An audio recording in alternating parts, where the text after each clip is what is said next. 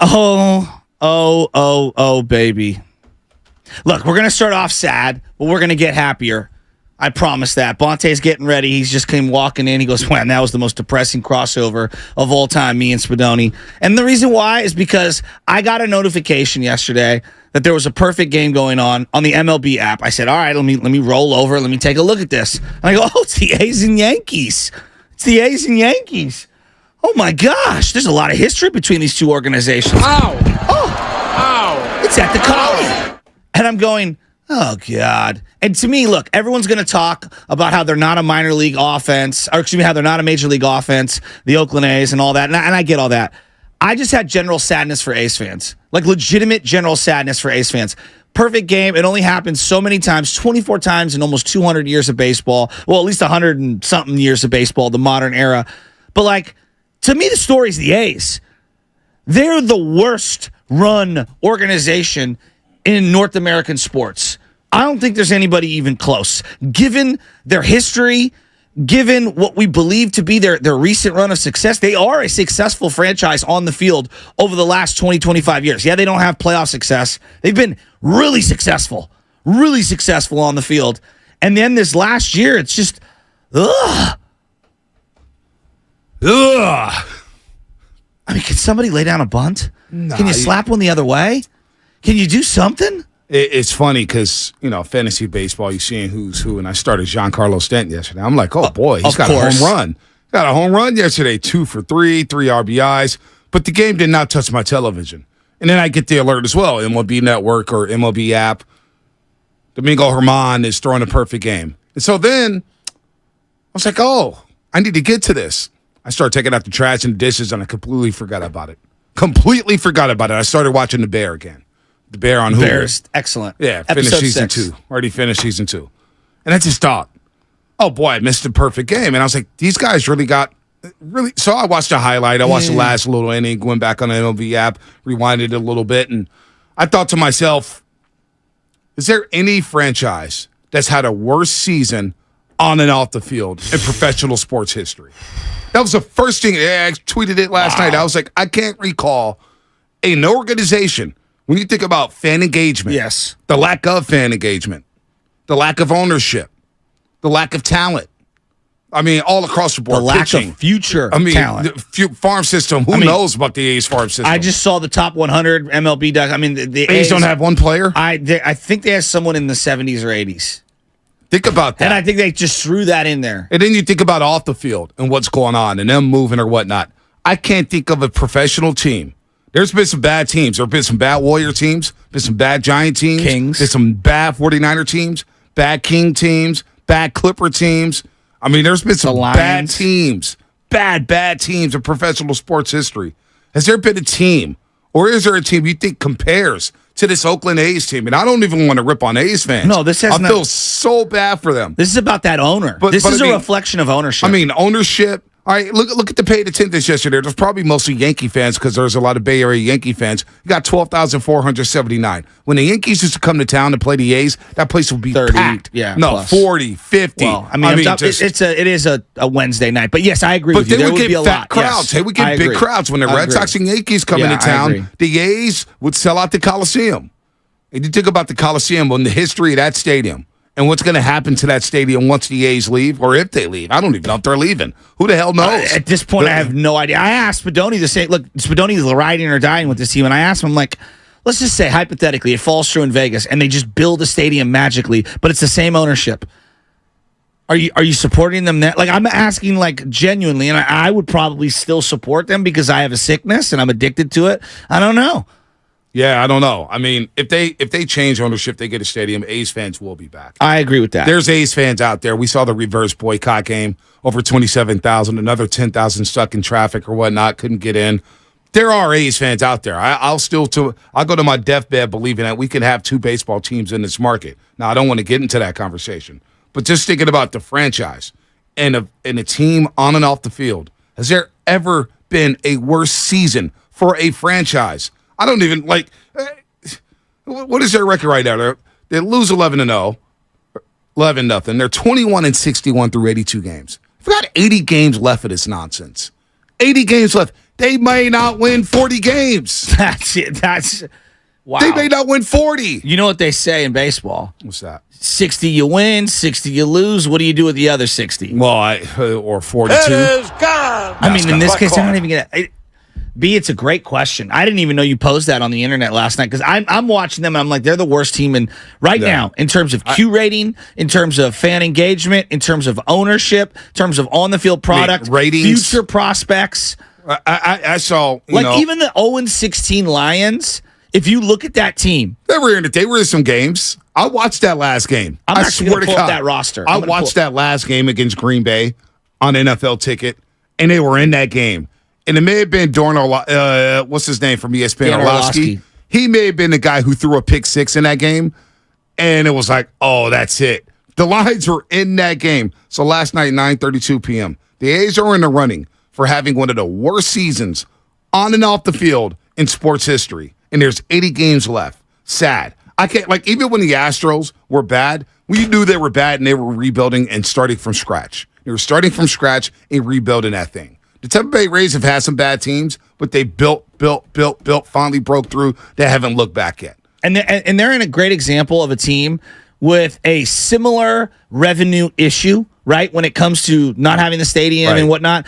And yet you look at their on-field success, they're one of the most successful teams. Bang for buck, they might be the most powerful team in sports in terms of the amount of wins that they get out of the money that they're putting in. Yeah. Kings sort of worse. B, here we go. The 0-16 Lions, they were 2008. Listen to some of these names.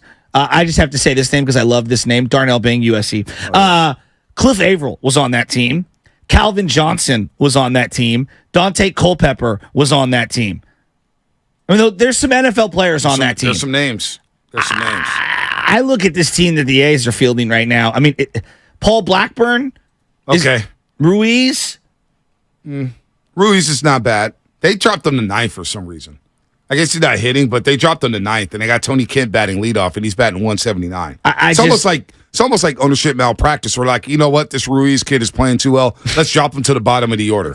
Honestly, it doesn't even make sense. What was the lowest point? Because I identified one, and I'd love to hear yours.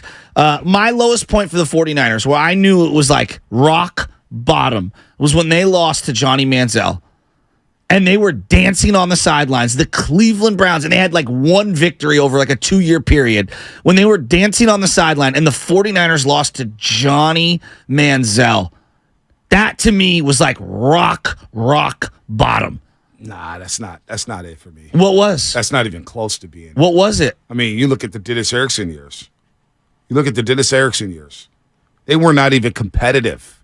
They were not even. The second year Dennis Erickson, they were 2-14. Yeah, they won an overtime game against Arizona. Yeah, they won an overtime game against Arizona. Both their wins were overtime games against Arizona. Were they both overtime? I know one of them was at home. I was at that one. Both games against Arizona. Yeah. They won in overtime. They had a game against the Buffalo Bills late in the season. It was something like 40-7. I don't even know. It was bad, and it was at home. But Bonte, just got rolled. But you got to understand. Back in what year is this? We still thought that the team 2004. I was 22 years old. Yeah. The Niners I knew won, always into the playoffs. And when they went 2-14, and I said, oh, this is the real NFL. Dennis Erickson, T.O.'s gone. Jeff Garcia's gone. They were decrepit of so much talent. They had Bryant Young hanging out for dear life in that for that 49ers team. They were 2-14. And I was like, when is it going to change? When is it going to flip? Well, they did lose Garcia, Hurst, Owens, all essentially all in a row there in that one off season. So, I get what you're saying. Right. This is Johnny Manziel's only moment in the NFL. Johnny Manziel has some talent, though. I'm not too mad about that. They sucked, and half the fan base wanted them to lose anyway. How about when Kaepernick threw for -3 yards in the second half? Against the Chicago Bears. That was bad against Chicago. I mean, that year felt like, we knew it was bad. It just got worse and worse. Or you know what is another candidate for rock bottom for me? Yeah, give it to me. Dwight Clark Day. Ooh, that's a good call. Cowboys. That's a really good call. Dallas Cowboys. That's a really They played good call. Eric Reed at middle linebacker, and Ezekiel Elliott looked like Tony Dorsett. Eric Reed at linebacker. And they won Remember that? They won something like 40-10. Poor Eric Reed. I mean, they rolled the 49ers on Dwight Clark Day. The Cowboys. That's right. The Cowboys. I mean, just absolutely steamrolled this team. And I just thought to myself, damn, Dwight Clark Day? And then you had Eddie DeBartolo Day, I think, later that season, or it may have been the year before, where Tom Brady and the Patriots came in, and it was raining during Eddie DeBartolo Sr.'s ceremony there at Levi Stadium. Eddie DeBartolo Jr., I should say. Yeah, I remember when rock bottom was for me as a Warrior fan, at least in recent memory, it was when Baron Davis left and they had Corey Maggette out there. Remember when they overpaid for Corey Maggette? Oh, I do. And Ronnie Turioff got hurt running up and down the court, and I said, season's over. Ronnie Turioff, season's over. Come on, people. This is crazy. And what about that you? moment might have been rock bottom for the Golden State Warriors You think fans. so? Oh, Chris Mullin getting his jersey retired? The stories. That was rock bottom. So, that's actually you're probably right. You're probably right. That's when Bill Simmons came out with that great article, 60 Ways to Annoy a Fan Base on Grantland.com. Bill Simmons. Well, I think he's had some higher marks, man. Boy's doing well. But Grantland.com, that article, Bully, there's so many storylines. I've heard it from Steiny. I've heard it from Pop. I heard it from Bully. Heard it from Rick Barry. All the Darrell Wright played that game. He played that basketball game. Go figure. Wow. In that moment where Bully is getting his number retired, and the fans are going crazy because, one, the team's moving to San Francisco. Yeah. Two, or you could say 1, 2, 1A, They just 1B. Traded Monte Ellis. Steps out with the ankle injury. Bogut Andrew has a Bogut's microfracture hurt. injury. You're like, is he even going to play? Yeah. What is the direction of the franchise? That was another low moment where you just thought, Warriors are never going to get it right. They're never going to figure it out. What about for the Giants? I got one here first for that one. Oh, wow. I'm going to take my... Is it the day Brandon Belt left? Okay, maybe I have two. No, my rock bottom is going to probably be like the end of the 2019 season. It was Bruce Bochy's last game, and they were celebrating the end of his career and probably in front of like maybe 30,000 Dodger fans who took over Oracle Park for like a 15-0 drubbing. It's like, this is how we're sending Bruce Bochy out. Was that come on. The Pence scooter? Was that when Was that the Pence scooter game? I think he did. No, that wasn't the Pence scooter game. All I know is there was just no Giants fans there at all at that game. It was just like, we are sending out the greatest manager in the San Francisco era of Giants baseball, maybe the greatest manager ever in Giants baseball history. McGraw on line one. And yeah, sure, him and McGraw. There are probably less Dodger fans at John McGraw's last game than Bruce Bochy's last game. Let's say that. That's pretty good. Well, it's a Hunter Pence scooter game. Was that the year before that, 2018, where they lost like 15-1? And the Dodgers were celebrating. Because Pence was on the Rangers in 19, though, right? So that's what I'm saying. So yeah, then the Pence scooter game was probably 18 then. 2018. They had lost like 15-1 on the final day of the year, and this fool's riding around on a scooter. And I was so pissed. I wrote an article in the Examiner about it. I was irate. I was irate. I mean, that was embarrassing. That like seriously, that was just. And I love Hunter Pence. He's a good dude. No, I love him too. But they lost 15-0. 15. Wow. 15-0. And the Dodgers were celebrating clinching the NL West, I believe. I just remember I was at that series the last year of 2018 and the last year of 2019. Last year's 2019, and yeah, just the amount of Dodger fans that were in Oracle Park that day was just absolutely disgusting. And the entire outfield bleachers was all blue and white. It was just like, I cannot believe that this is where we're at right now as an organization. The Giants have lost 9 of 10. 9 of 10 to end the year. Wow, I didn't know that. They were awful. I'm a Dodger fan. They were awful. How about opening day when Brandon Belt came out in a boat? For Bonte, that might have been rock bottom. What did I tweet? He better hit 30 home runs. I don't even know if he played 30 games. Yeah, 8 home runs that year. He actually hit a home run that day. That was one of the worst opening days because the concession stand workers were like striking or whatnot. Can I be honest? Or something was happening. And online, there was like 45-minute wait line. It was a joke. If you wear the captain hat to this day, I look at you a certain way. Did you see the captain hats up in Toronto? You were the captain hat guy? I'm sorry, you're a dork.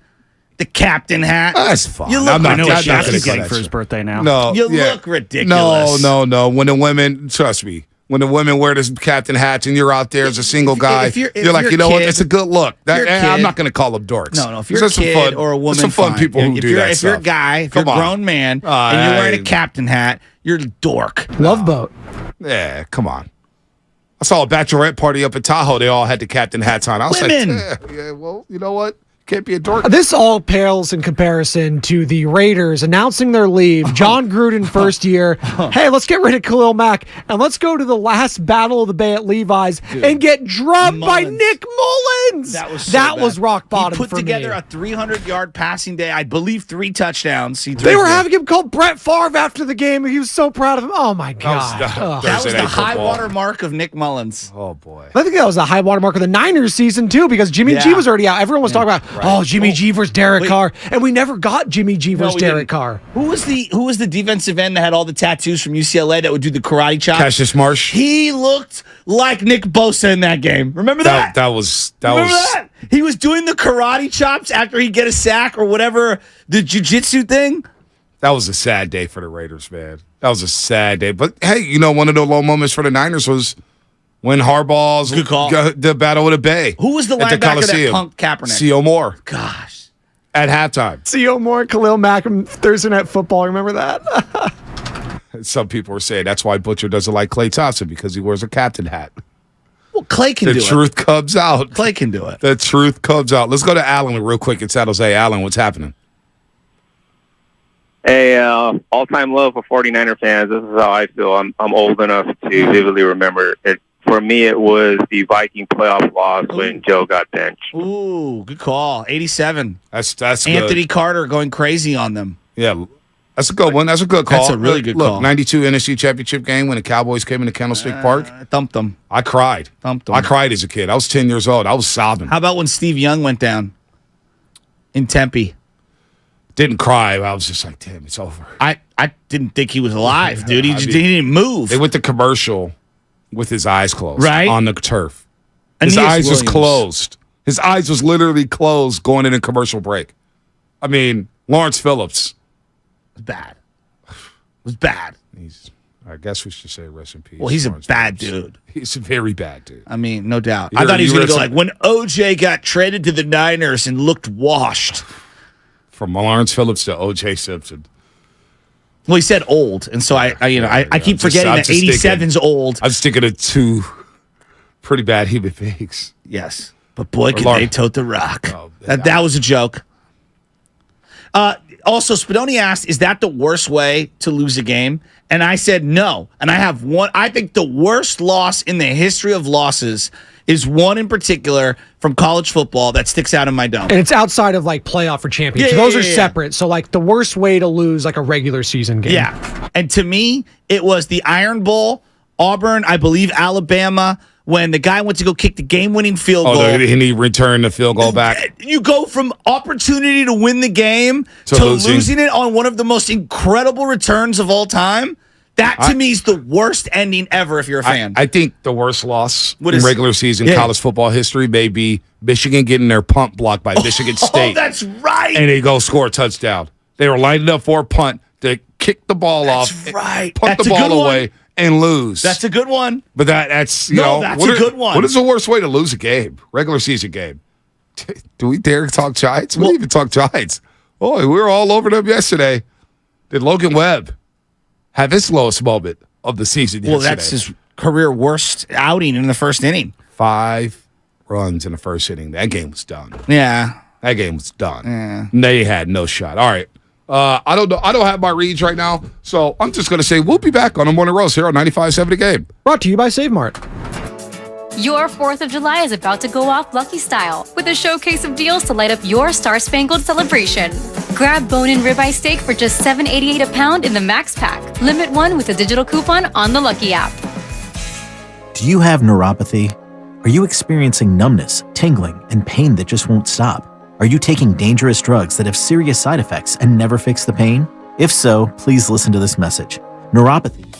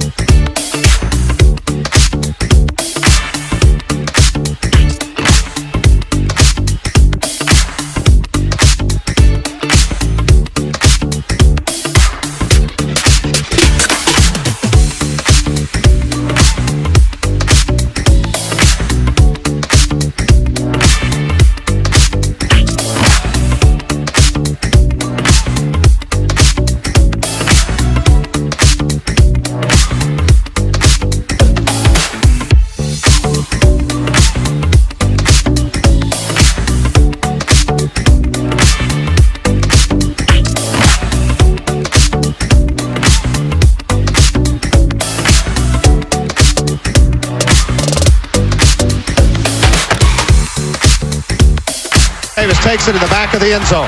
He'll run it out to the 10, 15, 20, 25, 30, 35, 40, 45, 50, 45. There goes Davis. Oh, my God. Davis is going to run it all the way back. Auburn's going to win the football game. Auburn's going to win the football game. He ran the missed field goal back. He ran it back 109 yards. They're not going to keep him off the field tonight. Holy cow. Oh, my God. Auburn wins. Auburn has won the Iron Bowl.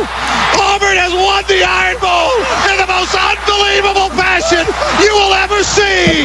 I cannot believe it. Oh, my God. 34-28. What year was that? Yeah, I was just going to ask the same question. 2015, 16? 2013, it was 10 years ago? Yeah, then Auburn went on and they won the SEC title, and then they went on to the national championship game, and we don't need to talk about that part. Yeah, they lost to Florida State at the Rose Bowl. Pasadena, Kelvin Benjamin, big-time touchdown. Kermit Washington, kickoff return. Jameis Winston. Oh, so we do remember the year. Yeah, and once you said it, you know who was really good for that Auburn team? You know who was really good for that team in Auburn? Trey Mason, running back. Yeah. He's a Ram, and he went through some mental issues. I liked him. Trey Mason was sick. And Auburn, they made a similar mistake to the 49ers in that national championship game, where the Niners, before halftime, Shanahan let the clock run down. John Lynch is screaming for timeout. They don't call a timeout. You don't score, right? Was it Gus Malzahn? Correct. Gus Malzahn. The sweater and the turtleneck. Can I be honest? I wanted the Niners to hire him. Oh, my God. Well, I wanted to run the pistol with Kaepernick. He's coaching in, like, Central Florida now. I mean, he's hit rock bottom a couple times. He decided before halftime of that national championship game, despite going up and down the field in that first half against Florida State. You look like you're ready to slap me for suggesting I wanted Gus Malzahn. No, I'm not. I'm not a violent person. I meant, I'm not. You want to Gus Malzahn? That's who you are, Chaska. I love sweater vest guys. I was a big Jim Tressel guy. Now, you want to talk about dorks? Oh, Malzahn's a huge dork, but I want my coach to be dorky. Bill Walsh wore a sweater vest. Yeah, sometimes it was dorky. Yeah, and but he had the sweater with the long sleeve. He had the sweater vest, Gus Malzahn. Yes. That's dorky. With the visor. The turtleneck is a tough look, but if you can pull it off, you're so swaggy. You gotta have the gold jacket. Joe Burrow pulls off the turtleneck very well. Yeah, I mean, I wear a turtleneck. Festus and Darrell, they wear turtlenecks and they pull it off, and I'm just like, yeah, I'm not doing it. Yeah, I wear it when I'm playing sports. I don't wear it like they wear it in fashion and they can pull it off. I wear they wear it with a blazer. I wear it like underneath my sports shirt. What's the team that does all the Detroit Tigers do the turtleneck, yes. right? Oh yeah, that looks swaggy. That is swaggy. Will Clark, that's what I think of. But Gus Malzahn before halftime decided I'm just going to sit on the ball and not go for it. And he had like over a minute. And in college football, time stops every first down. Dude, the games are 4 hours long. He decided, we're just going to go to the half with a lead. And I'm like, you idiot. And Florida State comes back and wins. I don't know why teams do that. For Auburn, the quarterback for Not Auburn. Bo Nix, because I know he's been there for 10,000 years. African-American kid. He's dual threat guy, right? Yeah, African-American kid, dual threat. Marshall. I think his last name was Marshall. Okay. Last name was Marshall. Was it? That sounds right. That sounds like it was his name.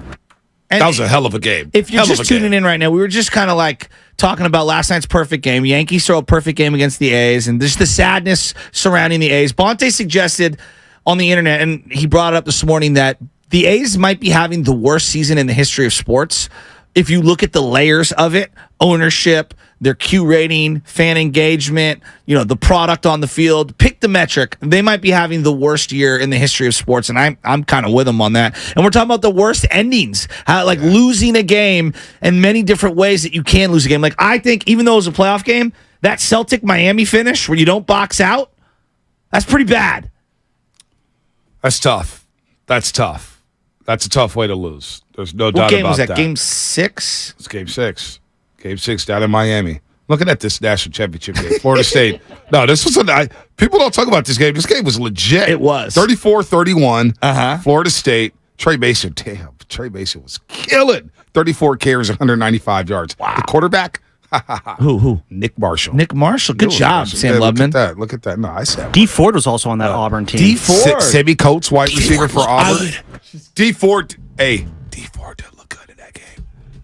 He did look good. I think he was wearing like number 35 or something. Who was the D tackle, the heavyset D tackle from Auburn that year? Oh, the two guys. Yes. I don't know if they were on that team. Nick Fairley? Yeah, Nick Fairley. He got the Those guys neck were injury. I thought he huge. was going to be sick in the NFL. He actually was pretty good with the Lions, but he had neck problems. The guy I was willing to bet the house on was Mount Cody in Alabama, and it just didn't materialize. No, it did not work out at all. Devontae Freeman on our Florida State team. Devontae, 11 carries, 73 yards, 3 catches, 21. James Wilder Jr. for the youngsters. James Wilder, running back for the Tampa Bay Buccaneers. That was his son playing in that game. Kelvin Benjamin, of course, play a wide receiver. Kelvin, Popeye's biscuit away from being a tight end. And you know what?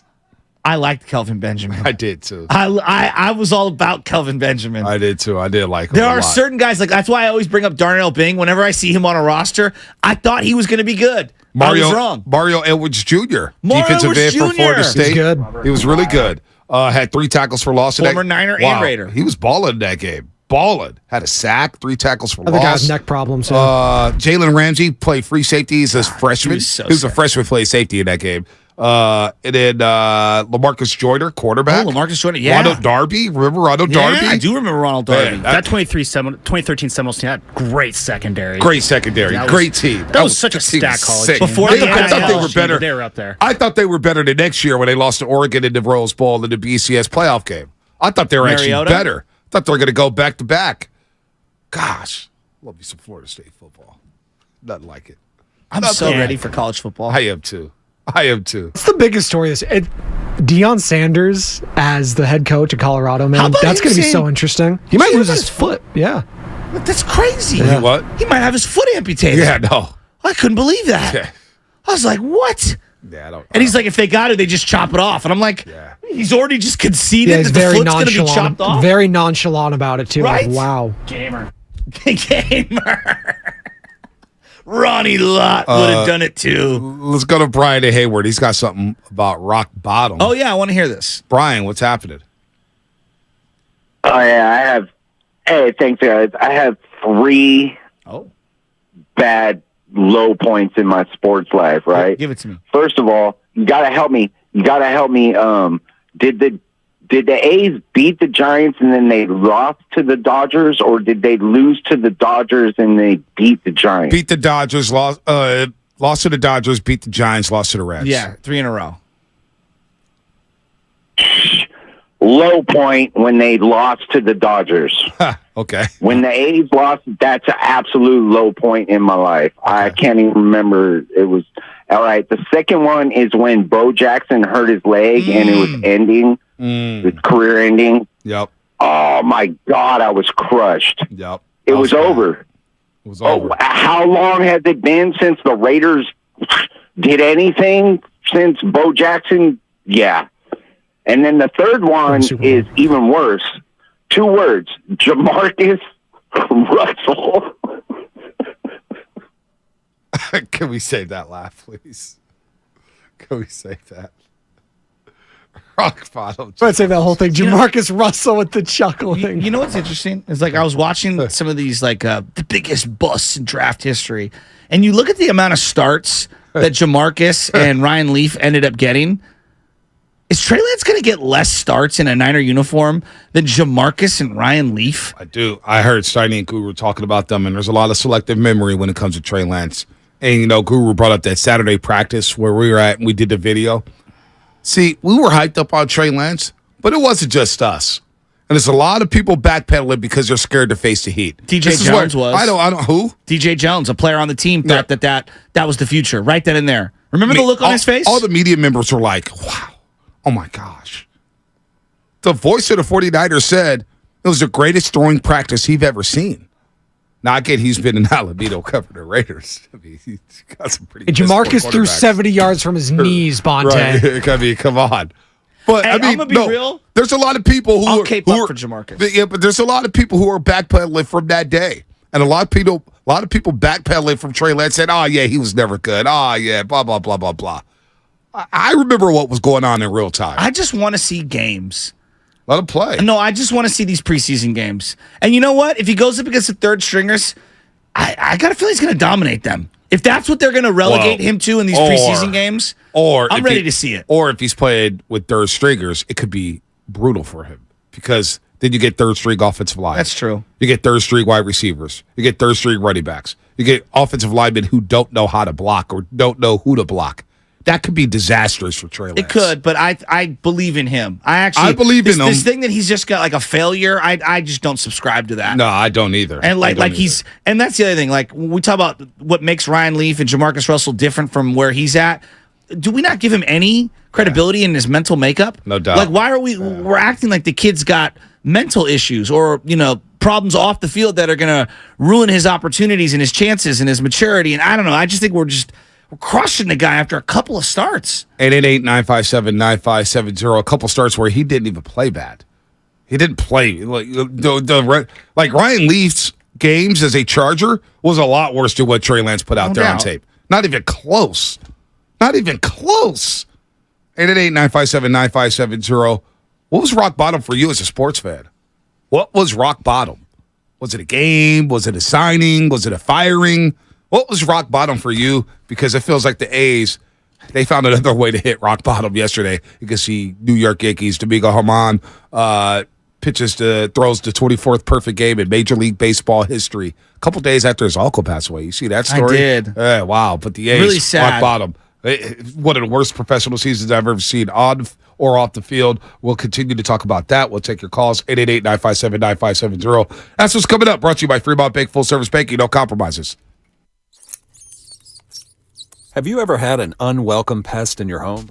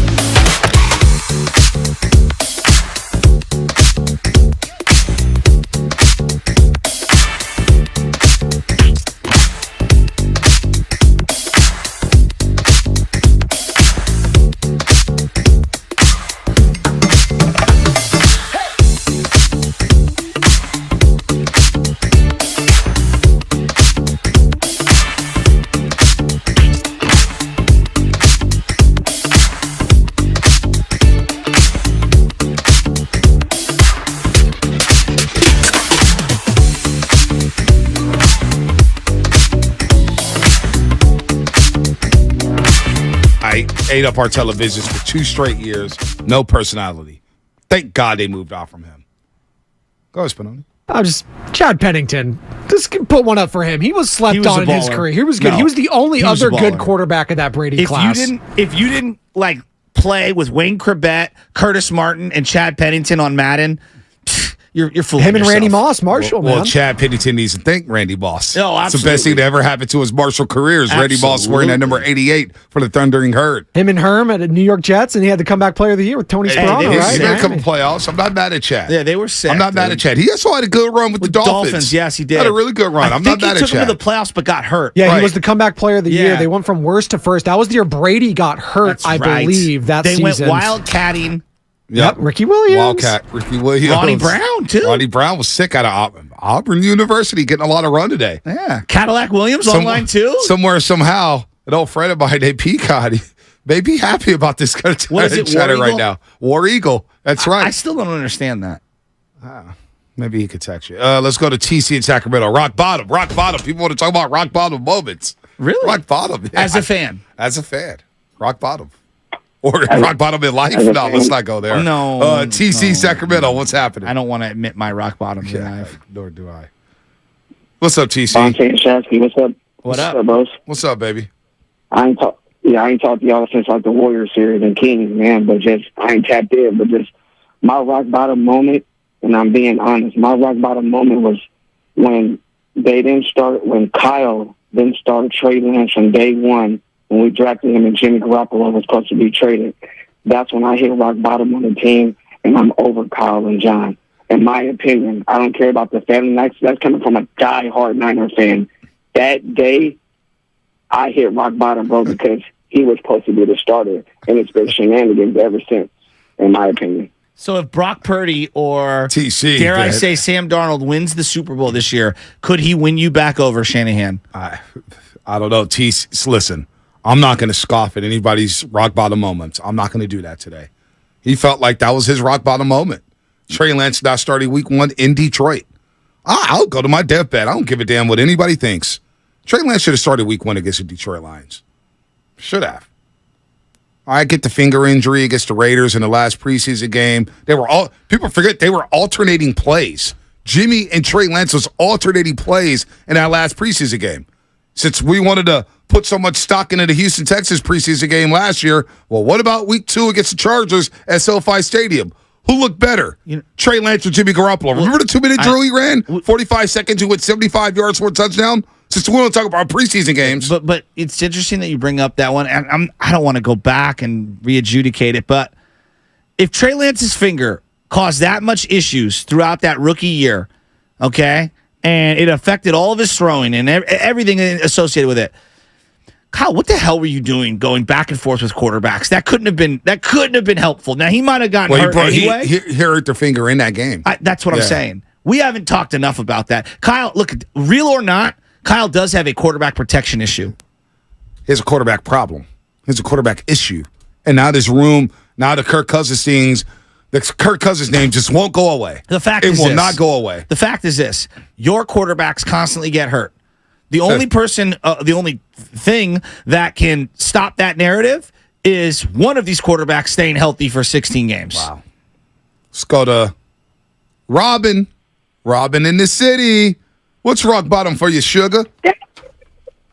Hey, Sugar. Both of my sugars. Just it. Everybody teased me with this. Hey, I just want to say this, Fonte. I already knew. Sorry, guys. I was eating. I'm enjoying the coconut. Got stuck in my damn throat. I'm sorry. I already knew Dre was hosting that show. Guess who will not be watching? Jordan Poole. So, yeah.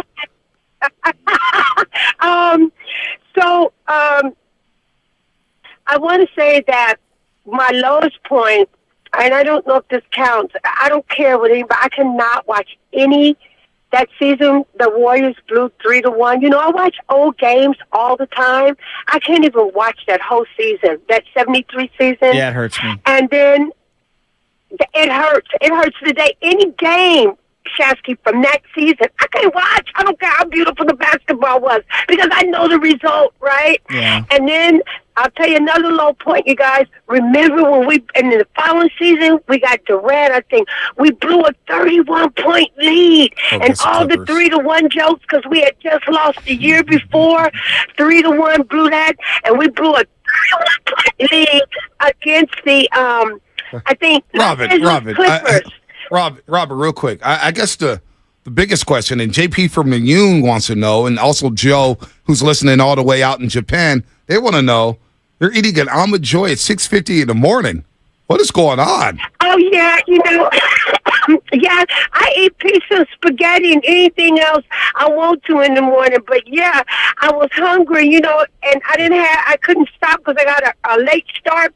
So the thing that kills the hunger in your taste, in your stomach, just eat a piece of chocolate. And that hunger will be gone in a second. But I wouldn't recommend an almond joy while you're trying to talk because the coconut get caught in your mouth. It's kind of like a Skittle getting caught in my mouth. But it wasn't on there. Bye, Robin. Robin, have a good one. It's unbelievable. That's unbelievable. I thought she had bronchitis there for a second. We got to get her to the studio soon. Who we getting in tomorrow? We getting Adam in the city, right? Adam in the city. Pride of Stewart Hall. He's coming to the studio tomorrow. Oh, nice. Just celebrated his 31st birthday. Oh, nice. Caught up with Sam Lubman last Friday. Oh. He's a good kid. Good kid. Can't wait to have him in for the last 5 minutes. He's got a big dude. Ernie Chavez wanted nothing to do with coming to the studio after Uncle Gene. Why? Uncle Gene set a high bar. Sam Lubman, what's the lowest moment in your fandom for the University of Miami? Because you're a sicko for the Giants, and that's obvious, like, duh. But the University of Miami is kind of where us behind the scenes realize how intense you are. It's hurricane season. I mean, you'll wear the socks. Ever since I showed up to campus, there's been a lot of low moments. Is it Mario Cristobal? I mean, the day Shapiro? I'm not gonna lie, the day I showed up to Shapiro. campus was the day the Shapiro stuff broke. Really? So I don't know if can your rock bottom really be day one? I don't know. To me, it's probably a tie though between 58-0 against Clemson.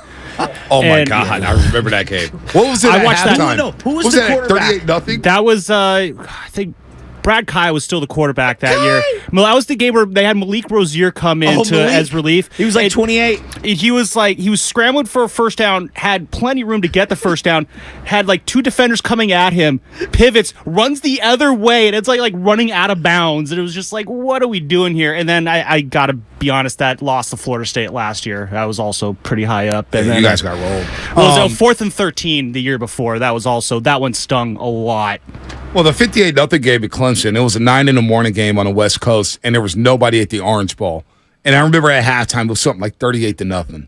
It was bad. It was really bad. I watched that whole game, though. I stuck with it. No, it was bad. But the one positive, though, was that it got Al Golden fired. So who's quarterback for Clemson that day?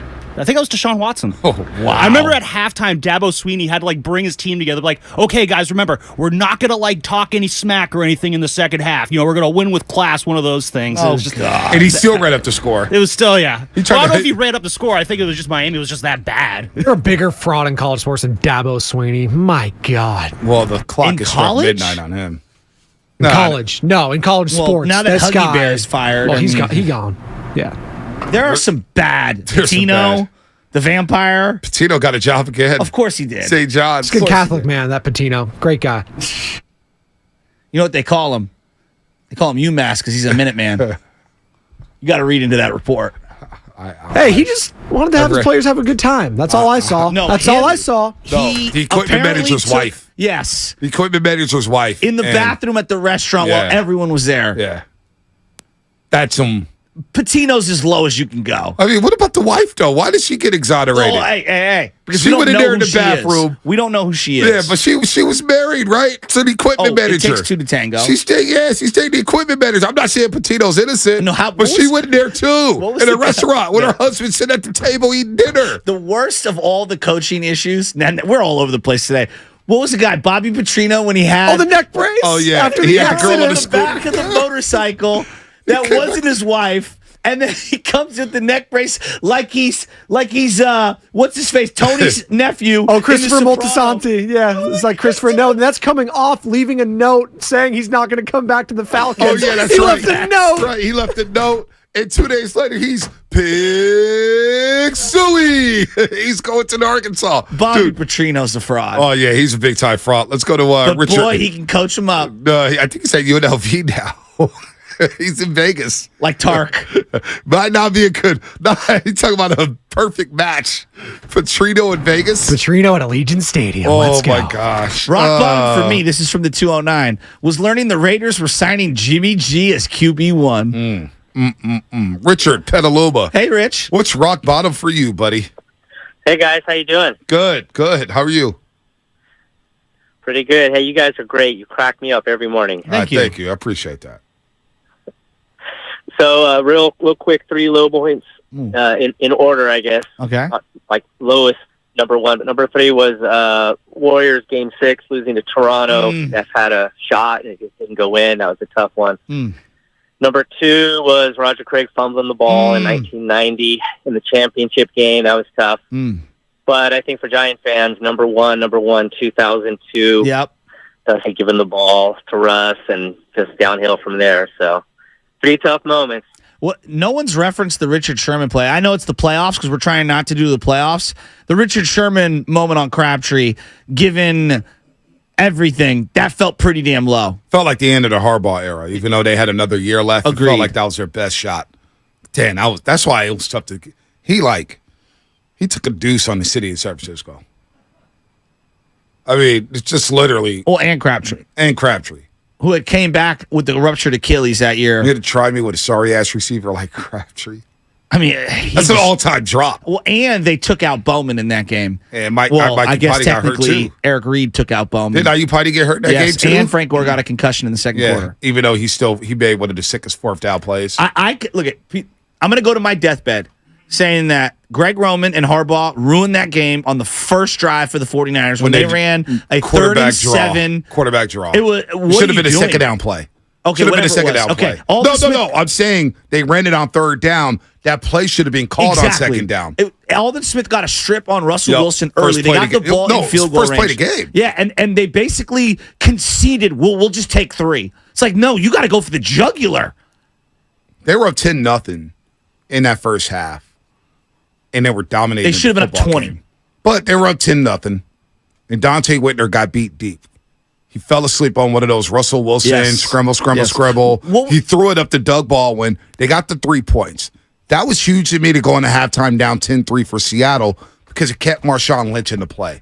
I wonder how quickly they would have aborted the running game being down 10-0 as opposed to 10-3. I don't know. Well, the other play was where everyone jumped off sides and then they stopped defending and Russ threw it down the field, I believe, to Curse or Baldwin for a touchdown. I mean, there's a bunch of plays on that. The clock was an issue that whole game. They were playing with the clock the whole time. The crowd was insane.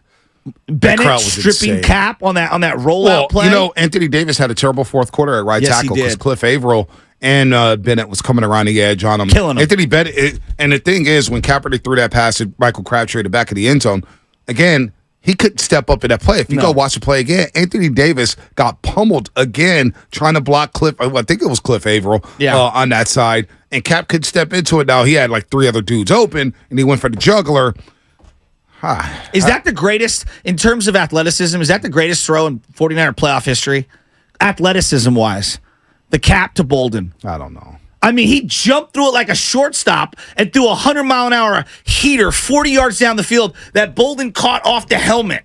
Montana threw some pretty sick passes. I know. You're listening to 95.7 The Game, KGMZ, FM and AC1 San Francisco. Always live on the free Odyssey app. Download the Odyssey app and favorite 95.7 The Game for the best and most up-to-date sports coverage. And don't forget that you could also watch us every day on our YouTube and Twitch streams. Just log on and search 95.7 The Game and be sure to like and subscribe to the channel while you are there. Talking about rock bottom moments here. Rock bottom moments, A's. And the reason why we're talking about it is, has there ever been a season in which a team has had a worse season than the Oakland A's on and off the field? In professional sports, on and off the field. I guess the Cleveland Browns, the year they decided to move to Baltimore, that got pretty bad. Cleveland Municipal Stadium, they were taking out chairs at the stadium, throwing them on the field. That was bad. What other seasons? Worst seasons because they just got no hit. That's right. Perfect Herman, 24th perfect game in Major League Baseball history. last night for the New York Yankees. They win 11-0 against the Oakland A's. First perfect game in nearly 11 years. Let me give you some random thoughts that were going through my head as I was watching that. And I'm not trying to make this about the Giants. I'm trying to make this about the Astros. Not that I'm taking anything away from Matt Cain, but I was thinking about, man, when Matt Cain threw the perfect game against the Astros, I believe it was a 10 or 11-0 score as well. The Astros were in the middle of essentially doing what the A's are doing when it comes to tearing it down to the absolute studs. And do Giants fans view that any less? No, not at all. Perfect game's a perfect game. Exactly. Alex Manoah just went out in single A and got absolutely destroyed. Yeah, okay, there are professional hitters at every level. If you're getting paid, you're a professional hitter. So miss me with it's diminished because it's the A's. That's BS, number one. No. Number two, I can't believe, for A's fans, just gut punch after gut punch. The commissioner's ripping you. And they've got 80 games left. You. They've got 80 games left. They're 21-61 with 80 games left. I mean, Tony Kim's leadoff batting 179. So you're saying there's a chance, Bonte, that they might not win 40 games? Well, they win another 20. They're going 80-0. Come on. 80 games left. What's the A's record going to be?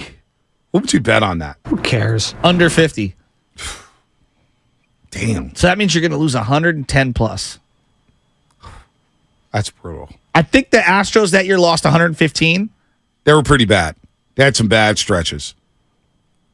But at least you knew they weren't leaving Houston. No, that's true. And they were going through ownership changes. There was a lot that was going on. The Enron stuff yes. with the stadium. They had Minute Maid Park, all that nonsense. Let's go to Paul. Paul, Portola Valley. What's up, Paul? You're on the roast. All right, since you guys had to drag me into this morning, the 98 NFC Championship game, yeah, what has been 20-some years, and I still wake up in the morning sad about that loss. 15-1. Gary Anderson never misses a kick, misses the kick. Oh, you're a Vikings fan. Yeah. Oh, that was tough.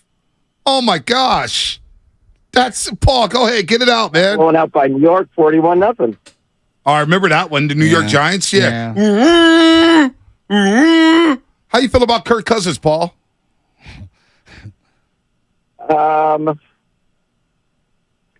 I mean, he's not going to win you anything. He's not going to really lose you anything, but he's not going to win you anything. That's the problem. So I'd like to see him go. I'm tired of watching them pay him $40 million a year he had a good year last year because, the head coach forced him to throw the ball.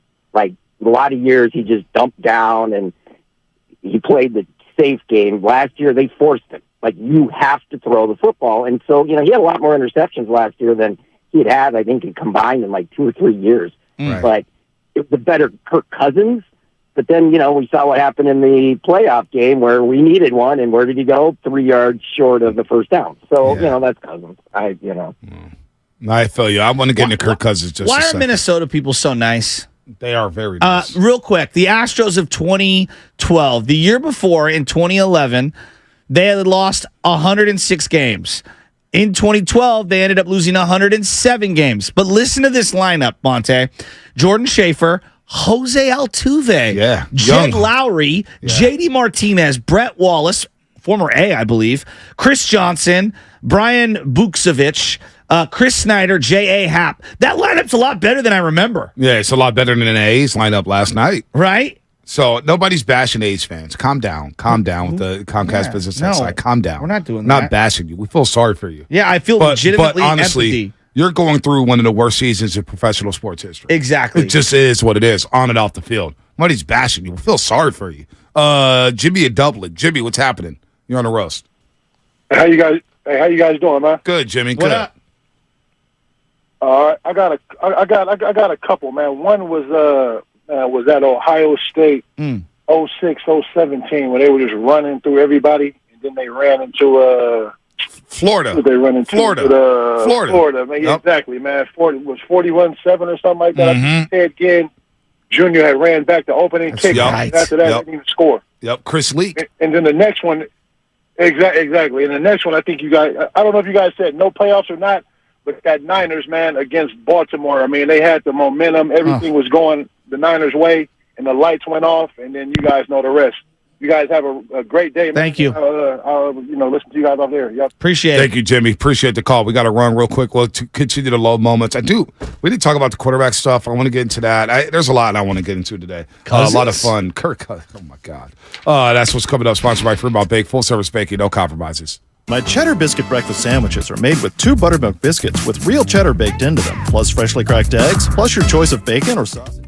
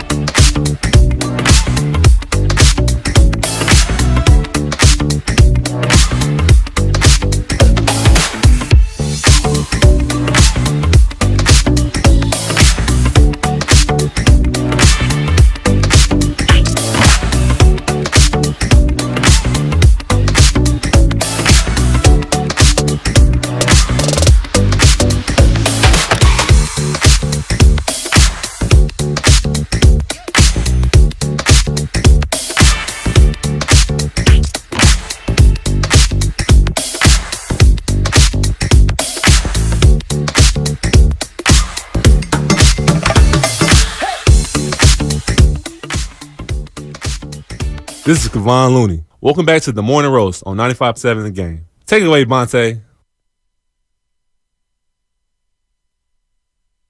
All right, man, we're rolling. We're thinking about doing a music quiz. I think Shasky and Lubman really want to do a music quiz. I'm like, I want to talk about what the hell's going on out here. We got rock bottom moments because it feels like the A's are going through rock bottom moments all season long. Yin Yang Twins. They had a rock bottom moment. Music quiz right there. No. Boom, ding, ding, ding. They had a rock bottom moment up in Sacramento. One of the Yin Yang Twins were wearing the knee brace. Remember, I showed you he was wearing the knee brace during the halftime performance. Yes. All right, let's do it at like 8 o'clock ish. Sure, whatever. All right. I don't. Do we have any guests today? Where's our guest? We have Carlos Ramirez talking Giants. And we have Howard Beck coming up in 8 minutes. Oh, 10 minutes. 12 minutes. What a tease. Howard Beck in 12 minutes. Mm-hmm. Carlos Ramirez 9:20. I thought we was working on somebody else. By the way, also the summer league roster's out. And we have burritos coming. You guys have burritos coming. Yeah, we have burritos coming. You guys have burritos SOTA, coming. workout.com? Weight loss. SOTA, weightloss.com. There you go.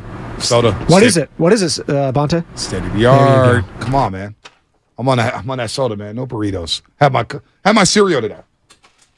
Had Cocoa cereal. It's really good. Really good. Ask Guru. He likes the cereal too. You see Guru coming in with the packs, the juice, the protein bars. You were getting on your boy yesterday for wearing the large. It was a large, but you know what? Good for feeling confident. He's not a large. He's an extra large. But you know what though? He's trying, and I'm not gonna shame him. You know, I'm not gonna shame his outfits. Guru is wearing a 95-70 game T-shirt representing the station. Was that what he was wearing? You bet. Oh, I didn't know that. You know, I thought that was him and Nick Costos. Yeah, you know. I'm telling you, man. I'm telling you. You don't want to start getting on people in their outfits and stuff around here. No. I see what people wear. No, first off, I had this conversation about T-shirts not being all the same size a long, long time ago. If I'm a large, and I'm not a very big human being, okay, it's going to be really tight. What? Are you a medium? No, I'm a large. I thought you was a medium. Because T-shirts shrink like crazy. They do shrink. And so, I'm a medium for the day it's purchased. The second it goes into the washer, then it just shows everything. Yeah. Was Guru showing everything yesterday? Well, it was pretty tight. He was showing the guns. Look, he got muscles, though. He can pull it off. You can't pull it off. You know, Steiny wanted to rip him. Interesting, because Steiny's fashion choices aren't so. And if you rip Steiny, wow, that looks good. It does. It looks good. It's a burrito being hand delivered by Sam Lubman. Thanks, buddy. Did you get a burrito too, Lubman? You got a bowl? Burrito bowl? You got a burrito too, Spadotti? Yeah. Damn. You don't need it. I don't. I feel good. I feel really good. I feel healthy. Mm-hmm. I feel like I'm in shape. Mm-hmm. I feel like I'll play 2 games and pick up basketball and not tear my Achilles. Shout out Alice Styles. Alice Styles, man. We're going to miss you on the team. Going to miss you. How's that going? So there's a 95-7 the game team for Warriors World? Yeah, no 3-on-3 team. Okay. So who's on this team currently? What's your role on the team? My role is GM. Okay, so you're Farhan. I'm more so Bob Myers. Okay. In this equation. So you're expecting an extension. I'm expecting an extension. Are you win now? I'm absolutely win now. Okay. At least get the group play. At least get the group play. Okay, so at least who's win on a this game. roster? I've never won a game in the World Tournament. So far, it's Daryl Guru Johnson. You're the Hugh Jackson of the Warriors World Tournament? Yeah. So who's on the roster? Daryl Guru Johnson. Okay. And everything else is TBD. So Goo's a nice piece to start with. Nice piece to start with. Yeah. But I got some ringers coming because NBC. Okay. So NBC was begging for me to get them into the tournament. But here's hold on. All right. So NBC wanted me to work with them in 95-70 games. Some people behind the scenes were saying, "Well, Bonte's not doing a great job." So I thought about taking my talent over to NBC. What talent? My team assembly, scouting, Gotcha. Yeah, roster construction, all that stuff. Working the salary cap. Okay. So I got undercut. By David Tetla, producer for Giants. NBC Sports Bay Area. He undercut me. And he went to Festus and Darrell Wright and said, hey, come play on the team. Well, they're on the NBC roster, so they're on the roster. That makes sense. I highly doubt they're going to play. Oh. So who else would be on that roster for them? Who cares? I want David Taylor believing that they're playing, so when they show up and they can't play, they come in with some of the guys who are working behind the scenes who got no game. Okay, so I'm looking at the 95-7 the game roster, and I'm just going to be honest with you. Knowing the type of talent that's going to be out there, I think you're going to have a really hard time. So is it fair that you bring in people who aren't 95-7 the game employed? Well, let me tell you right now. I've already sponsored the team with my money. Oh. I'm bringing in whoever the hell I want to bring in. Well, that's a different story. Yeah. Well, then it's just Team Bonte. Well, that's what maybe we should rename it. No, it's Team 95-7 a game. We're representing 95-7 a game. You brought in the Saudi money, and so now the BIF, the Bonte investment firm, there you go, is now financing the 95-7 the game tourney. Absolutely. Or team. So are you looking for, like, let me guess, City College basketball players to come join your team? I got some ringers. Okay. I'll just say that. He's going full Steve Cohen with the Mets. He's bringing in 100%. everyone. I'm bringing in big bringing dogs. in everyone. I'm bringing the big dogs. And when it eventually fails, he's going to have a what? presser halfway through the game. And, there's going to be people mad at me. Whitley, JD, Evan Giddings. They're all going to be mad at me for not making a roster. But you know what? I'm trying to win, man. How are you? I'm trying to win. Can I? I'm sorry. So when is this tournament? September 23rd or 29th. Somewhere around there. Somewhere around there on a Saturday. Are you want to play? No. Why? Because I don't even want to be involved in all the drama. No, there's no either drama. leading up to, there's no drama. During or after. There's no drama. What drama?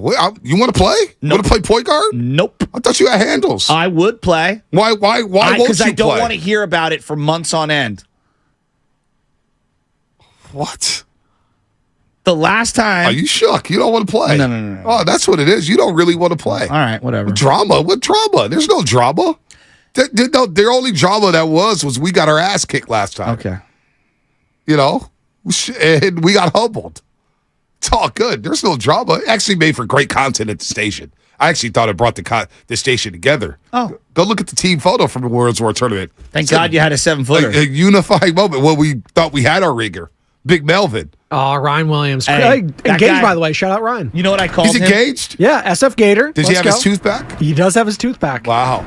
He went out there and shot us out of 3 games. Well, he's the square button. That fool just straight shoots. We played with my buddy Pat Yalen, who's a hooper. They were at the YGC, the Youth Detention Center. I'm not probably pronouncing it properly. Youth Guidance Center. Yeah, and Guru actually played in that one. And Big Ryan, he was bombs away. We ended up winning by like a very little. Dude was just bombing away. Man, I wanted Alan Styles to be on this team because he was talking that talk. He came in for you. He was talking that talk. What was he saying? Oh, I'm getting him up. Okay. I am like Westbrook was. Well, I am the best player here. He was talking. Remember Spinoni? He was talking. Right.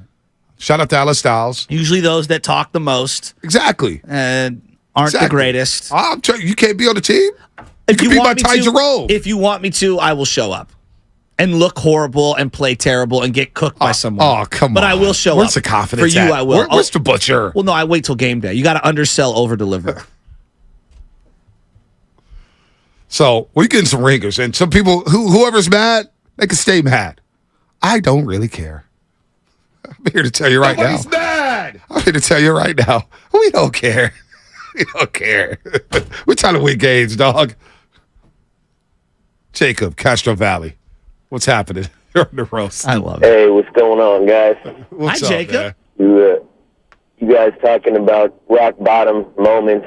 Yep. I'm an A's fan, and I feel like the A's chose me. I've been an A's fan as long as I can remember, and it definitely feels rock bottom. Not only are they leaving, but it's like, bro, what's up with the records? I mean, although I do love to see. I was at the game on Tuesday night when we won against the Yankees, so that was kind of nice to see my boy Esteuri Ruiz going off. I'm still a bag. Yeah, hey, Jacob, why do they have him batting ninth? Should be batting leadoff. Why is he batting ninth? Yeah, I was wondering the same thing. I have him on my fantasy dynasty team, and I'm seeing this dude go off, and why is he batting ninth? And you got Kemp batting like a 150, and he's leading off. It don't make sense. Yeah, no, it don't make sense. All right, Jacob. Xavier spent $1.99. YouTube super chat. What up, Jacob? We'll take those $2. B, I got you. 6'2" point guard, averaging 8 to 12 points and better defense to JP. See, I'm looking for some height here. What's the next big domino to drop for the Golden State Warriors? Is it Draymond just That's the next one. re-signing? He's going to announce it today on the golf course. You think? I mean, I have a hard time thinking now, like, so Clay's going to be there, Dre's going to be there, and they're going to be like, yeah, I'm not playing with you no more. Like 3 days later? Yeah, he's coming back. And if he comes back, I'm not mad at it. Well, here's the problem. I want you to hear me out. I think people don't understand the new CBA rules. So if they get over this second apron, which signing Draymond will do, like there is a huge argument that I agree with where losing Draymond for nothing and not getting anything back makes you worse right now. That I don't think anyone would argue that you're better without Draymond or better without those assets. That's not what I'm arguing.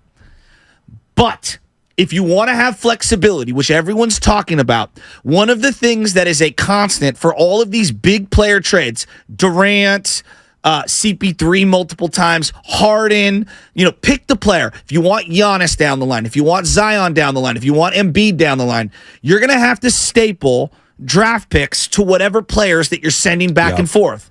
And part of the nuance of going over that second apron is you can't trade away 7 years worth of draft picks.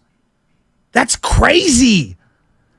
And so what it does is basically it's limiting. And the people that don't have money, the owners that don't have money said, hey, just because you have all this money and you can overspend, you shouldn't be able to have also the ammunition of draft picks to be able to offset that money to get something back in return. We're going to limit you. So if you do go over that second apron, which signing Draymond's going to do, they really can't attach any draft picks. Can you acquire a superstar down the line or whatever? Yes. It just makes it a lot harder.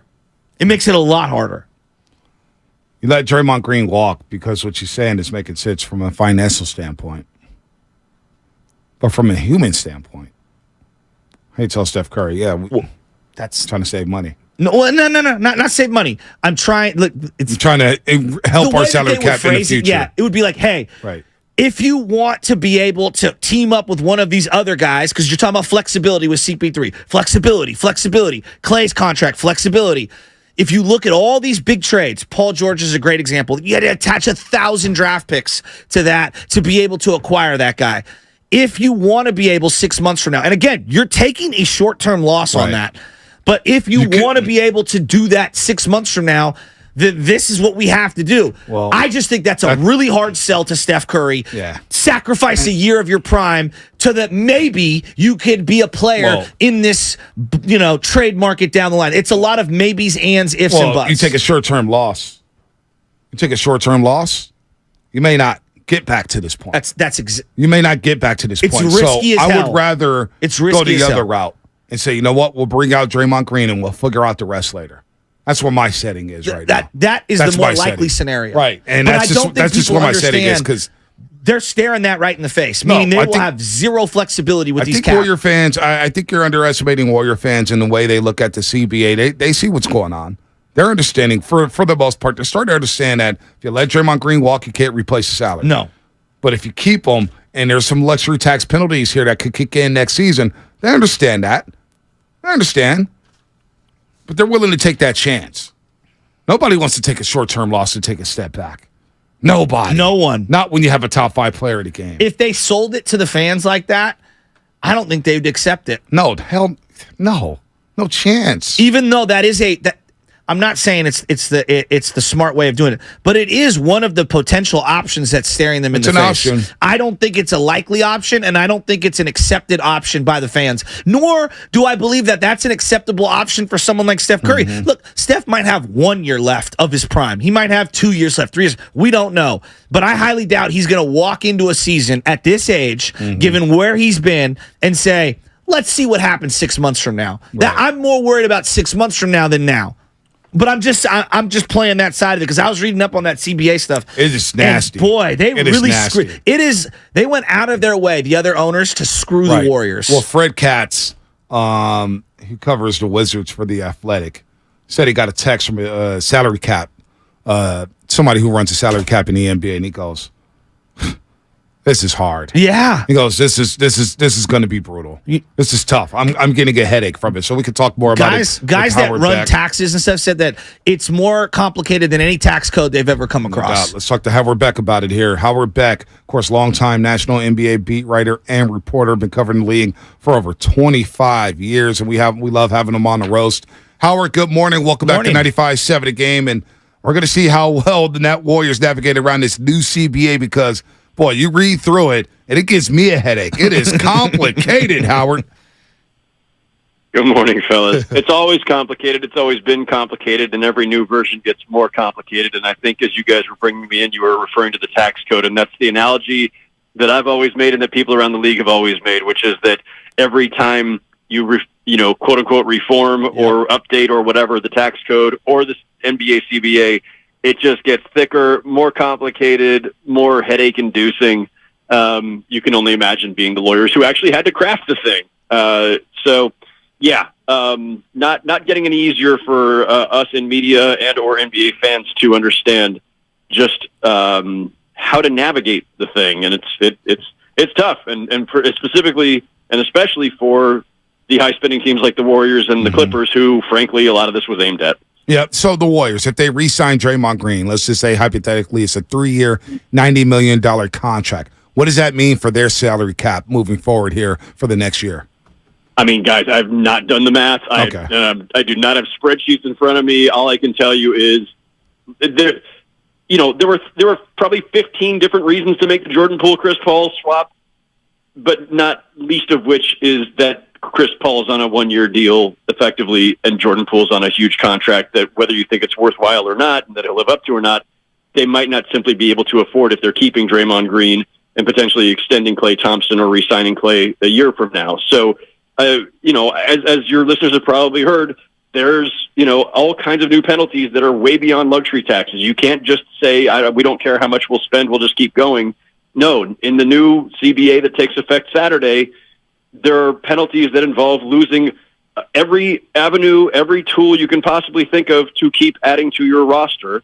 And the best example is that if this were in effect a year ago, they would not have been able to sign a Dante DiVincenzo. And so, if you're losing cap exceptions, if you're losing sign-and trade abilities, if you're losing the ability to aggregate players in a trade, if you're losing the mid-level exception, if you those things are going to hurt you, even if you still have, a bunch of stars. You need role players. And, the fact that we have now seen multiple teams do either a salary dump, and the Wizards needed to dump Bradley Beal anyway, but the Hawks straight up just dumped John Collins, a good player still in his prime, who's not on a terrible contract, and who could have gotten them a lot more in return in previous years when he was dangled. They straight up gave away John Collins. That has to do with the new CBA. The news late last night that the Clippers were going to cut ties with Eric Gordon has everything to do with this new CBA. So keep an eye on all of this, because this is going to be like the summer of the salary dump.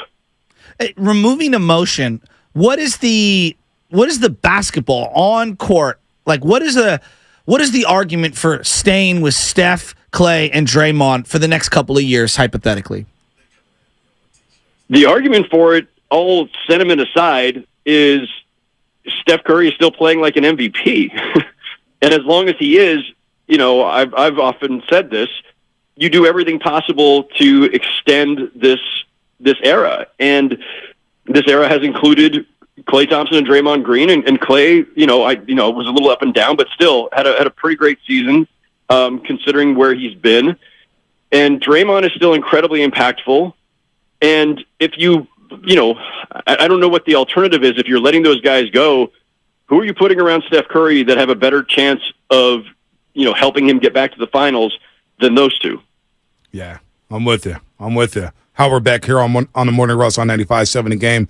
Do you anticipate the Warriors making any other big moves here as the free agency period begins tomorrow at 6 p.m. Eastern, 3 p.m. Pacific? Big moves? No, seems unlikely. I mean, the pool for Chris Paul was pretty dramatic in itself. Right. And, there aren't a whole lot of other levers to pull. If we all assume that Draymond's going to re-sign, and I believe that's where this is headed, if you believe that they're going to hold on to Klay Thompson, I don't know about the extension, but at a minimum, they're going to keep him. Unless you're trading Andrew Wiggins, and I don't suspect that's in the cards, I don't know that there's a lot of other big levers to pull. And this is going to be, they're now going to be in this position of trying to figure out, on the one hand, not paying Draymond Green so much that it inhibits their ability to add significant role players, but at the same time, not wanting to offend Draymond Green, who's really important to them and who, is certainly worthy of whatever he's going to be asking for in a new salary. So it's a tough needle to thread for them, for everyone right now. They clearly need to replenish the bench a little bit. I'm still curious to see, how determined are they to hang on to, say, Kuminga and Moody. Because, again, limited number of levers you can pull in this league, and even more so if you're a high-spending team and even more so under the CBA. So if you're trying to improve the bench, do you think that your young guys are ready to make the kind of impact this coming season that they couldn't last season? Or now that you have made it kind of an all-in on the present move and swapping young Poole for older Chris Paul, do you just keep going down that path? That's a great question. Now the dust has settled on the Bob Myers departure, Dunleavy elevation. What is the consensus around the league regarding that situation for the Warriors GM?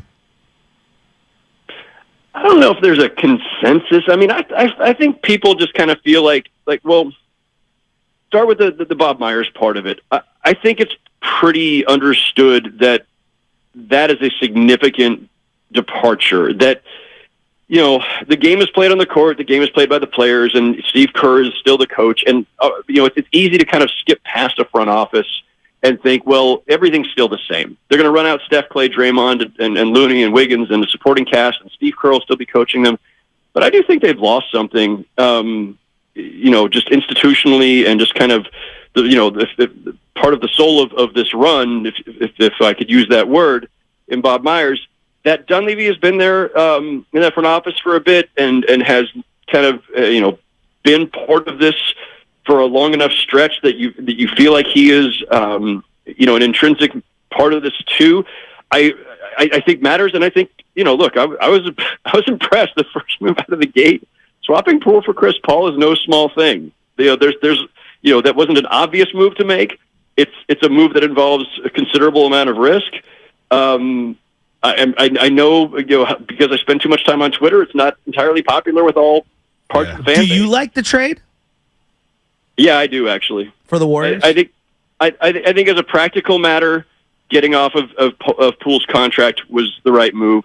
I think that as a matter of fit, there are days where it looks like, yep, he's absolutely can be part of this. And look, he helped him win a championship. Like, you can't overlook that. But last season was really rough, and we can, if you want to trace that to the Draymond Green punch and say that that's the reason, whatever it was, I think we've seen enough. Certainly, the Warriors have seen enough to conclude that Jordan Poole is not necessarily the most essential piece, and not worth the price that they had decided to pay him.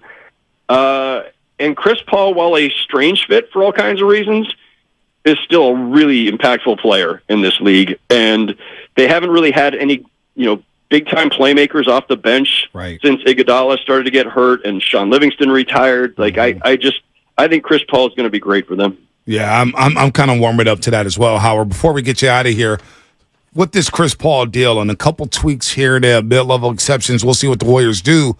Are they still a factor in the Western Conference to represent the West in the NBA Finals? Is this one of those moves that gets them closer to the NBA Finals? We always do this in June where a few things happen and we start to try to assess, and we have to keep reminding ourselves that, tomorrow night is when the real business begins, and every team's going to be making a lot more moves. So this answer will change over time. But look, the Nuggets are the far and away clear favorites to go back. But when you look at everybody else, everybody's got flaws, everybody's got question marks, everybody's still got work to do. And to me, the Warriors were better than their record. They've got time now to address some of these things. I do think Chris Paul is a net plus. I do think they will have more moves that are coming. But I think that they are right in the mix along with the Lakers, a presumably healthy Clippers. I could put the health caveat on the Lakers too. And, the Grizzlies are not going away. And I thought they made a great move in the trade for Marcus Smart. I know John Morant's going to be out for a bit with the suspension, but they'll be fine. The Kings aren't going anywhere, and they've got all this cap room to make an impact move. So it's going to be crowded again. Would you be shocked if the Kings or any other team landed Draymond Green? Yes. Interesting. It's very succinct. I love it. I mean, Draymond's hosting the match today. Are you going to watch that, Howard? Steph Curry, Klay Thompson against Travis Kelce and Patrick Mahomes. Draymond's going to be hosting it. There's no way he's hosting that event and not resigning with the Golden State Warriors. Yeah, I'm with B on that.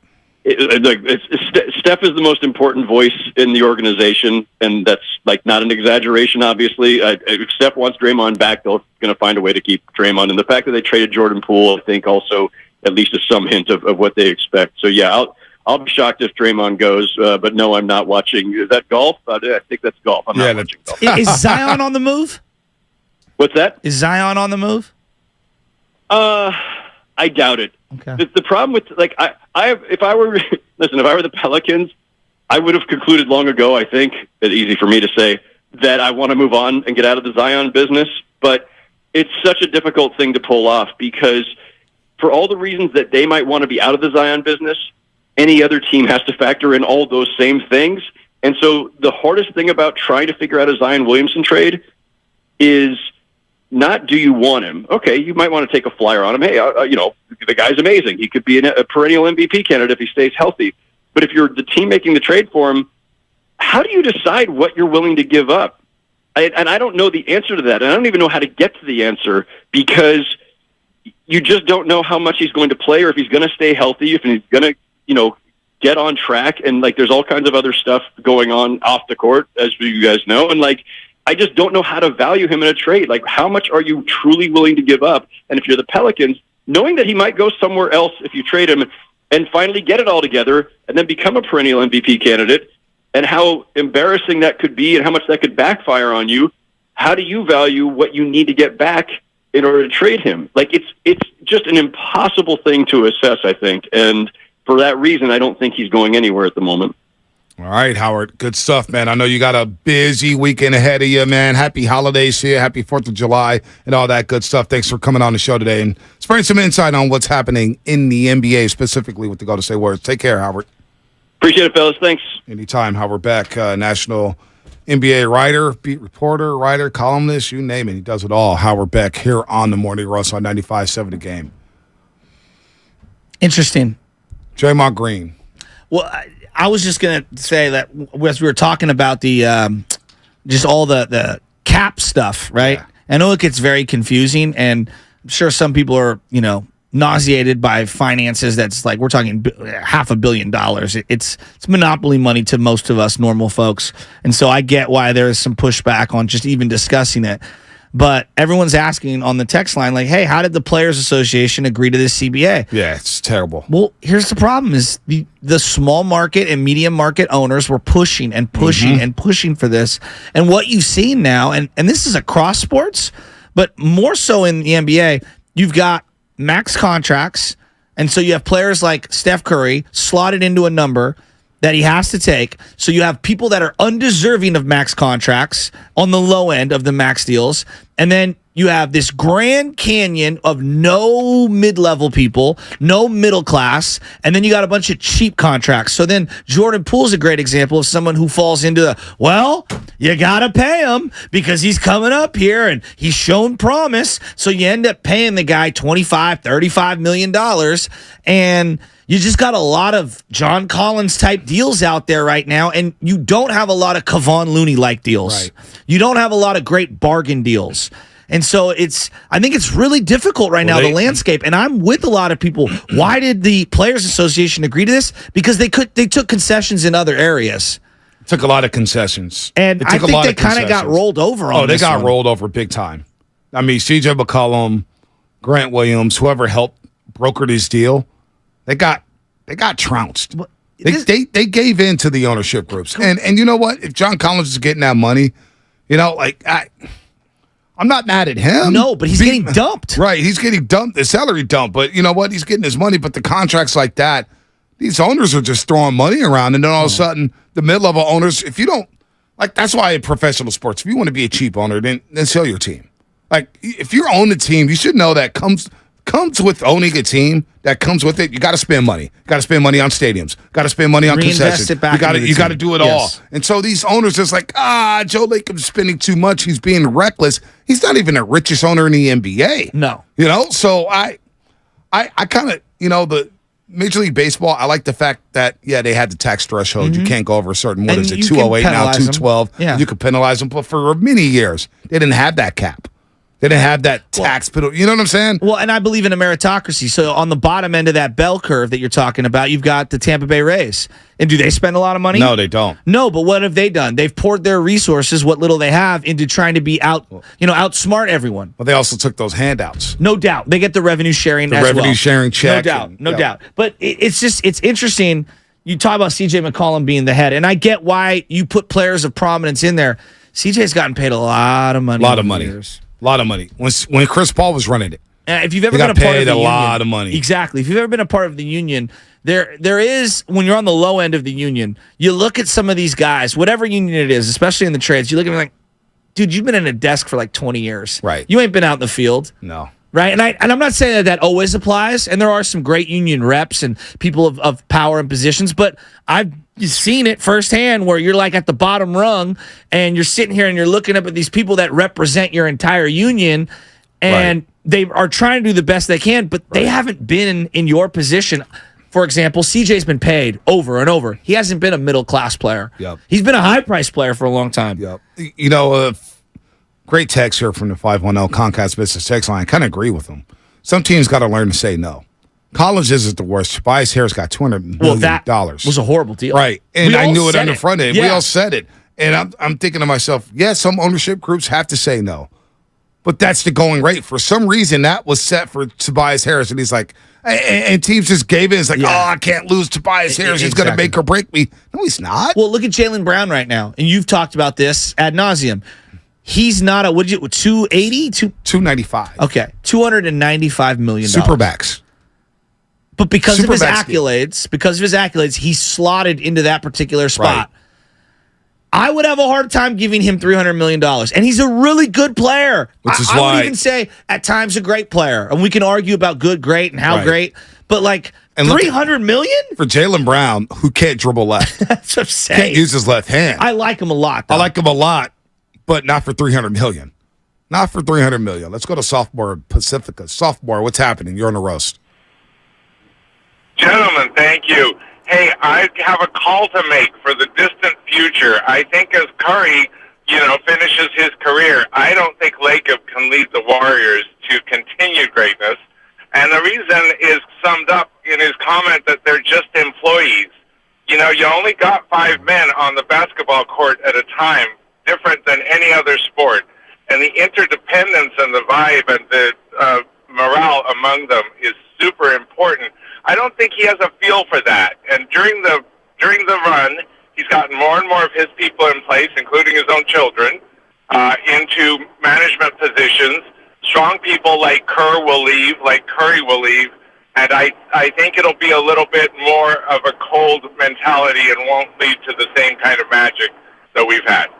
Well, the reality is very few organizations in the history of sports have had the magic that they've had over the last 8, 9, 10 years. So to say that they're going to replicate it or sustain it, history would tell us in sports, you're not.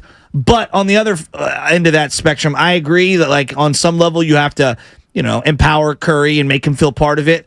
But Curry's not going to be here forever. And Joe thinks he is. And whether he sells 5 years from now, 15 years from now, 50 years from now, or never, right? He is the owner. So I don't know. I see both sides of it in those situations. He's going to try to be great, though. Oh, and that's all I want from my ownership group. I agree with that. I just want you to try to be great. Don't be John Fisher. Be Joe Lacob. Well, even be Joe Lacob. And, quietly, speaking of that, Jet York has spent a lot of money, and he doesn't get the credit that he deserves here. I agree with Jet you. York has spent so much money on guarantees, extensions. The staff. He's kept players here. Look at the staff. That's why it's hard when people rip Jet York and they say, well, Jet moved the team, Jet moved the team. And I'm like, well, Jet York has spent $355 million in guarantees. Think about the players he spent it on. Trent Williams, Fred Warner, Eric Armstead, Javon Hargrave, George Kittle, Deebo Samuel, Christian McCaffrey, Travarius Ward.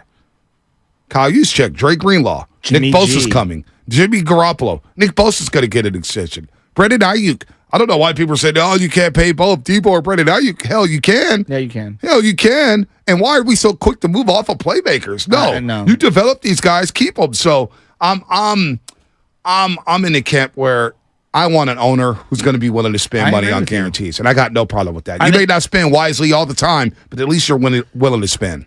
And there's a happy medium in terms of like being, I don't know, like feeling like it's a partnership and then just bowing over to the players. The Brooklyn Nets are a great example of a team that basically said, here you go, Kyrie, here you go, KD, you do what you want.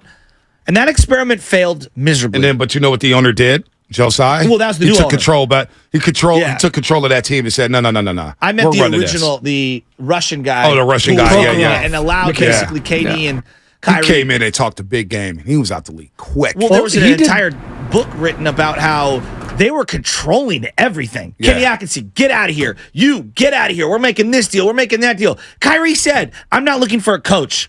I'm looking for someone who can work with us.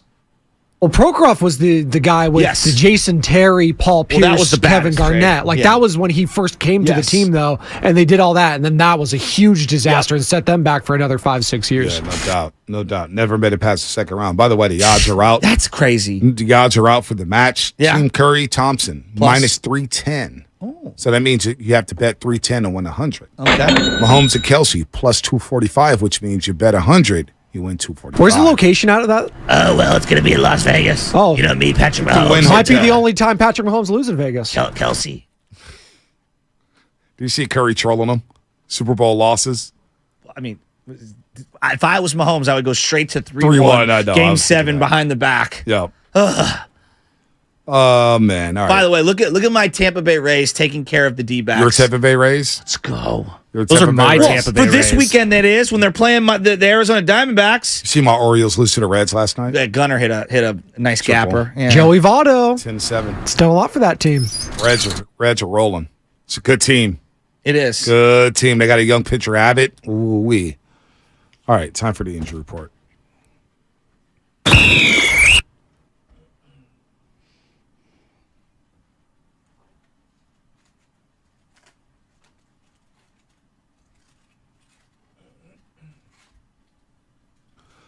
All right, Giants outfielder, friend of the morning roast, Michael Conforto, joined us yesterday.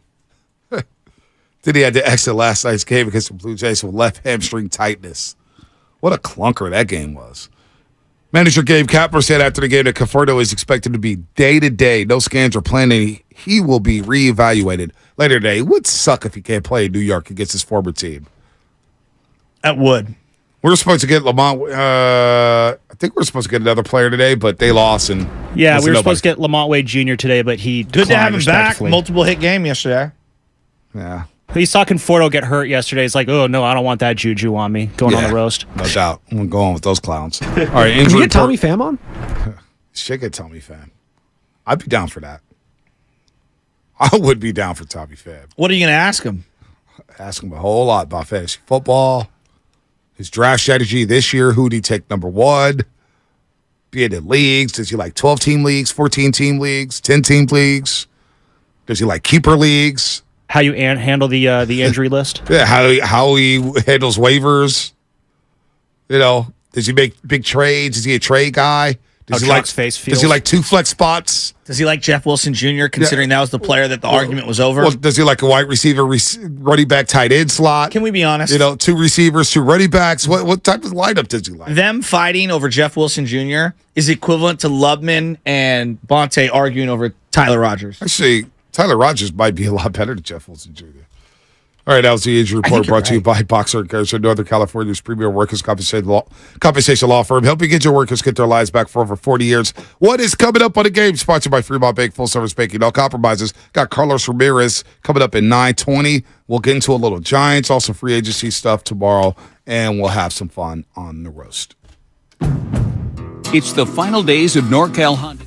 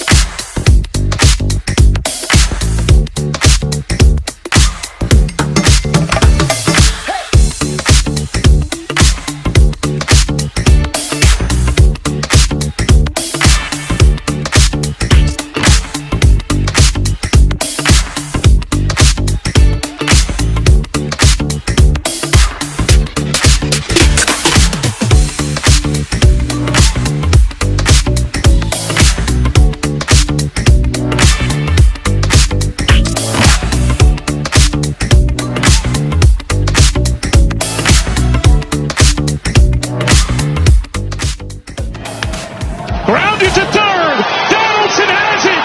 There it is. Perfection for Domingo Germán.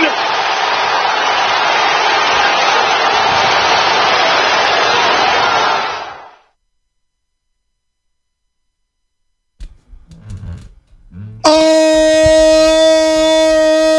baby. A perfect game for Domingo Germán. The 24th perfect game in Major League Baseball history and the 4th in New York Yankee franchise history.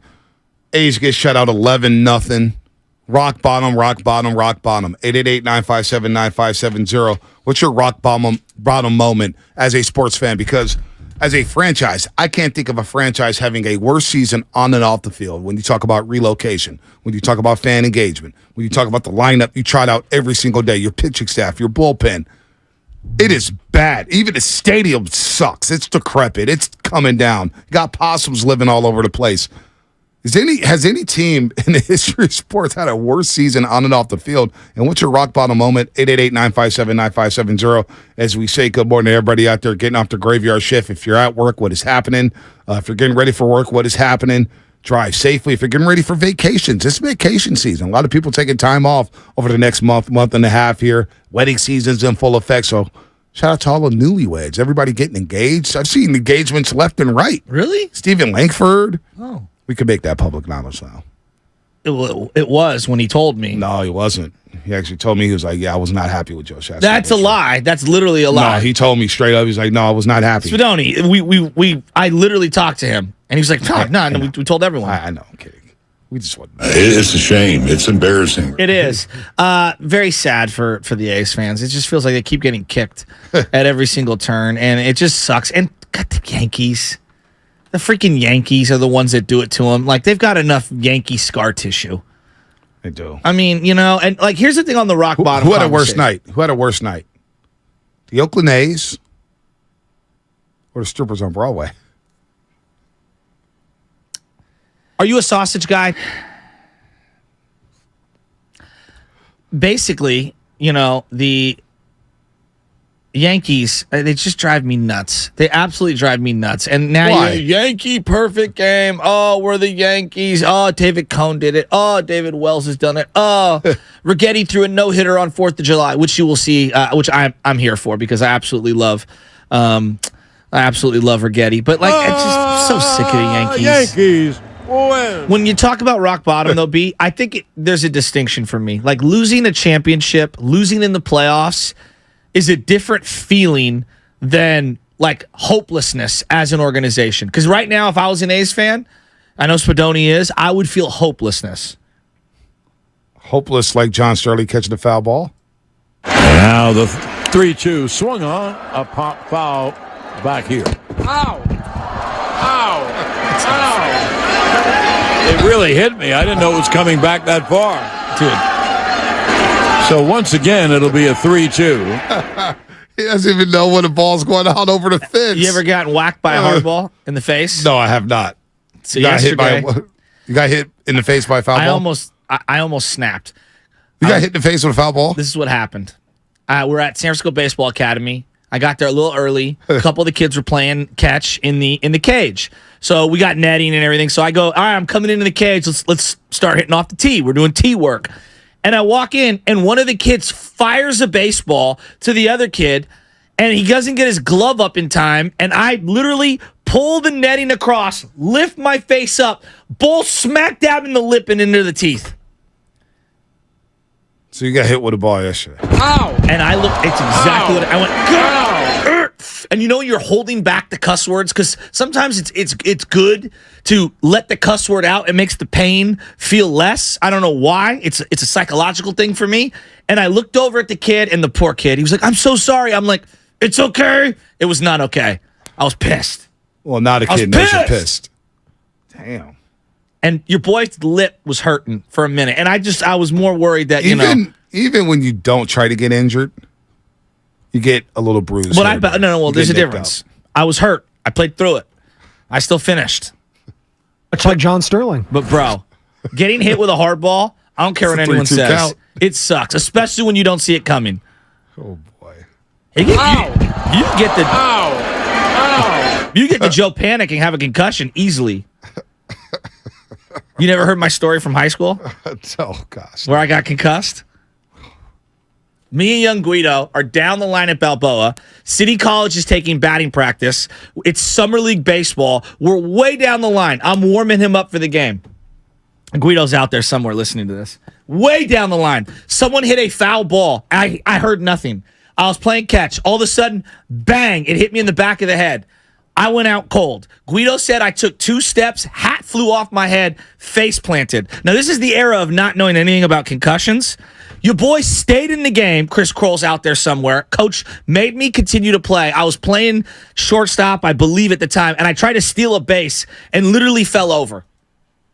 I took myself out of the game, or maybe maybe the coach did or whatever. I got out of the game. Your boy woke up the next day like I was in a car crash. My feet were numb. My neck was numb. I was done with.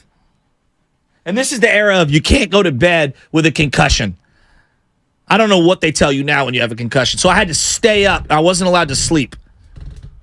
How many concussions do you think you've had in your life? Ooh. At least 3 or 4. It was called bell rung back in our day. You didn't even play football. These are all baseball. And softball, I got knocked out by Martin Yerbick, that sucker. Don't even start me. So you got a concussion in softball, too. I was diving in. He was coming back, and he kneed me right in the eye socket. I just think you just need to retire from sports. Nah, dude. You're I'm always hurt. playing. No, you're always hurt. You're going to kill yourself, dude. Like concussions in softball? Ow! Concussions in high school baseball? That was Orange Park, Bury League. Good Lord. Good Lord. Las Trancas. If you're out there, you remember. Oh, man. You got to stop playing, man. You're always hurt. You got hurt yesterday in the cage. You weren't even trying to do anything. It's the life. You just got bad luck. It's the life of a coach. No, it's the life of somebody who's injury prone. You know? It's the old saying, the ball will find you. Exactly. Right? The ball will find you. It's a magnet. I like Styles. I honestly, I feel bad for Styles right now because he's got a newborn. He's playing with the kid, but he's got to like lay on the couch and play with the kid. He's got the big brace on. It's like, dude, at a certain point, man, we got to stop going hard. It ain't worth it, especially if you ain't getting paid. I'm in the tech acid business these days, man. Uh-huh. Now, I would do some freebies. I'll go to SF State, and I'll go to classes for the kids. I do things for the kids for free. That's all good. But in terms of, like, playing and moving around, dude, am I getting a free meal? Well, I'm not trying to tell you what to do for your life. I get great enjoyment out of playing. I like competing. I like having fun. It's something to look forward to. I don't drink. I don't do any other things. Like, sports are my drug. Play Monopoly. So, Play Monopoly. To each their own. Play Connect 4. You guys, I had 4 dudes in crutches at this place soon, man. Sports talk radio host. All banged up on the IL. When JaVale McGee had his celebrity softball thing, did you guys ever go to that? No. I emceed it. Did you? Oh, there you go. I emceed it. The Was first year, me and Amber Billy Rose Vidal. was there. I remember that. Yeah, Amber Rose. Yeah. I took a selfie with Amber Rose and I said, boy, you never smile like that in the pictures we take. Your lower extremities were compromised. Not that day. And Romulus, I'm right. I've asked, Romulus is texting in that Bonte needs to go watch an actual competitive softball game. People make it out like it's beer league softball. I've played in a competitive softball game. Yeah. I played. It can be very, I played a couple times. Not that it's the highest level of any competition, but it's not what people perceive it to be. Romulus, I've played a couple softball games. It's competitive as hell. My hammies felt tight after the game. I was like, yeah, I'm gonna sit this one out. I'm not getting injured over. I'm sorry. We should have a softball 95.7 The Game charity event. That would be fun. I really think we should do that. I'll play in that. I'll play in that for the listeners. What position are you playing? I play first base, so I don't have to move around much. I stretch out very well, like Willie McCovey. Really good at first. But can you? You got the height too, so reach up high to get those errant throws. Catch? Yeah, that'll work. Can I catch? Come on, man. I got the best hands here in 95.7 The Game. If we go out there and play a football game, I have best hands out here. Best hands at the station. Hands down. No pun intended. Best hands. Got no problem catching. Love to see my swing? Don't worry, you'll see it. Well, now I know. I'm going to go with Styles and myself as the best hands in terms of baseball hands at this station. I'll go E-Dog, who pitched E-Dog's a good one, too. Yeah. Although E-Dog pitched? Yeah. Where? Some small college up north. Sorry, Evan, if you're listening. I forget the name of it, but he pitched E-Dog legit. It was D2, I think. I've played catch with E-Dog. E-Dog can play. He can play. Matson can play. I played with him. He can play. Lucas can play. I've played with him. Lucas cannot play. Yeah, Lucas can go. I'm telling you, Lucas can play. Basketball or just baseball? Basketball and baseball. He cannot play basketball. I mean, he could try to play Shasky, he was on the team for the Warriors World Tournament. Lucas cannot play. Oh man, the He's video better than you're giving him credit the video for. That's went not viral. fair. Grant Liffman hit a jumper in his face. I mean, that's not fair. Hey, what's my guy's name from The Office? Dribbling. Is it Stanley or Dwight? Stanley. I don't know if Lucas could beat Stanley in a one-on-one game. That's not fair. I swear, no, it is very fair. I love Do I need to get Guru on the horn? I love you. He would beat you one-on-one. No, we can't. I put my bottom dollar on that right now. Right. We gonna play right now. I got the short time, the hometown fit. I'll play Lucas right now as soon as the show's over. I feel like I'm better than you. Are you kidding me? Lucas Alexander. How is there a guru drop for everything? Lucas Alexander. I watched him play basketball. I've played with him. Your niece cooked Lucas Alexander. Who did? Your niece? Were you bragging about some girl being? Yeah, but she's a great basketball player. Come on, Lucas Alexander. Come on, man. Post up all day, barbecue chicken, hook shots. Lucas is not good. Okay. I watched Lucas is not a good basketball player. You're right. No. I'm not right. I watched 3 games. That's all I needed to see. You don't get better with age. You get worse.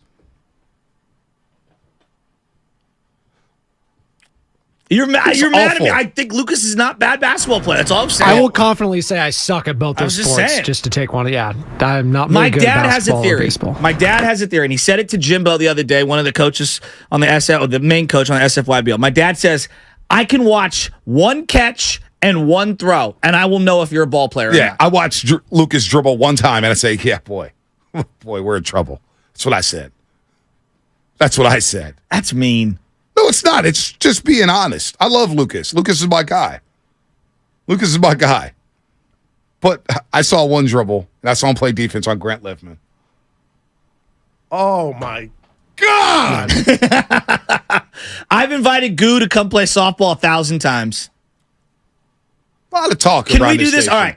July. When are you going on vacation? I will do a 95-7 the game softball. I will call up Phil Ginsburg from the city, or we can go anywhere else, but I will try to get a permit, and let's do a little celebrity thing. Maybe we get some roasters that are listening and stuff to show up. Let's make a good day of it. What do you think? All good. Are you in? All good. You let me know. All right. When are you going on vacation? Mid-July. All right. We'll figure this out. Lucas Alexander would be. So that's the problem. Some of you guys never even play high school sports. Never been on a team before. They're talking like y'all all-stars, man. Well, don't lie. Don't need to lie about how good we are. We don't need to do that. Why do people do that? I'm hearing about 7th grade soccer games. I sucked in soccer. Lot of red cards, though.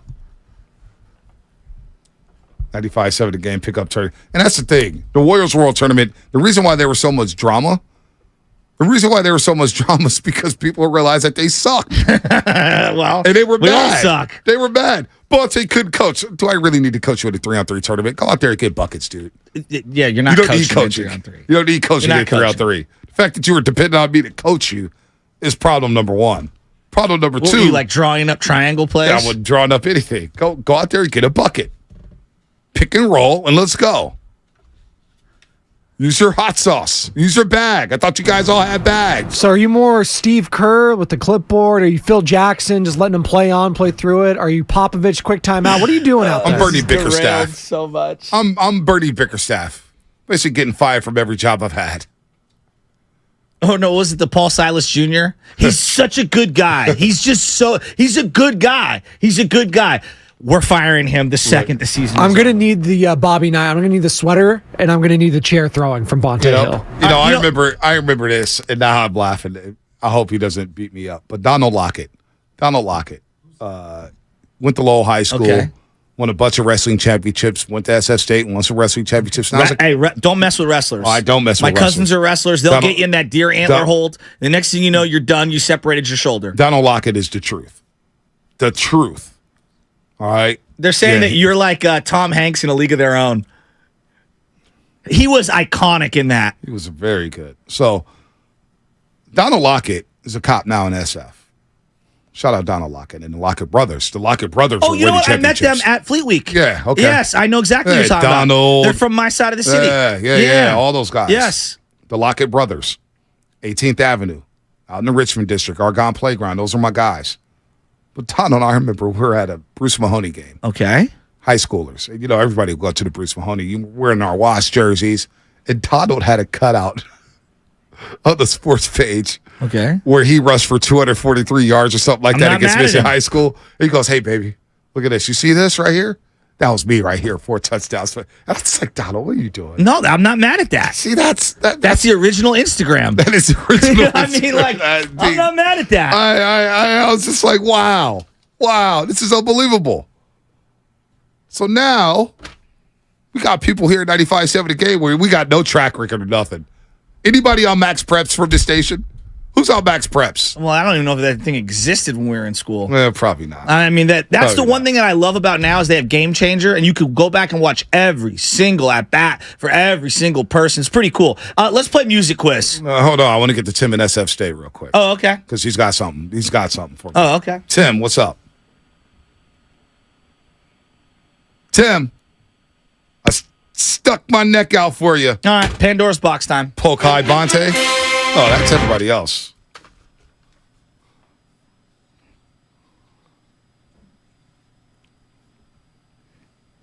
A lot of liars at the station.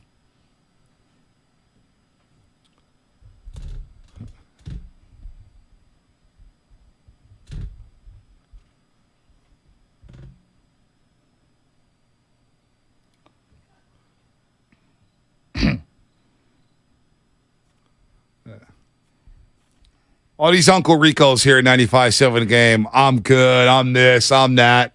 Guys are dropping like flies at this station. We can't even get Alan Stiles because the studio's so damn old. I don't even know if we have the wheelchair compartment to get him up in the station, the second floor.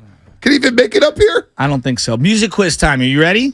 Not really. All right, music quiz. Download it right now, or just tell your smart speaker, "Hey, let's play music quiz." It's similar to this game. Alexander. All right, I'm going to give you. Here is the common denominator for these 3 songs.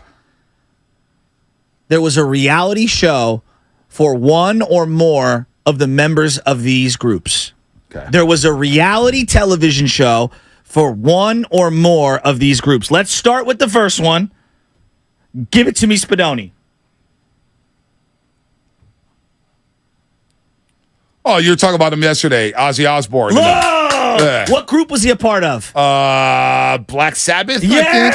Yeah, there it is. And this song is called Paranoid? Yeah. Wow, you know what? Really good. His reality show was really good. It was. It was one of the better ones. His wife, and he's talking, and then the kids. Whatever happened to his 2 kids, the girl and the boy? They were weirdos, One of them but it was was on good. the carpet show. What's the red carpet show where they like analyze your outfits? That my wife always watches. It's on E. I don't know what it's exactly. So his daughter's on that. Yes, she was on that. Okay. That show was good. I did watch that show. I was like, Kelly who is this Osbourne? guy? Yes. Oh, yeah, the name Kelly. Yes. Yeah, Kelly but Osbourne. it was with that lady who passed away. He couldn't even get Joan a Rivers. sentence Joan out. Rivers, thank you. Ozzy Osbourne was so bad. He was so drugged up half the time with he's the glasses, walking around. How did his wife stay with him? Well, because With the money. Yeah, the money. no, they love each other. Okay. She helped save him and made him sober. Right? That was part of their relationship. It's actually, I mean, you want to talk about somebody who was crazy. Yeah, he was out. I still believe Crazy Train's one of my favorite songs of all time. Little John sampled it. You know which one I'm talking about. All right, let's go to song number 2. We're doing music quiz.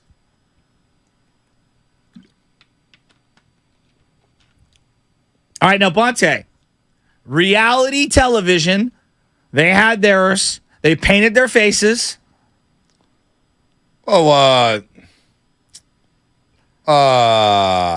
You ever seen the movie Role Models with Sean William Scott and Paul Rudd? It's also a big part of it. Yeah, I they love painted watching their his faces. face start to like go through his Rolodex of I'm 7 white bands. I'm going to he blank knows. on this one. I didn't have coffee this morning. Gene Simmons.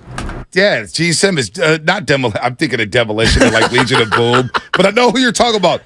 This is not Run DMC, They had the by big the way. hair, fake hair. It's like Yes. 3 of them or 4 of them. Yes. Gosh, what are they? Oh, Kiss? Yeah. That's what their name. I thought their names were something different. No, Kiss. Because these are the guys, when you brought up Gene Simmons. Yeah.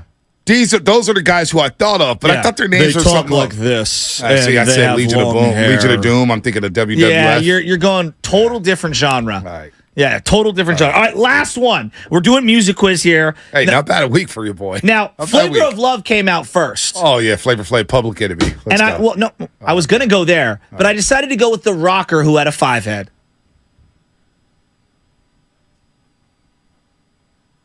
This sounds so depressing. No. This is.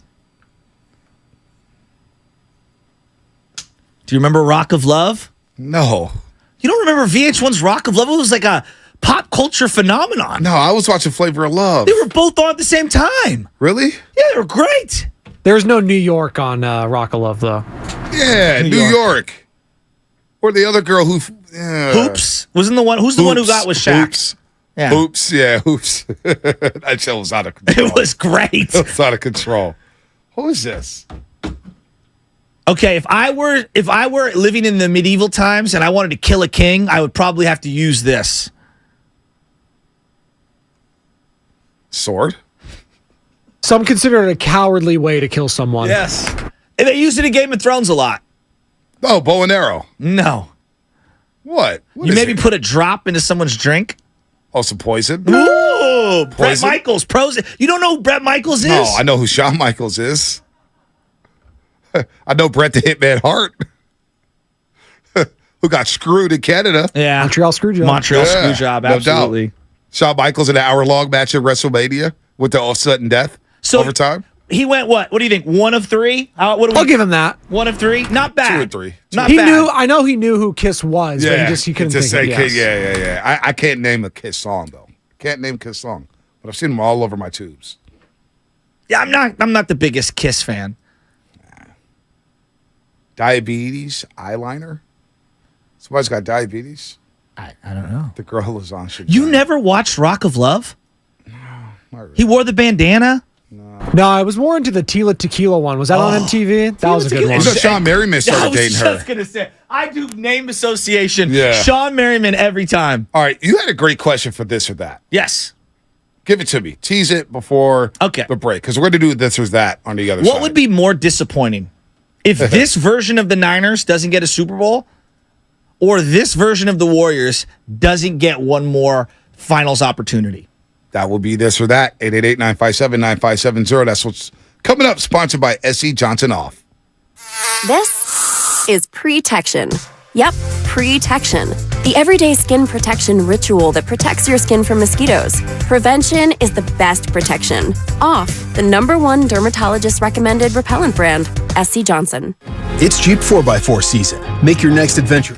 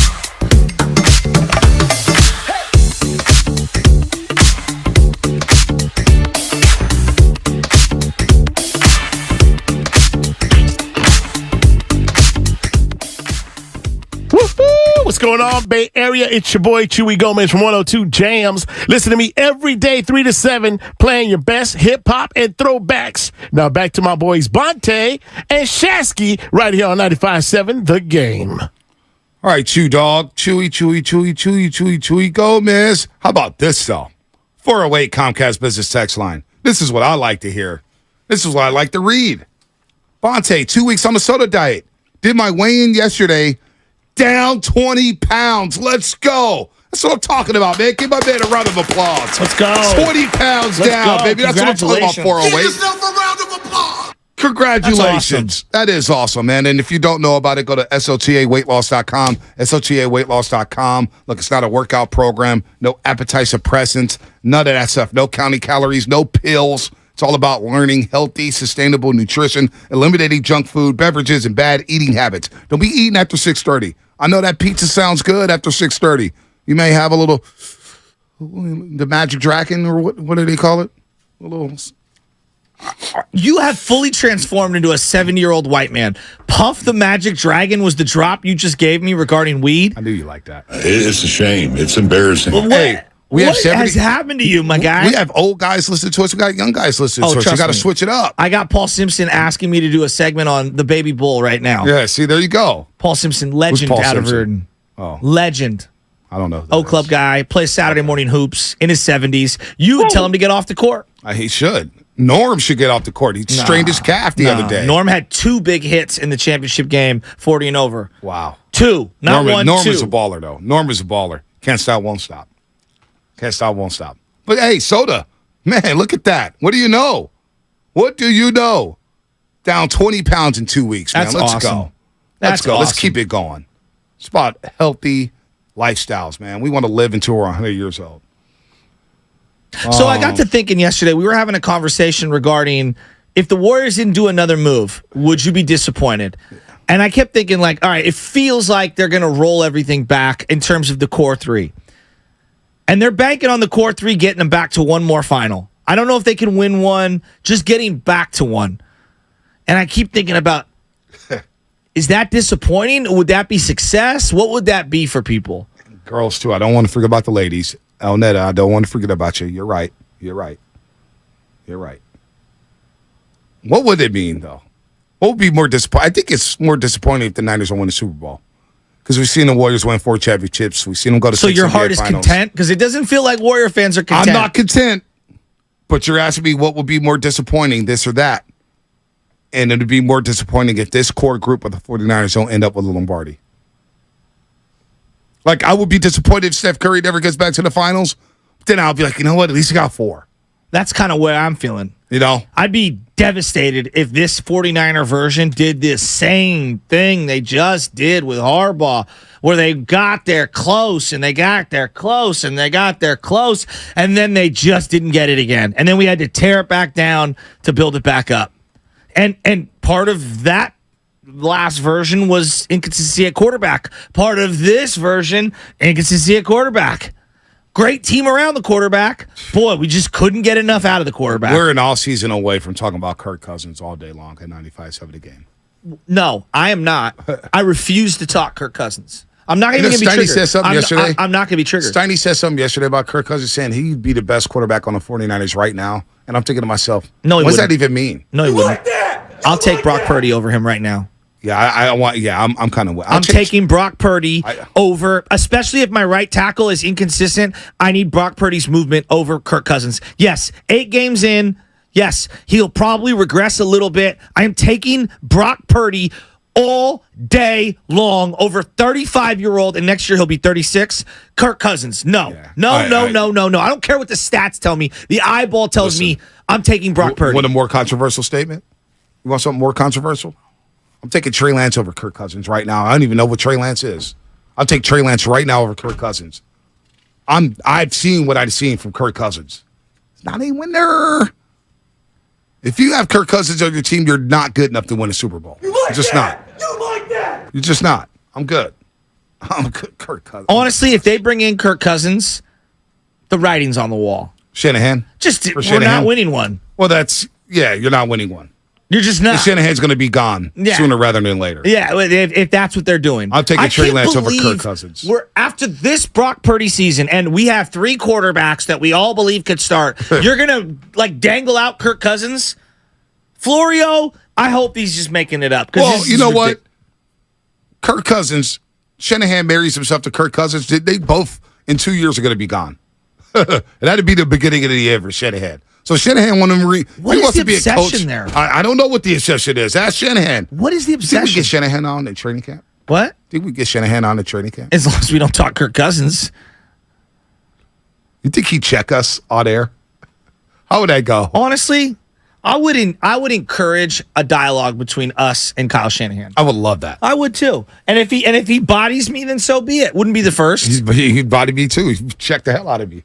I have to check the locker rooms on camera. I mean, get checked for the name of the game. I would do the low kneel on him though at least once. No. No. Hold on, Shetty. Would you give Shetty the hold on? Can I finish? Would you give Shetty the hold on? Hold on. Hey, whoa. You imagine that?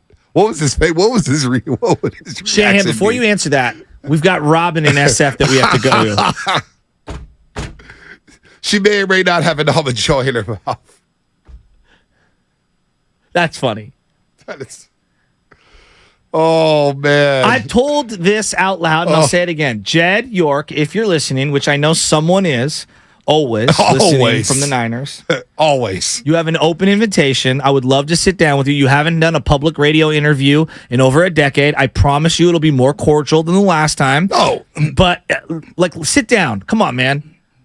I want to talk about our team. Your team, my team, our team, the community's team.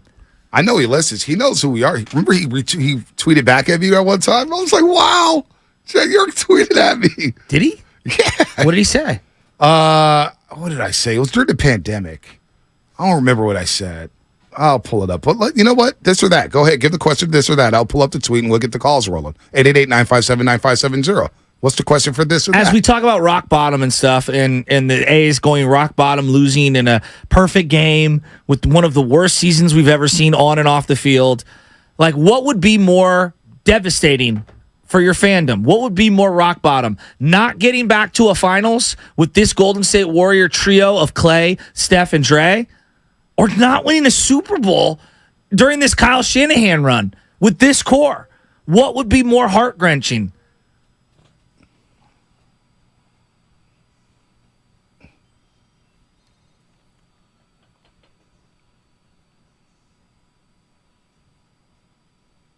Coconut got stuck in my damn throat.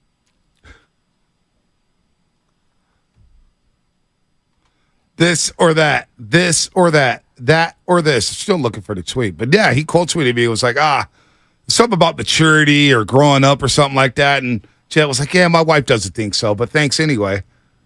Ouch. Got him. Hey, Jed, come on, man. Let's go. I've loved it. I want to talk to Kyle Shanahan so bad, one-on-one. What would be the first question you'd ask him? I don't know. I try to open him up. Shanny, what's going on, man? The Carter 3. It's got to be off the cuff.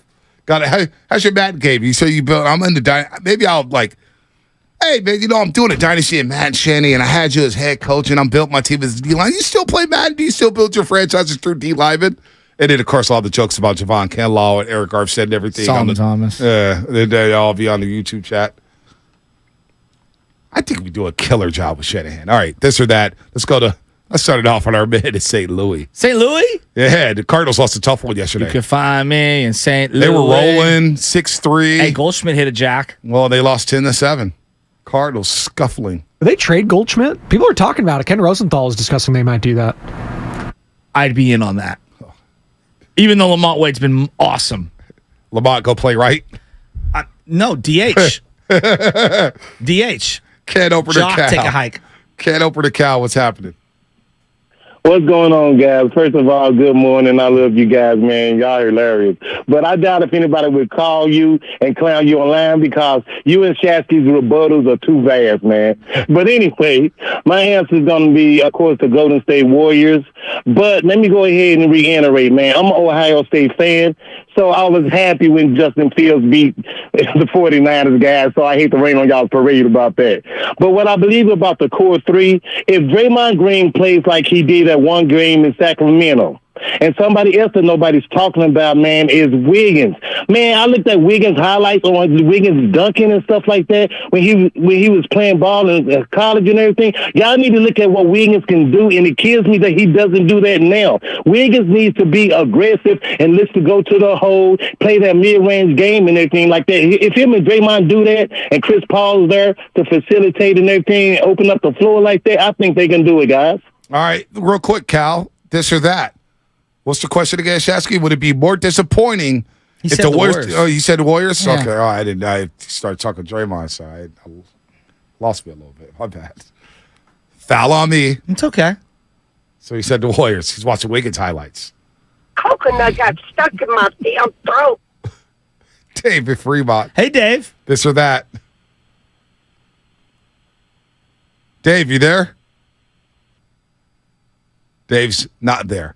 888-957-9570. This or that. What's more disappointing? It's a shame. It's embarrassing. Warriors going back to the NBA Finals? Lubman, you in a food coma after that burrito I bought you? Or the 49ers not winning the Super Bowl with this core group. What would be more disappointing? 888-957-9570. I'll say I think it's the Niners would be more disappointing if they don't win with this core because basically it comes down to Warriors have won four titles. Like, if you're still finding ways to be disappointed at this point, like I get it, but also come on. No, like the Niners with the amount of talent they have on this roster, go win a Super Bowl. You don't like Shanahan. I don't say I don't like him. I don't like him. I don't not like him, but I don't like him. I don't know. That's a very you don't hate him. What would the first question be for you if you were in the scrum and your name is Sam Lubman? Did you watch that Bills game? The Bills game that you told us all to watch. I'm curious if you watched it. What does that mean? Yeah, I watched it. Yeah, I watched it last night, and I thought what the Bills do is kind of what we try to do, and I think it's the way they run their offense. It's what we try to do. Not enough ums on there. You gotta have a lot of ums for Shanahan. For me, it's the shortness of breath. It always just sounds like the dude just like ran a mile before every press conference. Just the fact that he did tell us hey, you guys need to watch more football. And then Josh Allen read it one time. I'd be like, would you like to interview my wife? Because she'll tell you I watch too much football. Only God knows. yeah, that's for sure. Oh, my gosh. You know how you get the update on your screen every Sunday morning? We all get it. You know which one I'm talking about. Your usage is up 28%. Oh, yeah. Screen time. Oh, yeah. If I got an NFL update or a college football update every single Tuesday morning of how much I consumed, dude, it would be worse than the screen update I get every Sunday. It's honestly passive-aggressive that Siri does that to us every Sunday. It's like, actually, you've increased 30%. Right. Sorry, I had COVID. What did you want me to do, Siri? I feel like I've done a great job of minimizing my Twitter usage, Instagram, everything. And then you get, you're up 11%. And I'm like, why? Why? You know what I think happens is if you don't have the lock screen on and you got things just open, our text thread. I feel like that counts as usage. And that's a lie, Siri. We're not really using our phones. We're just looking. We're not using. I think it's a flawed process. Well, Spotify, too. I'm listening to a lot of music. Does that count if it's up and I'm changing songs? Yeah. Come on. I don't know. Yeah, I'm playing iTunes in a car. I admit I'm addicted to my devices. And here's the algorithm I play. I'm like, I'll use the iPad, and that way it doesn't trigger for the phone settings. Oh, no, it's connected to the iPad. Yeah, I know. Yeah. Thanks. Yeah, it's all connected. Wrong. It's all connected. Let's go to Paul in San Jose. This or that. Paul, what's happening? How's it going, guys? Good. The answer to the question is the Niners not winning a Super Bowl would be more disappointing just because the Warriors have done it before. If these guys ride into the sunset without another one, I genuinely think I would be satisfied. But we've been talking about Shanahan being the truth for the last pretty much since he's been the head coach. And he got there, and one Jimmy Garoppolo overthrow away from, a Super Bowl, and he hasn't been able to get to the promised land since. So I agree. Somebody said it earlier. The Niners have everything that they need to take it to the next level. They just got to figure out the quarterback thing. But I do want to pose this question to you guys. What would you rather have, a Niners Super Bowl this year or a Giants World Series this year? I'd take the Niners Super Bowl. Giants World Series would be great. I'm not scoffing at it. But I need a Niners Super Bowl. You've already heard what I've said. Last time Niners won a Super Bowl, I hadn't even gone through puberty yet. I mean, that's a problem. I need a Super Bowl. I need a Super Bowl so bad. I mean, it's just to shut up everybody. You haven't won since 94. January of 95. Yeah, I know. I'm tired of it. You know how many times I've watched that VHS? You know which one I'm talking about? Chargers. Steve Young running out of candlestick, finger up in the air. Cowboys, yeah. You know, it's the Sports Illustrated year in review. It's 30 minutes, maybe it's 45 minutes. I have watched that so many times. Well, now it's on YouTube, so I don't have to pull out the VHS, but God, I'm sick of it. Xavier wasn't even born last time the Niners won Super Bowl. Lubman, you weren't born either, huh?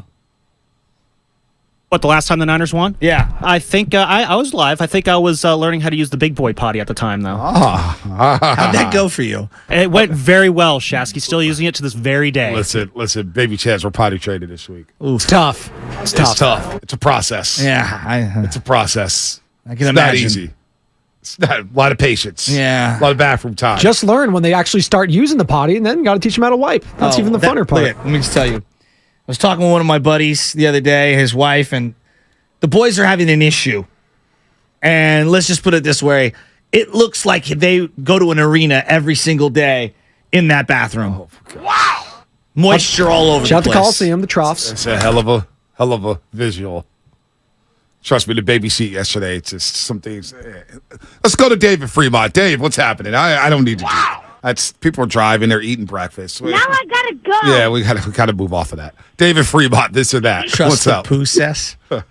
Morning, fellas. Morning. What's up, Dave? I'm just going to be real quick. I would definitely think it would be more devastating if the 49ers couldn't get a Super Bowl with the guys that they got on the team. For Warner, Kittle, Bosa, Debo, those guys. Juice, too. He's such a great player. They deserve a ring, and, I'd be satisfied with seeing the Warriors win 4. Although, selfishly, you want to have them win it all. But, No anyways, doubt. that's my answer. Have a great morning, guys. Well, it's interesting. I was looking back at, I see these Buster Posey highlights that were coming across the timeline, and I was arguing in real time, and I love Hunter Pence. Hunter Pence cannot be the best hitter that you find to bat behind Buster Posey. Yeah. You got to get something more than that. And I'm going to be real with you, B. Given how great their pitching was and how great the team was and the payroll, an argument can be made that not making the playoffs in back-to-back years and not, ever landing a dramatically good free agent who's a power bat, you left one on the table for Buster Posey's career. And you actually had him carrying too much of the load as a catcher who's the offensive-driven player leading the catalyst for the lineup. And that sounds absurd, but take a step back. Is it? Well, people forget in 2011 when they made the Beltran deal for Zach Wheeler. Some people still holding on to that for some reason. No, that was a good deal. It was a very good deal. The Giants were in first place. Yes. And their pitching was dynamic. That was Lincecum's best year. They may have been better than 2010. They were rolling. Lincecum's numbers, go back and look. Yep. He was unreal. So I was at that game in Philadelphia when Beltran made his Giants debut. They win the series in Philadelphia. They go to Cincinnati that weekend. They lose an extra inning game on a Friday night. They get rolled on a Saturday. And then it was just... everything just fell apart. Hitting-wise, they couldn't hit. Even 2016, I felt like they put the wrong pitching matchups in place. Yeah. And they could have beat the Cubs in that series. No, they should have beat the Cubs. I always remember Bobby Evans saying, oh, man, I really thought we had enough to get Melanson at the deadline. And when he said that, it's like, come on, dude. Why would you say that? It's almost like Farhan saying some things about... I know, speaking of, things you shouldn't say. Not more. Drew down back when Ponte was still allowed in the city of Philadelphia.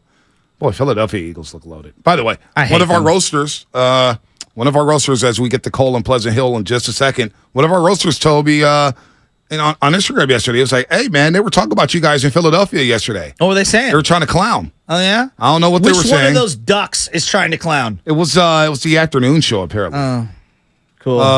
My boy, Joseph Balak. Okay. Hopefully I'm pronouncing that right, but he said John Marks and the Ike Reese show at 2:15 to 2:19 p.m., they were ripping us or jabbing. Something about the morning rush. Whatever. We'll see those. I'll listen to it at the break. Cole at Pleasant Hill. Chloe, what's happening? Not much. Just taking the kids to school and not referring to your guys' potty talk earlier. But anyway, I think that's good. I think the Niners, man. The Niners got to get it done. Feel me? Giants take us through 2010s. The Warriors take us through the late 10s, early 20s. It's time for the Niners to do it. We all know with football, you have select games, a finite amount of time. We've got the team right now. Let's just make it happen, get it over with, and that'd be nine titles in 14 years or something like that. Be pretty incredible. So great to be a Bay Area sports fan. Appreciate what you guys do. Niners, let's get it done. I know. Cole, hell of a call, Cole. Got a good joke in at the beginning. Yeah. No pun intended. Came in strong with his take. That was this or that. That was a very good question, Shasky. Go ahead, Spadoni. Get in here. Just to wrap it up here, I will actually take the Warriors in this one. Why? Because if Steph wins his fifth, he's solidified himself as a top 5 player in NBA history, and a conversation can start to be had whether he is the greatest of all time. I think that is a true case for Stephen Curry. If he gets his fifth, ties Kobe, ties Tim Duncan, I might put him above those guys. And Kobe's my favorite player of all time. But the way he has changed the game, I think Stephen Curry winning his fifth means more than the Niners winning their sixth. I saw a Kobe thing the other day. That's a strong take. It is a very strong take. It's Joe Spadoni. I saw a Kobe thing the other day. I love Kobe now. We all love Kobe. Obviously, he's no longer here. But I do feel like we've kind of elevated some of the Kobe stuff. And I kind of want to check him. I'm just saying, just hear me out.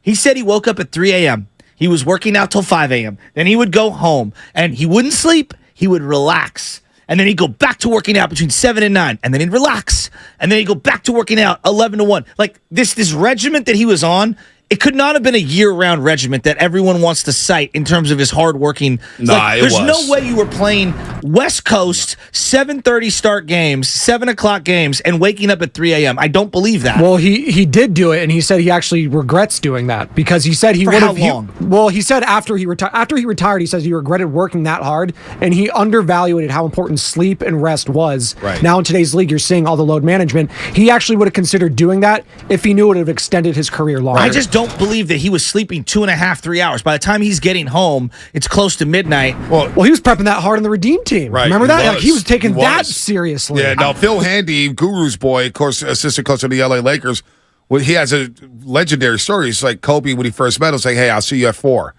And Phil Handy were 5, 6, I forget the time. But yeah, Phil was like, okay, sure. And he's at night. And he's like, where the hell is Kobe Bryant at? And then the next day, Kobe Bryant's dripping the sweat. He's like, where the hell were you at? He said, I said 4. And when I say 4, it's 4 a.m. So I like, whether it's 3, 4, I do believe Kobe had a crazy regimen. I agree. I believe he stuck to the script. No, I agree he had a regimen. He had to have. But I feel like we've over-exaggerated. 3 a.m.? Probably slept when he was traveling to the game. Well, there are some people that don't need a lot of sleep. There's been studies they're called where Marines. Like night owl or whatever. It's like they could have 3 hours and you feel fine. You hit your REMs or whatever. I believe Kobe. Kobe was about that life. Kobe was psycho. Kobe was psycho, man. Like, I'm not. There's too many people. I'm not saying he wasn't psycho and dedicated. I saw this graphic explaining how much he worked out in an individual day. It's almost physically impossible. Well, he's a unicorn. They're different. He's a rare breed. He was a rare breed. I don't know. Kobe was that. He was about that life, man. He was about that life. This or that. That was a lot of fun. I think I'm with the majority of the callers. It'd be more disappointing if Shanahan doesn't get it and his core group doesn't get it done. But you would agree it would be disappointing if the Warriors never got back to another one. It would just be less disappointing. Don't you think we would look back at this offseason as the offseason? Let me say this. If they don't? It'd be devastating if the Niners don't win it. It'd be disappointing if the Warriors don't. Okay. But wouldn't you look back at this offseason as the one where maybe they could have gone in a different direction? Well, they kind of did. They got Chris Paul. They said they helped the youngsters. They kept the core. They kept their championship pieces together. Yeah. Which is like, when you think about it, the end of Kareem's time. You could make the argument that he was compromised with the LA Lakers and maybe they could have moved on. I'm just throwing it out there. Maybe I'm wrong. But like it'd be like telling the Celtics, hey, it's time to move off of Mikal, Parrish, and Bird. The rules were so different. They were different, but those guys weren't like, hey, I'm a max player. But you know what? Mikal was beat up. Yeah, and we don't know sure. whether or not they were doing that back then in the day. I was a young pup. But I understand why Warrior fans, and I understand why Joe Lacob would think, these guys hung banners for me. Yeah, no, I get that. They've lost one Western Conference series under Steve Kerr. But there's a compromise, right? There's a happy medium. Duncan took less. Ginobili on the final contract took less. Parker didn't. Yeah. And he went elsewhere. He did. Right? And no one cares. Nobody cares that Tony Parker, what do you play for, the Charlotte? Yeah, he played for Charlotte. Nobody cares in retrospect. Nobody does. No one gives a darn. So I don't know. I find it interesting. I'm just saying I understand why it's hard to move off of this. Yes. I understand why it's hard. And in a way, they did change the direction. They said to hell with the youngsters. James Wiseman's in Detroit. Oh, yeah. You think Jordan Kuminga's Poole's here? in Washington. You think Kuminga stays?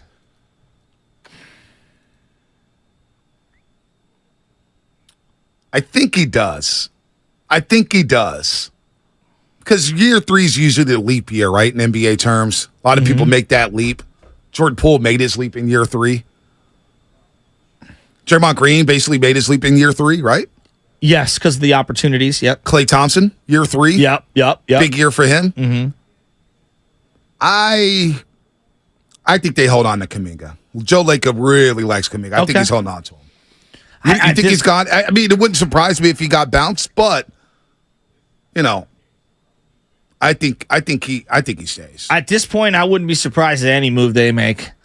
After Chris Paul, it's almost impossible for me to be surprised after the Chris Paul thing. Like you heard Howard Beck, how he said, "Hey, he's a really good player, and he's still an impactful player." I think Chris Paul will bring out the best in Kuminga. No, I know. It's just that player coming to this team against those guys. It's devastating. Yeah, no, it's just weird. Like you threw some names out there. Let me pull up the thread here. Lutman threw something out there. Well, we were talking about guys that were once hated, right? Who you had to kind of either walk back or you learn to love them. Yeah, Lutman, he said, thought I had regarding CP3 Warriors fans. Did you hate them? And you brought up Dion, Richard Sherman. Yeah, guys I hated. Kevin Green. It's a great one. It's a great one. Ken Norton Jr., I hated him with the Cowboys. I did not like Sam Mills because the Dome Patrol was sick. Yeah. And did he become a Niner, though? Oh, yeah. I was like, let's Ricky do Jackson. This. Ricky Jackson, Excuse me, Ricky Jackson. Sam Mills was Carolina. Yeah. I always do that. Ricky Jackson, Dome Patrol. They were so sick. Von Dunbar, Ricky Jackson, Sam Mills, and Pass Willie. And they would always hit us hard. Oh, they hit the Niners hard. They were so sick. Dome. They were sick.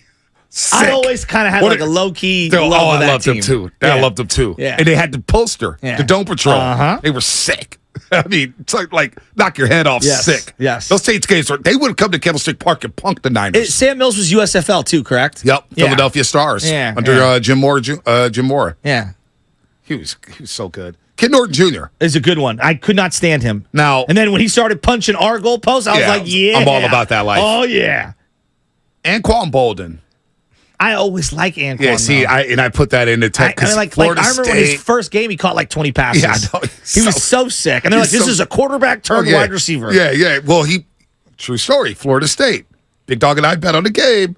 They played Georgia in the Sugar Bowl. Anquan Bolden played quarterback that day. Yeah. I mean, the guy was just a stud. Didn't Raider fans embrace Jerry Rice? They did. Did Raider fans hate Jerry Rice, though? I don't know. Don't think so. I don't know. Yeah, this is an underrated one right here. 650 Comcast Business Text Line. You'll like this one. Yeah. I remember us accepting Isaac Bruce with open arms. So Mike Martz brings in Isaac Bruce. Isaac Bruce was granted number 80 by Jerry Rice and said, no, I have too much respect for Jerry Rice. I'll take 88. And to me, that was one of the classiest things I've ever seen. Isaac Bruce was sick for the Niners. Sick. I don't care anyway. He was good. He dumps all over the Niners for every chance he gets now. I don't blame him. He was good, though. He also was ripping Jimmy G. Yeah, I don't blame him. He's all about the Mini G movement. Mini G movement. Who are some other guys? Michael Tucker. Did you embrace him? Couldn't stand him. He stunk. He wasn't good enough. Klesko. He wasn't good enough for me to hate. How about Oral Hershiser? Yeah, I didn't like that. I hated that. I didn't like that move. Hated it. I didn't like that move. And he just. How about Dusty Baker? He was grabbing a check. Lifelong Dodger, although he was on the Giants staff prior. But it was before I was born, so I didn't really. Okay. How about the straw? I did like me some strawberry. What number did he wear for the Giants? I don't know. Was it 39 or something? 17. 17? Okay. He was sick. He was sick. He was sick with the strawberry patch? Strike gear. Oh, dude, he was sick. starting to come on. The Giants are starting to come on. What did Matt Williams have? 43 home runs at the break. But Barry Bonds quietly had 37. Oh, my God. Nobody even talks about it. I didn't even know that. Yeah, 37. Wow. Swear to God. Wow. He was like rolling. Wow. Barry Bonds was rolling. All right, I'm trying to think of some other guys that we have embraced. AJ Pierzynski. I mean, we hated him after. We hated him after. Yeah, we hated him. Steve Finley's a good one. Steve Finley is a good one. But we got him too late. Yeah. We got him way too late. That was a good one. So a couple for the Warriors as of recent memory. I hated Derek Fisher from the jump. Yeah. Couldn't stand Derek Fisher. And then when the way he got bought out and said that, he needed to be closer to the hospital, and the whole thing didn't sit well with me. Then he comes like the savior in the Utah series to beat the Warriors. No, that's a good one. That's a really good one. I hated him. How about my guy, offensive coordinator of Washington High back in the day? Helped us go 12-0. Ryan Miller played safety at UC Davis. Comes in with Kevin Gogan. Oh, Gogs, but he was a sick heart guy.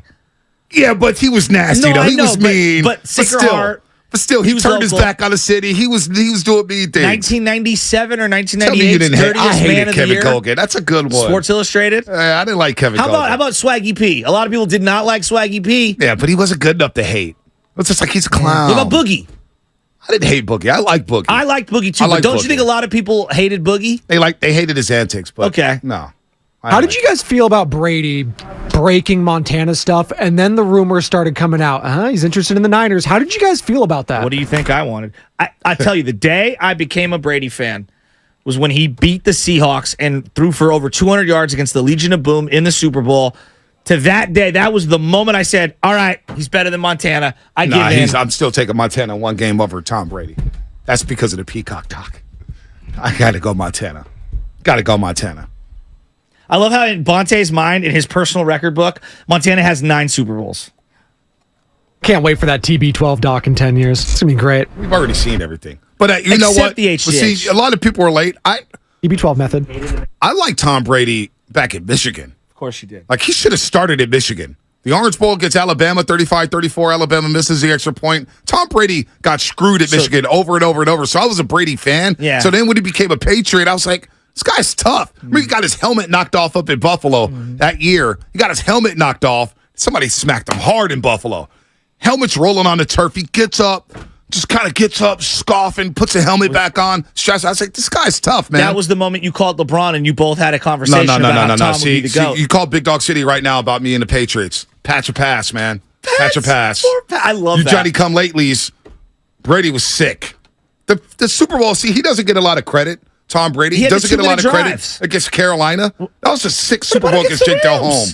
The first one, he had a drive late. That's what I'm saying. John Madden literally says, well, sit on the ball. Yeah, he says, sit on the ball. Sit on the ball.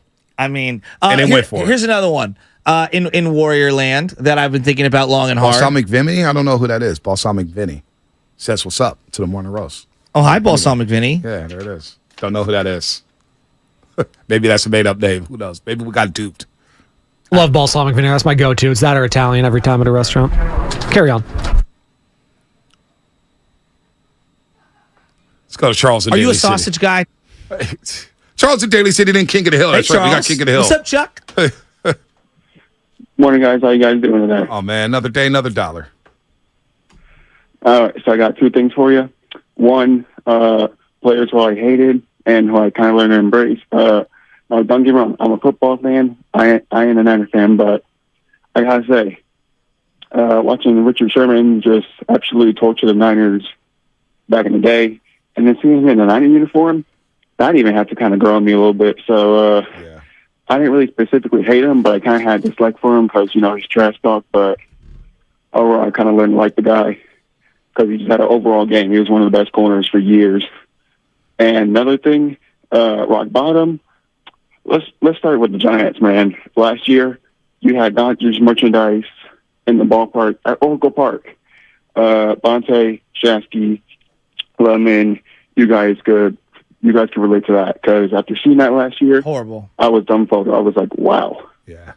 No doubt. Yeah, Good call, Chuck. Good call. As you're listening to 95.7 The Game, KGMZ FM and AC176. Always live on the Free Odyssey app. Text line's roasting you. They're saying basically like in 2003, Bonte Hill, I knew Amazon was going to blow. Nah, see, that's not fair. See, that's 1986. not fair. That's not fair. Knew no. that Apple Macintosh company was going to do some special things. It took you 12 years to appreciate Tom Brady. When I did that early on, I was like, this guy's tough. Yeah, because I was holding out the Joe Montana thing. Oh, come on. See, that's that.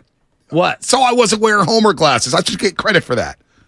King of the Hill, brought to you by West Coast Men's Health, successfully treating men for ED and chronic pain. Visit westcoastmenshealth.com. Someone that you used to not like, and now you kind of got to embrace. I told you he's going to do a good job. He already did a good job. Made a big trade. All right, this week's King of the Hill. It's a good one, Shasky. You're going to like it. Top 7 ballparks I want to visit. Oh, I thought it was going to be like investments that you see down the line that will make you money. No, I don't have that insight. That's you, Charles Schwab. See, I'm telling you, Tom Brady, man. Oh, y'all clowning. Y'all needed Seattle. You didn't need. The guy went 18-0 and almost went 19-0. And you couldn't appreciate Tom Brady then. And lost to Eli. So what? He didn't lose to Eli. The defense got the luckiest catch in the world. Scored 7 points. The helmet catch. The D-line was ferocious.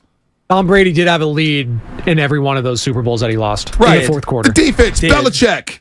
So it took you 2013, 2014 to appreciate Tom Brady? They should be roasting your ass, not me. No, I was keeping up for Joe. You text line jokers. All right, what's number 7? All right, number 7. Ballparks I haven't gone to yet. I've been to a lot of ballparks. You mean baseball? By baseball. Okay. By baseball. All right, I like it's summertime. Okay. We got Carlos Ramirez coming up. Okay. And we can see if he agrees. Okay. Number 7. Coors Field. Oh, Mickey Mantle, Kevin Mitchell. Yeah. Number 7. Yeah, number 7. Yeah. Coors Field. I like my buddies have been to Coors Field many times and they love it. Blake Street. I haven't been to Denver yet. Yeah. It's one city I haven't visited. Heard great things about Coors Field. Legal. Yeah, it is legal. It is very legal. Above sea level. Be really high. Number 6. That's why it's the Mile High City. Number 6. I like Target Field a lot. Really? I do. I knew you were an old white man. No, why? I gotta be an old white man.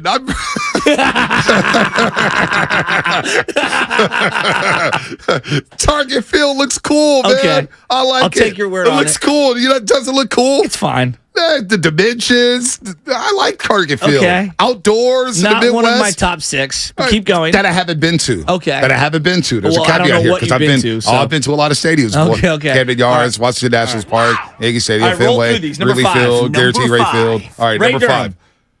Rogers Center. Rogers Center. I kind of want to go there too. Yeah, I want to go there. Yeah, it looks cool. I want another excuse to go to Toronto. Yeah. Toronto's a great city. Yeah, you're a big hockey guy. I want to go to that Hall of Fame. Anna broke my Hall of Fame cup. She broke it and didn't even tell me. I was looking for it one day. I was like, what happened to my Hall of Fame club? Accidents happen. Yeah, accidents happen. That was my I brought everybody something for the Hall of Fame. I myself got to get broken. I still got my hoodie, though, and I can fit it again. Right. Thanks to Soda, SOTA, weightloss.com. Lou Gehrig, number 4. Number 4. Busch Stadium. St. Louis. Yeah, you really want to be on the face of the sun? Yeah, go to Busch Stadium. Hey, man, Stan Musial. Go look at Bob Gibson. All their Hall of Fames, their arches. Nelly. I want to go to Busch Stadium, and I want to go watch a game with Can Opener Cal. In your Air Force We'll Ones. roll to Busch Stadium with this fuzzy dice in the mirror. Somebody on the text line said. Nelly. Yeah, and his wife. I want to go. You know what? Make that happen next year. Yeah. Can Opener Cal. We're going to a Cardinals-Giants game next year. Let's go, Can Opener Cal. That's what I'm going to do. Men of the people. Let's go. Number 3. Number 3. Babe Ruth. T-Mobile Park, Seattle. Jordan Poole and CP3. Jordan Poole. Yeah, with CP3 All number now. 3s. All number 3s. Number 3 is a great number. Yeah. Great number. Love number 3. T-Mobile Park, Seattle, right next to CenturyLink. Good call. Used to be Safeco Field. Yeah. Looks dope. I like that. Retractable roof. All-Star game will be there. Yeah. Let's go. Bonte and Julio down by the schoolyard. There we go. Number 2. Kauffman Stadium, Kansas City. Really? Number 2. I haven't been there. You telling me those waterfalls don't look pretty? That scoreboard in the middle of center field, right there in center field. That stadium looks sweet. Go look at it right now. I'd rather go to Miami. I've been there already. Oh. I've been to Marlins Park. These are top 7 stadiums I haven't been to. All right, number 1. Ballparks. All right, number 1. Number 1. The Randy Wynn. PNC Park, Pittsburgh. Yeah, I'm with you on that. So, number 7, Coors Field. Been to Fenway. You've been to Yankee. Been to Camden Yards, Nationals Park, Citizens Bank Park, Philadelphia, Citi Field, New York Mets. How about Arizona? Marlins Park, Been to Marlin. I've been to Arizona not for a baseball game. Okay. So But you've been to the football, stadium. Yeah. and I went to go eat at the TGI Fridays in right field. Dodger Stadium been to, Petco I like Park this. been This to. is a good list.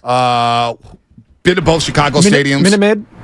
Haven't been to Minute Maid. I'm It didn't make surprised my list, Atlanta's though. not on his list. He's a big Atlanta guy. I'm not a big Atlanta Brave guy. No, you're just a big Atlanta guy. Oh, Magic City. Well, the wings are popping. What's that rap label that's been in a lot of trouble?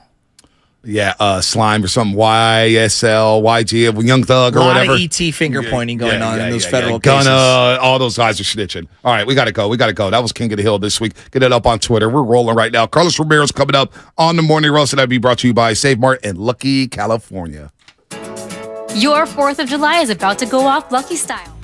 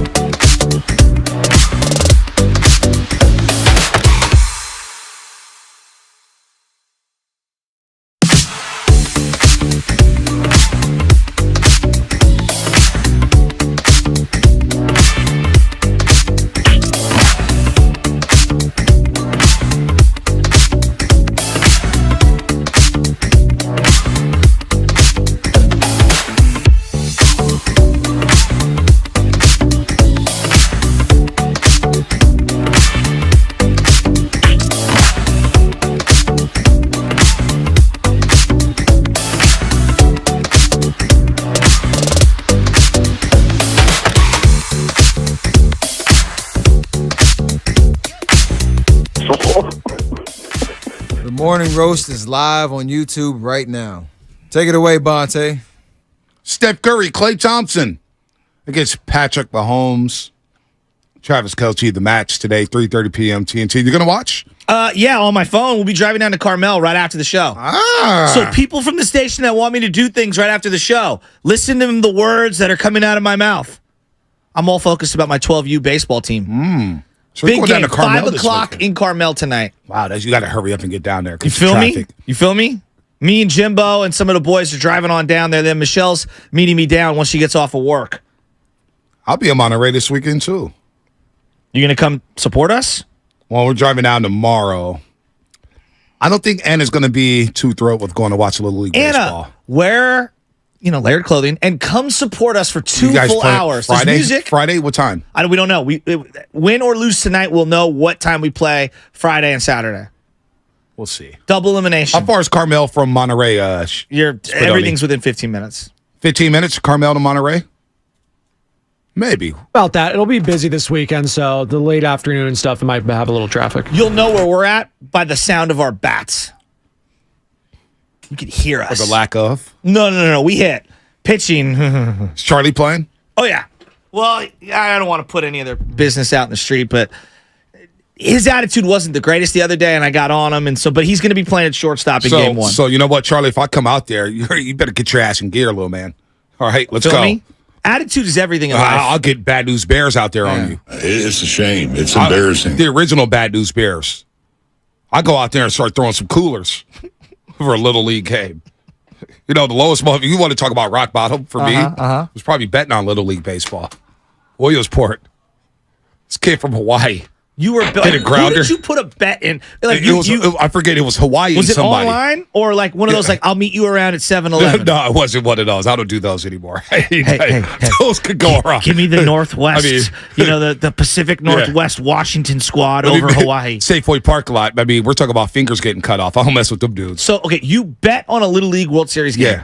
Yeah. What'd you bet? Over under or clear winner or what? I forgot what the exact. I think it was run line. B. Over under was something. B. But this kid from Hawaii. Look me in the face. Don't do that again. No, I know. I told you that was rock bottom. The kid hit a grounder from Hawaii.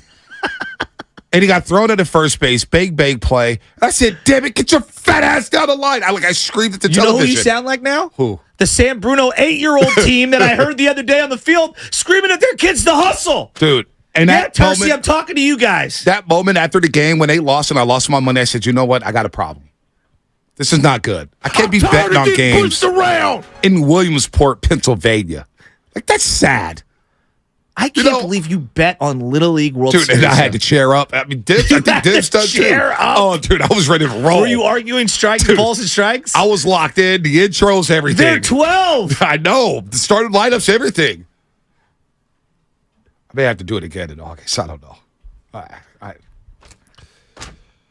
All right, we got Carlos. We got Joe Hawks back here. By the way, I cannot believe you bet on a Little League. That would literally be like betting on my 12 because they're 12. Yeah, that's like betting on one of our games. I would bet on Little Charlie that hit a home run. Well, he'll never hit a home run. I was that guy.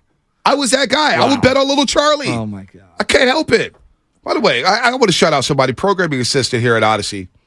Our guy Joe Hawks. I first got the 95-70 game. Went over to an A's game. He was the first guy I ever sat with in the press box. And he's been trying to get here for so long. And the persistence. My guy's been a staple here in the Bay Area for a long, long time. He's going to be helping us out here. And we just got stronger as a company. Joe Hawks is a big boy out here, man. So congrats and welcome to the team.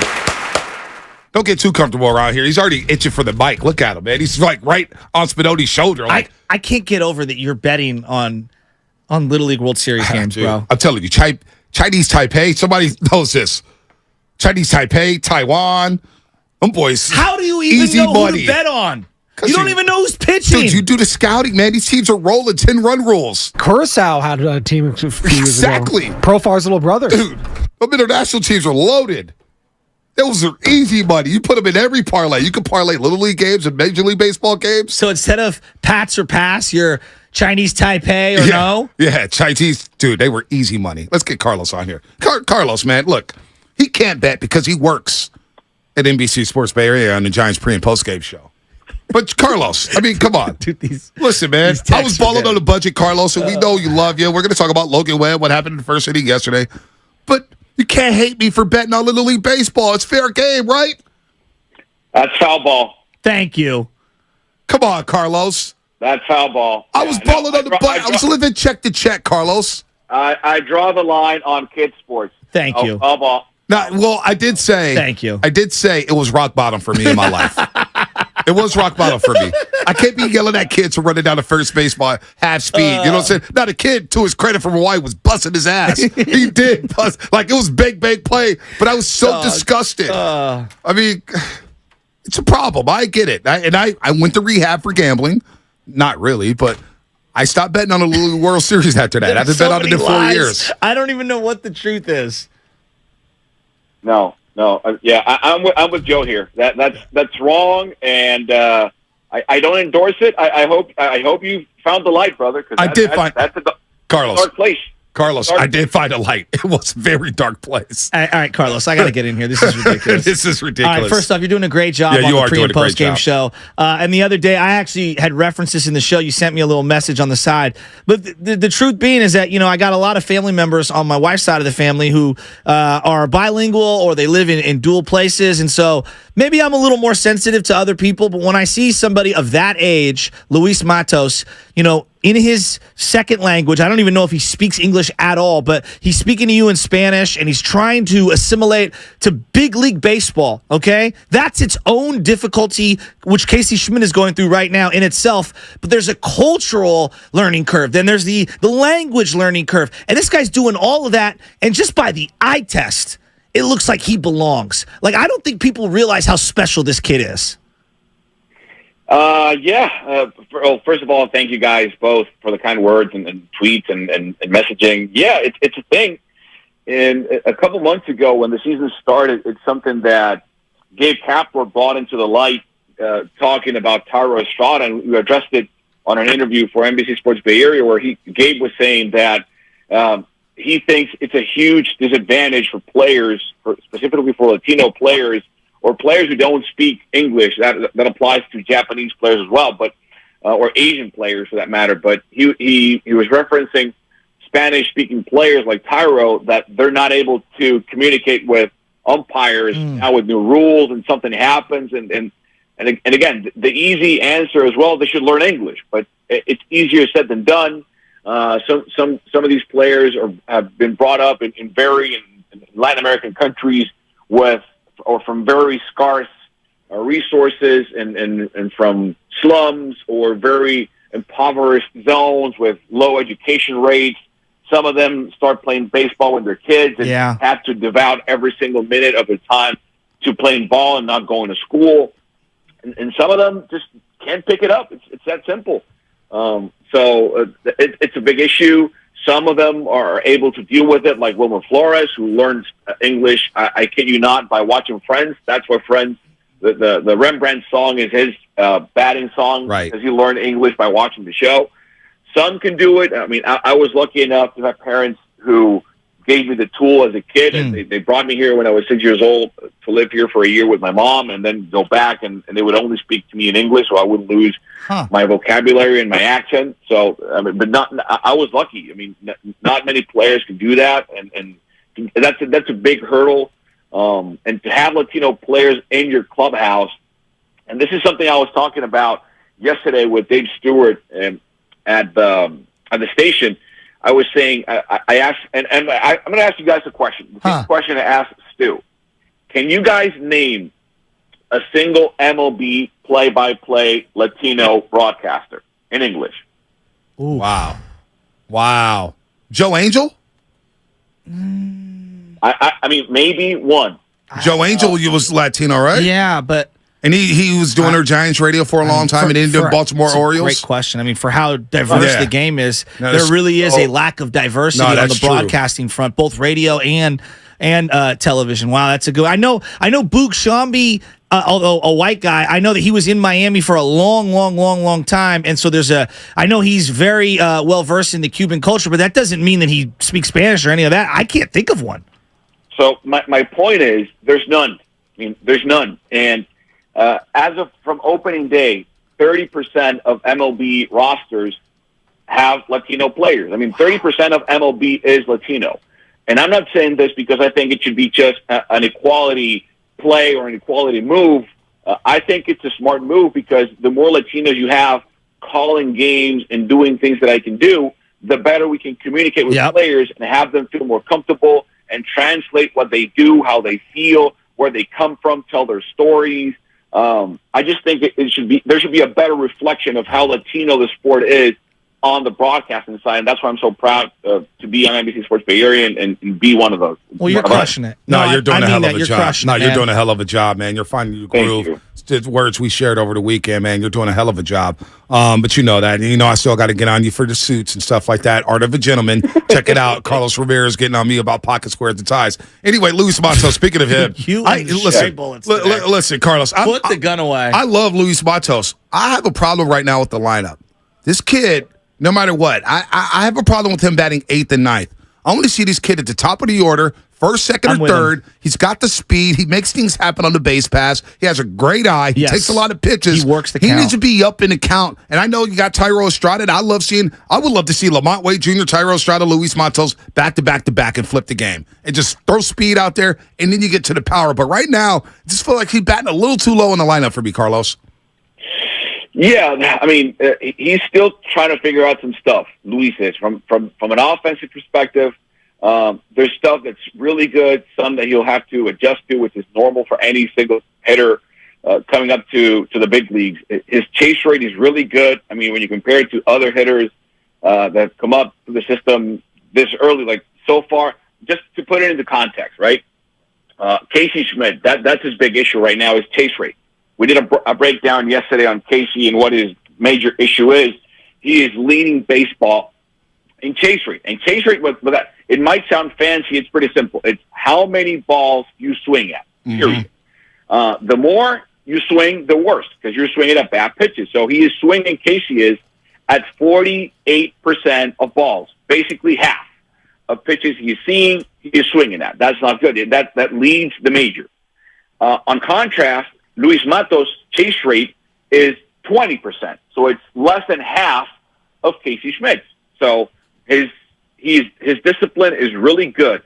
What I think the Giants want to do with Matos is they want to have two leadoff hitters in the lineup. One on the top of the order, and that's Lamont Wade Jr. He is third in baseball in on-base percentage. Only Luis Ariz and Juan Soto have a better on-base percentage than Lamont Wade Jr. But then when you put in Luis Matos hitting seventh or sixth, then you have your second leadoff hitter at the middle or bottom of the lineup that's followed by the Brandon Crawfords or Blake Sables or Casey Schmidts or guys who have a bit more of pop or more power. But then you have that 1-2 combination, and you would have two leadoff hitters at all times in the middle of that lineup. I hear what you're saying. And that might be a good strategy going forward. I don't hate seeing Luis hitting 6th or 7th just because of that purpose. You're giving your lineup a second time around, and you're not giving another that day's pitcher. You're giving him a different guy who will extract and drain more pitches out of you just because of Luis' discipline in that 6 or 7 hole. Yeah, no, I hear you on that one. I just think when you have Jock batting in the 2 hole, I don't love Jock there. You know, when they did that the other day, I would have probably preferred to see Matos, but he's 21, right? So I understand all sides of this one. I'm really worried about their outfield health right now. Haniger is out for the foreseeable future. Yastrzemski not being in there, you take a defensive, dip, and then now Conforto gets hurt. Are we just going to see Austin Slater? Are they going to bring up Bryce Johnson to play more? Or Wisely? Could we see one of these guys from AA, like, I don't know, Luciano or somebody get elevated and maybe learn to play the outfield in the AAA? Like, what are they going to do at the big league level for their outfield? Because right now, I'm a little worried with the health. Well, Yaz hasn't played since June 21st, so we're coming up close on that date for him to come back. Remember, that hamstring injury wasn't as severe, and initially it was thought that he wouldn't have to go to the IL. So the fact that he is, we're just coming up close on that date, so he'll come back at some point, I would guess, next week.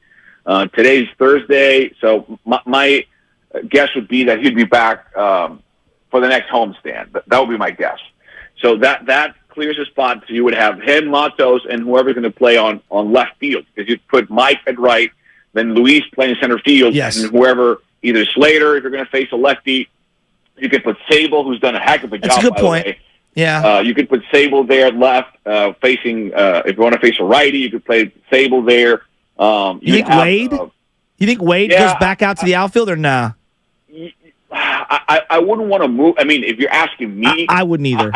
I wouldn't want to move him back there. He's done such a good job playing first base this season. Plus, you've had options. You have Bryce Johnson there. You could put him there.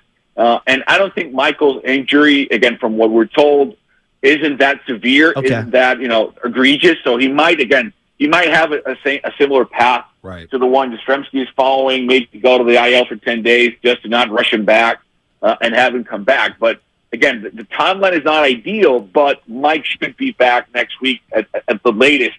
And, again, listen, I think we need to give Blake Sable some love. This kid is basically learning how to catch/play left field on a major league level, plus adapting to hitting. He was leading baseball in chase rate after a month or so, and his numbers have come way down. Yeah. He's had several clutch at-bats.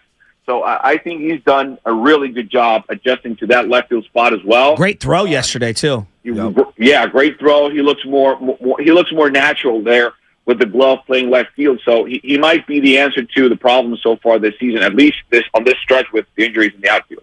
All right, man. Carlos Ramirez here on the Morning Rush on 95.7 The Game, doing a hell of a job on Giants pre- and post-game on NBC Sports Bay Area. Football season's coming, so you'll see him then, too. The guy never sleeps. You guys think I don't sleep. Look at Carlos' schedule, man. The guy's doing podcasts, radio shows, working out. I don't know how he does it. But this pitching staff, let's get there. Because I think, I said yesterday, I believe the Giants have a World Series-type bullpen. They have a bullpen that could thrive in the postseason with Camilo Duvall, the Rogers brothers. I really like where they're at.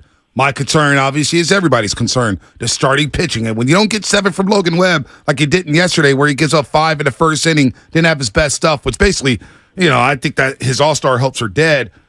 Giants got to get some pitching here. When do you think Farhan will get active? Because this is a league full of buyers right now, Carlos. But there's no doubt they need another arm here that could get them 6 or 7, maybe 2 arms. Yeah, it's a seller's market because of what you said. Now with the new rules from last season and having more teams vying for a wild card spot, then you have more teams that are going to be buyers and not sellers. So I think there's 2 ways the Giants are going to go about this.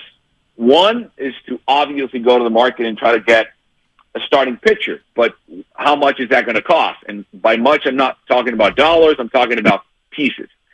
And yesterday we're having this conversation on Postgame Live, and we're talking about either Kyle Harrison or Carson Whisenhunt. Like, will we see them? Randy said he thought we would. I'm saying it depends on the trade deadline. And what I mean by that is, I don't think the Angels are going to trade Ohtani because they're in the middle of it. They're 1 game ahead in the wild card spot, even though I think the teams behind them or chasing them are better, like the Astros. But let's just, for debate's sake, for radio talk's sake, let's just say the Angels, come to terms with the fact that Ohtani is going to leave, and they don't want to miss him. They don't want to lose him for nothing, right? And they go, okay, you know what? He's available. I think the best value the Giants have right now for Kyle Harrison is with him pitching in AAA, being a prospect. What I mean by that is, and that's the point I was trying to make yesterday, is a prospect's value is highest or it's at his peak when he is a prospect, unless, like, he makes his day for trade purposes, right? Because you are selling hope. You can't sell hope if you bring him up and he gets knocked around. Or if you bring him up and he delivers, then you're not going to trade him, right? You're going to keep him. Right. So if you are not sure what you have with Kyle Harrison or Carson Whisenhunt, you're not going to bring him up because there's a risk that he might lose value. He might lose trade value. It's not the same coming up to Artie Moreno and the Angels and saying, hey, here's the number 1 left-handed pitching prospect in baseball. 14th overall. You can have him alongside so-and-so and so, Luciano, or whoever you want to throw in there. Give us Ohtani. It's not the same as saying, hey, here's this kid who we brought up in July, and he got knocked around in Denver or at Oracle or wherever, right? Because you're selling hope. So if you're in the chase for a guy, and I would only give up Kyle Harrison if that means bringing Shohei Ohtani here. That's the only way I, Carlos Ramirez, would consider trading Kyle Harrison. That's it. No one else. If you're not going to go that route, then we might see Kyle or Carson Whisenhunt. The other thing you can do is go to the market and target Marcus Stroman or Shane Bieber or Lucas Giolito. Honestly, I don't love any of those names aside from Stroman, maybe Bieber. The other route, which is, I think, more Giant-like, is reinforce your strength. And that's go to the bullpen and really stock up in arms with your bullpen. And there are names there like Daniel Bard, Scott Barlow, Aroldis Chapman, Jose Cisneros from the Tigers. You got Carl Edwards Jr. from the Nationals. You got some names there that you can go. Michael Fulmer from the Cubs, maybe Kendall Graveman, maybe a guy like Joe Kelly who knows the NL West with his past as a Dodger. There are names there that you can bring in and really stock up and have a bullpen. And, okay, you know what? This is our strength. Let's make it even stronger and attack everyone with different arm slides, righty, lefty. I mean, imagine an 8-9 combination of Aroldis Chapman and Camilo Doval, lefty-righty. Would love it. That shortens the game. That means your starter doesn't need to go 6 or 7. He can go 5 or 6, and then you can bring in Taylor Rogers or John Brebbia or Ryan Walker. You can bring in Scott Alexander when he comes back. And then if it's elite and you're up to the 8th and you have Chapman and Doval, it's game over. Yeah. So that's the other way to look at it. Carlos Ramirez, everybody. Giants pre- and post-game on NBC Sports Bay Area. Check on them too tonight. Looking all dapper next to Laura Britt and Randy Wynn. Carlos, man, you're the man. Keep doing a great job. Giants, big one there. Got to win the series there up in Toronto. Thank you, brother. I appreciate you both. Love you both. You're kicking ass in the mornings. I hear you guys every single morning. You know this. I love you both. Thank you. Keep it up. I appreciate your kind words. Yeah, it's been fun. We're going to be on live today again. Nice. It's going to be a good one. Keaton Wynn started for the Giants facing Chris Bassett, who has been horrible as of late, but he is a good pitcher. 8 different movements, so it should be a good one up in Toronto. And then we go to the Mets. And then it's 4th of July week, so it should be fun. There it is. Go. Get you and Laura in studio one of these days, man. Carlos Ramirez, everybody. As we talk some Giants here, big game for them. We haven't talked. Look, that was a lackluster loss yesterday. It was just like. Well, I got a text. I'm not going to disclose who was texting me. I got a text that the Giants are in on someone. And I'm going to float this name to you, and I want you to take a deep breath before I finish the sentence. He's 28 years old. He just had ARB 2 this year, so he'd be under team control for next year. He'd be under ARB 3 before he hits a free agency. So you're under team control. You'd have to obviously negotiate via an arbitrator, but he's under team control. This team and the Giants have executed multiple trades during the Farhan era. So clearly these two organizations think alike. Milwaukee. Corbin Burns. Corbin Burns is on the Giants' radar. The Rangers and the Giants apparently have been poaching around Corbin Burns, and Corbin has told the Brewers, I will never play for you again the second I get an opportunity to. Wow. Because of the arbitration over $500,000. Exactly. Corbin Burns. It's another name. So I'm going to tell you this right now. I think Bieber's out there. I think there's a lot of guys out there. If you have an opportunity to go get yourself Corbin Burns, you got to do that. You got to go do it. I mean, this is a hog. This This guy. He shoves. I would sign off on that. The Brewers are 4 games over, and someone would say, Joe, why at second place in the NL Central would they deal? Well, a couple years ago, Josh Hader, they were at the top of the division. Yep. And last goes, year. Why are they moving off of Josh Hader? That was just last year. Excuse me, last year. I thought it was 2 years ago. Why are they moving off of him? Because they're a team that cannot sustain the payroll that they're currently at, and they know that they're going to have to move people like Corbin Burns. And when does he have maximum value? And they had Devin Williams in the wings waiting to go as a closer. If you're going to move Burns and you know you're not going to re-sign him, his most value is not in the offseason with 1 year left. It's right now. It's right now. Now, this year, he's struggling. Look. He's a change of scenery guy. 4.10 ERA, 4.10 ERA, 1.19 whip. The strikeout numbers are a little lower. 89 strikeouts in 94 innings. You got to think about what he's did before. Yeah, 2020, 9-4, 2.11 ERA, 88 Ks in 59 innings. 234 Ks in 167 innings, 11-5. 12-8 last year in 2022, 2.94 ERA, 0.97 ERA. He'll always have a soft spot in my heart because I drafted him when I won a fantasy baseball championship. And watch this guy as he was coming up in the ranks. He's got nasty stuff. And he just deals. He holds the glove down at his waist, and he just deals. He's got the funky late pull out of the glove you know what I'm delivery, saying? over the top beat. He's a monster, and I think he would pitch really well in our ballpark. Well, how much will that cost? I don't know. What are you willing to part From what ways? I've heard, they're unwilling to move Luciano. They're unwilling to move Harrison. Whisenhunt. I don't know. I think you keep Whisenhunt. But to me, this is where the Grant McCrarys, the Joey Barts, maybe it's Reggie Crawford down the line, but guys that are a little farther down in your system, those are the guys you're going to sting together here. Very interesting. Would you take him?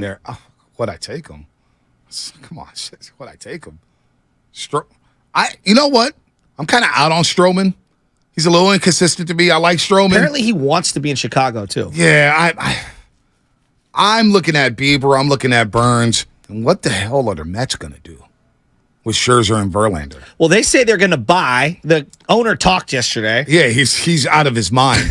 They lost another game yesterday. He gave the dreaded vote of confidence to the GM and the Buck Showalter, the manager, and then went on to say, we're going to hire a president of baseball ops, which to me says that guy's going to get his own guys in. Yeah, they're a mess. Yeah, they are a mess. They're another team that I would be looking at. And Farhan's done business with the New York Mets. Yeah, they have. Here's the other thing. They have, actually. That's a good call. Here's the other thing that I think about.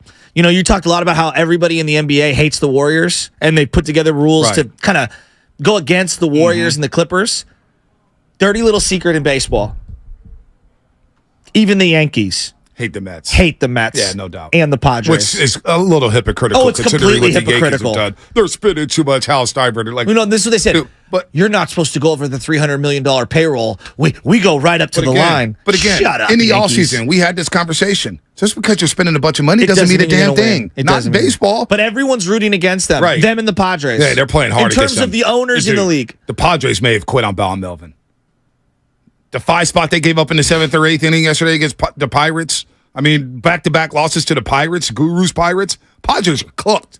They're done. Aren't they a team that clearly needs to gut a couple of their guys and kind of reset the culture? Yeah, maybe Tatis Jr. Think about the deals they're locked in on. I know. 11 on Bogarts. Yeah. 10 again on Machado. And 13 or 12 left on Fernando Tatis Jr. Who's maybe one of the best players in the game right now. I mean, you look at his raw numbers. He's balling, no doubt. He should be starting in right field in the All-Star. Yeah, he's balling right now. And Soto's coming around. Soto is playing well. As bad as his start Soto's playing well. He's coming around. By the way, since like May 30th, I saw a number on Shohei Ohtani. He's batting like 396. Come on, dog. Oh, man. Come on, dog. This guy is unbelievable. Why? This is going to sound slanderous. This is not meant to be because I understand the history of baseball and I understand how rare it is. I think an argument can be made. Shohei's game the other day was more impressive than the perfect game last night. You go 8 and drop 2 bombs? It's pretty impressive. Perfect game, though. It's perfect game. But when was the last time someone threw 8 innings and hit 2 bombs? Well, no, he went 8 innings, hit 2 bombs, and struck out 10. That's what I'm saying. You could probably count on one hand the amount of times that's happened. Perfect game. Perfect game. Perfect game. Okay, that's happened how many times? It hasn't happened in 11 years. Okay, how many hasn't times happened in 11 years. has a guy hit 2 home runs, gone 8 innings? Hasn't happened in 11 years. Hasn't happened in 11 years. I got to go perfect game. Shohei's great. I'm just saying. It was impressive. Wouldn't you at least listen to the argument? Yeah, I would. And then I would say, I'm taking a perfect game. It's only happened 24 times now. Okay, but I bet you a guy going 8, striking out 10, and hitting 2 jacks has happened less than 18 we haven't times. seen anybody like this since Babe Ruth. Well, right? Bumgarner, I believe, hit. The closest I can give you go to Bumgarner was opening day 2017. Yeah. He hit 2 home runs, struck out 11, but they lost. He actually went 8 innings that day. So, yeah, 8 innings, 11 strikeouts, 2 home runs. There you go, Mad Bum. Opening day. Mark Melanson blood. All right, real quick. Go ahead, finish. No, I'm not saying it is. I'm saying an argument can be made. Yeah, an argument that it's can be more made. impressive. It's more rare. Shohei's box. But that just goes to show you how awesome Shohei is. Shohei's box. It wasn't to diminish Herman. Yeah. I wasn't trying to do that. Farhan Zaidi, you want Shohei? I'm showing up to the recruiting pitch. 1 year, $100 million. How many years do you want? I think it's worth it. It's straight up. $100 million right off the rip. I don't care. I think it's worth it. Is it worth it? No, I think it's worth it. Dude, last offseason I said 70. People thought I was Willard crazy. Thought you were crazy? Well, you're getting a top 5 hitter. Willard doesn't get and it. a top 5 pitcher. Willard doesn't get it. The revenue. His kids will have Shohei. Oh. He would be spending so much money. He'd be talking Shohei 4 hours a day during the 49ers football season. So Willard knows what's up. You don't lowball Shohei Ohtani. You say, get over here. Here's $100 million for 6 years. And we move on. Don't even think about it. And we just let him play. Could you imagine him playing in a celebrity golf match with Steph Curry? Speaking of which, that match is today. TNT. Steph Curry, Klay Thompson against Travis Kelce and Pat Mahomes. So Draymond Green will host it. And Draymond Green says some things about Steph and Klay on the Podcast Pete podcast. Oh. Paul George. It's a pretty damn good podcast. It's better than his playoff performances. Well, yeah, I could say it is. Definitely his Clippers ones. Pacers, he was good. Yeah, he was good at the Pacers. He was sick. He was sick with the Pacers. Come on. All those second-round exits. No, the Eastern Conference Finals. Yeah, they went to Game 7 of the Eastern Conference Finals, didn't they? That one time. Yeah. Let's go. Let's hear from Draymond. Steph, Klay, did y'all know it was something special right away? Y'all been through so much. Y'all won together. What was y'all relationship from then and now? What makes it special is like, these my brothers. These are guys who like go to war with. These are guys that when we're done playing, I'll still keep in contact with. You know, I'm going through free agency right now. You know, you hear this and you hear that and just updating them on like my thoughts. Like every step of the way, I update them. Like, yo, because I don't want it to get down to a point to where if I was to leave, that because you just can't control news anymore. Like it's impossible to control news. That's getting out. You know, like it's getting out. And so if I leave, that it's just like wham. Like, hey fellas, just FYI, I'm gone. You know, like, or lead a chat. It come across like your phone and I don't get the chance to tell you. You know, and so I'm like in touch with them like a couple times a week right now, just kind of letting them know my mindset, what I'm thinking, what I'm hearing, you know, just, you know, you hear things and like can't negotiate yet, but what I'm thinking, because I don't want it to come down to that if I'm not offered the offer that I think I should get, or I'm offered better somewhere else and I like that situation more at this point in time in my life, I don't want it to come down to like it's just some abrupt thing and like we haven't talked in weeks and now I'm hitting you up just to tell you I'm going. So I've been like updating them too, like every step of the way over the last couple of weeks about just what I'm hearing, you know, what some of the possibilities may be, just to keep them in the loop. That's our relationship. And that's what makes it special. Special relationship, but he's keeping them in the loop. Is Draymond actually going to test the waters? We know Kyrie Irving is. He's a free agent. He intends. Check this one out. According to Chris Hayes, of course, NBA and TNT Bleacher Report, Kyrie Irving intends to meet with the Phoenix Suns. Oh, God. When the free agency period begins. Bonte, I'm so Kyrie'd out. I want to talk about something fun before we end the show. Kyrie, Bill, Booker, No, KD. I don't even want to. That's not fun? Of course it's fun. And it's also it's disaster. A lot of fun. It's a lot of disaster. Sometimes it's fun. Do you know, like, I'm seeing people, Shohei's not that good. Okay, just for a second, we got to end the show the right way. Shohei Ohtani. Draymond Green. I don't care about Draymond. What do you mean you don't care about Draymond? Because I want to care about something that makes me smile. Draymond doesn't make you smile. 4-time champ. DPOY. Shohei is on pace for. He's 80 games in. This is what he's on pace for. Over 20 stolen bases, 120 RBIs, 200 hits, and 55 home runs. He's batting .310. Now that's the hitter. Why are you so mad? 55 home runs, Who's 120. Here's the pitching stats. Damn, he's they on pushed pace. the button. He's on pace for 15 wins with a 3 ERA. He is having one of the greatest sports seasons a person could have. So who pushed Joe's button on YouTube? They're trolling you. Shohei. They're trolling you. We can't talk enough Shohei Ohtani. He's the best story in sports. Am I tripping? Guys, no, this was my final thoughts the other day. I literally said he's the best current player in all of sports in the world. Yes. The guy not even close. Is on pace for 15 wins. He's going to have 55 home runs, 120 RBIs. He's batting .310. He's going to get 200 hits. What do you know what you're who watching? Are you talking about? Who got you so riled up about Shohei? Just people that are like hating on Shohei. They're trolling you. They're trolling you. That's what they do. They troll. He's awesome. Why not? See, like the YouTube chat's lost all control. It's MLB The Show, Road to the Show video game numbers. Well, everybody's talking about Ronald Acuna Jr. online too. Carlos Ramirez and Draymond should do a podcast together. I don't get. A lot of people are saying Dre should get Carlos Ramirez on his podcast. Okay, here's my final you thoughts. Let people troll you.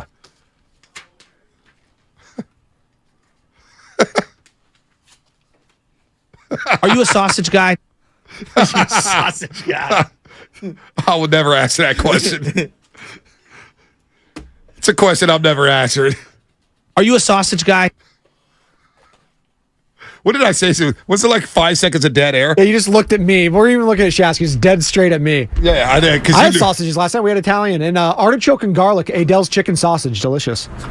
Dog, if you played on rookie level MLB The Show right now, and you dropped 55 home runs, 120 RBIs, batted .310, hit over 200 hits, scored over 150 times, and then your pitching stats were 15 wins, 6 losses, a 3 ERA with 200 strikeouts. Either one of those is top 5 MVP, top 5 Cy Young. Combined, you're one of the greatest players ever. We only got 30 seconds left. We know you're not here tomorrow. So I got to jab you with this one. Oh, it's a 650 Comcast business text line.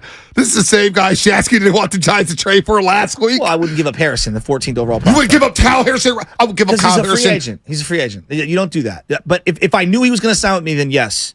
For 3 months of Shohei Ohtani, right now, if the Angels called me today, I'm not they say giving up Kyle Harrison. He's 21 years old. Kyle Harrison could take his ass to Orange County, go visit Disneyland, and go get some Mickey Mouse ears. Yeah, give me Shohei right now. I do not care. I do not care. I got Shohei Ohtani and Logan Webb. I'll figure out the third and fourth starter of the offseason. You got Winston Hunt still? He could go be my 5th starter. That's my final thought. Kyle Harrison could go right now for Shohei Ohtani. And I love all his family members out there in the East Bay, De La Salle High School. If they call me for Shohei right now, the same guy you just blabbed about for 15 minutes, give me Shohei right now for Kyle Harrison. You kidding me? Kyle Harrison is going to keep me for 3 months of Shohei on your team? On your team? You'd have the Shohei jersey next week.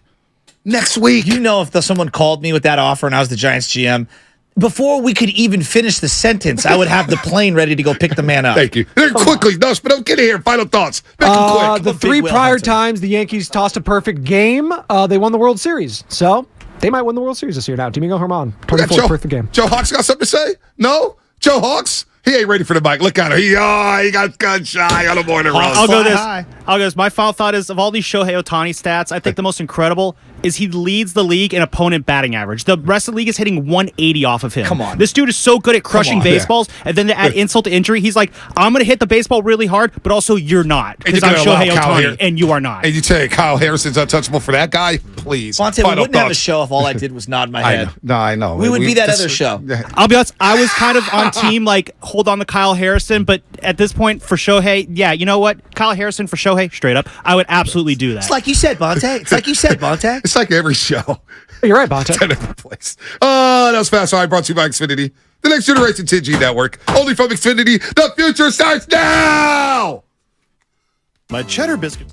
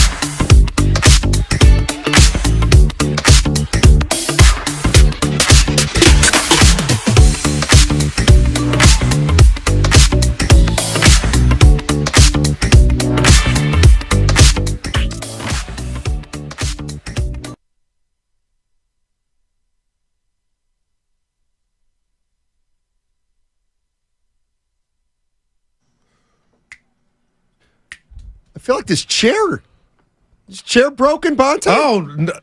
Just a little bit. B has one of those under his belt. Remember the Kate Scott days? That was great. I'll never forget that one. You okay, B?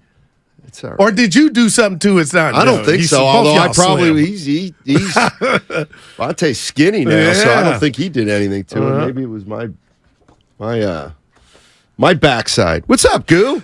Man, do you really want to know? Of course. Okay, so I'm just sitting back after yesterday's show, went to the gym, and I'm just thinking, I'm listening, I'm taking everything in. I watched the perfect game between the Yankees and Athletics, and I just got to thinking about Trey Lance and the 49ers. And I need your help, Dr. Dre. That was Dr. Dre. I'm at your office right now, okay? I need you to walk me through this, okay? No, I did that by accident. Yeah, I need answers. So I got a list of the biggest bust in sports. Guys that, got drafted with all the fanfare in the world, Steiny, and they didn't deliver, and they were bust. Okay. Just off the top, Jamarcus Russell, Ryan Leaf, Kwame Brown, Tim Tebow, Greg Oden. Those guys are what we call bust, okay? But, Steiny, I'm just looking at this quarterback situation with the Niners. Trey Lance was drafted in 2021. Let me do the math. That's 2 years ago. I'm not here to tell you that this guy is going to be the next Warren Moon or Joe Montana, but I just can't stand to stomach, and I need your help and the listeners as to why people are just ready to give up on him, and they're throwing dirt on him already. And this guy's played 3.5 games. So, one, you have the example you like to go to with the Wiseman, but I'm going to tell you that doesn't fit because 37 games and what we seen of James Wiseman last year was more than what we seen from Trey Lance. And the fact that Trey Lance was drafted where he was at, I want Kyle Shanahan. I wish I could control it. Steiny, I want the world to see Trey fail. That's all. Because too many people are talking about him like he's chopped liver, like he's failed, and he hasn't. So I'm just coming from the vantage point of let's be fair here, man. To who? To Trey Lance. What about to Brock Purdy? No, hey, I get it. If there's a competition and he doesn't beat him out, that's fine. Well, that's what's going on. And this is not about Kyle because Kyle gave Trey Lance the keys last year, week 1 in Chicago. Why are the writers, the pundits, the talking heads, everybody out on Trey Lance as if we seen a surplus of failure?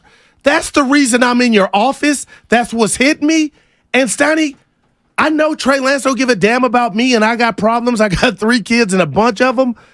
But damn, give the kid a chance before we pour dirt on him and have his football funeral. Who do we owe anything to? Trey Lance, the team at large, the fans? Now, when you say we, are you talking about you and I? I'm talking about the 49ers. What does Kyle Shanahan owe to anybody? Well, normally doesn't he owe it to the rest of the team? To find out what Trey Lance is. The last time we saw him, Steiny, he was their starter. Now, this is no indictment on Brock Purdy because there can't be. I love what I saw. But I'm watching Colin Cowherd yesterday, and I hear a clip from Mark Schlereth, who I like and respect, stink, and he's talking about the disappointment the Niners have because Trey Lance, with his feet, couldn't get to the outside fast enough. And I'm like, okay, stink. Nobody ever said that Kyle wanted Lamar Jackson or Michael Vick in his prime. That's not what Trey Lance was hyped up to be. He was supposed to be Donovan McNabb, Steve McNair. I can run if it's not there. So I'm just wondering, where was I at in Union City? What party did I miss? What call did I miss to where we have all said and decided, fans included, that Trey Lance don't have it? Well, why did the 49ers go get Sam Darnold? because they didn't have enough quarterbacks in the game that was right before the Super Bowl, so they felt like, shame on us. That can never happen again. We'll carry 3 quarterbacks for the rest of the time that I'm on the sidelines. I feel like that's what that was about. That what happened in Philly with the Johnson, that can never, ever happen to a 49er team again. So that's my answer to that. But I'm just asking you, partner, are you dare telling me you think Darnold was brought in because that signals that they're nervous about Trey Lance? Yes, of course. But Steiny, he was the starter the last time we saw him play a game. He wasn't very good. It was a quarter and a half. I don't understand. Do you want Kyle Shanahan to assess the quarterback situation? He has for the last 2 years. And he's assessed that Trey Lance isn't as good as Brock Purdy. Look at Zach Wilson. Look at Zach Wilson. He was picked second. Okay. He stinks. He can't play. Right, but I'm asking you, and I'm not telling you you're wrong, but what did Trey Lance do from getting hurt and not being able to play from now? Well, he has lost no games. He's thrown no picks. What do you want? What do you want? You want to give him the starting job. He's the backup. Steiny, I know what I want now. When you said it, I want a competition. Well, you're having it, but Purdy's starting number 1. You know why? Because he's better. Well, that's not a competition then. Why should they start out equal? Because he was the starter and he lost his job to injury. Yeah, but Purdy went 8-0, didn't he? Right, and again, I'm just asking.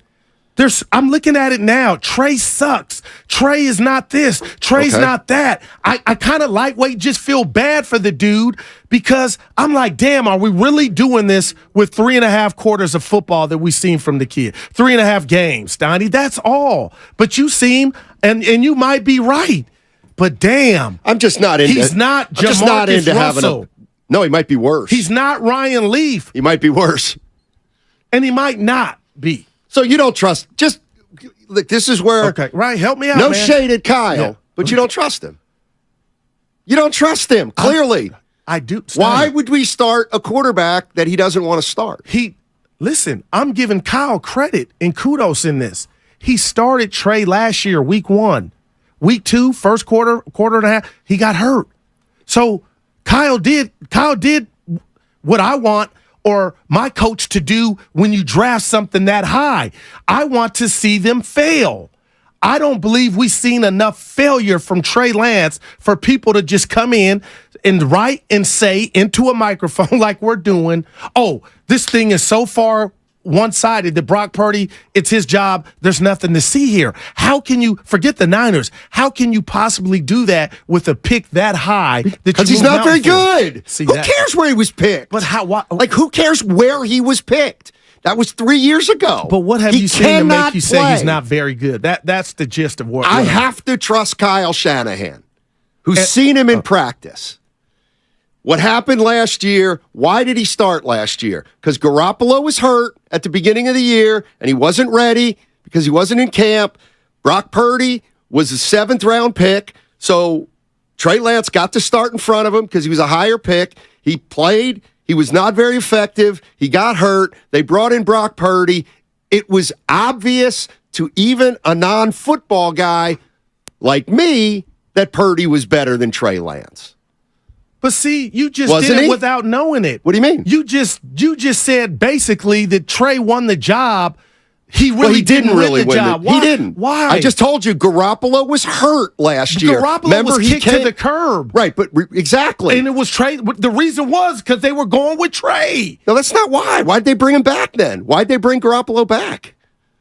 Because they were already having reservations about Trey Lance. They had reservations about Trey Lance the minute he got in the building, clearly. Yeah. Wow. I know you want.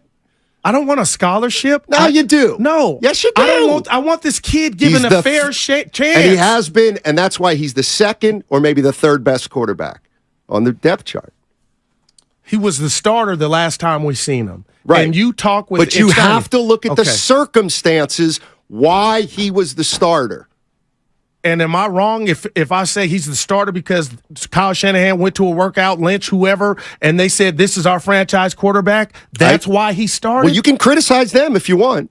Well, I don't know how it's going to play out this. I'm more criticizing and giving kudos to Kyle for starting Trey, but you say he's starting Trey and he wasn't happy about it. I don't know how we got to he wasn't happy about it. Well, because Garoppolo was hurt. Garoppolo was hurt, remember? I do remember that. And Trey and Brock Purdy was a last pick in the draft. So who would go into camp as the starter?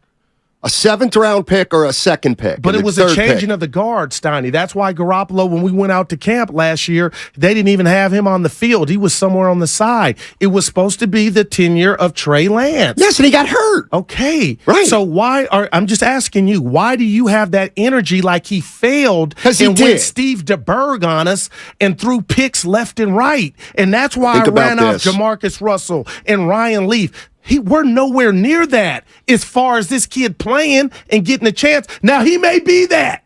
I'm just like, damn, so we ain't seen it. Go ahead out and lose games. You don't know that, Steiny.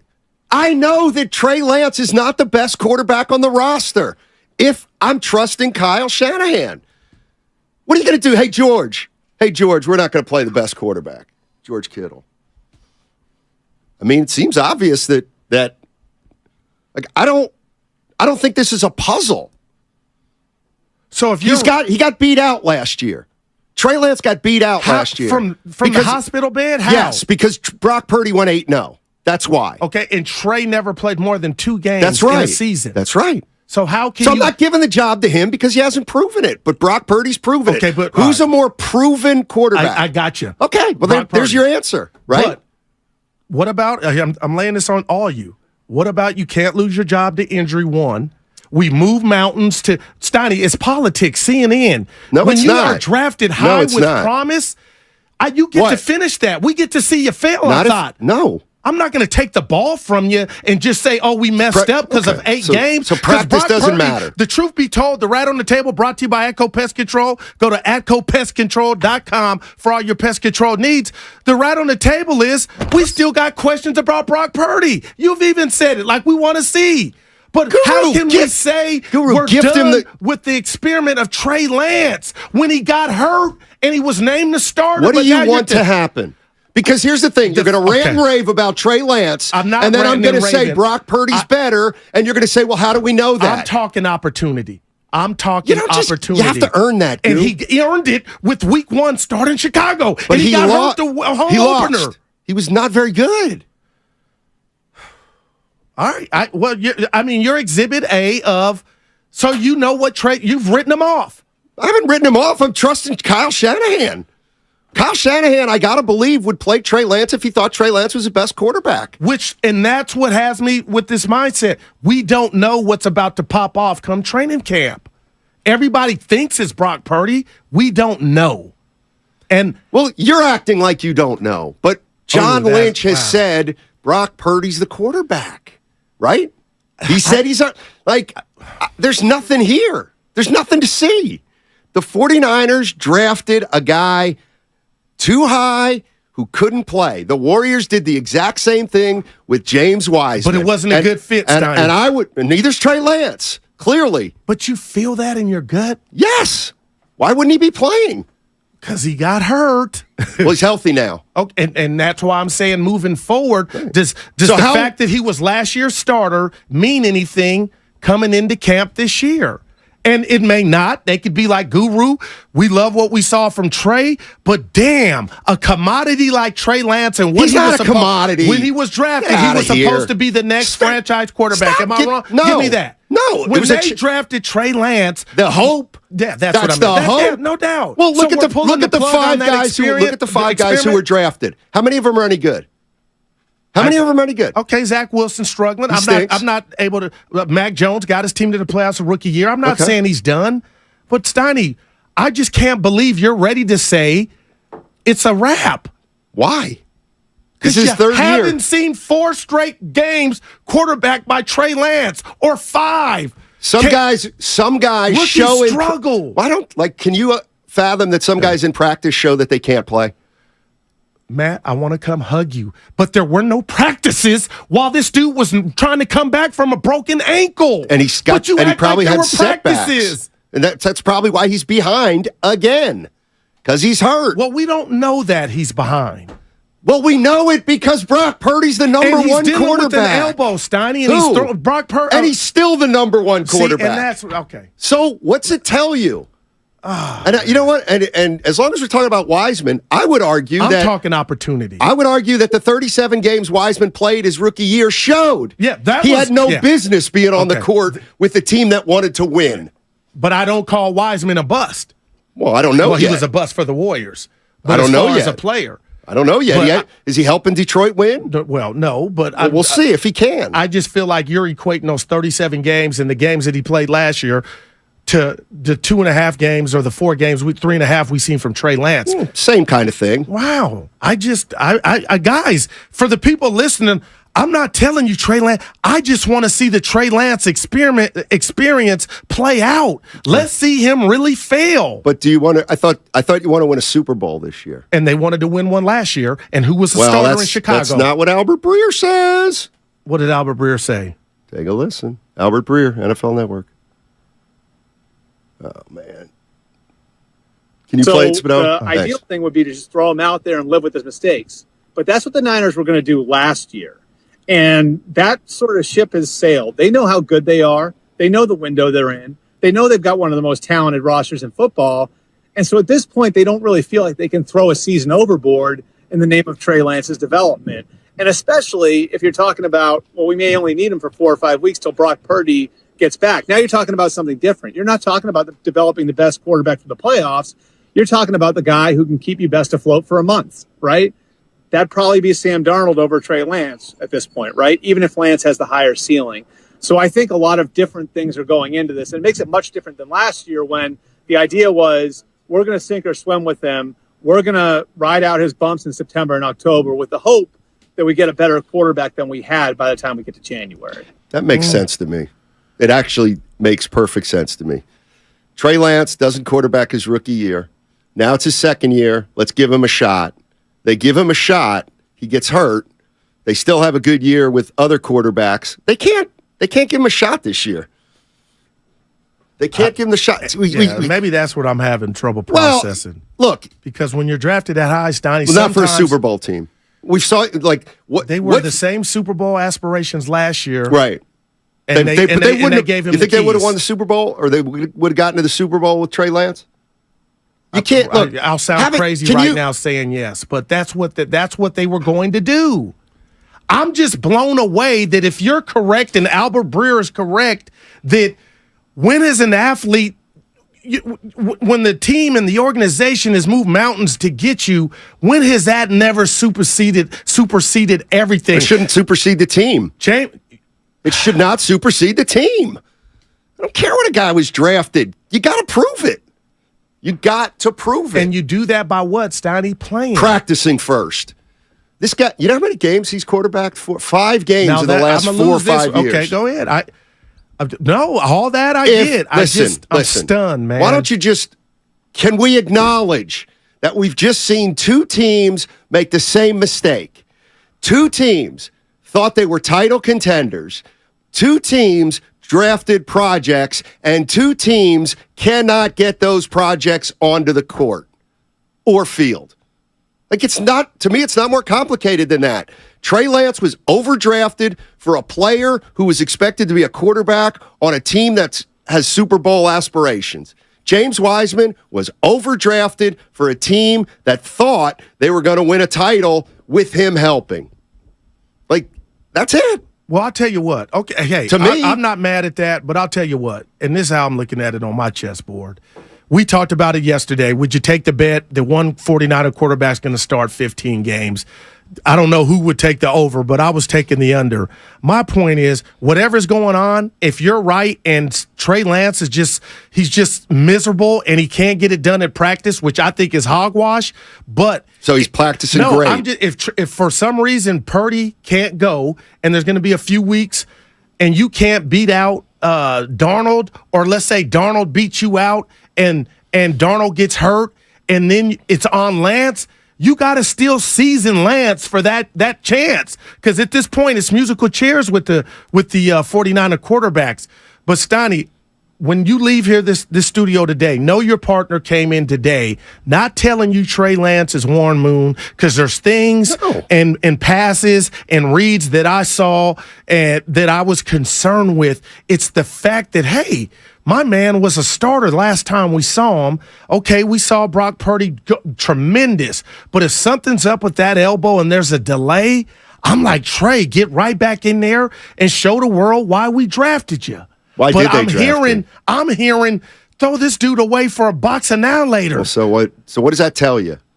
It tells you where there's smoke, there's fire. I mean, what I cannot get behind is the San Francisco 49ers and Kyle Shanahan putting a quarterback out there that they know is not the best quarterback on the team. And you feel they did that last year? Yes. Of course they did.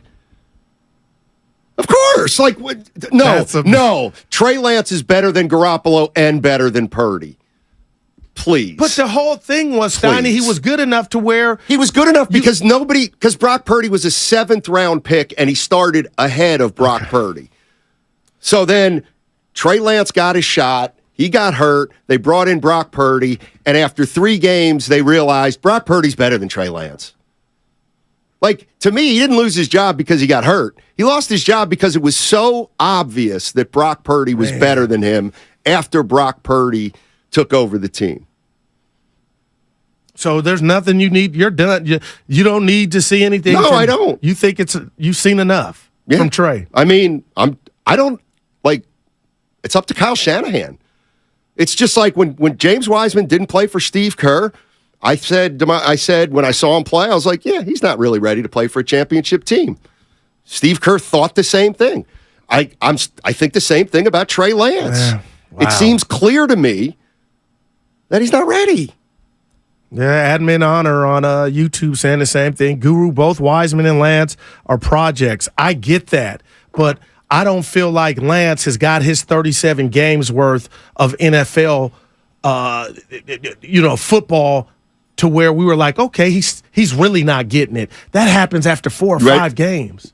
What if you start out 2-6 with Trey Lance? Well, that was on the table last year when Kyle, you made your bed. Now you got a lie in it.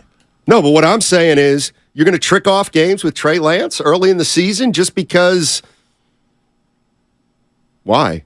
Because you want to give him a chance? What if you give by giving Trey Lance a chance, you take away the 49ers' opportunity to win? And then that goes back to what you just initially said. What the hell happened? What the hell happened? And what went in to the Niners seeing something or getting wowed to make same thing that happened with the Warriors and Wiseman. Yeah. And you know what? That was an error. That was wrong. And so was this. It's okay. Yeah. 888-957-9570. Where are you guys on the 49ers and their quarterback situation? What do they owe Trey Lance? Have they seen enough out of Trey Lance, or is it time to show the fans what this guy can do or can't do? If Brock Purdy can't play week 1 and Sam Darnold is the quarterback, doesn't that tell you all you need to know? It would be the biggest indictment in the world. Because you told me, because I was eating crazy cereal thinking that Trey could be ready week 1 over Jimmy. And I get that he was a rookie. But then he comes back and he's named the starter and he gets hurt. So I'm like, okay, I understand Brock Purdy has success, but Steiny, I'm telling you, I feel like you, Evan Spadoni, and I can have success being the Niners quarterback the way that it's set up now with what they have at their disposal in regard to weaponry. But I'm like, why would that energy just stop to see what you got? Because he knows. That's just wow, man. Because he knows, or they know. Yeah. They made a mistake.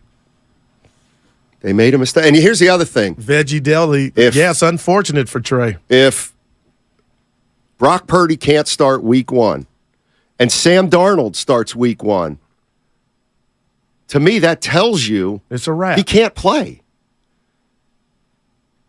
If Sam Darnold starts ahead of Trey Lance, like that would be bad. At that point, I don't even need to see Trey Lance because clearly and I would we have an indication about what Kyle Shanahan thinks Trey Lance is. All right, 888-957-9570 is the number. I mean, it's not going anywhere. The quarterback conversation is not going anywhere. What does Kyle Shanahan owe Trey Lance, if anything? Where are you on Trey Lance on 95.7 The Game? We're going abroad for the first time in years.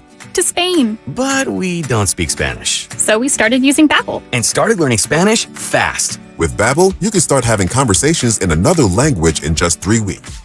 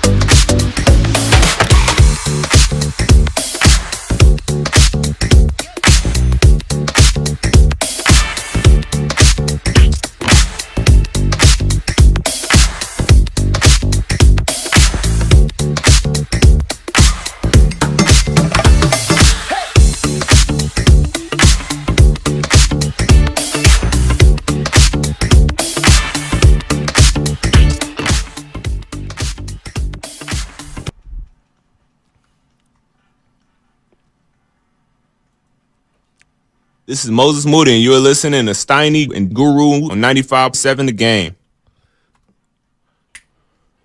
Steiny and Guru with you. 95.7 The Game.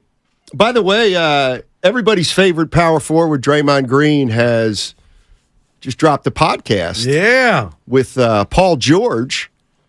And we're going to play some of that for you at 11 o'clock. And he's working tonight. He is. Yeah. Thank you, Mind Springers. Says Matt got a haircut. Looks nice. It was a couple weeks ago. Look at you. Lucia. You're feeling good. Lucia at Jackson Place Salon. Mm-hmm. Kasha over on C-Note? No. All right.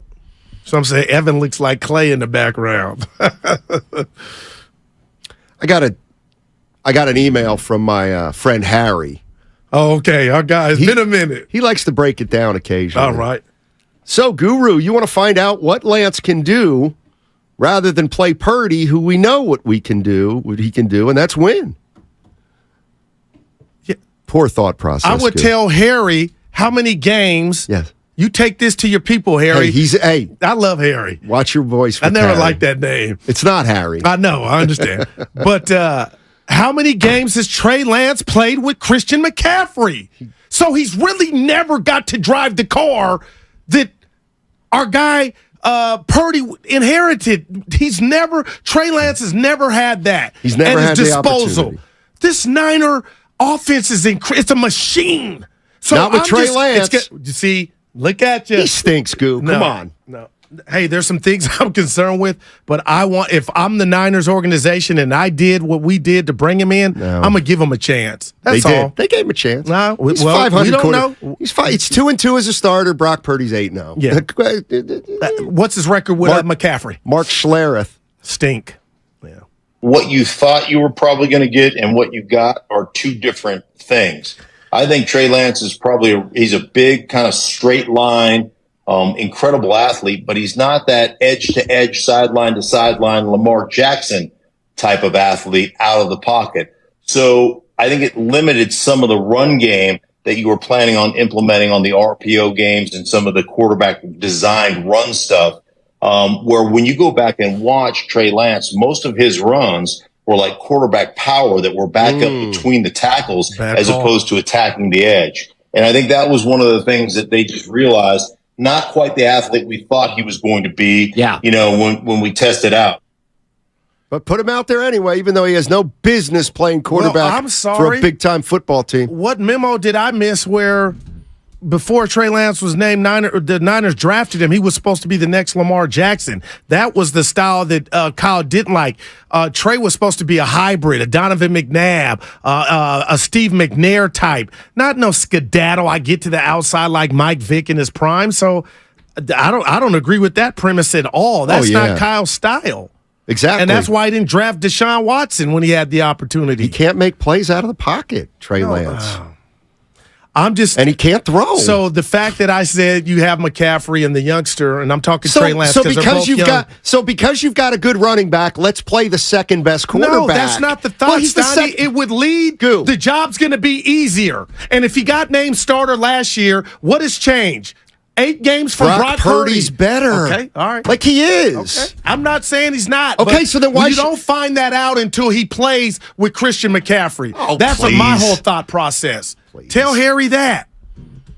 You guys are judging one dude on a plan without one of the best weapons in the game, and Christian McCaffrey.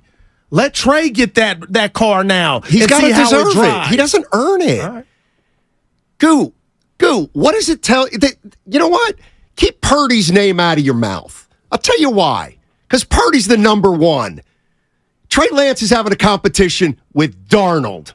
All right? So let's put Brock Purdy to the side. Trey Lance is not in Brock Purdy's league. Yeah. Okay? We need to see if he's better than Sam Darnold. That's what's going on right now. Well, that's how you feel. No, that's how Kyle feels. We don't know. That's how Kyle feels. And not me. And again, he may be the starter this year because I'm not wishing no ill will on Brock Purdy. But if somehow he's not ready to go week 1, Lance better be able to beat out Darnold. And if he can't, because the organization would want Lance to be able to beat out Darnold, if he can't, I'll shut my fat mouth and I'll come in here and tell you know what, Stoney, I'm wrong. Tell Harry to send you an email. Your partner got it wrong. Priest is in Palo Alto. Priest.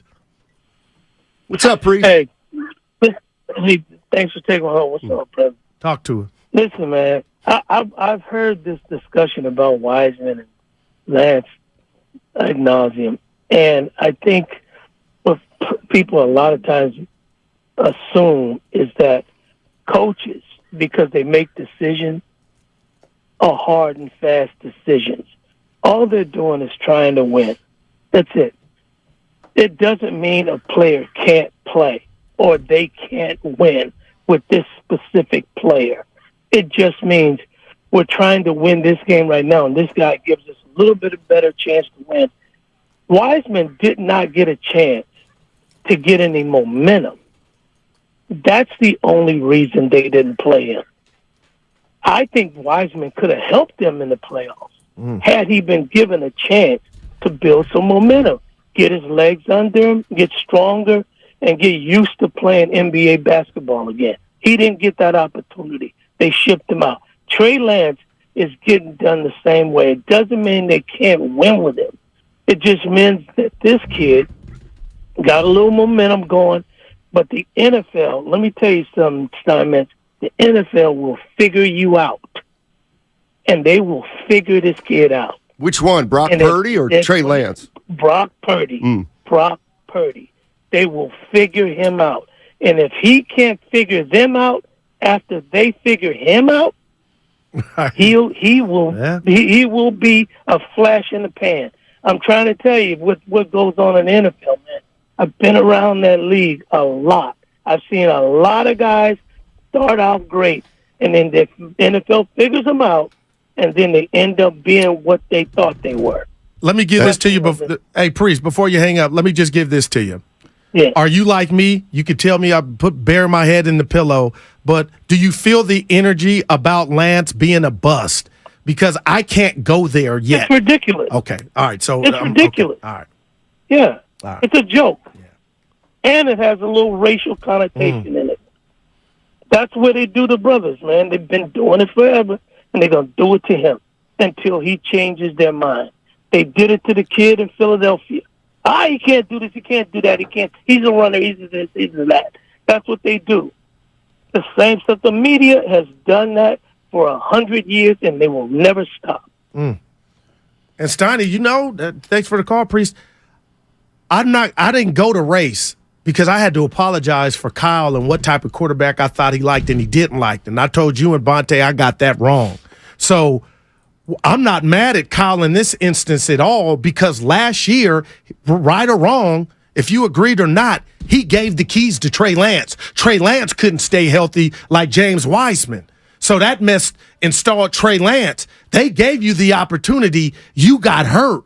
Now it's about how do you navigate and get back. But to Priest's point about race, that energy is coming from outside about how people are just ready to throw this kid back to the water without really, for me, seeing a substantial amount of football time to where we can really say this dude is Jamarcus Russell. He is Ryan Leaf. That's all. And I don't think you give the coach enough credit for having seen him for 2 years in practice. Well, I'm giving him credit for starting him, Steiny. Even though, right or wrong, Kyle started Trey. Trey got hurt. Well, maybe it was wrong that he started Trey, and he knows it now. What about the Steiny, how do you know how Kyle Purdy feels? You know how Kyle feels by who's playing quarterback, you dumbass.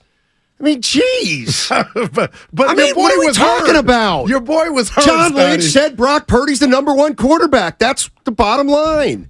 Like, I'm going to assume Kyle Shanahan is going to go with the quarterback that he thinks gives him the best chance to win. Why would he play the non-best quarterback? That doesn't make any sense to me. Well, Steiny, we're going to see that this right now because last year there was no option. It was Brock Purdy by default. But now you could say that, but I know Lynch said that, and you're riding with it, and it could end up. What do you mean? The truth. I'm riding with it. Everybody, like it's a fact. Brock Purdy's the number one quarterback. But we don't, when and if he's healthy, and that's a big when and if is big, Steiny. It ain't like he's healthy. Because then if he's healthy, there's nothing to see here. Right. That's a big when and if. That could change everything. So it doesn't matter that the general manager said Brock Purdy's the number one quarterback. Doesn't matter. Dave's in San Jose. What's up, Dave? How you doing, man? Hey, guys, there's a couple of things I want to bring up, but I want to say I agree with both of you. So, Steiny, first, I agree with you. It's obvious Brock's better right now. He's supposed to be. He was, he played 4 years of D1 football. Okay. Number two, I agree with you, Goo. Here's the thing, is everybody knew that he was a project coming in. Kyle should have known that, and A, shouldn't have drafted him, right? If we couldn't play him because he was a project.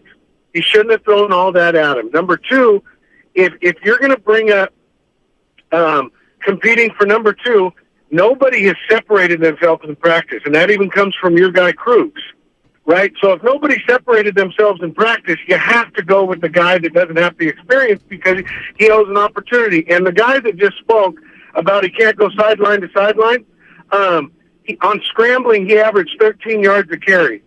And when he ran up the gut, he got hit 100% of the time, only averaged 3 yards per carry. That's a stat from Krug's also. Now, the last thing I want to say is that Trey Lance on the field doubled, I think it was close to double, the rushing yards just being on the field than Jimmy had. And that was without Christian McCaffrey. Right? So there's a lot of things we have to look at, but the bottom line for me is I'm not saying start Trey right now.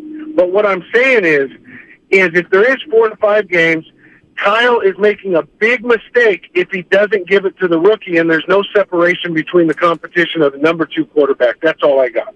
Appreciate the call. I don't care who the backup is. Well, for the 49ers, you're better because, Tony, they seem to get on the field. You want to hear more Mark Schlereth? Yeah. Let's do it.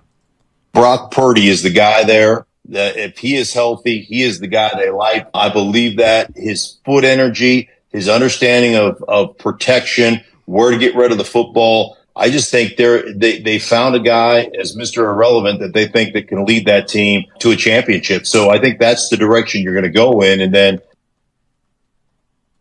he agrees.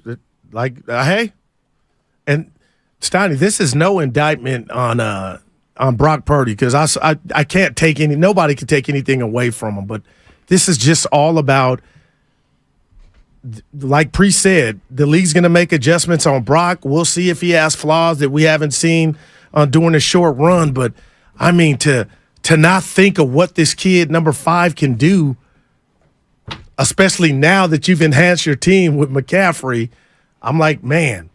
And I'll tell Trey Lance this if he's listening. I know he's not, Steiny. Boy, if somehow you can get on the field, you got to let it all hang out. You got to make them say, okay, this is why we drafted you, because this thing is getting away and is getting away fast. If Brock is ready to go week 1, it may be a wrap for him as a starting quarterback here in San Francisco. What I don't understand is if Purdy's better than Lance, why would you play Lance just because you have Christian McCaffrey? You know what I mean? I mean, Purdy's still the better quarterback. He's going to be the better quarterback with or without Christian McCaffrey. The fact that Lance didn't play with McCaffrey, okay, it's just they made the trade after he got hurt. But it would be like, Warriors got Kevin Durant, so now we don't have to start Steph Curry. We can start, I look at Jordan it like Poole because Durant's now so good, we don't need to be as good. Oh, see, I was looking at it from the vantage point of Klay Thompson. My job's going to be easier now because I ain't the one that's going to be doubled. It's going to be Steph Durant. My job is going to become easier.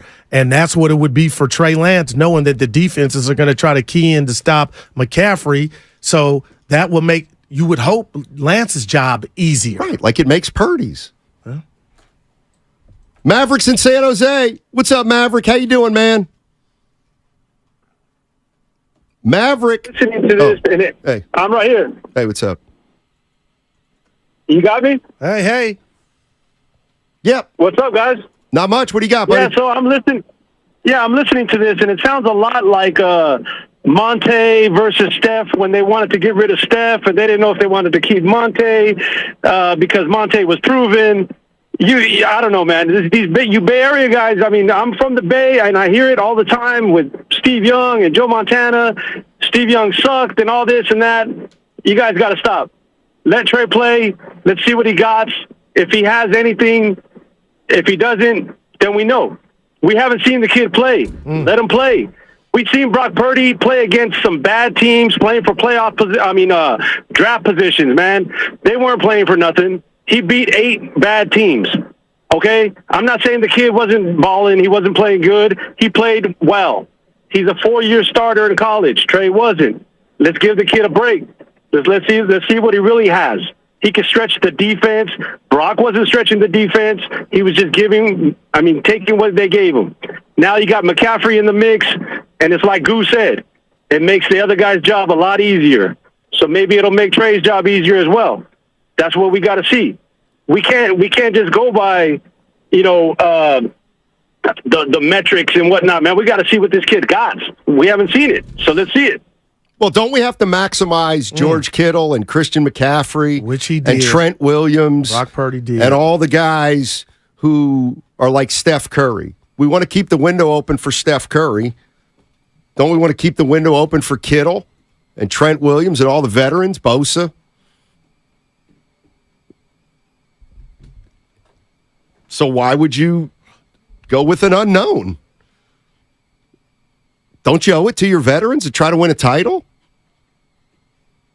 Well, we saw last year they set out. Remember how you talked about Kyle had a meeting with the veterans. Yeah. And if this thing gets out of hand, we'll make the switch. Yeah, and I don't think they can do that. And I think that's exactly what they did, and they can't do that this year.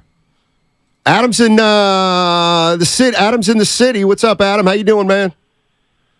Hey, Steiny Guru, thanks for having me on. I just wanted to, first of all, disagree with what that last caller said, that Brock came in and played nobody. I'm sorry, but that guy came into 2 playoff games, one against an elite Dallas defense, and he won the game. So that's just not right at all.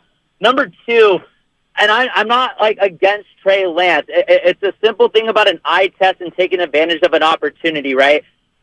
Without Trey Lance, the Niners don't beat the Texans, 2 years ago, and they don't even get to the playoffs. So there's that.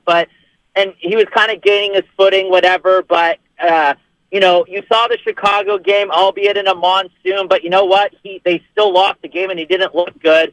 And then I'm sorry, we still have, people are saying, oh, we haven't seen Trey. Brock Purdy was a rookie last year.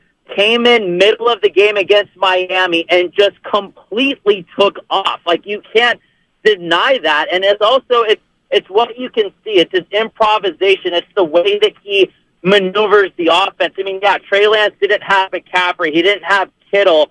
But I think it's just how you can see their pocket awareness is one of the biggest things. And the mobility. Brock Purdy looks more mobile than Trey Lance. Trey Lance looks to run the ball, into linebackers, into people, whereas Brock Purdy, the pocket's collapsed and he evades it and he gets the ball out. So my thing is, I want the people saying that Darnold is going to start or be the backup over Lance. That's just, if that happens, then yeah, Trey Lance is done. But the whole thing about we don't know what we have in Trey, so let's start him. If Brock's healthy, he's starting.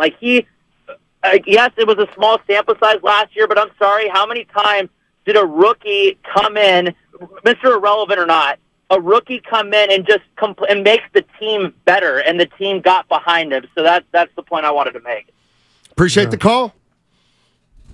Good stuff. Trey Lance, to me, he's going to end up playing because I don't think they're going to be able to keep their quarterbacks healthy.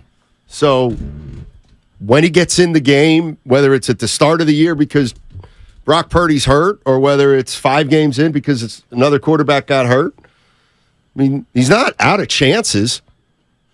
Well, I'll tell you what, Stoney, barring injury, if Brock Purdy continues to stack up, and I disagreed with he didn't play nobody. He played Seattle. He played Dallas in the playoffs. Come on now. But if he continues to be that, Brock Purdy and Priest and a lot of people like myself are waiting to see. Dibbs had talked about it. Our defense is going to make adjustments to him, but if he continues to be that, Brock, it ain't going to happen here. I know. And all that I'm sharing with you this morning and the thought process I had is, damn, how can you kind of let something go without knowing what it is? And your premise is you feel like behind closed doors they know what Lance is already and what he ain't. Yeah. Or they've got a real good idea. Zach's in San Jose. What's up, Zach? How you doing, man? Good. How you guys doing this morning? All right. Doing well. Good. I just want to maybe bring up that, the quarterback position and the competition isn't just won or lost, in the off season, but, it's during the entire year, during practice, during the games. When you're playing games, you're not just playing to win, but you're playing to keep your job. And I think as good as Trey Lance is, and maybe he even has more potential, but I think in this case you got to go with the hot hand. Being Purdy. I kind of look at it the same as when Drew Bledsoe went down. Brady comes in. He's the hot hand. And he just takes off from there. And so that's what I think. They're running off of this with Purdy is, he's the hot hand still. He earned the right to keep the job. Not that there's still not going to be competition. I'm sure there is going to be. But what I wanted to ask Goo was this: if Purdy and the Niners win the Super Bowl last year, does this conversation even come up again? As far as they won the Super Bowl, but let's see what Lance has got. You know what? That's a phenomenal question, but the answer is no. This wouldn't come up. It would be over for me. I would be like, what? It's done. The guy showed you he could win it all. It's a wrap. So that's a great question, but that's your answer. Is I wouldn't even bring it up. Mike's in Michigan. What's up, Mike? How you doing, buddy? Hey, gentlemen. How you guys doing? Hey. Thursday. Good to talk to you guys. It's a beautiful day out here. So, Goo, I just wanted to say, man, I think Trey, he's obviously working for the number 2 spot. If you remember last year after the Chicago game in the monsoon, they had a report that several unnamed players went to Shanahan and said, you got to start Jimmy because Jimmy gives us the best chance to win. And then once he got hurt against Seattle, it kind of just forced their card. And then Brock came in and turned into Cinderella, man. He put that glass slipper on, and it was a wrap. And it came off against Philadelphia, because that bad play call where they got, a backup tight end blocking Hassan Reddick. But I think going into this season, he's obviously going for the 2, and Brock's going to clearly be the one based off what he did last season, being Cinderella. So if he can't clearly beat out Sam Darnold, who hasn't been in this system at all, and Trey's been in this system for 2 years with 2 off seasons, if he can't practice because he was hurt, obviously he was book learning, so you got to translate that onto the field. So I just have one question, Goo, is I'm a man of color, I'm a Latino, so I always want to see fellow Latinos do well. So do you feel like if Purdy was the number 3 pick and Lance was a Cinderella, would you be pushing this hard for Purdy to get his start back? No. All right, guys. All right, yeah, man. That's a great question. No, Steiny, and I didn't bring race up this time. Priest brought up something I agree with, but again, this is not about Kyle. Kyle gave the keys to Trey Lance. Trey got hurt. What I'm talking to you guys about is the system. Normally, the guy that is drafted high, that's supposed to be the next franchise quarterback, nothing can happen before you see that guy fail. Injury or not, he's going to get his spot back. Here, it may not happen. I can't deny Brock's success, but damn, people are ready to throw Trey Lance away without seeing what he can do. And my boy Big Dex just texted me, Stoney, about your thing about practice. You may laugh and scoff. We'll see. Some people aren't practice guys. Some guys just aren't practice guys. So is practice that heavy to where that's where he's losing? I don't know. But to answer the caller's point, no, because the roles would be reversed. And I would be like, okay, nature is taking its course. But I would say that if you're Trey Lance and you didn't play Division 1A football. Okay. And you're playing against less competition than most of the guys you're going up against. True. And you missed an entire season because of COVID before you were drafted. I would think that you do need to practice. Trey Lance doesn't have... You think he ain't lighting it up in practice? Of course he's not lighting it up in practice. And he hasn't earned the right to not practice hard because he's never done it. Like, he's never done it. He doesn't know how to... I'm like, I ain't it's laughing, unbelievable to me that...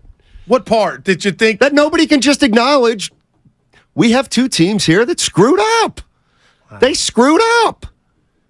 They were full of themselves. Wow. Lacob and the Warriors thought James Wiseman was going to step in and help them by now.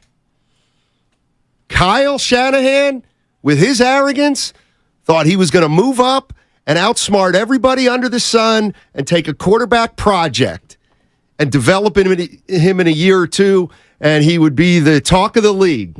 No, sorry. You got to... It's just the way... I don't know any other way to look at it other than the 49ers and the Warriors made big mistakes with those guys. It's all sponsored by Cards.com. We're going to get into Draymond Green. He had a podcast with Paul George. What's he saying now? We'll talk about it on 95.7 The Game. This can't keep your loved ones protected from...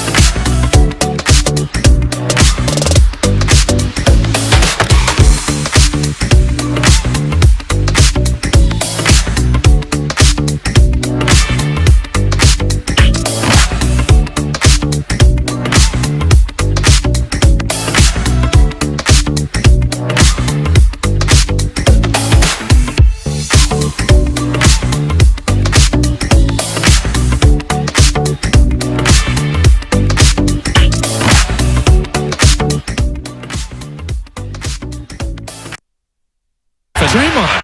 He just stopped playing. Now, back to Steiny and Guru on 95.7 The Game.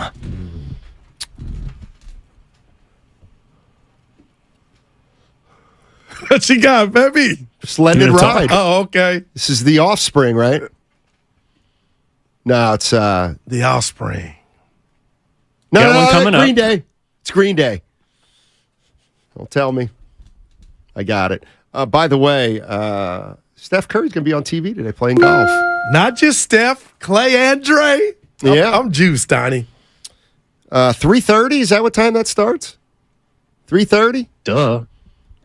Hey, Clay. That's a 4. Throw a pass, Clay. Just throw one pass, all right? They're favored. They should be. They got the best Kelsey must athlete not on be. the planet. Yeah.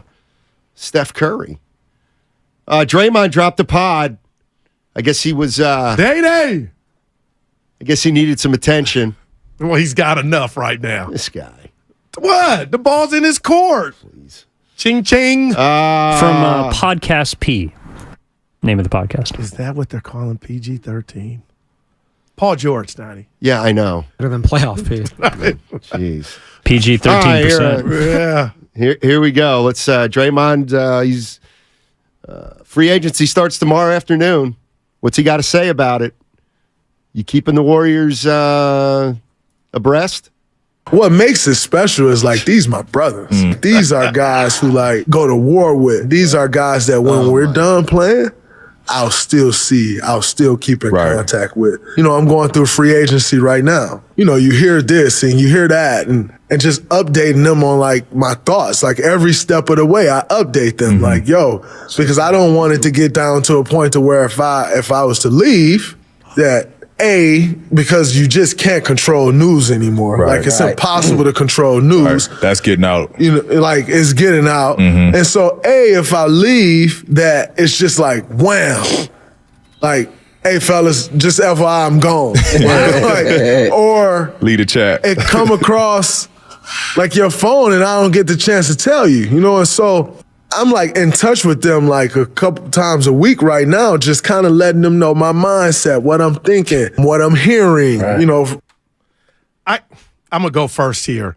He is such a real one in that regard because I don't believe Kevin Durant called Russell Westbrook and told him he was up out. And I have nothing to do with their relationship. That hurt me because I would never do anything like that to you or somebody that I got down with. So, Dre, I love that. Regardless his decision, and hopefully he's staying here, Steiny, he's calling to let them know. But here I go, my guru meter. Why do you got to give him an update? Because then that tells me it must be something you are thinking about something else. You're going to do it. You're thinking about it. Respect. He's insufferable. How can I just say that? And you come with the that. The guy's just absolutely insufferable at times. He's just telling you about his free agency process experience. Me. Wow, well, Me. That's my daughter's nickname, Mimi. I mean, listen, the guy's a great player. This is first time going through it, really, Steiny. He's insufferable. But what about the brotherhood that he spoke about? Oh, okay. I'm skeptical. Oh yeah, exactly. How do y'all find this stuff? More Draymond. Talking about Draymond. You hear things and like can't negotiate yet, but what I'm thinking, because I don't want it to come down to that if I'm not offered the offer that I think I should get, or I'm offered better somewhere else and I like that situation more at this point in time in my life, I don't want it to come down to like it's just some abrupt thing and like we haven't talked in weeks and now I'm hitting you up just to tell you I'm going. So I've been like updating them too, like every step of the way over the last couple of weeks about just what I'm hearing, what some of the possibilities may be, just to keep them in the loop. That's our relationship. And that's what makes it special. I rock with him. That's what I'm talking about, man. It's not even everybody, Kyrie, everybody's talking about themselves. We can't just single him out. He was asking about his experience and the gravity. If he were to leave here, it's a sport. It's sports. Some people say ball is life. Come on, Dub Nation would be hurt. The window would it would shatter. Sounds to me like he's setting the table. Now that is bye, Draymond. No, but don't say that. But Steiny, there is a lot to, and you know this guy that you rock with, that you ride with. Yeah. Bye. You didn't want him. You don't want him back. Your first choice was to not have him back. Yeah, but so you don't rock with him. You only rock and ride with him because I want to win another chip. Well, why did you want to get rid of him? Because it wasn't I want to get rid of him. I just felt like the too big lineup is exhausted. I felt like I wanted to see Jordan Poole get a start, and if that meant Dre or somebody else leaving, so be it. But I'm no dummy. I'm no hater. I'm not a Draymond hater. I know damn well they need his ass now more than they ever have. I just gotta. This is what's concerning to me, and I'm telling you in Dub Nation, if I know this and you know this, and Curry and Clay know this, why isn't Lacob saying when he can whatever the number could be 200 mil?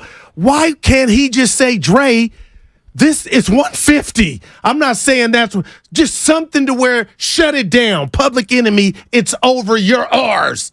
But Dre's talking about letting you know something that I deem I'm worth. That has me biting my little nails. Yeah. Give him 130, damn it. DeAndre's in the 707. What's going on, DeAndre? How you doing, man? I'm good, and yourself? How you doing, Steiny? Doing well, man. Guru, I want to say what's up to you too, man. What's up, baby? What's going on? I don't have an issue with Draymond, seeing what he's worth and going out and throwing his hat out there and just seeing what he can get. Yeah. No, I don't mind him doing it either. I'm just sick of him. That's all. Because he did nothing wrong there, and obviously that was the topic. No, 6510. I'm with Matt. He was asked about his relationship with Clay and Steph, and he makes it all about himself and his free agent process. Come on, y'all. Now that's being too critical, man. Say what you really. Isn't that your famous line? Say what you mean. Exactly. He was asked about his experience. He's insufferable right now. No, he just has leverage. Yes, he does. Out the wang, and I think some people probably don't like that. 888-957-9570 is the number. What'd you hear Draymond say? What did you hear Draymond say? Oh, he's keeping the Warriors up to date. I'm sure Joe Lacob's like, can't wait to hear from Draymond again. Mike Dunleavy, can't wait for Draymond. I'd love to hear that initial offer from the Warriors, though. Yeah, I don't know. Draymond, go bye-bye. Listen, this is Draymond asked about Steph and Clay. Hey, let's talk about your teammates. What makes it special is these my brothers. These are guys who go to war with. These are guys that when we're done playing, I'll still keep in contact with. I'm going through free agency right now. You hear this and you hear that. And, and just updating them on my thoughts. Every step of the way, I update them. Because I don't want it to get down to a point to where if I was to leave, that because you just can't control news anymore. It's impossible to control news. Right. That's getting out. It's getting out. And so, if I leave, that it's just wham. Hey, fellas, just FYI, I'm gone. Or lead a chat. It come across your phone and I don't get the chance to tell you, and so I'm in touch with them a couple times a week right now, just kind of letting them know my mindset, what I'm thinking, what I'm hearing, It's incredible that you got people agreeing with you about the insufferable. And he's on a podcast to talk about him, and he's just Dan Rockins on YouTube. If somebody's asked you to talk about yourself, what are you supposed to do? Don't ask about his relationship. And the reason he brought them up is this is their journey too. That's all, Steiny. He's insufferable. He's insufferable. I'm not there. That's all. And I'll call it. How is this? I love that he's telling you their bond. It's Draymond, take a play off. See it. How about that? You like that phrase? Take a play off. How can he when he's about to make a lifetime decision? Just keep your mouth shut and sign a Oh, contract with somebody. Dude, Steiny, you know it's not the world we live in, baby. Well, I haven't heard Kyrie Irving say anything. Not one thing.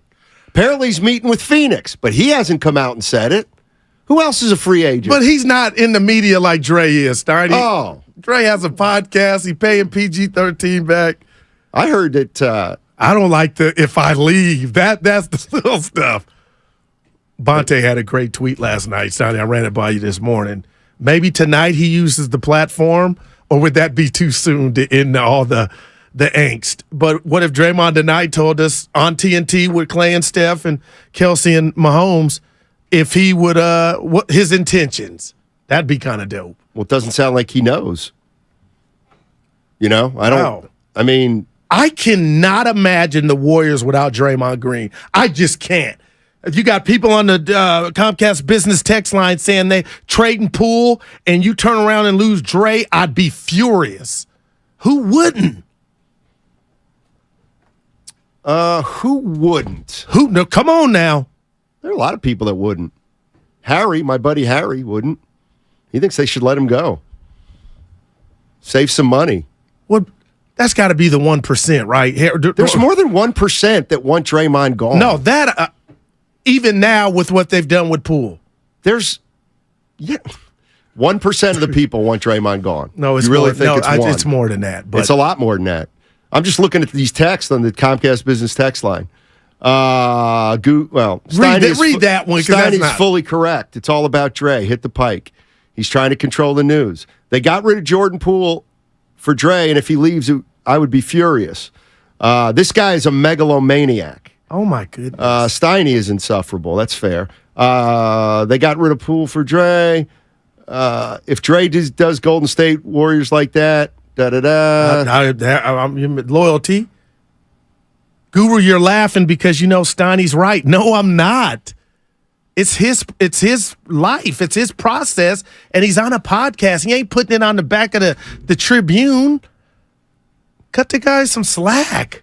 We're in an era now. We're about to watch a Steph Curry documentary. I can't wait to watch. All of us can't because we're enamored with more. We want to see more. And Draymond's walking us step by step through the process. I see nothing. Evan, am I wrong saying that he's not doing too much?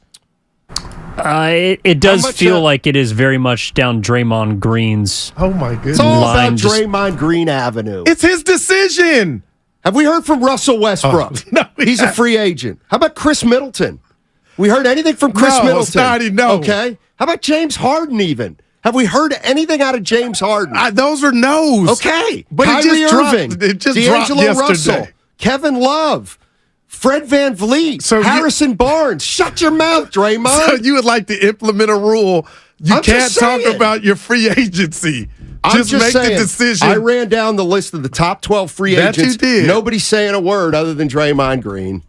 Damn, boy. That's all. That's amazing. And Evan hurt me. I was like, man. Kyle Kuzma. Anybody heard from Kyle Kuzma? He's a free agent.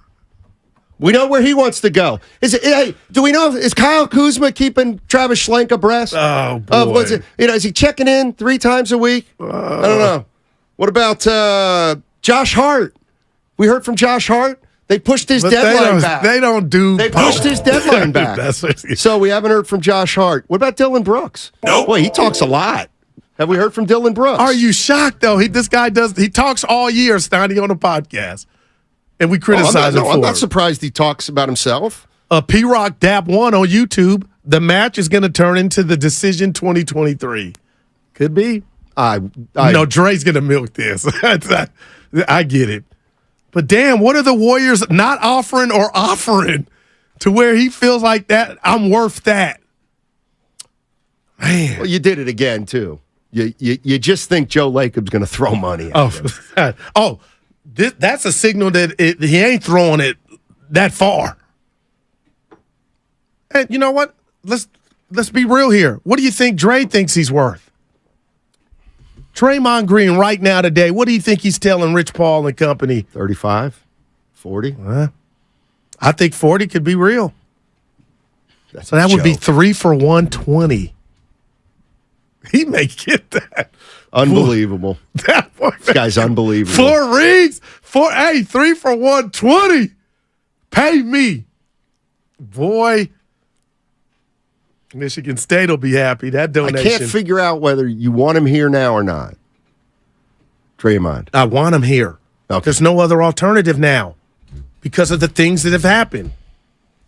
Steiny, which one of those guys have an award-winning podcast, is a contributor to TNT, and is one of the greatest defenders to ever play the game? There you go. Yeah. Okay. Draymond Green. 3 years. He's going to be on the Warriors. 3 more years. I'm excited, man. Number 3. By the time I see you next week, you guys, will we know what he's doing and where he's playing? This is what I agree with. 510. Draymond sounds like he's already made his decision to stay, but he wants to revel in the attention. I think that's fair. Wow. Goo, you're right. It's his decision. And when he makes one, let us know. Until then. Boy, y'all are. So those are probably, you guys they're not Draymond single Green fans. is staying. How much? Steiny, he may get 40, man. He's not going to get 40. That would be a mistake. No. He's not worth 40. What about to the Kings? They don't have 40 to give him. They only have 35 to give him. Let's go to Lee. Lee's in San Leandro. Lee, how you feeling about Draymond Green right now? I need to take the pulse of Warrior fans. It's getting really old now. I mean, every day I'm listening to you guys, and, love you guys, love the radio station, all that. But every time I tune in, it's Draymond talking about this, and Draymond basically has all this momentum against the team, and the leverage is in his hand. The problem is Draymond thinks he's irreplaceable, and it's not true. Warrior fans have to stop crying. The past is the past. Yes, we love Draymond, but he is replaceable. Tell us the amount you want, and if we can do it, we can do it. If not, let's move on and just keep the wheels moving. He's not irreplaceable. Thank you guys for the call. Appreciate it. I think a lot of Warrior fans are there right now with Draymond Green.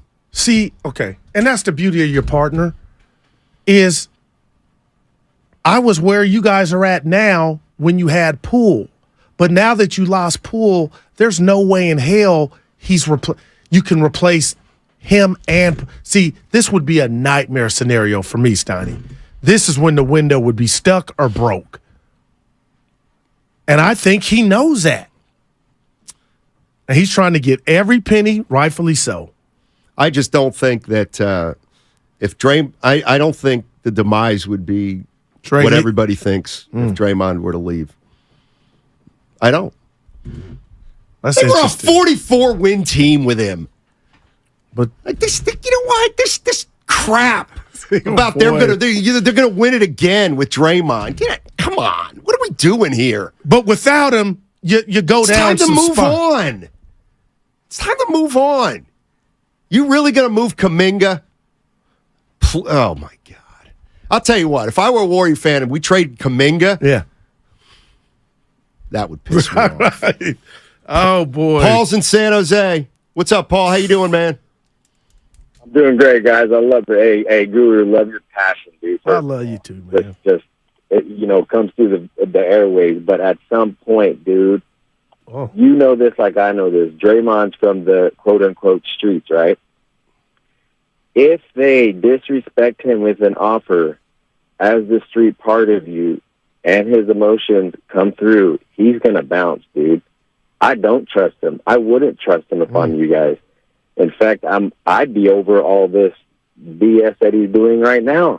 The guy just loves and is starving for the attention, and this is just another ploy to what he likes. So, dude, why not just tell him to kick rocks, dude? It's a wrap. It would be a wrap. Then you're to the caller and you, Steiny, with what you just said in that heat, you're saying Kuminga's ready. Like he's got to be. We're going to find out then if that were to happen. It's not that hard to figure out. Yes, Kuminga becomes the power forward. Wow. Athletically, you become more dynamic. Nobody can argue that. But then you can tell me the pedigree I get and the screen setting for Steph Curry. But I don't think Steph would be somewhere with a box of Kleenex crying that he can't get his shots off. That would be the Joan Rivers. That would be the facelift that we have not seen under the Golden State Warriors. Well, we did see one when KD came. Here's the other crock with Draymond. Talks about his brothers. We go to war. I do love that. This and the war. My brothers. Well, then don't leave. Then stay with your brothers. But it's business too. Stay with your brothers. They got paid. I mean, Clay's not getting paid. Well, he did this last one. He got it. So did Draymond. They all got paid. Well, he wants to get paid again. Oh, okay. And they're calling Dre Me Green. It's not just because he went on a podcast. Come on, y'all. Who do we got at noon? Sal. Who? The great Sal Castaneda. Why? Why? I hope dude.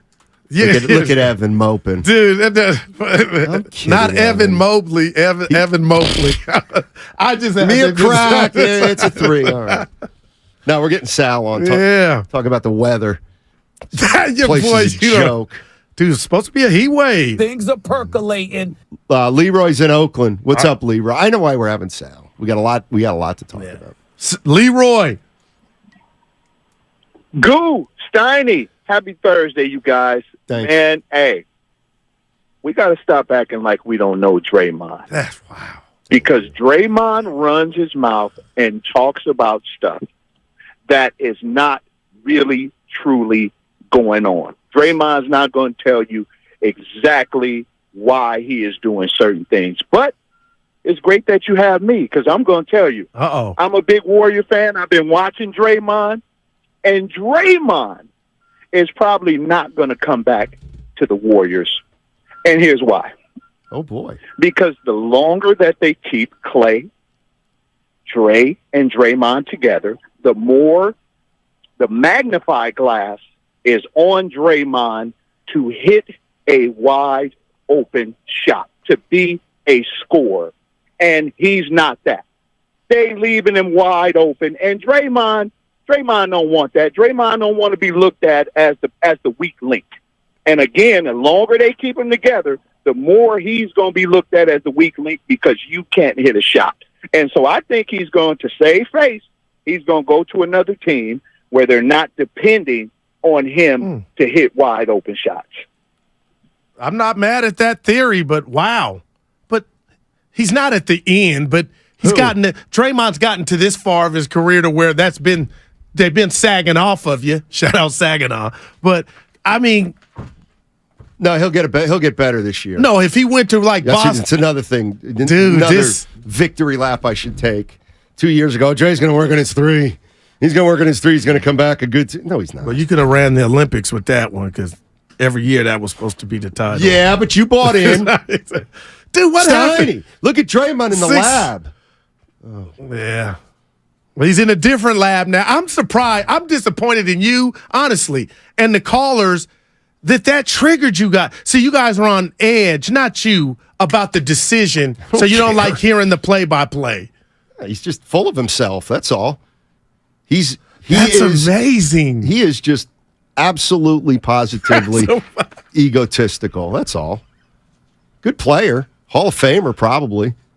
But you understand he has a podcast. Well, he's on TNT. Podcast. This is what he does. Yeah. I'm just saying. It sounds to me like there are a lot of Warrior fans that are just kind of done with him. The other thing is we're now getting to the point where Draymond might think he's actually better than he is. 888-957-9570 is the number. Draymond Green.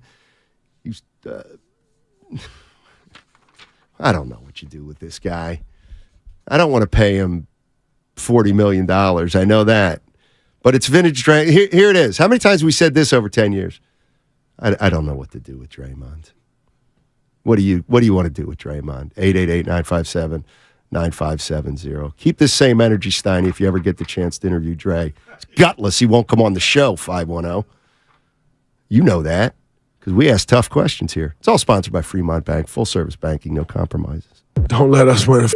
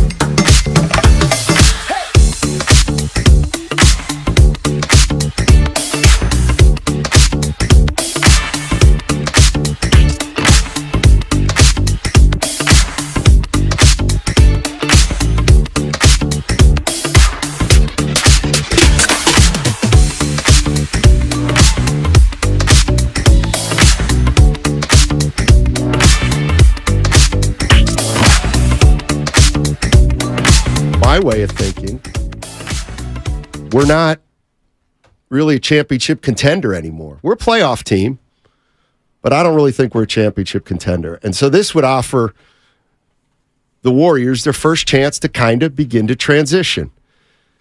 I think Draymond Green was an incredibly valuable piece to the Warriors' 4 titles. I don't think they win 4 titles without him. He's becoming less and less important to the Warriors because his play is declining. And what's also happening that I can see is that the baggage is getting bigger and bigger with Draymond Green. And let me tell you what I believe will happen. As he gets older and continues to decline, he's going to get more and more frustrated, and it's going to manifest itself in drama. More drama. But the problem is nobody really likes drama if you're not a championship team. I think we're at the point now with Draymond that he's just a little more trouble than he's worth. And you bring him back, you got to probably move Jonathan Kuminga. And I'm not all in with thinking you can win a title this year. Damn. I mean, tell us how you really feel. The other thing is Steph Curry. It's almost a disservice to Curry because he does have 3 more years left. So you don't have to. It's all about next year. No, it's not. Next year's just the start of it, of the transition. So, I don't think the Warriors can get any better than they've been with Draymond Green coming back. That's interesting, and I want to just pick up where you left off. The Curry factor. We really don't know behind the scenes how much they love Draymond. We know it's an abundance. We've had the privilege to sit in front of Steph a few times now, Steiny, and I feel like we all know, the world knows the guy. He's a damn good dude. So we're sitting here, and I've thrown eggs at Draymond for being so demonstrative, and I wouldn't say this or that to my teammate. I wouldn't show up this or that, coach. But at the end of the day, the Warriors are Steph Curry. And if he's okay with Draymond, Steiny, to this juncture, how can we not be? How can we? If Steph even thought he was more of a headache than a benefit, he would have been long ago. You know what I mean? Like, no. We got to trust in Steph, the chef. We don't know what he thinks. But it's not about what he thinks. It's about what Dre means. What does he mean? What does he ensure you? I think he pumps the blood for the Golden State Warriors, and the muscle that does that for all the wannabe doctors is called the heart. You know why he lost his voice last year? Not because he punched Draymond, not because he punched Jordan Poole. He lost his voice because he's not as good as he used to be, and people are starting to look at him like that. That's what's going on. But that punch was everything. Not that wasn't happening, but we know what it was. It was because of the punch. He doesn't have a voice anymore because he's not as good as he used to be. And Jordan Poole called him out on it. And he couldn't take it. The other thing is, that's unbelievable how, I'm just at the point now where it's like, it is pretty unbelievable how this organization enabled that guy. It's just unbelievable. This ain't even. And they're going to do it one more time. And this will be the biggest time. How about that? Because he's won, Steiny. Hey, I got to read this to you because I like to laugh. 415 on the Comcast Business text line. Warriors chose brotherhood over more championships. Because I was saying if they pay Dre, it's a brotherhood, it's a fraternity. Come on, man. You guys just told me you added CP3. You got Clay, you got Looney, Wiggins, and Curry. You guys are telling me that's action. Who? The basketball connoisseurs at the Warriors. I'm not. The Warriors got action. Did Maybe you hear? I'm not a connoisseur. Russillo. Who was that? Evan on Ryan Russillo. Yeah, the Russillo. Thank you. With Kruger and Dibbs, he said they're a factor. Not that his word is everything, but the Warriors, Steiny. I just don't like Dre with that sound. Again, acting as if he's looking at a contract with the Warrior logo that may not be enough. Why? We go through this all the time. Why? Because I got to believe the owners Lake just Up don't and throw Dudley V. money at everybody under the sun. But the ramifications of him not in a Warrior uniform. You're overblowing it, The baby. reason I feel like you're missing that is because you don't think they are with them. They're not. See, but that's how you feel. They just proved it last year. They weren't, like, here's the other thing. Now, are you really being fair, though, Steve with that? Kerr said we're not a championship team. Yeah, and some stuff jumped off last year, but the year before you were. So it's not like I'm trying to sell you or anybody, Stein. No, you are. A team hasn't won in 5 years. They just won it. Okay, then hang your hat on 2 years ago. I'm not. No, you are. That's all you have. Because you're running it back. If you're running it back, that's all you have. Well, now you're not. You just brought in CP3, so you gotten smarter. That's what you guys are telling me. But you're going to let this dude walk? Which they may do, but hell, I just can't see it. Steiny, can you answer me this question? What is Joe Lacob thinking when he asks himself, what am I getting in return for signing Draymond 3 years for $100 million? It's a great question. What are you getting from Draymond Green for 3 years and $100 million?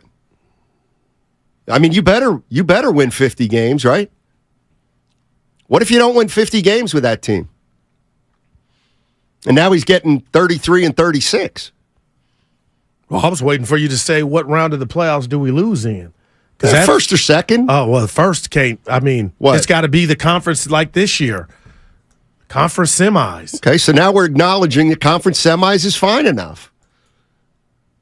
Well, we use that as a bad example. Like, that's the bar. That's the floor. Because you already are out, Steiny. You ain't in the championship line. I know. And the other thing is, you're right, 510, but it's really like 3 years, $450 million because of the luxury tax penalty. I just living my life trying to mind my own business, and I'm watching the media world blow up right in front of us, and guys and gals get platforms, and everybody under the sun wants to talk into a microphone. And Steiny, I do ask myself at times, what is news? What can we really truly talk about if we don't know? But I and this is where I'm going.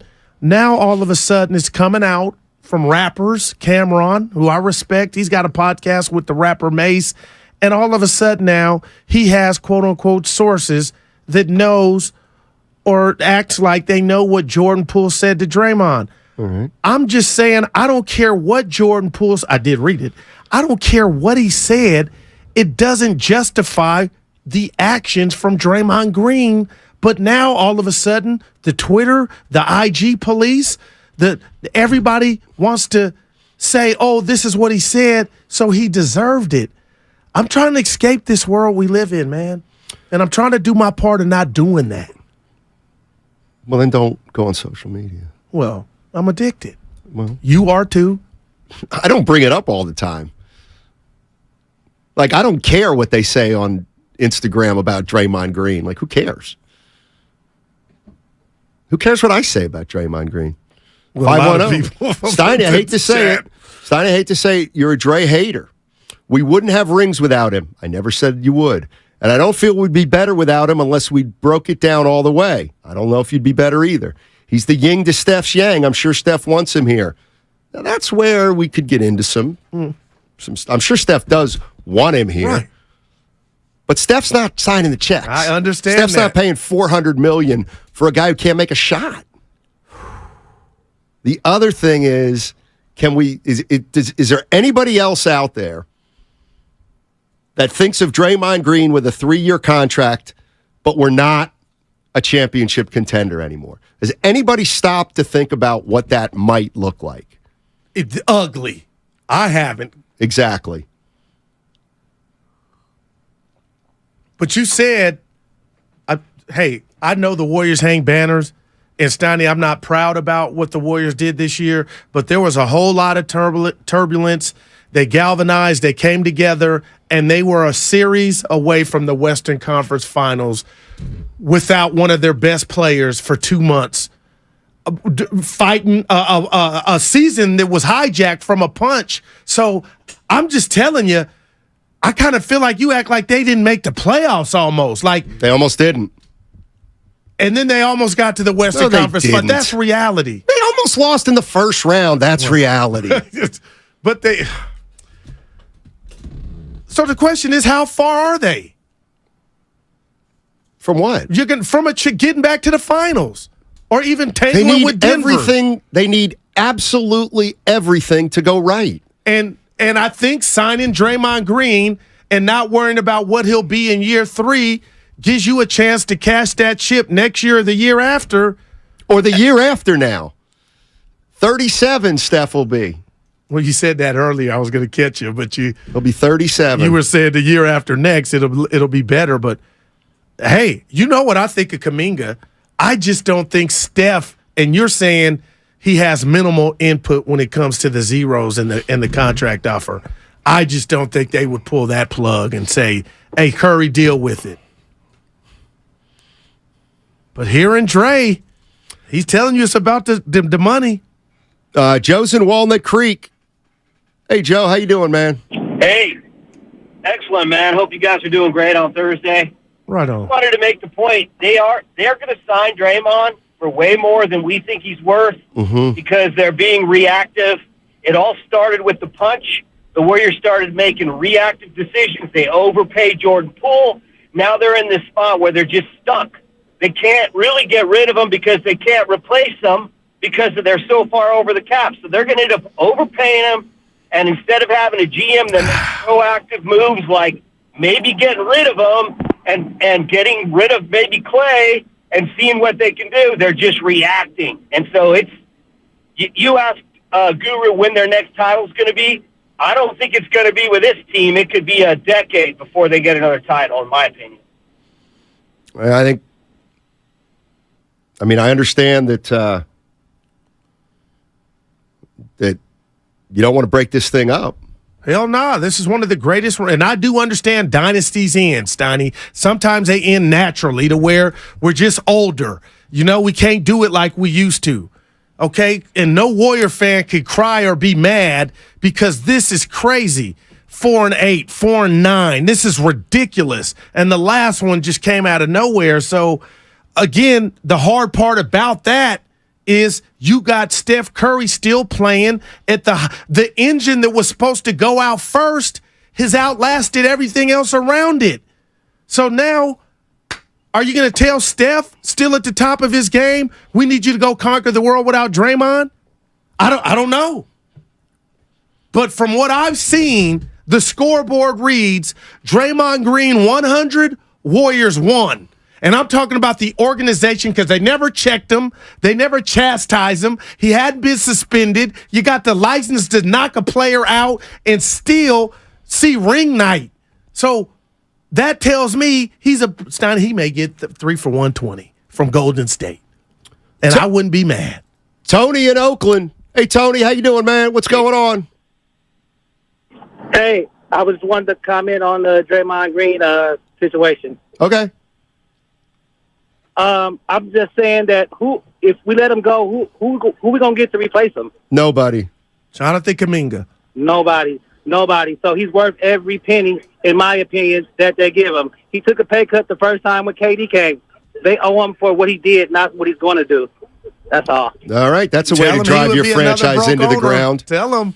That's a way to drive your franchise right into the ground. Loyalty. Pay a guy for something they did before. Giants did it. Yeah, that they went 5 years without making the playoffs. No doubt. Steiny's the great Draymond Green hater. Why? Because I don't think that there'll be a lottery team if he leaves. I don't think there'll be a lottery team if he leaves. I don't either. They won 44 games last year with Draymond Green playing the whole season. Oh, he had a good year, too. Everybody said he had a good year, real good year. Okay. You won 44 games. I think you win 44 games without him. I wouldn't. I really do. All right. But you don't have a good chance of a championship. Okay. Well, you didn't have a chance last year either. You didn't. You almost lost in the first round. Yeah, true, Snotty. So their season how much worse was could effed. Let's be real. How much real. worse could it get? I'm not making excuses. Their season was wrecked from the beginning. And they still got to the conference semifinals. I'm no excuses, no prizes. I'm telling you why you sound like a Draymond hater is the stuff that you like. His voice on that podcast, and it ain't just you, irritates you. No, and it doesn't. It's like he's very selfish. But you act like that was a song. He's selfish. But this is selfish. His contract status is this is natural, Steiny. He's not jumping in front. Again, look, it's goo. Again, I just named 15 free agents who we haven't heard from. That you did. All right. I'm just Draymond Green. But you know this comes with it. That's right, and I don't like it. You said he's great. Okay, I hear. Well, then you know what? When you say that, right, and you listening to Draymond Green right here, right here, is insufferable. What makes it special is like these my brothers. These are guys who I go to war with. These are guys that when we're done playing, I'll still keep in contact with. You know, I'm going through free agency right now. You know, you hear this and you hear that and just updating them on like my thoughts. Like every step of the way, I update them. Like, you're so important. Because I don't want it to get down to a point to where if I was to leave, there you go. That because you just can't control news anymore. Like it's impossible to control news. That's getting out. You know, like it's getting out. And so if I leave, that it's just like wham. Like, hey fellas, just FYI, I'm gone. Or lead a chat. It come across like your phone and I don't get the chance to tell you. You know, and so I'm like in touch with them like a couple times a week right now, just kind of letting them know my mindset, what I'm thinking, what I'm hearing. I love that, though. I'm serious, man. I can criticize the dude, and I can give him love for that. I appreciate that, man. If you, Evan, and I, or Spadoni were making a move about our future, and it was going to affect me not seeing you guys on a daily basis, you wouldn't care. But I would let you know. I would say, let me know when it's over.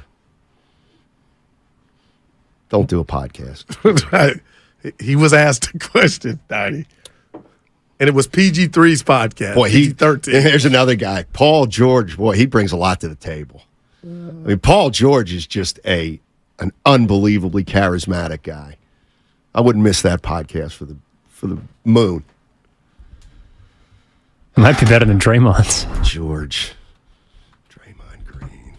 Let's see. Let's go to Cisco. Cisco's in Chico. What's up, Cisco? How you doing, man? Hey, how's it going, fellas? Hey. I'm in Tracy, actually, but all right. Sorry about that. It's all right. Anyways, I wanted to talk about Draymond, and I heard the fans say that, you know, they're paying him for what he's done, and as a Laker fan, I remember that Kobe contract for his career, and it crippled us. And it's going to do the same thing for the Warriors, man. It seems like they forgot that you got to plan for the future also. And the Warriors might be terrible, man, if they give these big contracts to these stars that have done stuff in the past, but they're going to decline. Thanks. That's it. Yeah, appreciate it. Good stuff, Cisco. I know it's a hard decision. I know it's not for the Warriors an easy decision. Yeah. I mean, I do get that, but that doesn't make Dre any less insufferable. I don't know. I like hearing that, man. I just don't know if I want. I don't know if I want Draymond Green under contract for 3 more years at his advanced age. Well, no, you know really the answer is no. Simple. Yeah, and also like it's not his personality is his personality. All right. I like it sometimes. I don't like it others. But I'll tell you right now, we're liable to like it a lot less the last 3 years of his career when he's starting to lose his skill. Well, we'll see, man. Because I'm telling you, every time I hear that man talk, and I know I'm going low Neil, different pew, but I'm telling you, Steiny, he may get $40 million from the Golden State Warriors if they feel like their championship aspirations are just basically, I'm going Kuiper, gone if he were to leave. So they got to ante up. I mean, $40 million so much that they won't be able to pay Clay probably. All right. Although, you know what? What if Draymond wouldn't take a discount there. You think Draymond would take less for somebody else? I don't. But he would probably say, why do I have to do that? Well, we'd like to pay you and Clay moving forward. No. Just worry about me right now. Shama in Oakland. What's up, Shama? Yo. Hey. Love y'all. Y'all great. Oh, thank y'all you. both right and y'all both wrong. Okay. We got to get out of billionaires' pockets. I don't care how much Joe Lacob spends. I want a ring. That doesn't all the math doesn't matter. It's what will you spend? I don't care if it's $1 billion a year. Why do we care about what he spends? You want to know why we care? Because if he continues to spend like he's spending, the Warriors will lose their mid-level exception in a year. The Warriors will be unable to aggregate players in a trade. So the Golden State Warriors it's not just about money anymore. It's about they would be limited in the transactions they will be able to do in the future. That's why it matters. Okay. Yeah, but Shama, I'm not doing. But as far as you're right. I mean, they're over the luxury tax, so it doesn't matter. But it does. What you just said, it does, though, Steiny. Well, I mean, it doesn't matter if you're over by $100 or you're over by $100 million. So, hey, we got Legends. It's a part of our Legends of the Bay series that we're beginning noon every Thursday. We're also celebrating Guru being here today. It is a Thursday. And this month. And Legends of the Bay. It starts at noon with the great Sal Castaneda. Okay, bro. I hear you. Have you been in a car accident? Chilton Auto Body has 15 convenient Bay Area locations to help restore your vehicle.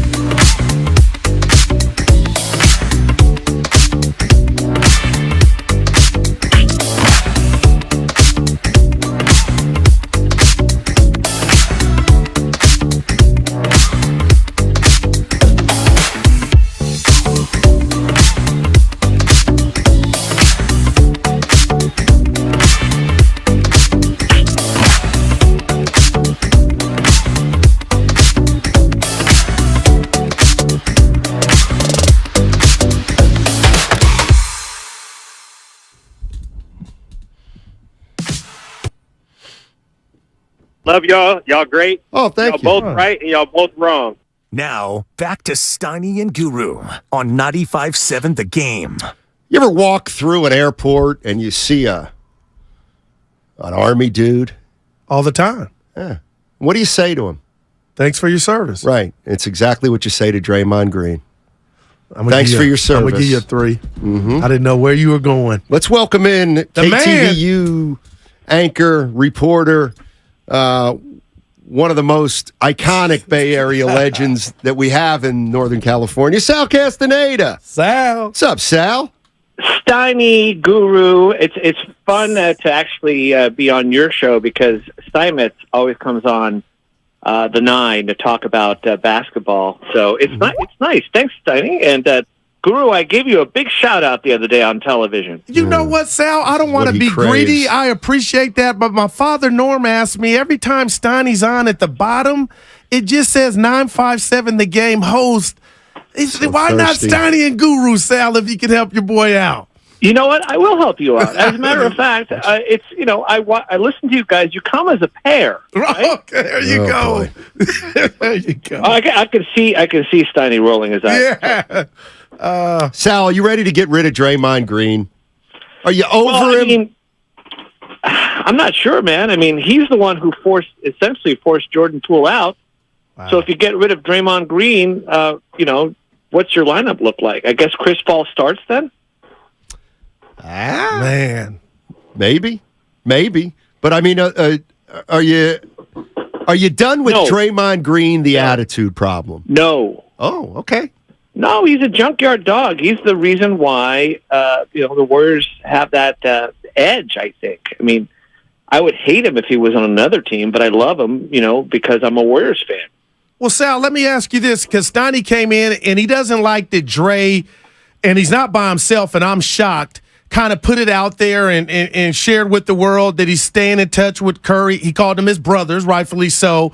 And they're kind of agitated that other free agents aren't speaking about the process. I kind of like it. And in a world, Sal, I ain't got to tell you about we want more from our stars.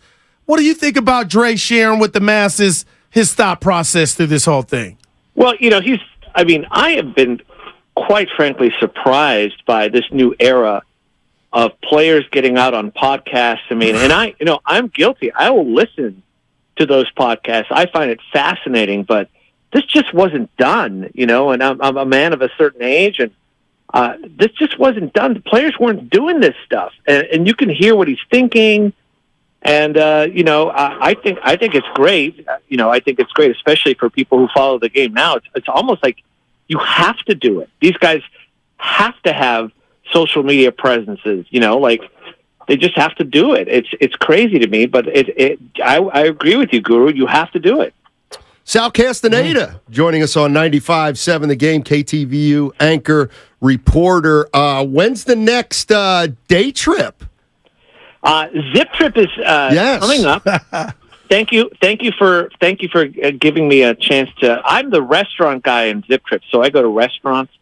So we're going to be in Redwood City, not this Friday, not tomorrow, but in a week.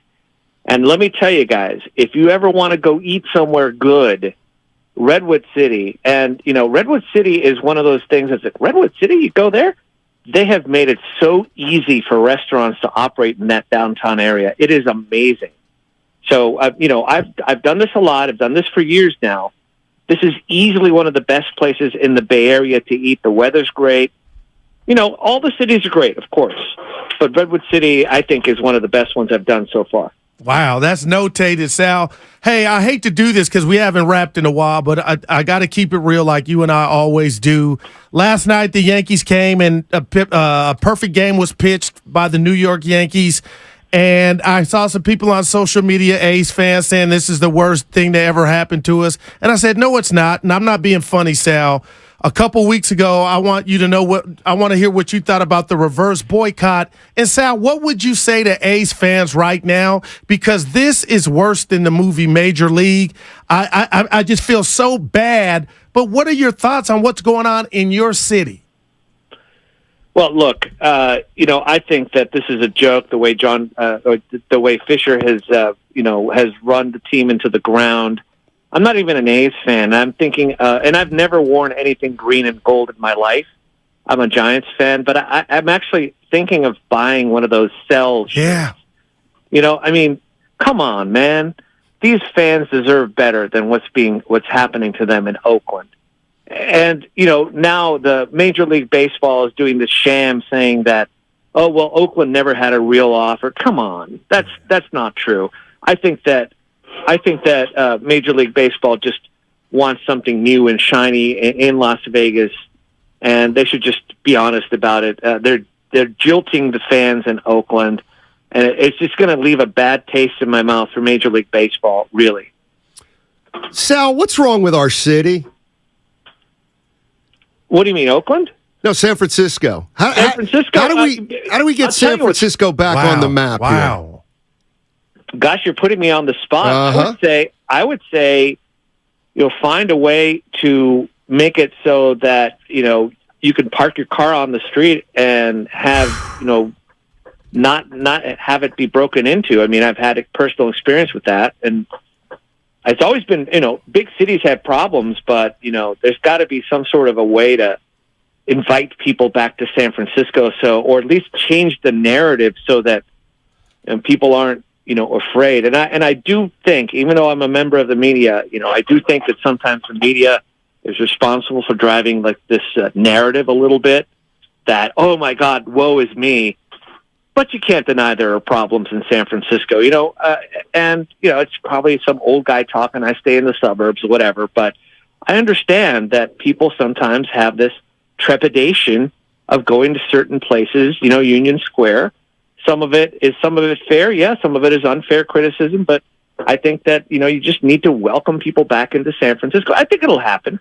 This has happened before. I'm old enough to remember when people were fleeing cities. Steiny, you probably remember when New York City was, no one wanted to go to it, and it changed. And I think this is a cycle. It's going to come back. All right. You know what, Sal? I was a little late to the party trying to defend the city because I experienced it every day, but I just saw this morning that the Warriors and Chase Center is trying to host a 2025 NBA All-Star game, and I got to be honest, I thought to myself, the things you guys just discussed, would that come into play when the NBA was, because Barkley talked stuff about the city, you had Stephen A., so I'm hoping we get to host it. But I want to ask you about the Niners, because I have dear Niner fans and friends and family that Steiny gets mad when I say it, but it's funny. Their slogan used to be, Sal, when we go to the bowl, we win.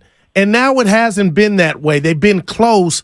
But where are you at with the 49ers getting to the mountaintop and winning it all like they used to do with Joe and Steve? This is going to sound like sacrilege, but I'd rather them not go. I'm a 49ers fan in case you haven't figured it out. I'd rather the team not go than lose. If somehow last year the 49ers would have found a way to beat the Eagles in that NFC Championship game, they would have been destroyed in the Super Bowl, right? And I don't want to see that. I'd rather it happen the way it did, because it used to, you're absolutely right. It used to be once you got there, it was almost a guarantee that it would be a win. And of course, that hasn't happened. And I think I'm more disappointed when they get to the Super Bowl after all the hype and they lose. I'd rather have a disappointment in the NFC Championship game. And I know, go ahead and play me on Twitter. I can already feel it, but that's just the way I feel. Wow. Well, I love it. The way you feel is wrong. Well, I mean, look, it could be. Sports is an emotional game. That's what makes sports so good. Man. Right? Oh, well It's an said. emotional thing. Well said, Sal. Hey, I'll see you later today, okay? Good chatting with you, Sal. Yes, sir. The usual stuff is going to be ready for you, sir. And don't ever forget, Sal, I'll never forget, Union City won't forget you coming out there and putting my city on the map. I love you, man. Hey, one last thing. Goo, we got to go back to that place that I featured down there in downtown. The name of it's, I'm forgetting the name of it now. Yeah. But, we got to go back. I'm in. You got my number, It's a great Sal. place. Snotty sent this one out. It's okay, a great Sal. place. You can't remember the name of it. I've only been there once, and I don't make it to Union City. But I remember trying. Nobody food. does, Sal. It was a Filipino fusion place. Lumpia. And I forget the name of it. Not Jolly B. No, Okay. not Jolly B. Well, hey, Sal, real quick before I let you go, we had a caller call in from Logan yesterday trying to get your boy in the Hall of Fame. Maybe you can help me out with that because he said I had to get him some tickets and he might be able to finesse me. But if you can help me, we'll talk about it when we meet up in the Union. You know what? Let's talk offline on this. Why don't you just give me a call or text me? God. Yeah. Okay. All right. Yeah, he's got to go. Yeah. Thanks, Sal. Oh, man. I did. Yeah. Evan helped me with that last one. It's the Hall of Fame. It's just you're good enough as you are. You know what? I don't know if I told you a little bit about the hypnotherapy, and they've got positive stuff to listen to. I'm going to give you some because you are good enough. You just don't think you are. You're always seeking more accolades. You need to. Oh, your I didn't joy bring up the Hall hey. of Fame. Your joy comes from within. No doubt. And I don't think you understand that. You continue to search for happiness through the external. And I think you're always going to have a void then. Dude, that was deep, but you don't mean it because you know I'm not that type of person. But I'm not tooting my own horn. I wish that music would make you beep, beep. I wish you would know that I'm your happiness. That I'm the happiest dude you probably know, Stoney. No. And even through the thick and the thick, a lot of thick, you can't break me. And I wish when you see me come in, you're like Evan. I get that look, him and Spadoni, like, what's up, baby? But you is like, but you got to know I'm your light, black light. Steiny, do you always express positive affirmation in that tone? What tone? Your tone. You know what tone. I just know that I'm back with the Buddha. I am back with the Buddha. I don't know why I get uncomfortable. But you go ahead, 650 Steinmetz. Love having Sal on. Thank you. No, that was starts good. My morning with traffic along with his weather. Oh, Steve Paulson. Yeah. Steve Paulson's the man. Love Steve Paulson. Let's go to Ollie. Ollie's in Pinole. Ollie Akin. Yes, Ollie. It's not how it goes. Please talk, Ollie. Please. What's up, baby? Nope. Oh, God. Yeah. What about Chase in the 2025 All-Star game? That would be No, this is NBA All-Star. Yeah. Oh, I know. It's right up your alley. Remember Oakland you with maybe Shaq? rub shoulders with celebrities. Well, I know a couple, but I would just say walk on your knees behind Shaq. Dude, stop now. Come on. That sounded terrible. Oh, listen, hey, maybe I can get their stuff together. Stalk Ludacris. Or Luda. You know what? I'm gonna go spy on Usher. Ooh, yeah, I'm gonna go follow Kim Kardashian. Your boy ain't a groupie. I was part of the Casanovas. Come on, Stoney. Exactly. There you go. 415. You were always looking for some sort of validation. For what? You're good enough as you are, Goo. I know that. No, you tend to sometimes project neediness. Oh my goodness! You are great, man. Steiny, you're butchering lumpia. I know it's lumpia, right? And that was a bad endorsement by Sal. That restaurant. What's the name, Sal? Yeah, I don't know what it is. Hey, seriously, some free agent news.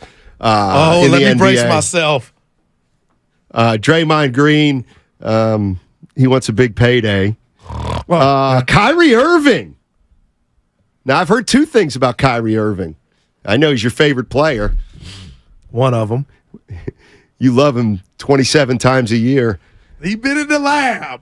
Kyrie Irving is meeting with the Phoenix Suns. This cannot happen. Well, why?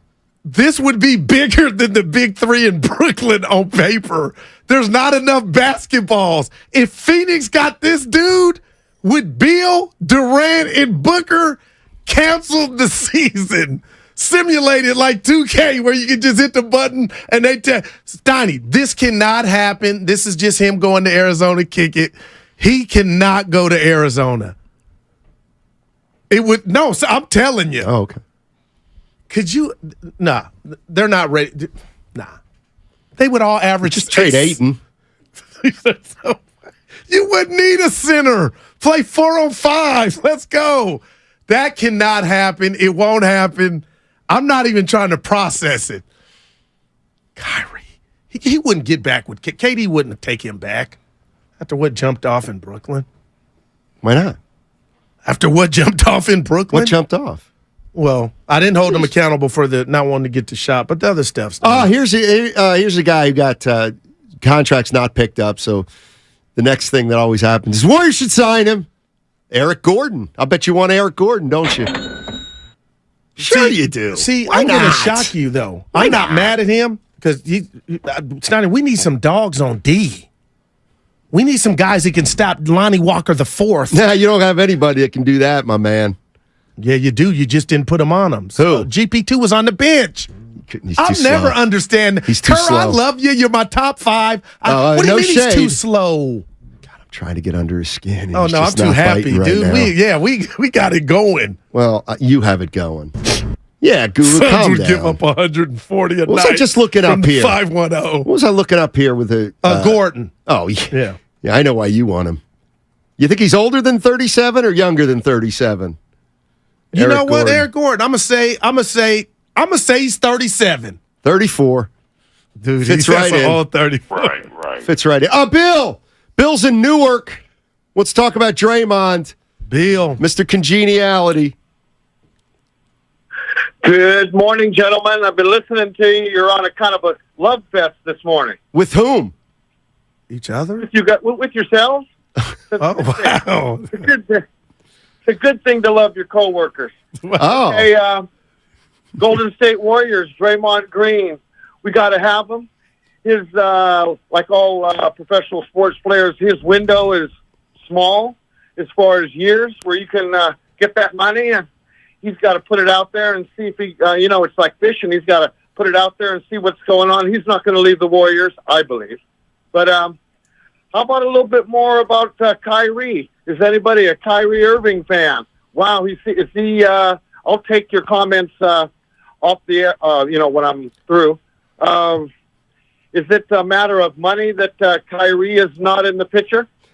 I'll take your comments after. Thank you. Yeah, pretty much. He's not a Brian fit here. Windhorst. Wendy. Brian Windhorst reported that there's no market for Kyrie, and he'll be heading back to Dallas. So obviously the thing with Phoenix would be a trade. And yes, great call about Guru. Kyrie Irving's one of his favorite players. Because I give credit where credit is due. Yeah. What don't you like about him? He doesn't play. He's a cancer. Oh, Steiny, yeah. He's a locker room lawyer. He's unreliable. What else? I mean, he's got a ring. That was 7 years ago. I don't care when it was, and he hit one of the biggest shots in NBA history, and I hate to bring it up here. Ago. It broke my heart. Long time ago. I'm Bad talking about, teammate. does he work on his game? Is he in the lab? No. Yes. God, he's a baby Tim Duncan. They don't have anything in common. Dude, the way they use that backboard, they do. Come on now. And they work on their game. Tim looking good these days with dreads. Little twisties. You see that picture? It was Manu, David Robinson, Ginobili, and Wembanyama. Pretty tight. Kyrie Irving. But skill-wise. Guru, he doesn't play. Like, he not only doesn't play, he's a bad teammate. See what? He's not. No, because I told you I had issues. I called you during pandemic radio it was dibs, getting a shot because I was scared. But I don't hold that against him. But the other stuff, has he been perfect? I don't care about that either. But skill-wise, he's one of the best He to ever doesn't do play. it. I'm not giving him $40 million. If Kobe rocked with him, I rock with him.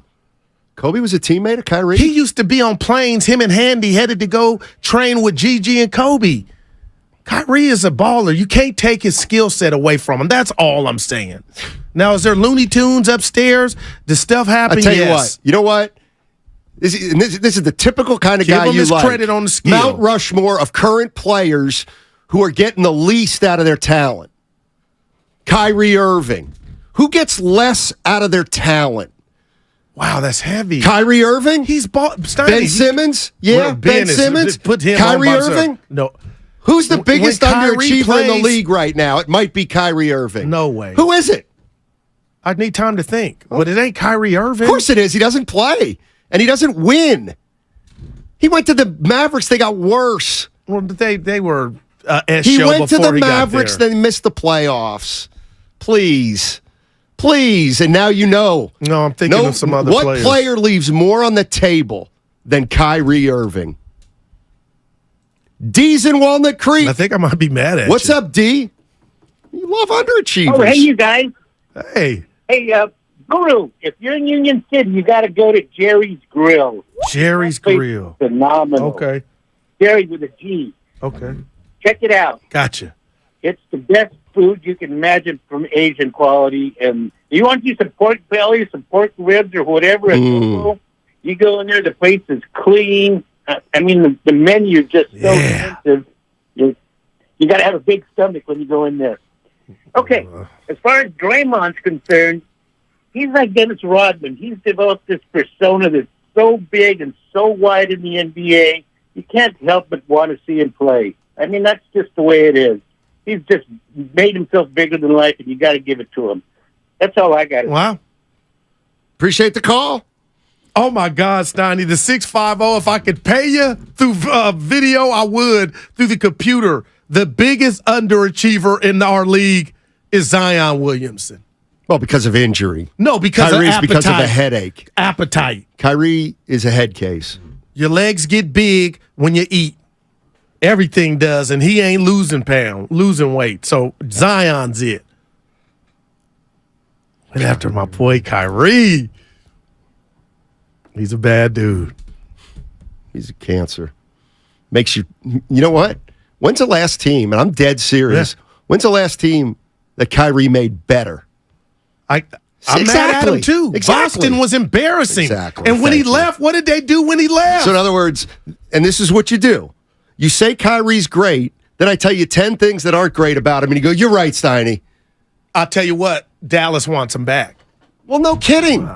They have to. Well, he's on his 9th life, too. Evan, get in here, please. Yes? Kyrie Irving, thoughts? I personally would not want him on my team if I'm paying him the max. I don't really know how, the Suns would make that work financially, but if they did, do you think that team of Kyrie Irving, Bradley Beal, Kevin Durant, Devin Booker, and DeAndre Ayton is better than the Warriors? Come on, man. It's not even close. I don't know how they can make that trade without Ayton, no. Okay. Well, okay, so involving Ayton. So it'd fair. be basically 4 guards, one of them Kevin Durant. And I then didn't say I want Kyrie. a bunch of beans. Yeah. No. I'm just giving them Suns are better. There's no doubt they're better. I can't believe Evan asked. But let's bring, that's the other thing. Like, Kyrie will go to Phoenix. All these free agents, Dallas will get better. And the Warriors are going to bring back Draymond Green.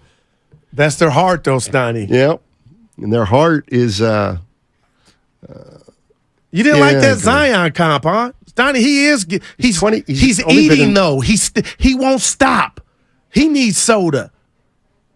He won't stop. And you can look at him when Barkley looked like, he told Shaq, he looked like you and me had a baby. He just big. Like, put the spoon down, bro. Just act like you want to get back. And then the talk is, who wants Zion? Who wants to sign up for those problems? The Warriors would. Well, is he going to play? In fact, most teams would. See, that's wow. In fact, Zion Williamson has, I would guess, has way more interest. There's way more interest in Zion Williamson than Kyrie Irving. You're right. It's not even close. Yeah. I ain't gonna so fight that tells you about who people are scared of with the underachieving. Kyrie's a home wrecker. That Boston one broke. He's a home wrecker. Yeah, that hurt me. And he was supposed to be the mentor for them young dudes, and they got better when he left. All right, 888-957-9570 is the number. Bill Simmons also threw something out there regarding Draymond Green that you might want to hear. And then we're going to get into the match. Anybody excited about the match? Steph and Clay playing golf on 95.7 The Game. U.S. Bank is ranked number 1 in customer satisfaction.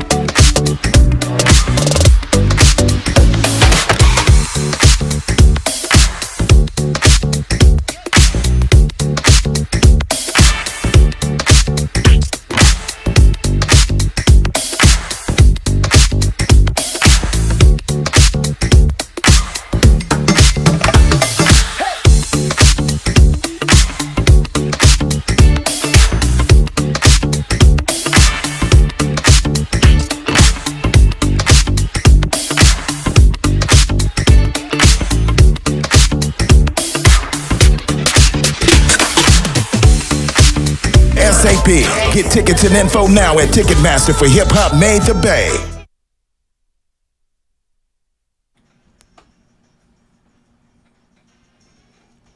I don't understand what turns you on.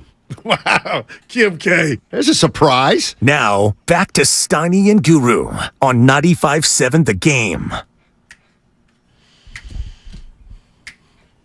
Maybe we won't talk about the match. What happened? 408 says, who cares about the match? Same person that doesn't like Dre. Good Lord. You know you lie. Dude, the match is going to be lit. 3:30? Get it? Oh, God. Lit the match. Dude, I can't wait. For what? Dre might make his announcement. You can't wait for what? I got to give Bonte the match. You can't wait for the match. No, and Draymond's part and in the match. And first pitch, Giants game. Look at you. The free agency tomorrow. Well, tonight, normally NFL football starting. No, football on the back burner for your boy right now. Job, I got off my football takes this morning. But give Trey Lance a chance. Even if he doesn't deserve it. See, I just feel like you watched a full movie of Trey Lance. I feel like I've watched just the credits. Yeah. Like I want to see the rest.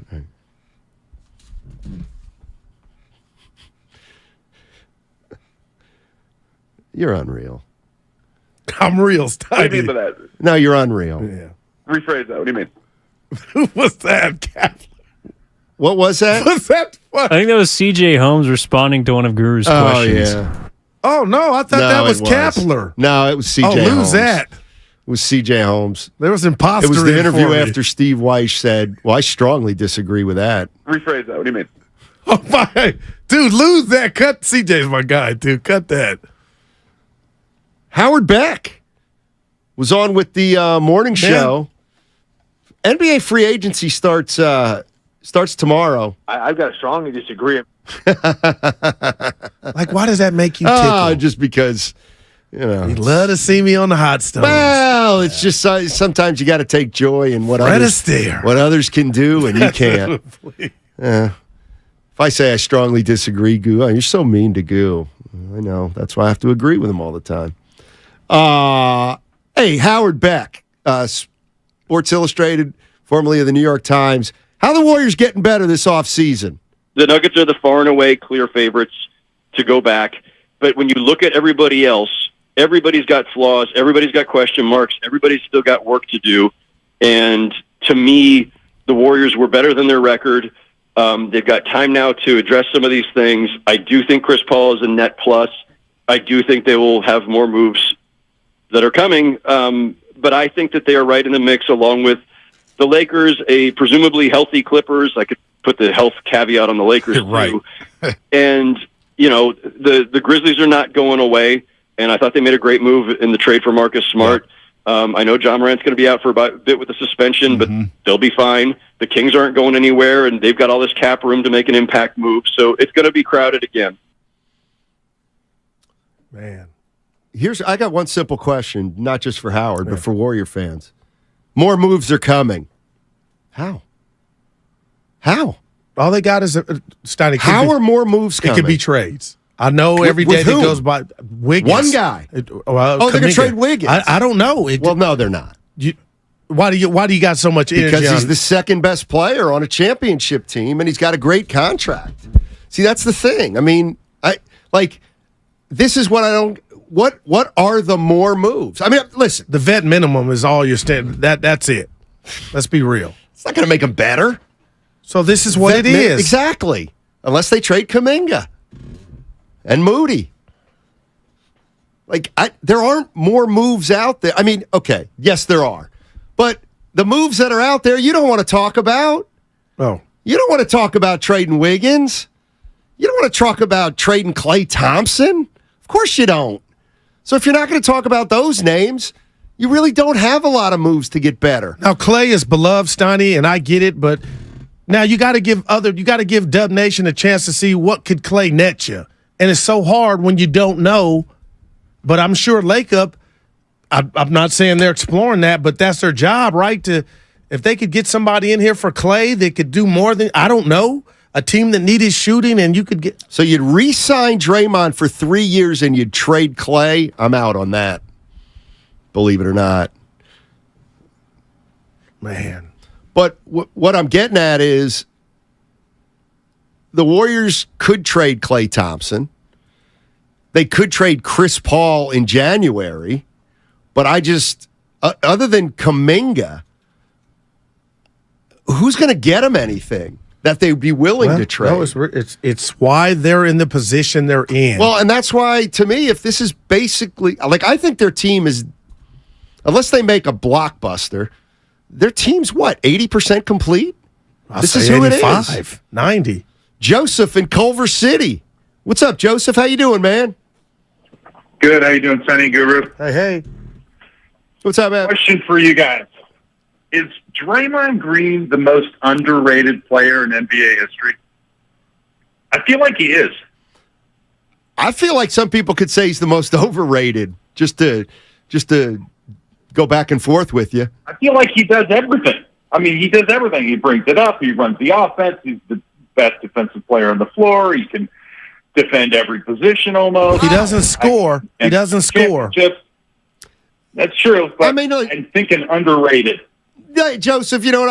I'm not going to argue with you because Draymond's a great player. There's no doubt about it. He's headed to the Hall of Fame. I don't like when we say a guy's overrated or underrated. Like, I never know what you mean because who's rating him? Like, I see exactly where he gets Draymond Green's underrated on this team because he does all the dirty work and that tends to get noticed less than the guys who are scoring. So yes, he is underrated. But then if you really, really, really, really get into the basketball discussion, you can start saying, well, is he overrated? He's not a great shooter, da-da-da-da-da. But the bottom line is he's a champion, right? Yep. He's an NBA four-time champ. He's an NBA champion. And all NBA defense. But you do wonder, Steiny, if he went to a team that didn't have a Steph Curry or a surplus of shooting, what would he be? But then that would be hating too because we're not giving him his flowers for what we know he is. And right now he's the heart and soul, and he's been the heart and soul of the Golden State Warriors. I'll never believe the first time he started over David Lee, this is what he would end up being, Steiny. And he's Joe Frazier, to keep it real. I've seen him chop trees down, taller, stronger men, because he's aggressive, he ain't scared, and he's got that Saginaw energy. So just with that, he's a gladiator. He's a basketball player. Yeah. I told you I felt. 650. Let me throw this at you guys. Because I'm sorry, I don't see it, Bob. Draymond had an amazing year last year. Amazing. Well, when you look at games played, that's an A+. I don't care about games played. But you always throw it in your face when guys How's he playing?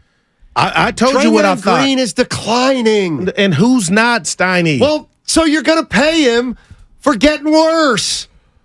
That's what I'm worried about. It won't be the first time it's happened in sports. You're right, but it's going to hamstring us. Yeah. Well, us. That's right, us. Evan, cut that. But, man, it's coming, Steiny. Get ready, man.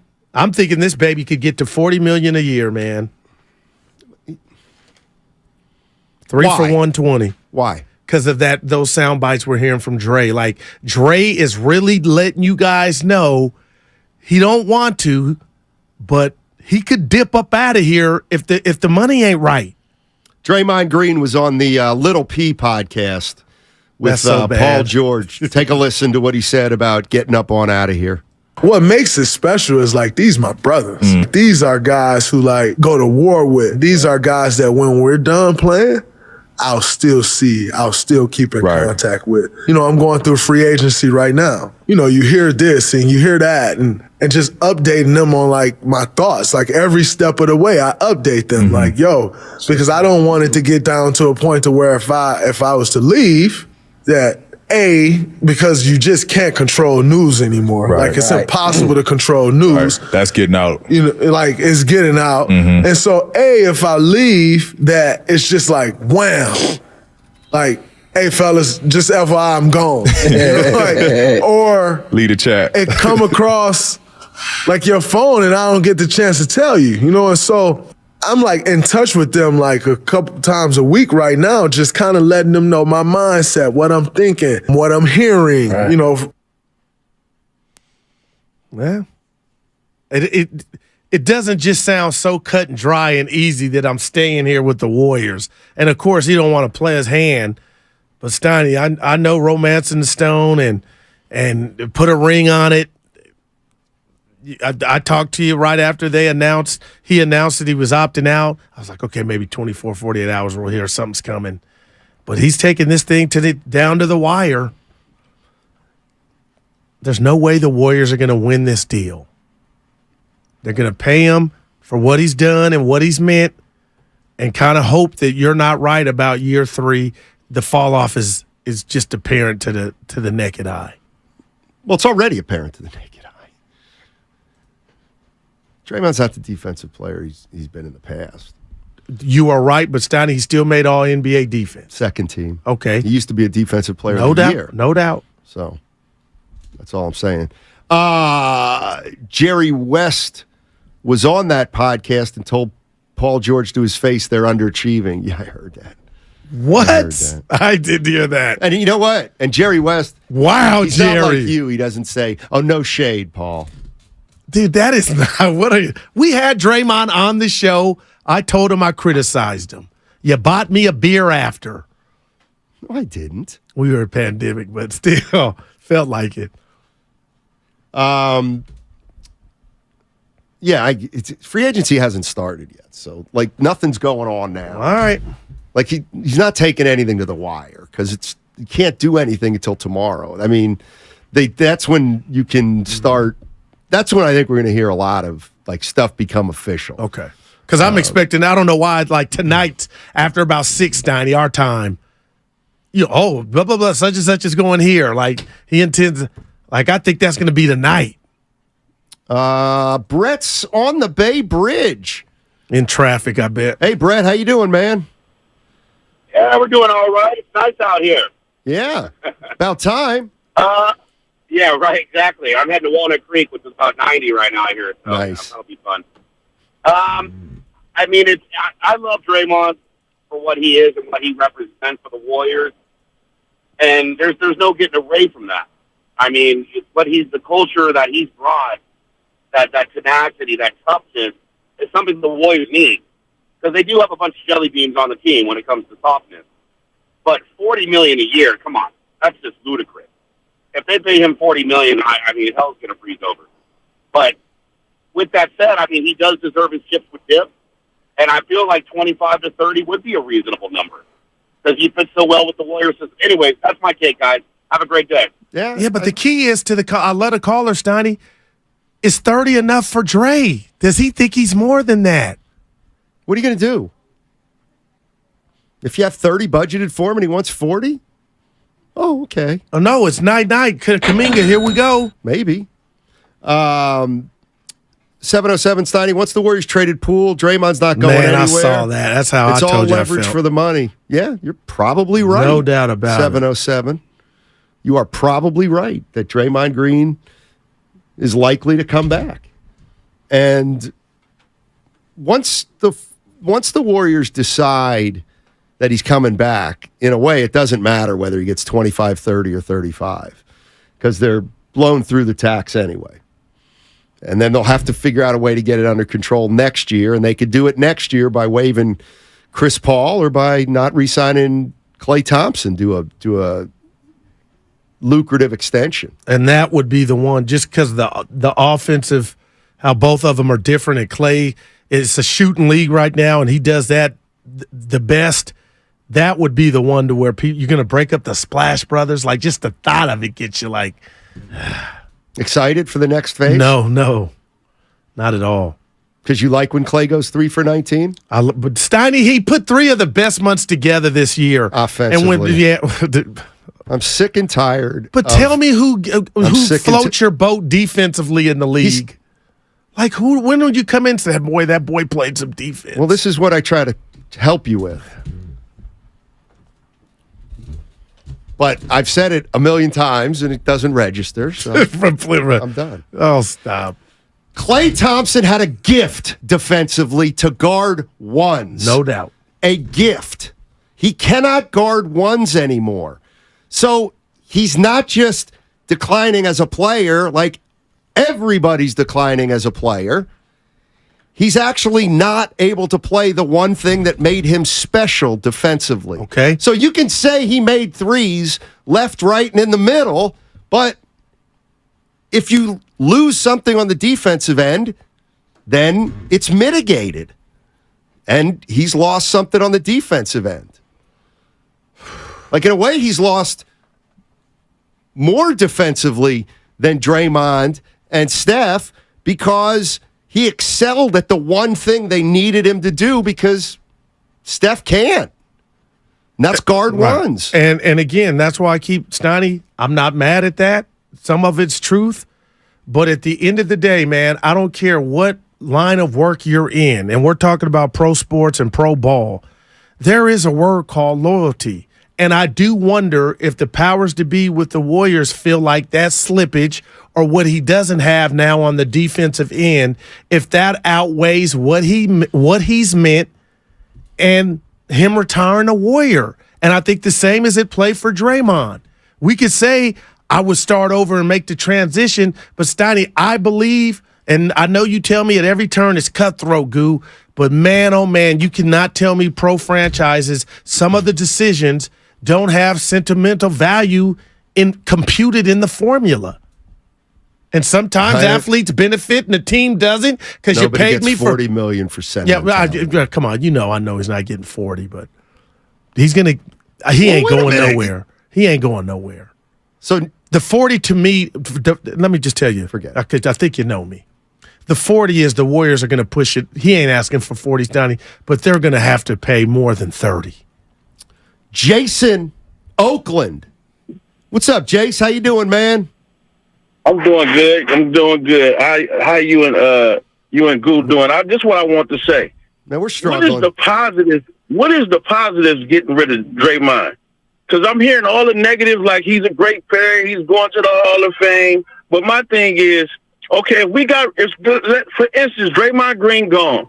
So what the Warriors going to do? I really want to hear about if we don't have Draymond Green, where the Warriors going to go. Jonathan Kuminga. What about Jonathan Kuminga right there? There we go. Now we talking. Because I just told somebody, didn't we draft Jonathan Kuminga to be somewhat of a replacement of Draymond Green? Because if I'm correct, that's real talk.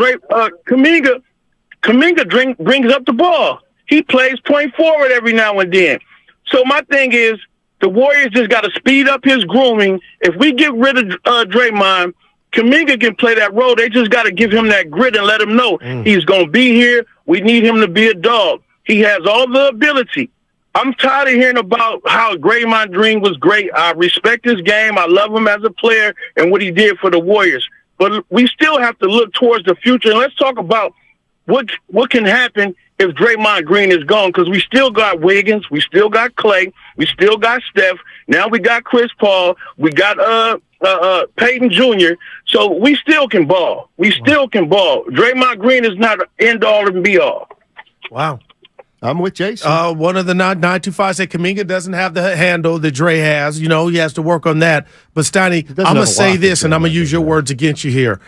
I do feel like, excuse me, that the excitement behind Jonathan Kuminga was Trey Lance-like, to where he put together a good 2 months, and now it's about you just have to trust and turn the page and trust what your organization, what they saw from Jonathan Kuminga in the League Ignite, G League Ignite. So why are you running from that? Running from what? From the next phase of Jonathan Kuminga's basketball puberty would be, okay, we're not going to pay Draymond. You're next up. I'm not. Unless, this is where I'm going. A lot of Warriors fans are. They've seen something from Jonathan, like you say the Niners have seen from Trey, that breeds a lack of confidence. And I don't think Jonathan's shown that. He's not perfect, but Steiny, your boy, he's got some athletic gifts, man. 209. It's always about the offense. What about defense? Athletic, man, he could pick up LeBron 94 feet. What are you talking about? He can block shots. He needs to work on his rebounding. I don't think I said athletic. I didn't say offensively. I said athletic gifts. He's not a good defender. He can be, though. He's not right now. Not. It's like, listen, I know I'm saying I want, I'm ready to move off Draymond, but I'm not saying you're not going to lose something. You're going to lose a lot.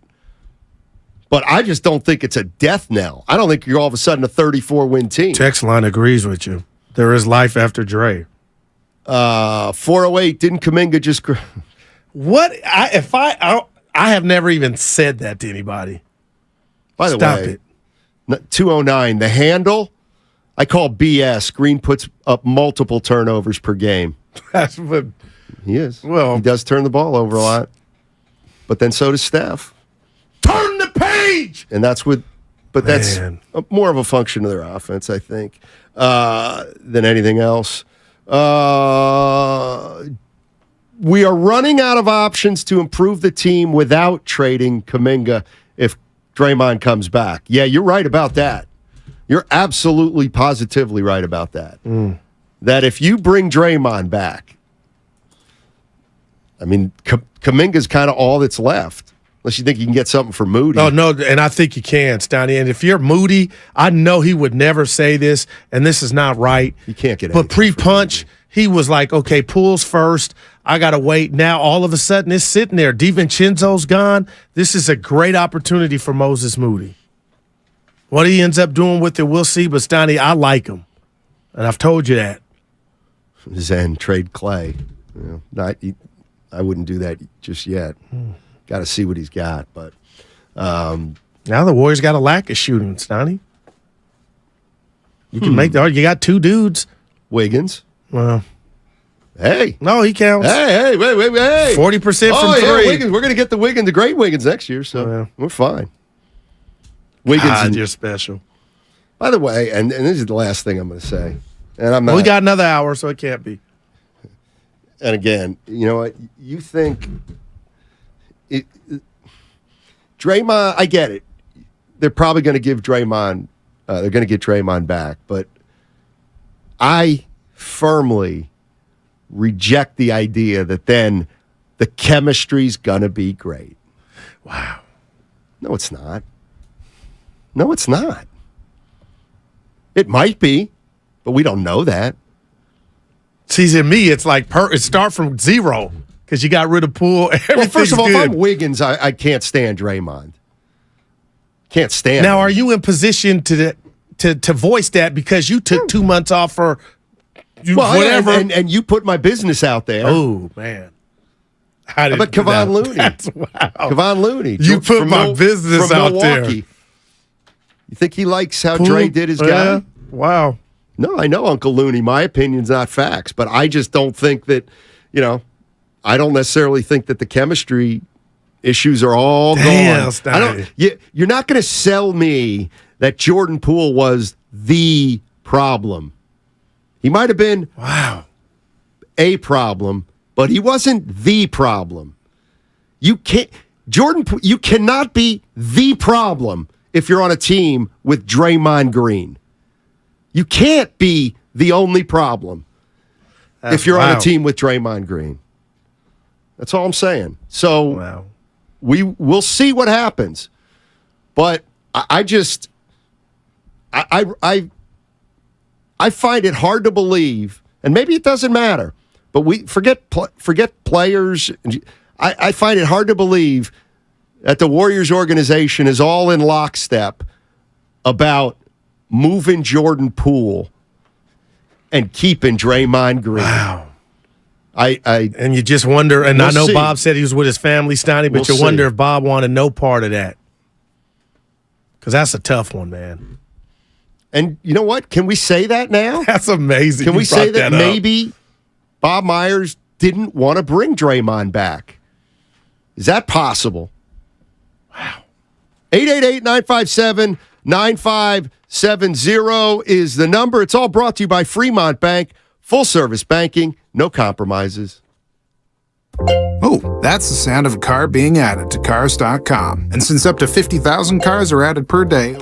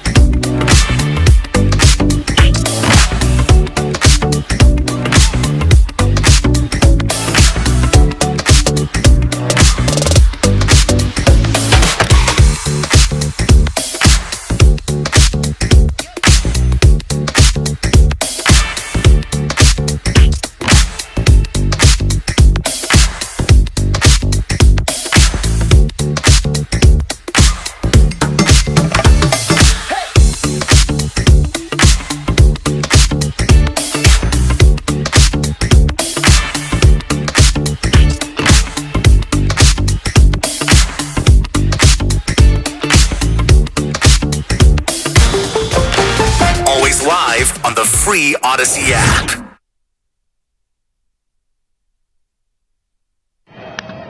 Grounded to third. Donaldson has it. There it is. Perfection for Domingo Germán.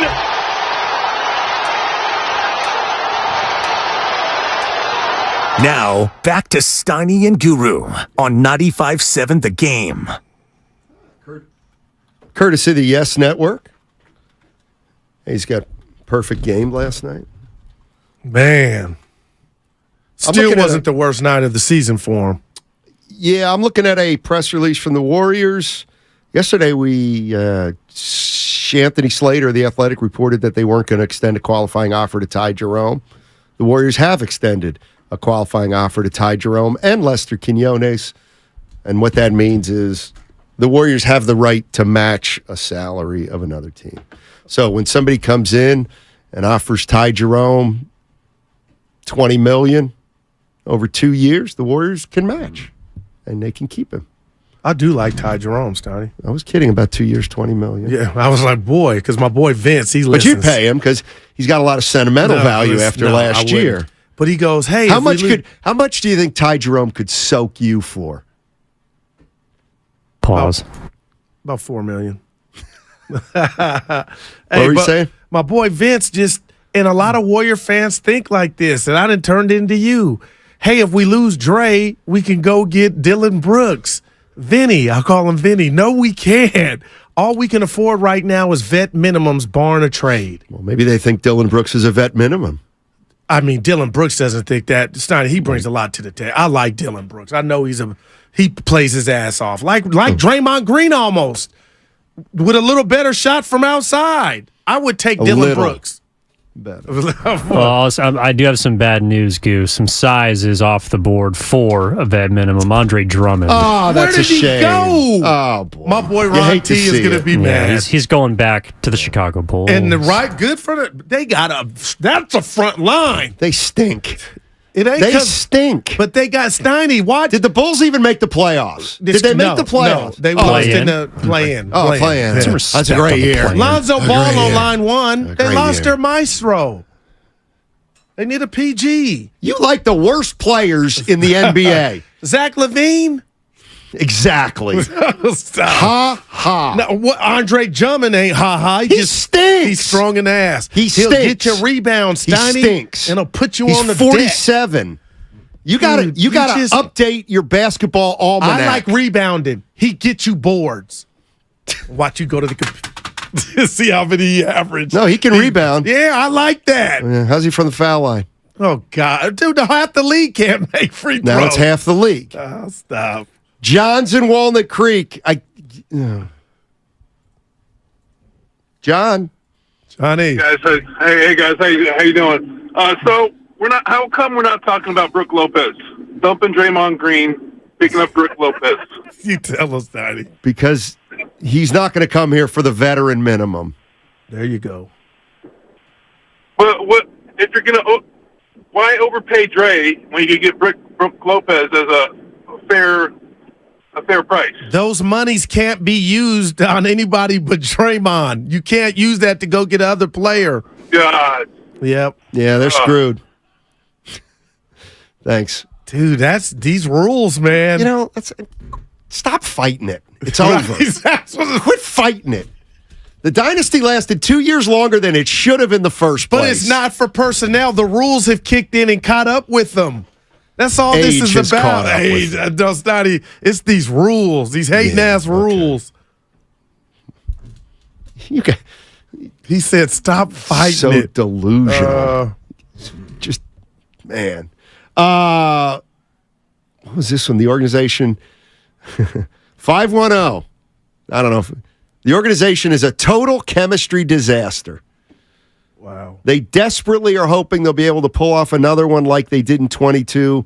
Last year, they barely got by the Kings. That was everything they had. That was the last hurrah. Night-night. Night-night. Wow. Oh, here's trade for Damian Lillard, according to John in San Francisco. Hey, John. How you doing, John? Hey, how you doing, man? You know, Dame's from the Bay Area, man. I just want to just kind of give a shout out to Dame Lillard, man. We should pick him up too. And they had a great All-Star game together, man. That would be a great shootout. That's all I wanted to say, man. Unfortunately, you trade Steph for him. Well, there you go, but man, how you going to pull that off? Who the hell is John? Yeah. Go ahead, Goo. You were talking about busts. Who the hell is John? I came in this morning and I asked you and Evan, and I mean this. Stein, this is where you got to be. I know you don't fake it, but this is where I need the real Matt Steinmetz from Reading, PA. But I'm just the James Wiseman, the Trey Lance. They're still in their embryo stages of their pro sports life. Are you really looking at me on this Thursday before Friday, before the 4th, telling me that you really think James Wiseman, and I'm asking the people too, and I'm going to put Trey Lance in there because he's really Exhibit A in this, that they're bust? Bust to me are guys and gals that have got the opportunity to fail, and that's Jamarcus Russell. That's Brian Bosworth. Those are the guys that's Kwame Brown. Well, you know what? If we're being real, Kwame never was Shaq, but he played in the league. He's getting a pension. But my question to you and Evan is, what constitutes a bust? And when is that stamp warranted? Trey Lance has not even played 8 games, started 8 games. James Wiseman hadn't even played 50 in a season. Okay, yeah, he's on another team, and you said some kind of lightweight profound. He's a bust for the Warriors. I get that, but that term, Steiny, when is it really valid to where we could put on these athletes back? Do whatever you want. You can do whatever you want. But that's the problem with social media and everything that we say we hate. Okay, you go to the well with James Wiseman and Trey Lance then. Go to the well. Go to the well, Goo. But I'm looking at you right now, and I'm looking at your face. Tell me, say, Steiny, James Wiseman is going to be a hell of a player. He's going to – no. I'm saying it's too early for us to say he's not. Well, give him that coupon. And it goes to Trey Lance. Listen, we're just too quick to say – Justin, you said your boy in New York's – I'm asking you. You think our guy in New York from BYU is a bust? Yeah. Steiny, he's still eating similar. It's off to a bad start. But come on, man. Who I'm going to forget my man's name that I said me and Dibs thought he was going to be the stuff. But come on. Zach Wilson? Zach Wilson is – how can we say he's a bust? Because he's got a bad attitude, right? Oh. He was blaming receivers for his interceptions, I believe, and Saleh didn't like that, and they went to the backup. So it tells me that maybe he's not as it's gotten off to a bad start. They got Aaron Rodgers. Listen, do I think James Wiseman – I have no idea how good James Wiseman's going to be. But I don't think James Wiseman or Trey Lance – I don't think either team's going to regret moving him. They'll regret drafting him. And would you have an issue if we're at a bar and somebody refers to both of them as bust? I don't care. They are right now. Wow, man. Both of them. Both your guys are busts. No, they're not, man. Yeah, Wiseman can't play. You don't believe that because you said, Guru, I'm not ready to call it. For the Warriors, I love that one. He is because you got nothing out of him. But damn, man. When James Wiseman averages 15-9 this upcoming year and the Pistons win 28 games, what does that mean? They made a mistake? No, that he's on his way to be Andre Drummond, that never pretty much played meaningful basketball but put up numbers. Well, then how good could Drummond have been if he couldn't help lift the team? Well, bust to me, Steiny, don't stay in the league. Well, Jamarcus Russell didn't stay in the league. Wiseman. He might not. He might not stay in the league. It's possible. You know who else might not stay in the league? Trey Lance. It's possible. Well, I'm rooting for both, but Trey Lance, he controls his own destiny, but Steiny, it's early in the game for anybody to call those two men bust. And that's why I was asking just your definition, what constitute a bust? I don't think Trey Lance is going to be good, if that's what you mean. Right, but still, that's not bust yet. Bust is when we see him go to another team or just fail miserably here in San Francisco. Which he's done for 2 years. Can't get on the field. Well, yeah, he got hurt on the field. Yeah. But when he was healthy, he couldn't get on the field either his rookie year. It's okay, Goo. No, I'm just I'm fine. Nah, you're not though. Yeah, James Wiseman is still a puppy, man. And that's why you won't say if you want to say he's a bust or not. I mean, I don't like the argument. You don't like the word scrub. I learned that and I appreciate it. But now I'm asking you, would you take issue if somebody called James Wiseman a bust? And I'm expecting you to say, yes, I would, because he's not. Yeah. What about Mo Bamba? What about him? Just got waived by the Lakers. Oh, you got. I think if the Warriors can get Mo Bamba, they should order the rings. Do you think he just might order have the championship a rings? few more plays in him like this one? Bamba, he'll drive middle, throws the ball out of bounds, away from the corner. Oh my gosh! Surprising some fans on the far side. Probably thought they would never ever see a ball. That's hard to describe where he threw it. It wasn't really in the corner. It's about 5 feet to the right of the corner. It wasn't even where the photographers are. It's past that. A lot of plays like that. Dude, I was in Myers' seats that night. The worst pass I've ever seen on a basketball court. But Mo Bamba, Steiny, what would he cost? He's got size. Is Darko Milicic a bust? Yeah. I'm ready. You know what? Okay, now we got to be careful here because I got to compare what you were supposed to be, but I'm going to say yes. We played 12 years in the league. Well, then I'll one up you. Is Kwame Brown a bust? Because if we could use that same, wow. Steiny was a player, but he never, a bust is, did you live up to the promise? I never blame the player. Wow. Why should you blame Kwame Brown? Now, he did not underachieve. He was drafted woefully incorrectly. Had the worst hands. Those are one of the worst hands of any big men to ever play the game. He just wasn't good. Is Sam Darnold a bust? Who? I don't know. I'm not sure.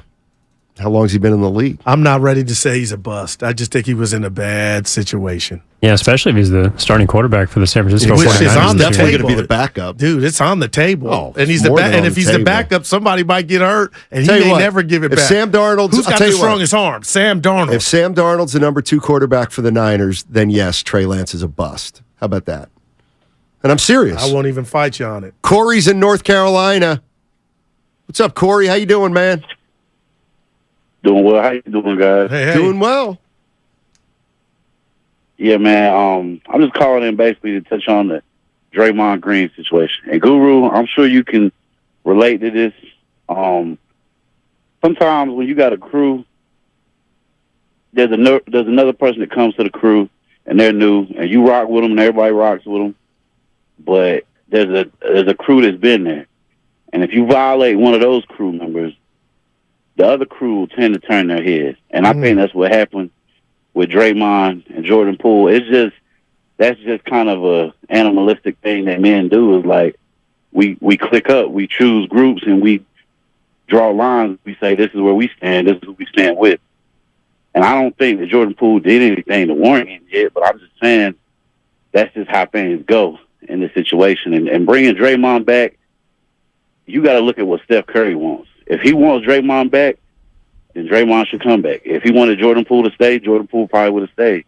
And they felt like they could work it out. But I don't think it was because they didn't like the guy. I think they just figured, like, man, how are you going to feel? They know how he feels. They're around him. So they know he's not going to get over it. And as much as we may want Jordan Poole to stay, and people want to jump on Draymond and say, well, if he goes, it's just going to be harder to build with somebody you don't know, coming from a whole new team, coming into a situation they have to learn, which Draymond basically created, defensively, offensively, how he's a point forward. Like, all those things those are intangibles. So I love Jordan Poole. That'll forever be my guy. But I'm just saying, in that situation, nobody can really be mad, because once it happens, we can be mad it happened, but once it does happen, you got to move accordingly. You got to go from there. These guys still trying to win chips, and that's just how they feel. Fair enough. That. Wow. Fair enough. Do you think Jordan wanted out of here? Yes. And forget the punch. I just think there was a log jam starting. He felt like he was a starter. Johnny Manziel, major bust. Kwame's not a bust. He got paid. Well, the first rounders always. Well, I mean, some people before Andrew Wiggins came to Golden State were talking about him Man, he was a bust in but Minnesota. He was averaging 18 a game, but they weren't winning. Like, where do we draw the line? Well, I know where you draw it. Scoring. As long as the guy can score, he'll never be a bust. Stop. I can't get under his skin today. He's just too good. No, it's not that. I know my partner, and I'll never forget how that word scrub bothered you. And I never told you this, but I was like, man, rubbed off on me. So how can you sit here and even if Trey Lance has been awful, he doesn't know the playbook, how could you put the stamp of bust on him? That's another thing. What? Playbook open for Garoppolo, shut for Lance. Well, open for Purdy. I have nothing for you, but that might be no eyes looking down the field. Eyes weren't looking down the field. Baker Mayfield, he's a bust. He's had. Is he? He's on his. Like, come on, Steiny. When they draft you, the franchise, you're supposed to be the next. But it's kind of interesting. Wiseman's a bust. Well, like a guy like Baker Mayfield, I think he set the rookie passing touchdown record his first season. But obviously, at this point, you look at him like he underachieved. But after his first couple of years, like if he's at the same point where he was, Trey Lance was, game on the he road. did. Yeah. But where he's at now, Evan, you wouldn't be mad for somebody saying Baker's a bust, right? Oh, I'm sure the Browns aren't. He's not on their team anymore. Man. Just Lonzo Ball a bust because he's hurt? Kyler Murray's not a bust. They're still, it ain't looking good right now, but it was looking good early, and you got hurt. But I'm talking, to me, a bust is just you got to fail miserably. No, but some are talking bad about him, Steiny. He made the playoffs Yeah, already. but they're talking bad about him. And these reports of him not playing Call of Duty and not studying. Markelle Fultz, that's a great one. That's the bad one. Because I still he's a like productive him. player. Markelle Fultz is pretty good. But is there any regret from when Philly drafted him? I would say yeah. I mean, I think there's more regret for Anthony Bennett. Oh, well, hell, man. For Cleveland. Fultz is good. Yeah, Kyler Murray's made 2 out of 4 Pro Bowls. Hashim Thabit? That's a bust. Mm-hmm. See, I think, when do you...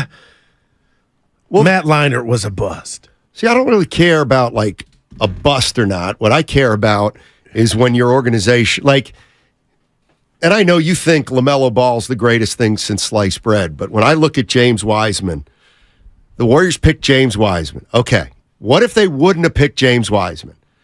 Okay, they picked LaMelo Ball. Oh, my gosh. Yeah, see, I'm not, oh, my gosh. I don't think all of a sudden they're a 60-win team, and for the next 12 years they're going to win titles. That would have been a nice player. But I don't and yes, it would have been a better pick. But then look at all the guys after LaMelo Ball. Who? Who's any good? Isaac Okoro? Oh, so the point is you know what? Now that you look at it, okay, they could have picked Ball, and now everybody they could have picked Halliburton. Well, why did Halliburton go till 13? Because 9 other teams apparently didn't like Halliburton either. What I'm getting at is, I don't care if you make a mistake on a guy if there's not 7 guys in back of him who are great. The biggest mistake the Warriors ever made in my book was drafting a Donald Foyle at number 8 by PJ Carlissimo, and number 9 was Toronto, and they took Tracy McGrady. Oh, man. Now that's worse than the Wiseman pick. But Tracy McGrady never paid off for a team like Toronto. Well, he's a great player, but he didn't play for him. The point is he was a Hall of Fame player. The Warriors drafted a Donald Foyle, and the guy who went after a Donald Foyle was a Hall of Famer. And this very well may be the same thing with LaMelo Ball, though, Steiny. Even though you don't got more, you can go down one slot to find the Hall of Famer that you're saying Tracy T-Mac was to a Donald Foyle. Right, but we've seen that LaMelo Ball by himself needs a lot of help. How would the Warriors be different right now with LaMelo Ball? Would they have won a title last year? I think their offense would be 10 times better and scarier. Steiny, he can score. He's not Carmelo Anthony. He can pass. That's what the Warriors' offense is predicated on. His decision making. He's athletic. He can get hot. Oh my gosh! And you could pencil him, if this means anything to anybody, a 10-year perennial All-Star. Like, you couldn't hit it out the park any further. And maybe you could start building around him. I wonder. See, I don't think the Warriors would be like, I don't think they'd be a 55-win team with LaMelo Ball. Like, the other thing is, and I don't usually, like, I'm just putting it, where was he going to play?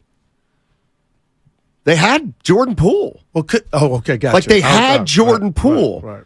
Now, again, if they thought he was great, they should have drafted him. And oh, man. And made some move. I get you. LaMelo wouldn't play under Steve Kerr. Well, come on. Poole and Wiseman played. To me, there's not. Reuben Foster was a bust. I know we're talking to. That was the wrong pick because he had off the field. It's over. A bust is someone who didn't pan out, that had a lot of hype around them. Hasheem Thabeet was a bust. I agree. Yeah. Yeah. I mean, Mo Bamba, could he take the vet minimum? To me, it's less of whether Lance is a bust or Wiseman's a bust as it is that the two teams that drafted him blew it. They blew it. And that's something that, that's an uncomfortable conversation to have. Because you could make a case it was all hubris. Wow, man. It was all hubris. Like, I can't hold it against Trey Lance because the San Francisco 49ers drafted him after he played one game the previous season for a 1AA school. You never saw him play in person. But what? I got to tell you. They made a mistake. Right, okay. And but it comes from, and this is but everybody wants to say Kyle is great. Yeah. Like Joe Lacob, light years. They blew it. But it comes from, and it stems from arrogance. That's right. Like, we can make him pick it up. I know the logic would tell us it's going to take time, but we do it this way. We're going to ramp him up. And I think Kyle had that mindset with Trey. I can get him ready, yeah, Steiny. That's arrogance. It is. So they made a mistake. Well, right now it looks like a mistake. Because he's still in the Niner uniform, and we saw Jimmy, who looking we to thought trade we were. him. Steiny, Jimmy was on the Fred Sanford's front lawn. We thought he was done, and he ended up being a savior. So we don't know what's going to come of Trey if somebody goes down. And just like you said a couple weeks ago when they announced Darnold was coming, hell yeah, him and his agent are saying, for whatever reason, they can't keep a quarterback healthy. Let's go there. I'll start off as number 3. Yeah. That 3 might be 1 in a minute. Well, I'm sure he didn't think of himself as a 3. No doubt. Not with Trey Lance on the roster. He'd be like, don't let me start a game with all that stuff they got available to him. You guys will always have it wrong. Wiseman is not a bust because he wasn't one of the top players in college. If you're a top player in college and you mess up, Nobody said Wiseman was just an awful pick. Absolutely awful. He was everything they needed. No, he wasn't. Size-wise. You couldn't even watch him play in a game. Think about that. Like, that's amazing. Again, like, oh, you're hating, Steiny. But, like, I'm not hating. It's just like, but for 8 years, we got to hear about Wiseman and Lance and how they, didn't live up to expectations, but nobody wants to actually say what's going on, which is, what were you thinking? Like, what were you thinking? Yeah. You two teams. And what we found out was they drafted those two guys, to me, because of hubris and arrogance. That's what got him beat. How the hell can Kyle Shanahan draft Trey Lance? How do you do that? Because he's a quarterback whisperer, Steiny. How do you move up to 3, trade 2 firsts for a guy that wasn't coveted?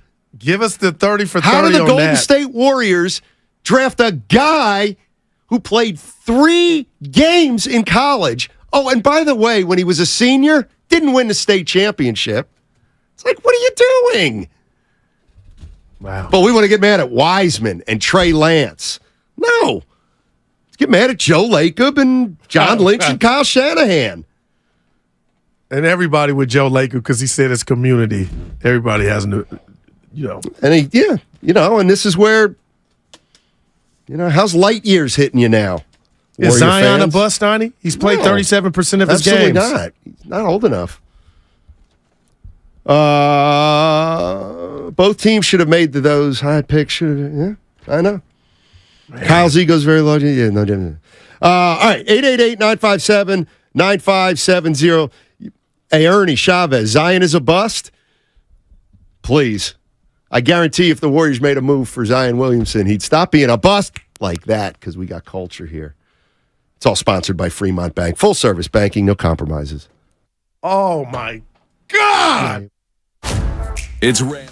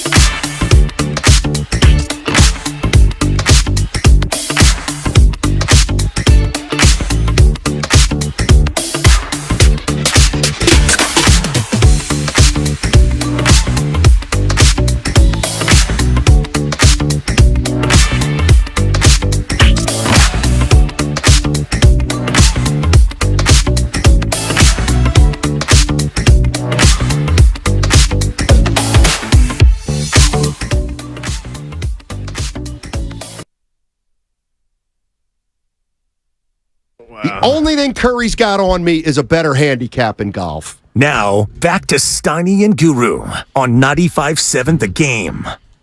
Steiny and Guru with you. Be here for another half hour, and then we'll turn it over to them. Well, we'll bring them in. It's Dibbs and John Dickinson today. JD in the house. What do you got? So, I respect that. They'll come in for the crossover in 10 minutes, and then they'll take you from 2 to 6. Go ahead. No. You'll wait for me now. Oh. I appreciate you today. I've been a mess. I think I told Evan, I think this is one of the worst shows I've ever done. Dude, I didn't know anything. I stink today. No, you've been great. No, I stink. I've stunk.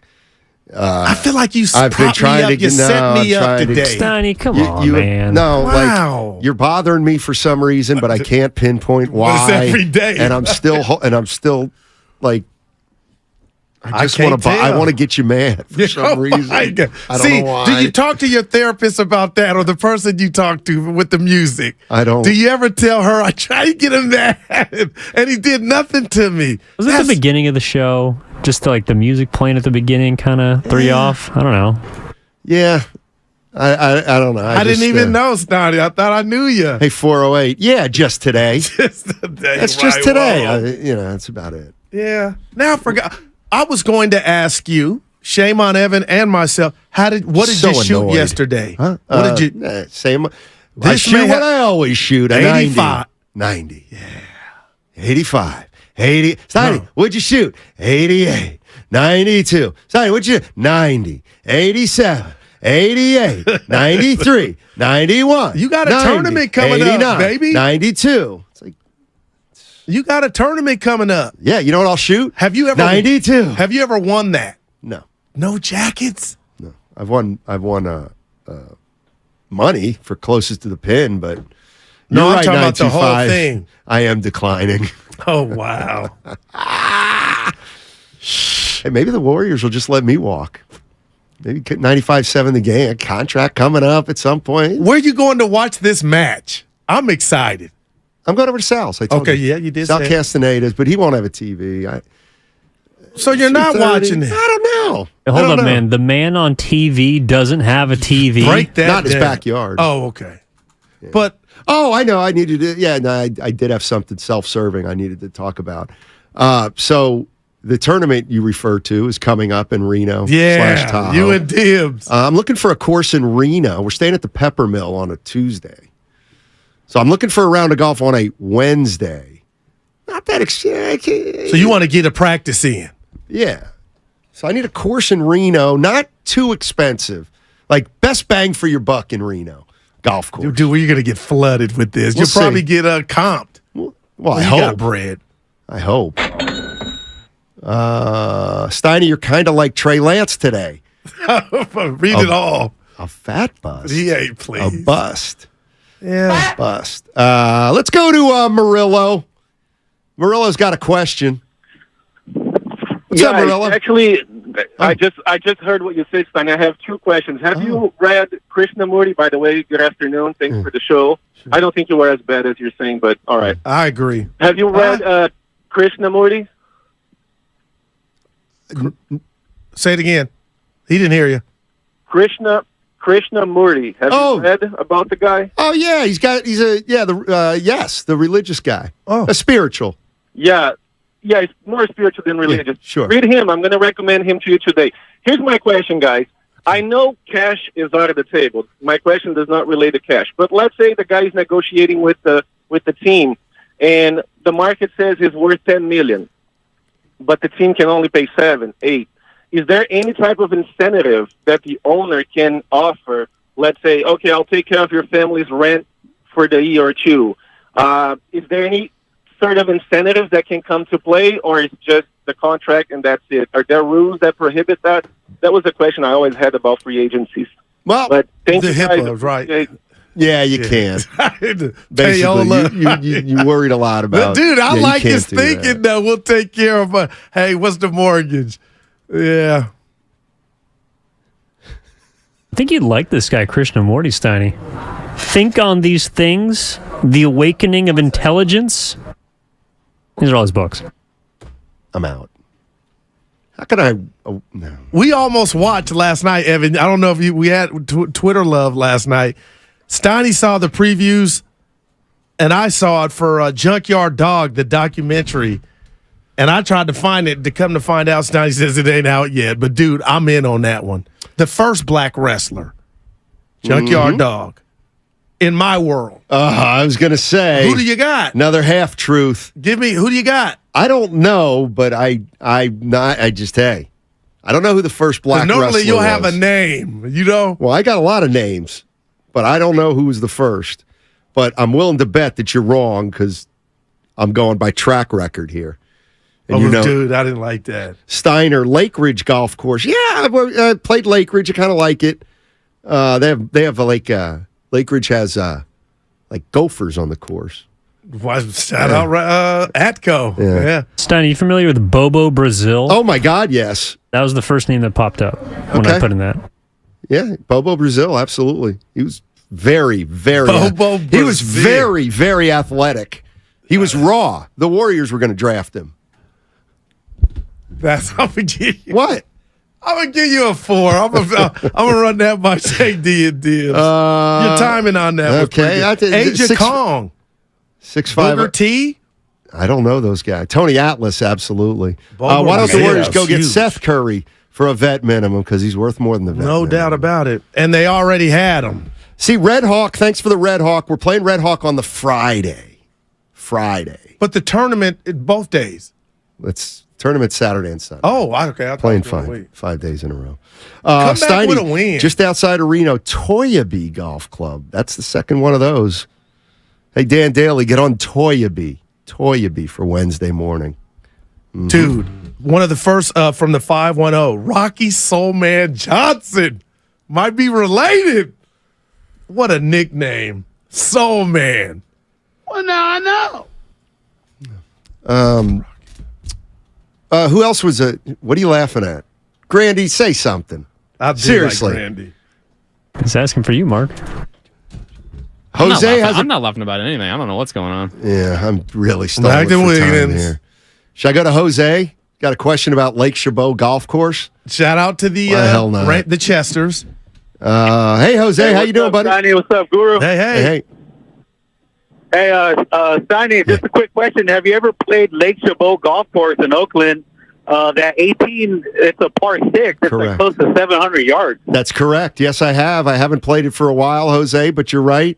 18 on Lake Chabot is a par 6. Wow. Very, very unique to the United States and other golf venues. It's about a 690-yard par 6. And Lake Chabot also, unfortunately, their clubhouse just recently burned down. Yeah, how about that guy that made it in 2? Yes, that's true. They called it an albatross. Was it a condor? Call it? You know what? We got Dibley coming in. He knows all the golf terminology on the other side. He really does. We got the. What are you doing? You better not be doing what I'm defending you. 510 Steiny be hating on you, Goo. I said, don't fall for it. He loves me. And then I put period. Dude, I was defending you, bruh. You're texting during the show. Hey, Rocky Soulman Johnson, get this, is the father of Dwayne Rock Johnson.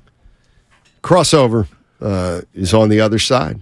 You're right, 650. What's going on here? I don't know. We'll be back, though. Your lower extremities were compromised. Have you been in a car accident?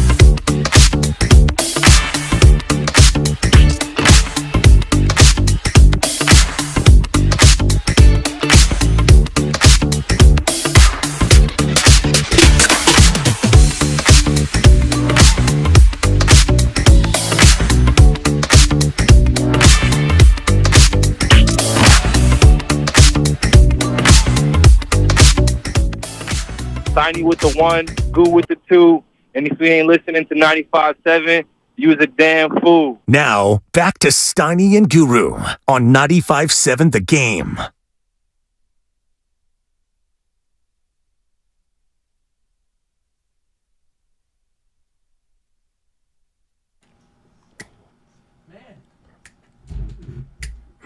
There's a lot going on in here. Baby. So much. Crossover, it's brought to you by California Academy of Sciences. Every visit supports the Academy's mission to regenerate the natural world. Learn more and reserve your ticket at calacademy.org. Let's welcome in John Dickinson and Dan JD. What's up, guys? Yeah, what's going on? I'm going to tell you what's going on. Oh, I woke up feeling some type of way, and you two, I love you, your brothers. What constitutes a bust in Dan Dibley and John Dickinson's opinion? Are we talking about pinup models or high draft picks? Look at it. High draft picks. Oh, okay. Well, James Wiseman. Too early, right? Not yet. No, but if you were to do the boom or Boone, rather, before Steiny corrects me, if you did the Boone or bust meter, right now his needle is really heavy toward the bust, but until he flames out in his second spot, you're not a bust. Okay. And Trey Lance, my goodness. Not yet. Okay. No. Yeah, and really not even close. No, his He just needle hasn't right played. now is in the middle, I think, in terms of like Joey Bart, to me, is much closer to Bustville than Trey Lance, Okay. and he might actually be closer than James Wiseman. I'm going to throw you guys a curve. Don't throw it to Joey Bart because he can't hit a curve. Environment. Sam Darnold went to arguably the worst place he could go for a young quarterback. Is he a bust? Have you seen? Because Baker Mayfield to me is a bust. Yeah, I think Sam Darnold is the closest to a bust of any name that's been mentioned to this point in the Josh segment. Rosen is a bust. Okay, no doubt. Josh Rosen is out of the league. If Sam Darnold comes here and does what Mitchell Trubisky does, which is sit for a year, hold the clipboard, clap, and look real pretty with a helmet off, and then go somewhere and gets a job and starts and plays again, well, he's not a bust. Now, Trubisky... He's a bust. Trubisky? I think he is a bust. He's close to that. But he did get another contract with Pittsburgh. To be the backup. Yeah. Well, he got a contract to maybe be a starter, and he was for a while, and then now he's the backup again, and now it's looking more and more like he will be a bust. Can you be a bust and then get off the bust list? You can't, right? Ozzie Davis, get on the bust.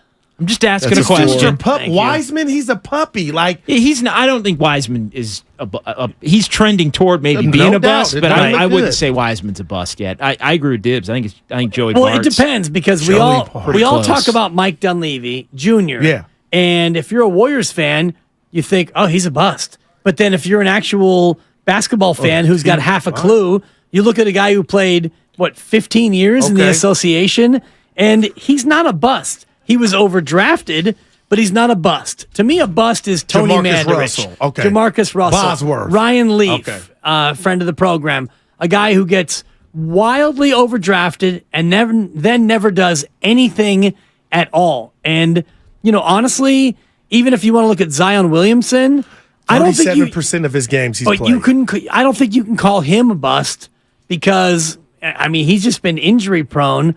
Like Greg Oden. Is he a bust? Probably, but he got hurt. So would Sam Bowie be considered a bust. But exactly. He came back from about 9 injuries over the course of his career. Yeah, those are both busts. Yeah. Bowie and Oden, for sure. Injury can get you there. Like, to me, it's kind of like the Hall of Fame thing, right? It's, is it X or Y a Hall of Famer? Player X, player Y a Hall of Famer? To me, it's that first inkling. Is that guy a Hall of Famer or not? Is that guy a bust or not? So that goes, so it's subjective based on individual, but it's kind of whatever hits you first. So Lucas came in here during the break and said that so James Harden apparently is opting in to his $35 million deal with Philly. Smart. But he wants to be traded. Oh. So he's likely played his last game in Philly. Okay. I've defended Harden, would you but trade I'm out on him. Chris Paul for Harden? Well, they can't. Yeah, you got to wait till January. But I actually would not. I would not. Wouldn't you? No, because I think Chris Harden, even though he's never come off the bench in 1,214 NBA games, I do believe that at his point in his career, he's more self-aware of the player he is. James Harden, he played nice for a while in Philadelphia, and he had a great year playing the way Mock wanted him to play. But then He basically blew Mock out of the water. That was bad. James Harden is, and you were mentioning the C word with Kyrie Irving, cancer, which I don't like in terms of sports. It hits too close to home. But in terms of sports cancer, I think James Harden is as much or more cancerous than Kyrie Irving. And then my question would be, why does he keep getting paid to go to these locales? Why did Brooklyn sign KD and Kyrie basically signed off? I'm bringing them in. Philly did they pay? Well, I would say and I'd have to look this up, but I want to say Houston was still the last team that really paid him a lot. I just think he ended up getting traded, and so remember Houston was extending him every 2 years, right? To where it kept ballooning, and then I might be wrong on that, but I don't recall. And for James Harden, it was a player option for $35 million. Is that what it was? Yes. Yeah. So of course he's opting in because, as we've learned, and we had Bobby Marks on this week, and we had Ryan Russillo yesterday, who was terrific. And Ryan actually mentioned yesterday that the middle class in the NBA is largely going away. You're either a high-ticketed player or a veteran minimum guy, and that's why, as we look at the Warriors' veteran minimum targets, there aren't as many guys who are going to just take 1 year at the vet min. Guys are more likely to take a 2-year deal for $10 million with some sort of an option, as opposed to, let me play a 1-year deal at 2.5. I got a question for JD, because I haven't talked to you in a while. And what more can the Warriors do right now? Vet minimum players or swing some kind of a trade. With Kuminga. With Kuminga, yeah. But he's essentially all they got. Yeah, and it feels like now, it would have to be... Do you think 85% of their team's filled out right now? 80? You know what I mean? I think they have... A couple vet minimum guys coming? I think they need 3 vet minimum guys. I don't know if that equates with the actual amount of players on the roster. I'd want to say they have 10. They have 11 right now with 11, Draymond. Yeah, maybe 11. 11 to 14. Well, he's not on the roster, is he? Not at the They moment. just extended him a qualifying offer today, I saw. Just to be able to match if somebody offers him a couple million or something. Oh, room for Ty. But they won't. Bye-bye. If somebody offers him a couple million, I'd be surprised. Yeah, maybe. But, no, I'm just... Well, to me, the only reason you would do that would be if you think he would have the potential to be more than... It would put you in a range where you can give him more than maybe his vet minimum, if that makes sense. Like if somebody did offer him more, you'd give you a path to at least bring him back if you want to. Yeah, he could be your fourth guard. It doesn't matter. It's probably your fifth. What about where are you with Draymond Green? I think he's coming back. I think it's a matter of the Warriors are kind of making him set his own market right now.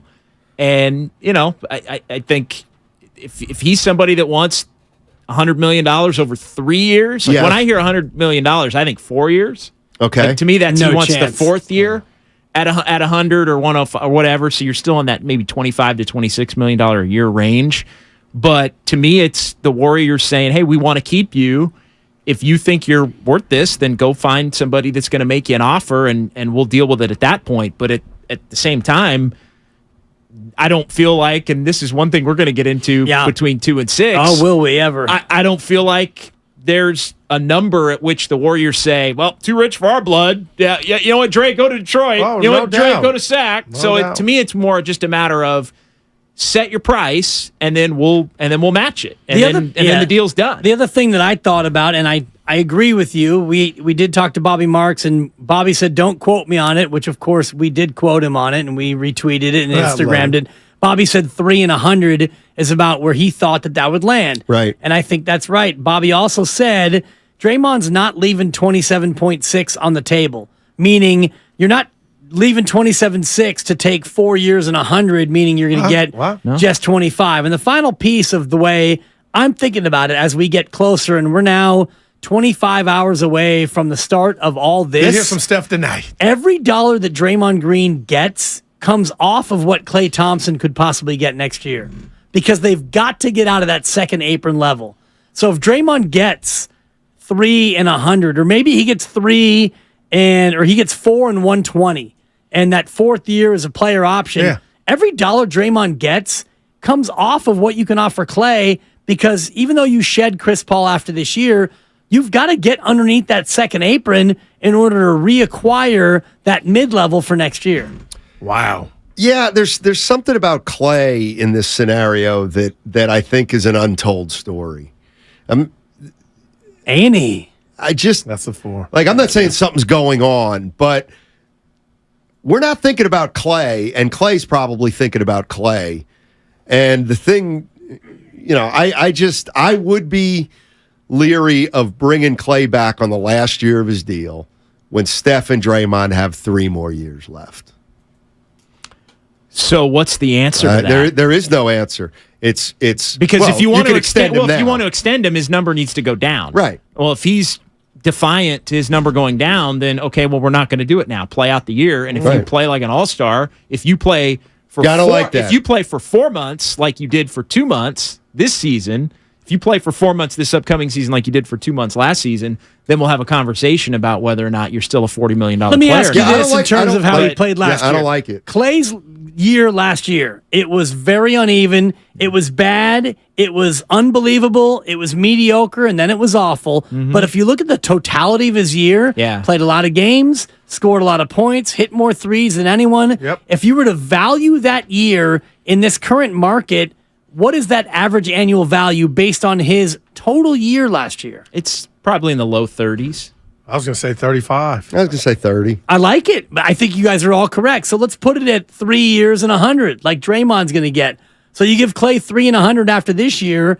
Can you afford to do that and stay below the apron if you're the Warriors? Because you've got to get out of that second apron because you lose your mid-level and the punishment up in that threshold. That's why I think the Draymond contract is so interesting, because every dollar Draymond gets, it feels to me like that costs Clay on what he can get. Steiny was irritated about him on PG-13's. This is breaking news. Steiny was irritated? About him talking about his brotherhood and keeping this Dre talking to PG-13 about, making it about himself. I kind of liked it. And in this era we're in, JD, I do like more information about the thought process. But it wasn't just Steiny. Other people were turned off about Dre sharing the information. Well, what didn't you like, Steiny? Because I didn't get a chance to hear. So for the listener that maybe is just tuning in here at the top of the 2 o'clock. You want me to play it? Yeah. You want me to play it? Well, what's a minute? Just what you didn't. Yeah, it was play it. Do the legal and play it. You're listening to 95.7 The Game, KGMZ FM and HD1 San Francisco and Odyssey Station.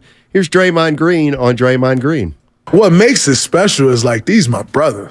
These are guys who go to war with. These are guys that when we're done playing, I'll still keep in contact with. I'm going through free agency right now. You hear this and you hear that and just updating them on my thoughts. Every step of the way I update them because I don't want it to get down to a point to where if I was to leave that because you just can't control news anymore. It's impossible to control news. That's getting out. It's getting out. And so, if I leave, that it's just wham. Hey, fellas, just FYI, I'm gone. Or lead a chat. It come across your phone and I don't get the chance to tell you, and so I'm in touch with them a couple times a week right now, just kind of letting them know my mindset, what I'm thinking, what I'm hearing. I love it. I love that. So what bothers you about that? It's just vintage Draymond, world centered on him.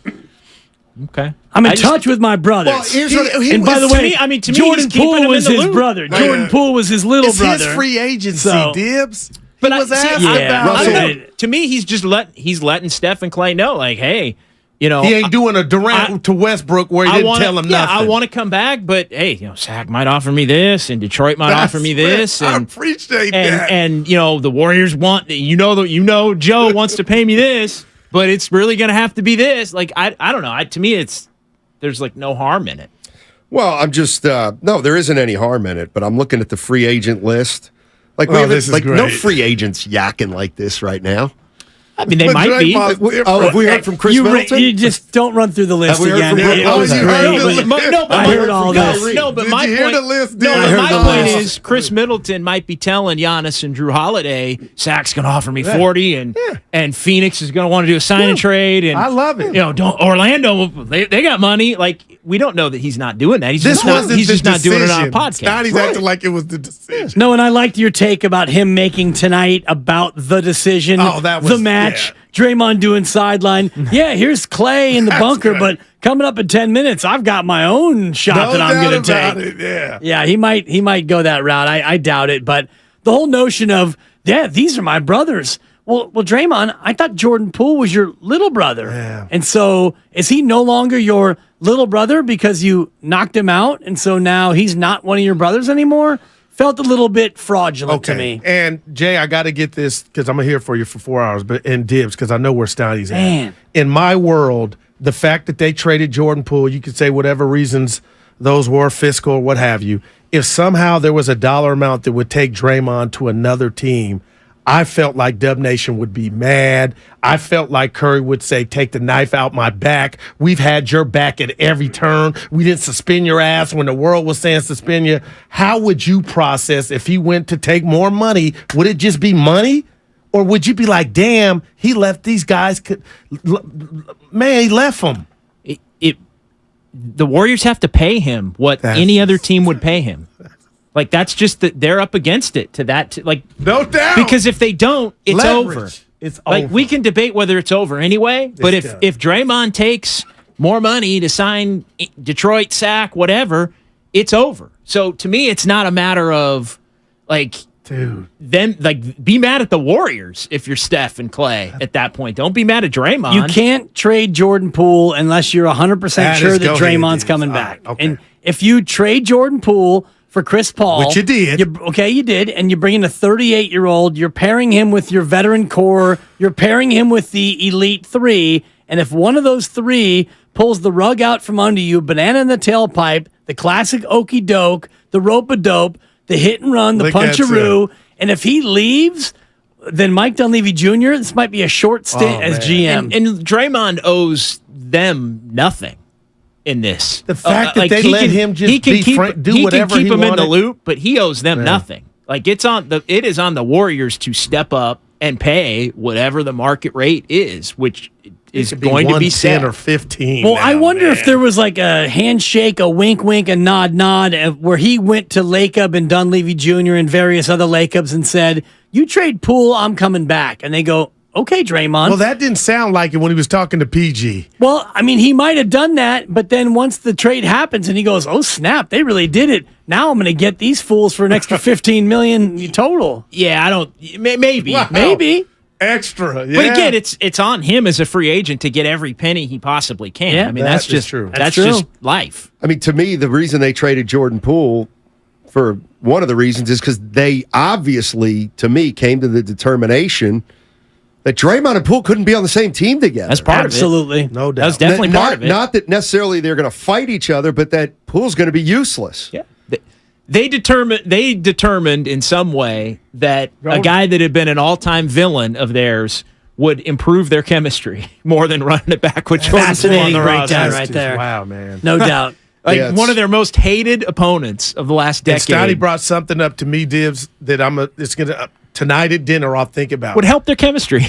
Yeah, but I'm thinking that's zero. We're all good. Steiny's I don't think it's an issue. There could be some residual stuff going on. Of what? Just ill will, like the Wiggins being upset because him and Poole were close. True. That they ran Poole up out of here. Possible. And I never thought about it like that. It's and possible. also the youngsters, if you're part of this young core, and 2 timelines was a myth. We know that it was a make-believe ideology. However, if you are a 20-year-old Kuminga and a 21-year-old Moody, and Poole was kind of like your big brother at 24, and he gone, and Wiseman gone, Rollins is gone, PBJ is gone, and you look around at the kids' table, and all of a sudden now there's a bunch of empty placemats and napkins and knives and forks, you might feel some kind of way.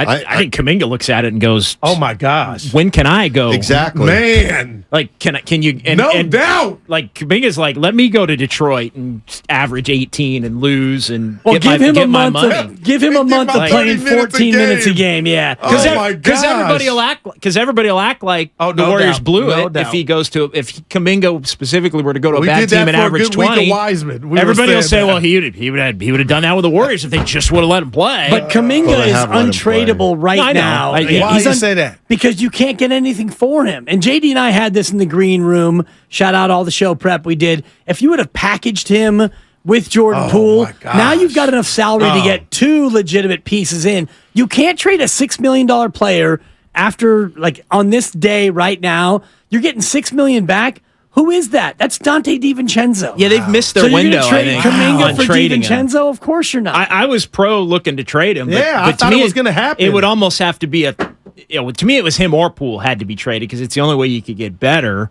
They trade him for Chris Paul. Talking about Poole, there's a bunch of different reasons why. Now Kuminga's still on the team. There isn't that ideal fit. It would almost have to be some kind of a three-way deal with picks. Like, it's not impossible. But it's not just as simple as, well, we want that guy off of that team, Kuminga for that guy. Right. I think that it would doesn't almost work have to anymore. be Kuminga and like Gary Payton II. Yeah. We'd at least get it up to 15, 16 million or something like that. But even then, you're not Looney even yeah. getting. I mean, are you getting OG Anunoby, who makes about 17, 18? And I mean, Toronto made it clear. OG Anunoby. Thank you, and I always There was a appreciate that report, drop. yeah. Toronto already said no to the notion of him being a part. Because it's like, why would the Warriors trade Andrew Wiggins? If you think Wiggins is still a legit NBA frontline player, his contract is comical how low it is. No doubt. It's going to be interesting. I just 25 hours, boys.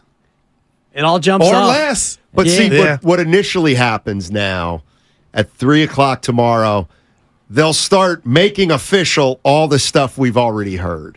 Like they'll say the Bulls have announced they've extended, Nikola Vucevic. Oh, I think there's going to be things I think that's going to be part of it, but I think there's going to be some stuff. I think it's going to be 301 tomorrow. I'll just give you a random example. Sacramento offers Chris Middleton 4 years and $160, and he's debating whether they don't have that much room, but maybe and they're debating whether, and Milwaukee's debating whether they're going to match it. I mean, to me, HB is gone out of sack. We had who'd we have on yesterday from there? It looks that way, but Biederman. It looks that way, but they've got options. They can, and he's gotten can, paid in his career. HB, I don't feel sorry. They for could him. keep him. They could try to sign somebody big. They've got their non-taxpayer mid-level. Like they got 4 or 5 different ways they could. I love having JD in for these next 2 days. You had me at non-taxpayer mid-level, I love it. and we're going to get through all of it in 24 hours and 50 minutes. It all launches. It all gets underway. And I'm ignoring the question because I don't have the answer. When do you care? I mean, seriously, JD got you'll me know fired when up. I know, Goo. I'll tell you this, though. Tomorrow, special show, pre-tape, Joey Chestnut, which I'm going to play back on Monday because it's next Tuesday's a big day for your boy Chestnut. Oh, that's right. It's the hot Oh, dog. it is. How hard is that, you think? Just real quick before you guys get out of here, if you had to competitive eat one food, what would it be? Like any food that you think that you could eat an S-ton of. Yes, thank you, E-Dog. Like if you had to competitive eat one thing. Wow. And Steiny is tough because he's a very picky eater. Probably tortilla chips. Tortilla chips. That's actually a great chips and salsa. Yeah. Too much tomato in the acid reflux for me, but straight chips, I like that. Meat. I'm trying to think. Hot dog. I'm a still Joey. You know what? Hot dog is running through my head too. Because it just that would not. How many hot dogs and buns do you think you could put down? Forget 12 minutes, but at a barbecue. You go to a barbecue, you show up hungry. I could eat 9 dogs and buns. Dude, over like a 4-hour. Yeah. Easy. Yeah, I could go double digits. As long as the bun is wraps Toasted. the hot dog tightly. Was there any hippie lettuce before? By the way, that would affect the total. That's a damn 5 for the lettuce call. No. So great. I don't like the wetting of the bun. Is that not the gross? You gotta That's the soak the grossest bun. part. I know of it, you man. do to set records. That's the grossest do, part but of it, though. That is sick. Guru, you got to soak the bun. I mean, honestly, if you're not soaking the bun, you might as well not even show up. All right, gents. We'll see you. Have a great one. Okay. I was high when I said that. Thank you. They're long.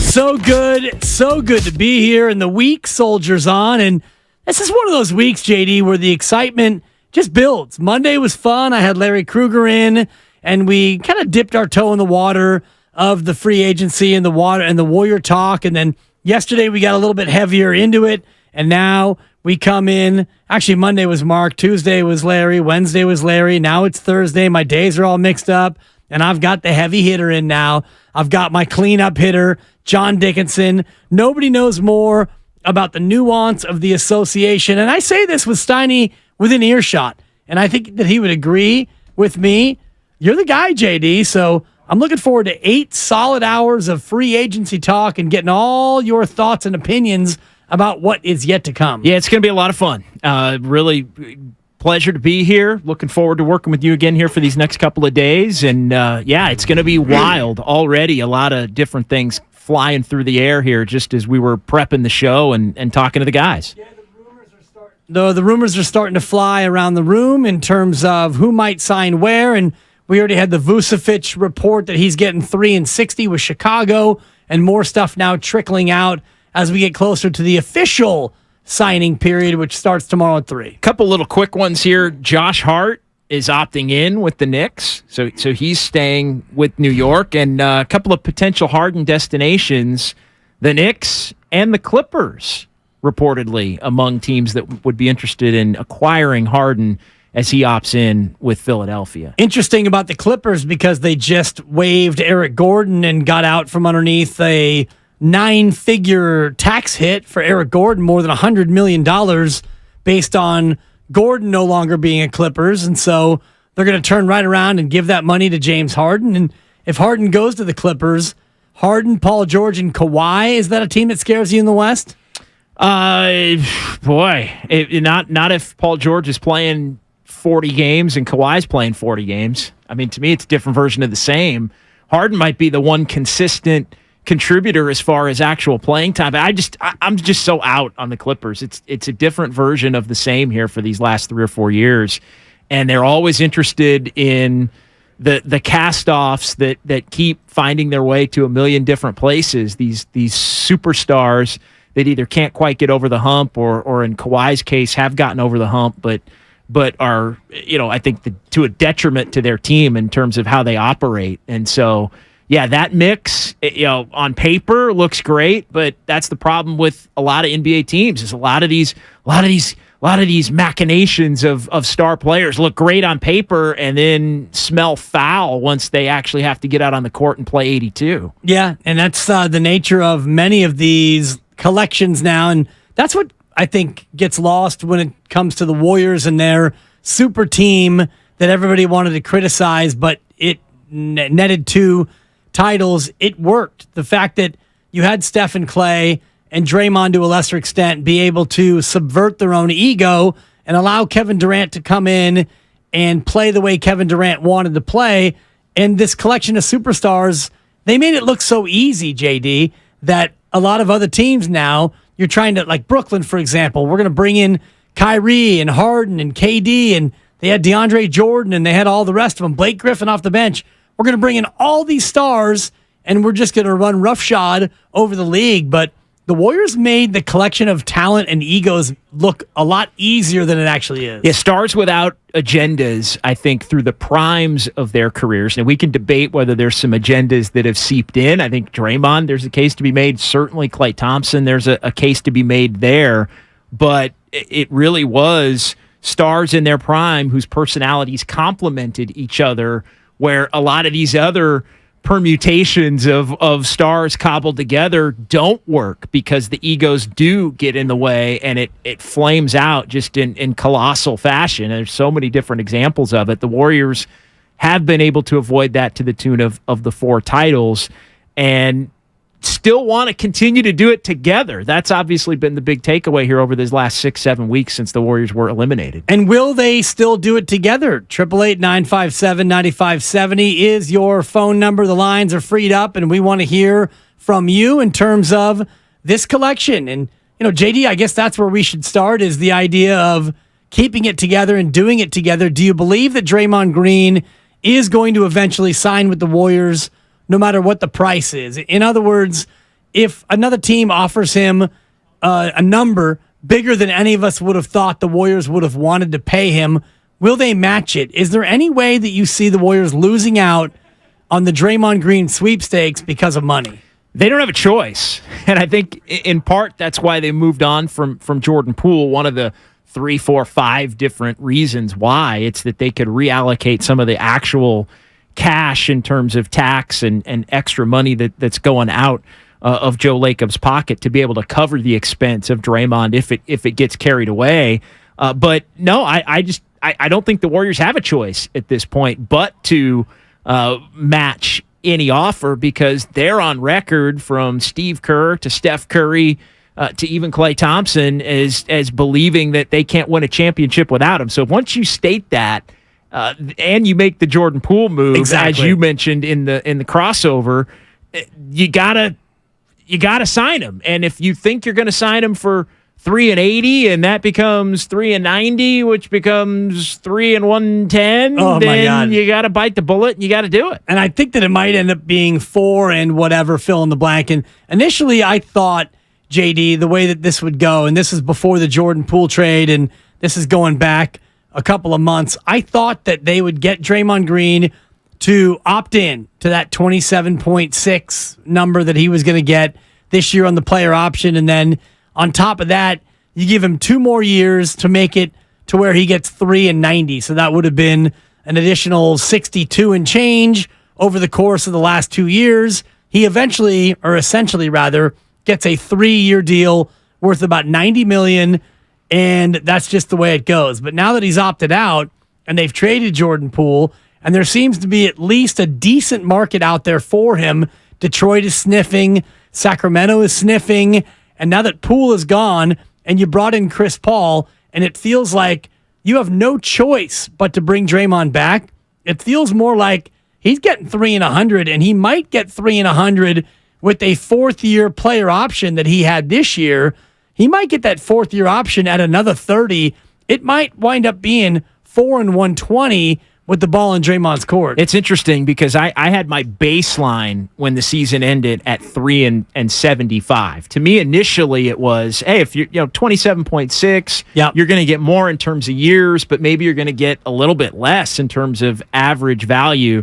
I was way low, I think, on my $3 and $75. But again, that was a starting point for conversations. I'm with you. I think it's more pushing the $3 and $85 to $90 baseline right now, which would be in line with the same or a raise on the average value over 3 years. But if Draymond can get somebody to offer him the $3 and $100 or more, give him a 4th year, even if the 4th year takes him, even if it's $4 and $110 or $105 or something like that, that puts the Warriors, I think, in a bit of an uncomfortable position, but they'd have to gulp and swallow it and do the deal. So, no, I think the floor has absolutely risen on what a Draymond Green contract will look like. And I wasn't thinking 4 years was even on the table. Right. But when he came out and it was, hey, 100, and the reports were he wanted 100, to me, if he wants 100,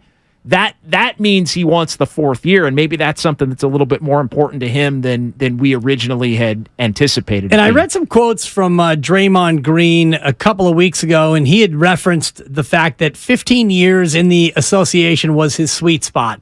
And he always thought, if I could play 15 years, that would be where I would want to bow out. And he's through 11 right now, which is why I think about a 4-year deal. Now, it's a 3-year deal with a Draymond option. And if you do a 3-year deal, you are coterminous with Steph Curry, meaning you get to the end of 3 more years and Steph is done and you're done. And if Klay signs an extension, maybe he ends up being done at the same time. Wiggins would have 1 more year after that. It's a player option. But other than that, that's just about as far as this would go in terms of the big 3, and then you throw in Wiggins. Here's Bobby Marks from, I guess, Tuesday. We had him on here on Willard and Dibs, and he talked about where he thought the contract would land for Draymond Green. I think the end number, so he opts out at 27.6. You don't leave that on the table. I'm going to say 3 for 100. That's the number. Don't quote me on it. But I think that's kind of what you're looking at as far as with Draymond, as far as this is his last big bite of the apple, and that there are suitors out there besides Golden State. And apologies to Bobby, who asked us not to quote him on it, and I've now played that 4 times, and we tweeted it. We had it on Instagram as well. And Bobby's not staking his reputation on it, but I do think it's an interesting parameter. Bobby Marks is the ESPN front office insider, former GM, and he reads the tea leaves, JD, and he sees where all of this has led us with now 24 hours and 36 minutes until the official start of free agency, when this deal could be officially announced. It feels more and more like that $100 million number might be closer to being right. I do think, and I mean, he's going to have to get that offer, like, because it feels to me like that's where this thing sits right now. It's the Warriors saying, "Hey, Dre, go find somebody that, set your own market." Basically, get Sacramento to make you the offer, get Detroit to make you the offer, and we'll step in and we'll figure out what needs to be done to match it or best it or whatever that is by a little bit. But I still think it remains to be seen whether there's actually going to be that team that really would put pen to paper and say, "Hey, Dre, if you want to take it, we're doing 3 and $100 million," right? At that point. So I wonder how, because a lot of these teams have other things that they're trying to do as well. And I just, Sacramento is one example. I mean, Sacramento's got 5-6 different things they could do, and so you don't want your business being tied up in Draymond Green basically using you, right? To go back to the Warriors when you really believe that Draymond Green's going to sign with the Warriors no matter what. So, what is going to be the one team that actually plays ball knowing that Draymond's first and maybe first, second, and third choice is to go back to the Warriors? You got to have a team that I think at least believes that they can get him.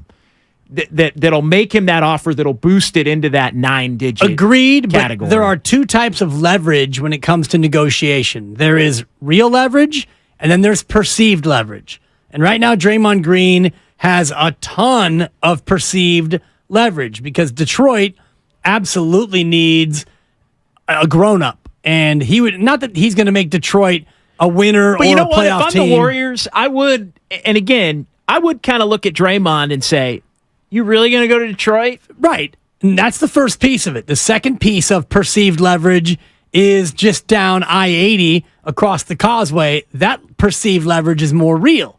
Because if you put him on that team, even though he stomped on Domantas Sabonis, and you figure they're going to bring back Sabonis, if they can get Kyle Kuzma in and add Draymond Green, all of a sudden that team becomes a lot more real than they were last year. And last year, they were better than the Warriors, save for a Steph Curry 50-point game in Game 7. So if Draymond goes to Sacramento and Sabonis stays and they get Kuzma, they're better than Golden State. So that perceived leverage, I think, is real.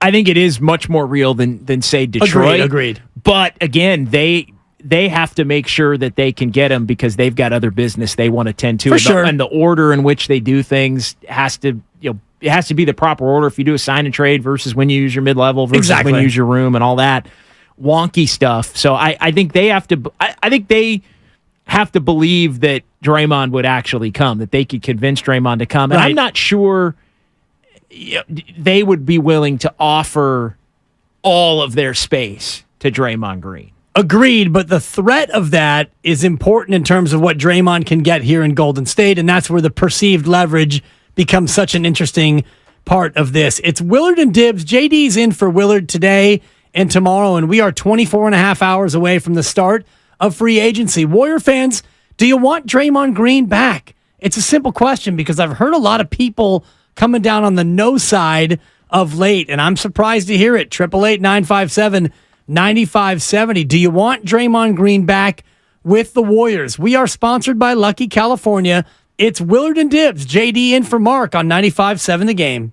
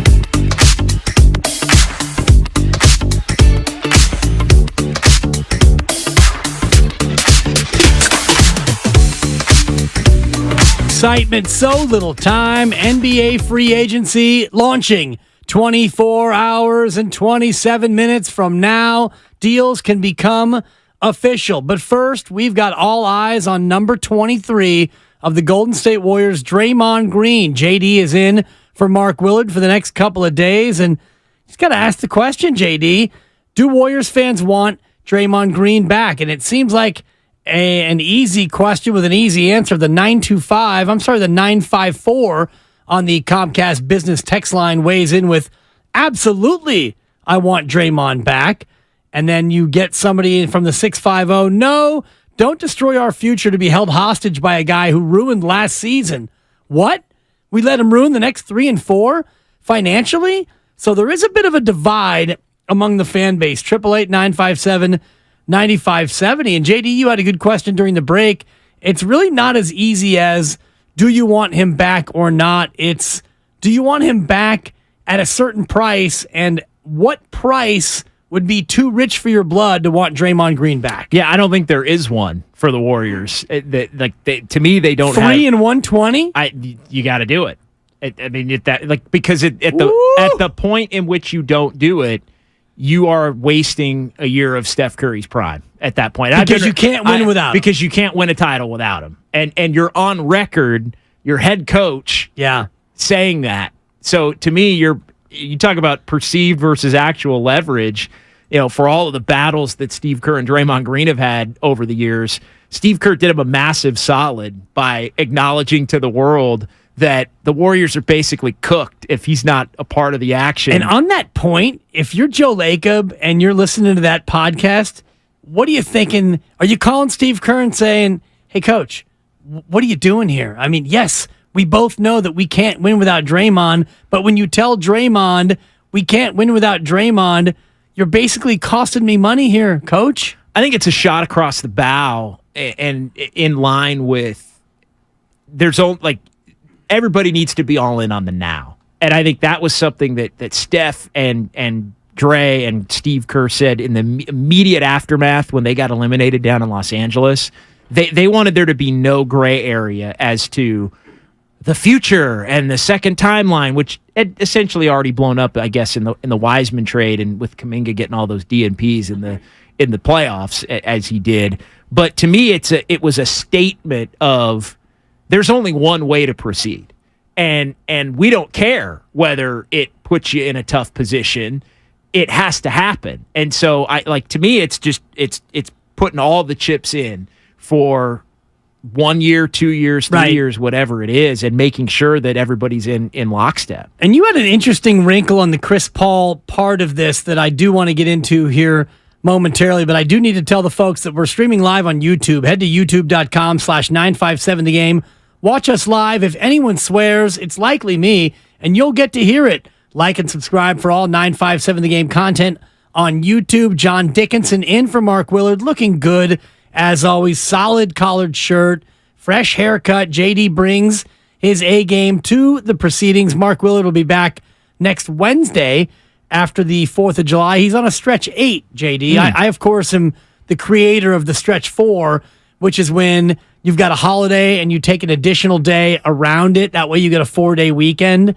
I'm actually not taking a stretch 4 this week. I'll be in on Monday. Yeah, that's a little bit of a surprise. Oh, it's a stunner. It's kind of a tailor-made one, right? You take right. I mean, you could even, although you do have Monday. I guess Monday's technically not a holiday. It's not, and I'm actually working, trying to curry favor with the boss, trying to Steph Curry favor with the boss. So I actually will be in on Monday, and I'm looking forward to it because I'm working with Alan Stiles, and by Monday we're going to have a whole slew of the free agent news that'll start to trickle out at some point today. The first couple of pieces of news: Josh Hart of the Knicks has exercised his $12.9 million option for the upcoming year, and James Harden is opting in for $35.6 with Philly, but that's only clearing the way for a trade out of Philadelphia. So we'll keep our eyes on James Harden and where he might go.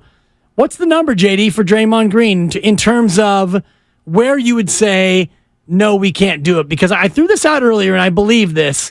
In terms of next year, if you give Draymond $35 million a year, 35 this year, $35 next year. Every dollar you give him is $1 that you can't give Klay Thompson next year. That's an interesting way of looking at it in theory, because you're trying to protect against losing your mid-level exception for a second being in that year. second-level apron. Yeah, and I think while the Warriors would have to weigh that, Klay Thompson's upcoming season would dictate how comfortable you are in being willing to pay. Like, maybe paying Klay Thompson and having him and Draymond together for another year in 24, 25, and beyond is worth more than needing to get a player with the mid-level exception. They're going to have to make do without using it this summer, and I think their hope would be that they're more fortified as a roster, at this point next year, to where maybe they aren't desperate to feel like they have to use it. Now, you'd certainly rather have it than not have it, but I like the thought as to where you're coming from on that, but to me, you need to make sure you can retain your best players at all costs if they're still playing at a high level. I mean, now if the Warriors show this next year that they're incapable of winning an NBA championship again with that big three, like, this is a year-to-year proposition now. I know the Warriors are signing Draymond for more than just next year, and we'll see what happens with Klay, and Steph's already under contract, but it's a year-to-year proposition. Like, you go into this year trying to do as many things as you can to contend for a title next year. We may know a year from now that this thing's a wrap. And at that point, like Saran, maybe it becomes Klay Thompson walks. Maybe it becomes you're looking to trade, Draymond. Like, conversations that we're not realistically having now. Right. Because Steph, Klay, and Draymond all, along with Steve Kerr, have quintupled down on each other. We're not having that. Next year's a completely different story as far as that's concerned. Yeah. I did want to, when we get a chance, bring up the Chris Paul component to it, because he does give them another avenue into acquiring a different player. So we can do that coming up as well. Not now, not in the immediate. No, down we'll the get to it very soon, because I love that point, and I think it speaks to the question that I'm throwing out to callers right now. 888-957-9570. Do you want Draymond Green back at any cost? Because to me, there is a price point where it becomes too expensive to really bring him back. Because if you are $17.5 million above the luxury tax threshold, that puts you into that second tax apron. And I believe the luxury tax number for the upcoming year is about $169 million. So if the Warriors next year, at the end of this upcoming season, are at $186 million in total salary, they're in that second tax level apron, which means you lose your mid-level, and when you want to sign a veteran minimum guy, you can't do it for more than 2 years. There are many restrictive penalties in terms of how you can build your team. So we'll get into that part of it, because you do have a little bit of a solution, I know. It's a possible solution. Yeah, you're still paying a lot more. You're still paying out of pocket more. And you're paying deep in the tax.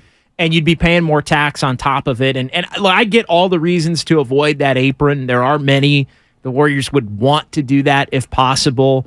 But I think we're still too far away to understand their ability to do it at this point for next year. For a year from now. No, agreed. In the summer. And you make a good point about this year where, I mean, they could fall off the cliff. Yeah. CP3 doesn't stay healthy. And Klay plays like he did in the postseason. Steph misses 30 again. Sure. I mean, bad things can happen to any team, but when you have an aging team, a team that is on the decline, if they suddenly go 39-43 and you're the 10 seed and you lose the play-in game, this conversation is completely different in terms of what you do next offseason. I agree with you. Is there a number, though? And I understand your reasoning as to why there may be a set number with the second apron and all of that. Right.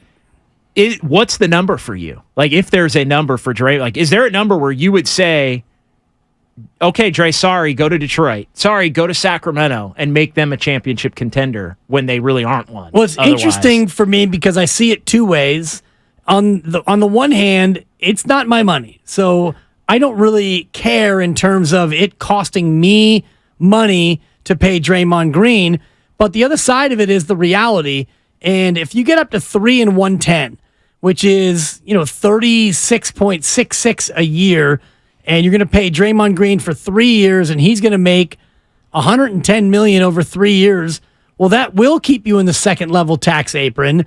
and that will hamstring how much you can pay Clay, and that will limit your ability to make this team better. I want this team to continue to be relevant and a winning team as long as Steph Curry is going to be here. And that's 3 more years. Whatever happens after 3 years, this has been an unbelievable run. 4 titles. You'd tell him bye-bye. You would tell him bye-bye? Who, Steph? Draymond. At 110?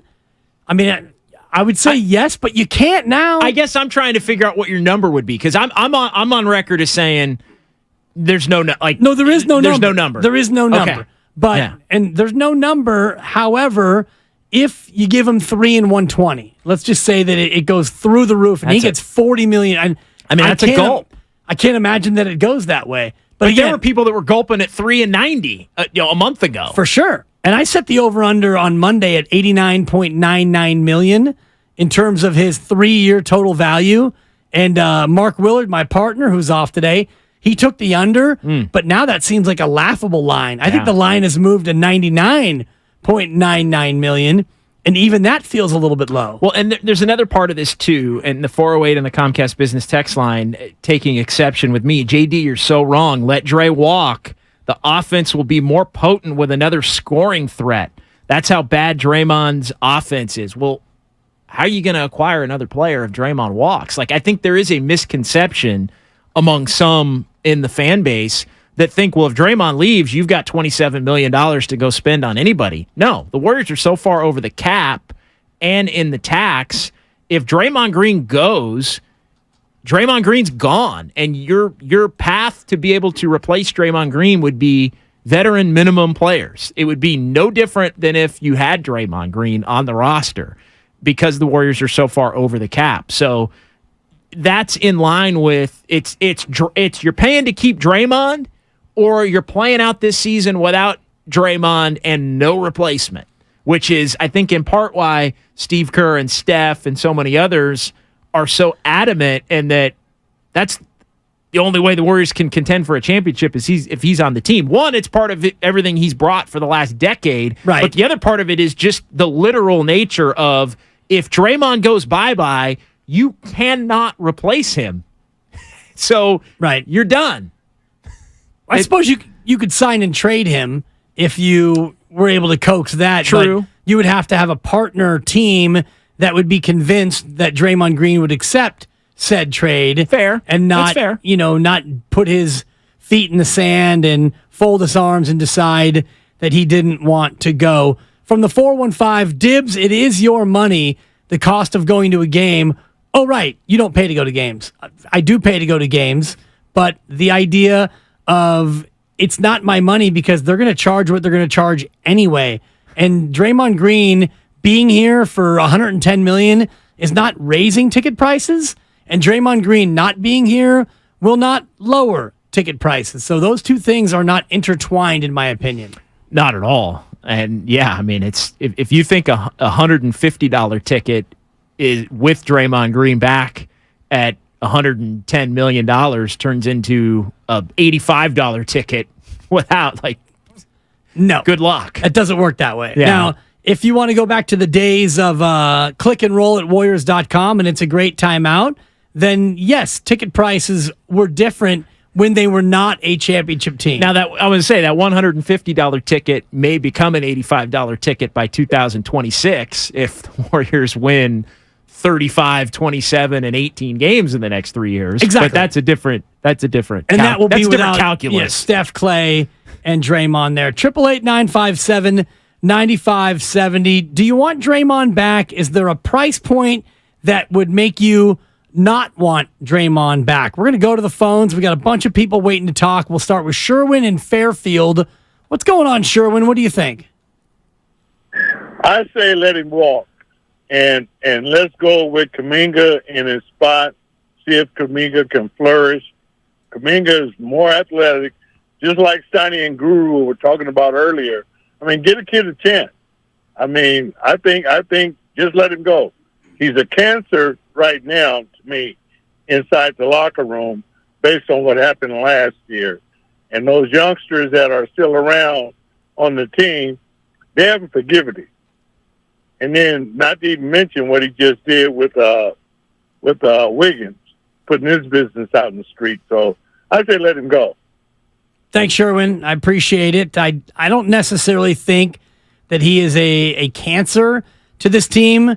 What he is he's probably closer to being an ulcer, JD, where it's always there, where it can flame up, it can be a problem, but when it's not an issue. At times, Draymond Green can hurt you with his antics, his technical foul propensity, stomping on opponents, knocking out young backup two guards. We could go through the whole list of reasons why Draymond Green is a negative to your franchise, but then the positives definitely outweigh the negatives. The fact that he is a point forward, he's a triple single player, yet one of the most impactful players on an incredible offense. And what does Steph Curry do offensively without Draymond Green? And I do look forward to the Chris Paul, Steph Curry syncopation, with Chris Paul learning what Steph Curry likes in terms of how you get him open, where you find him. Draymond Green is a Steph Curry savant. Mm-hmm.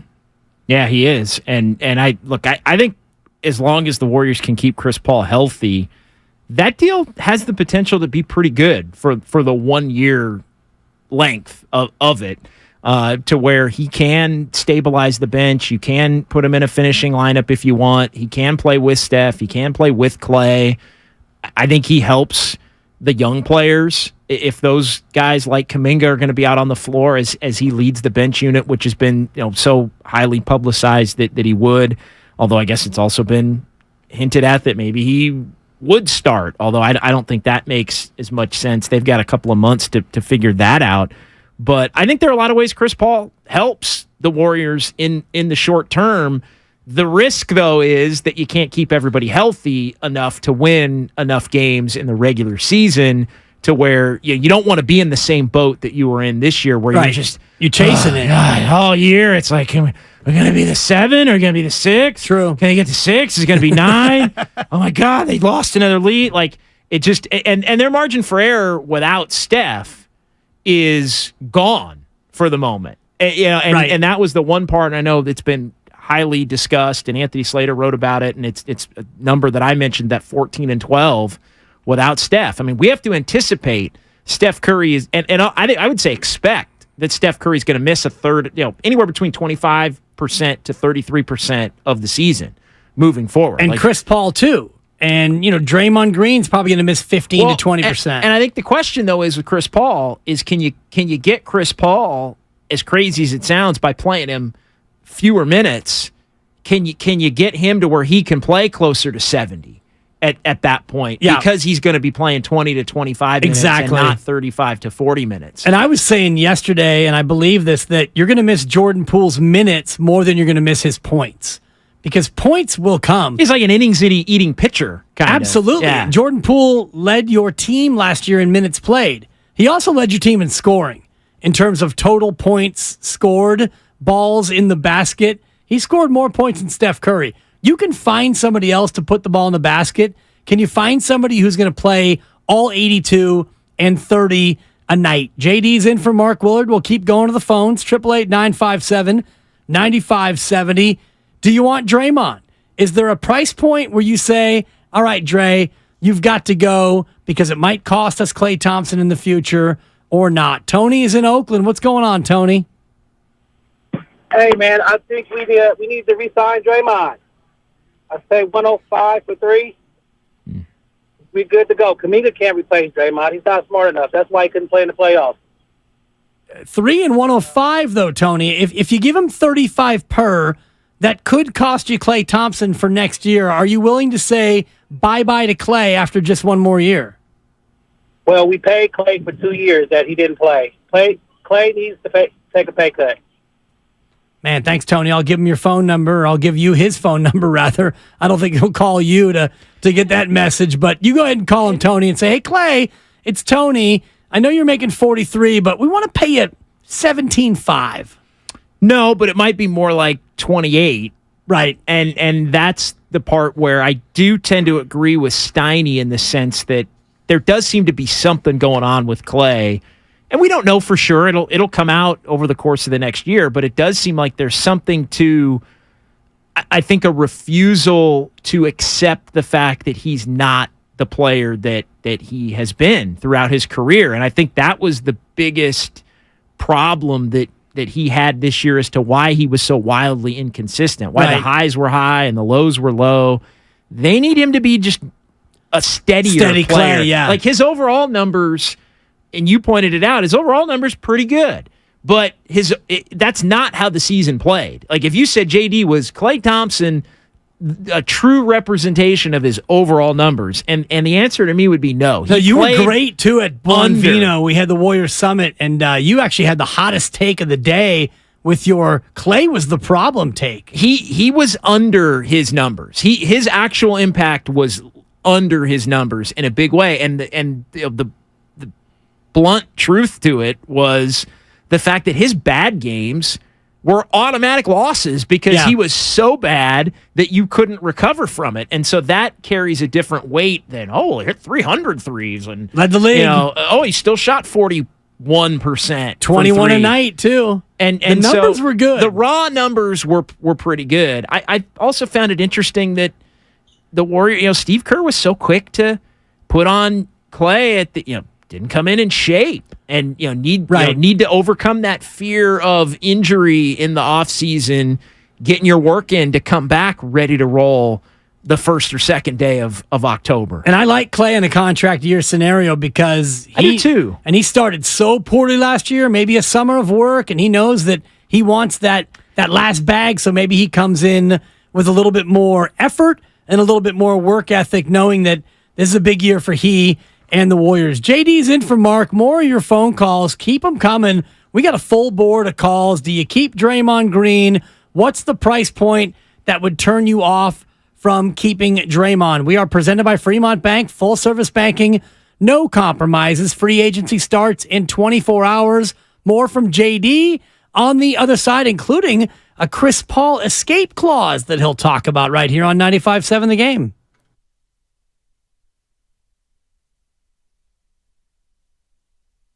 If new Heineken Silver was at the invasion of Troy. Oh my, the Greeks sent us a big wooden horse. Oh no, it's full of armed and angry soldiers!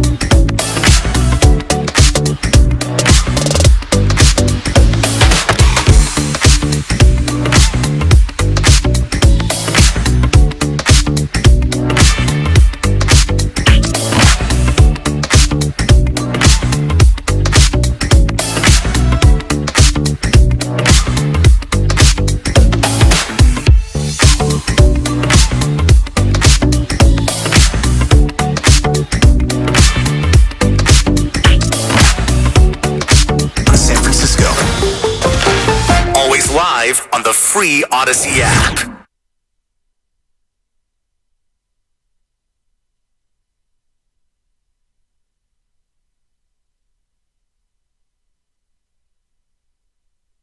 Day-Day! Now, back to Willard and Dibbs on 95.7 The Game.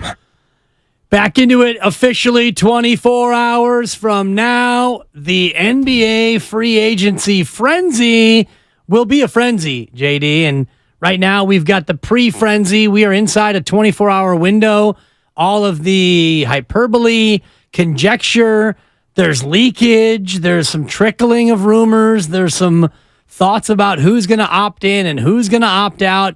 But until we get the official Draymond Green news, we are all just waiting, anticipating, JD. John Dickinson is in for Mark Willard today and also tomorrow, and all eyes on Draymond Green from Saginaw, the Golden State Warrior, 4-time champ, DPOY, opted out, and now he's looking at a big bag, and a bag, JD, that seems to get bigger each and every year as time goes on. Yeah, no doubt. I'm with you. I mean, is the bag getting bigger? The bag is getting bigger. The bag is massive. The bag I think started from $375, and I think it upped its way to 85, and I think we're pushing our way into the 90s and maybe even reach 9 figures. Man, and 9 figures is probably where it sits. Bobby Marks joined us earlier in the week and said 300 is his estimation. And JD's got some thoughts on Chris Paul and how that contract might actually turn out to be a bonus next year. We'll have that up here in 5 minutes. But first, Mark in Concord, he's got thoughts on how to pay Dre and still stay below the second apron. What's going on, Mark? What are you doing? Yeah, hi, guys. Tibbs and JD. Nice to talk to you guys. I want to go ahead and disclose that I work at a non-profit agency, so we always have to look for financial creativity. And so I have an idea, but it's going to have to take some negotiating with Green. Someone's going to have to come and talk to Green and say, we're willing to pay you $108 million, but not over 3 years. We'll pay you over 4 years. We'll pay the first 3 years at $27 million. We'll leave the fourth years as a player option, and you're welcome to pick it up. It's going to be a rebuild year for us anyway, because you, Steph, and Clay are going to be gone. And if you want to play, you play, but you're getting $27 million. And now, if you can find a better contract, you can decline the player option at that point. And then he gets $108 million. He can get a free year, and we don't have to go over the second level tax. Thoughts? Thanks, Mark. I appreciate it, and I'd love to offer thoughts on that. It sounds like a team-friendly structure because Draymond already had 27.6 on the table. So Mark in Concord is saying, instead of 27.6, we want you to take 27, and we want you to play a fourth year, your option, in order to get to that $100 million. So he's basically saying you get 3 and 81, and it becomes 4 and 108 if you want to stick around for that fourth year. And Steph might be gone, Clay might be gone, CP3 will be in his 40s. It'll be you and Wiggs and Podziemski. What do you think, Draymond? Yeah, look, I think Draymond, that's something that would be, I think, within the realm of having the ability to be negotiated. It just depends on what the other offers are. If you've got a team willing to give him 3 and 100, well, then 4 and 100 isn't going to get it done. Right. You also are beholden to percentage increases. Like, you can start a deal at a certain point and have it run down, but it has to be the same percentage down as it would be going up if you started the deal at a certain place and then had it go up. So there are Can you just do a flat deal? You can also do a flat deal. Okay. Yeah, you can do the same each and every year, but there are ranges. So gotcha. It can't be, hey, Draymond, just so people know, hey, Draymond, we want to get under that apron, so we want to pay you $10 million next year, but over the back end of it, we'll pay you 95 over those last 3 years. Once you can't do that. Right. Have the precipitous drop, and then that's the football thing. And for anybody out there who says, hey, like we had a call yesterday, just get Steph to restructure and, restructure his deal, and then you can space it out over 5 years and in the dead cap. And that's all football stuff. And, the Bobby Bonilla, which we're coming up on Bobby Bonilla Day, by the July way. 1st, right? Yeah. Bobby Bonilla Day, where he gets that check for $1+ million because the Mets stretched his thing out over like 50 years or whatever. You don't do that in the NBA. A card laid is a card played. So whatever the deal is that you sign, that's the deal you get. With one exception, and I'm going to cue you up for the Chris Paul part of this, because Chris is making 30 this year with the Golden State Warriors, and he's on the books kind of for next year at $30 million. Explain what that means, JD, in terms of what the Warriors can and can't do with Chris Paul next year. Yeah, he's on the books for $30 million for next year, 24-25, but it's a non-guaranteed $30 million in its entirety, a non-guaranteed $30 million. So basically, it becomes guaranteed a year from yesterday, June 28 of 2024. So Chris Paul could be traded for a $30 million player or players equating to $30 million, around $30 million, and the team that acquires Paul could then waive him for nothing. They could waive him and pay zero of the $30 million. So a team that would be looking to do a salary dump could acquire Chris Paul, send $30 million in salary out, and the Warriors could take on that player or players, assuming they are willing to continue to pay the luxury tax at the level that they have been. You'd have to account for that into your total salaries. But it's a way to get maybe a disgruntled star or somebody like a perfect example would be, again, this is name only, and I'm not saying the Warriors would want that player, but let's say Philadelphia, decide James Harden's going to opt in, and they're like, well, we don't want James Harden. We want anything but James Harden. Well, you could trade James Harden for Chris Paul a year from in theory, and you could take James Harden back, and then the team that gets Chris Paul could waive him for nothing. So it does give the Warriors some flexibility to acquire a player down the line, not now. They want him now. They intend to have him play this year, but you could make that move, and again, the team that's acquiring him is on the hook for none of it. A little bit like what the Clippers did with Eric Gordon. Now, they didn't acquire him and then waive him, but they got out from underneath about $110 million in luxury tax, basically by saying to Eric Gordon, we're not exercising your option, and now you're gone. Yeah, and the Chris Paul was just in this situation with Phoenix and Washington. Phoenix traded him to Washington, and he had $15 million of his $30 million for this season guaranteed. So Washington, the common belief was they were going to acquire him for the 30, right? They shipped off Bradley Beal, and they were then going to waive him. Remember, the initial reports were that the Wizards were going to waive Chris Paul, saving $15 million, right? Well, next year, it's not saving $15 million. It would be saving the entire $30 million to move on from Chris Paul. So in essence, it allows the Warriors to keep that slot of a $30 million player and use Chris Paul to acquire that player.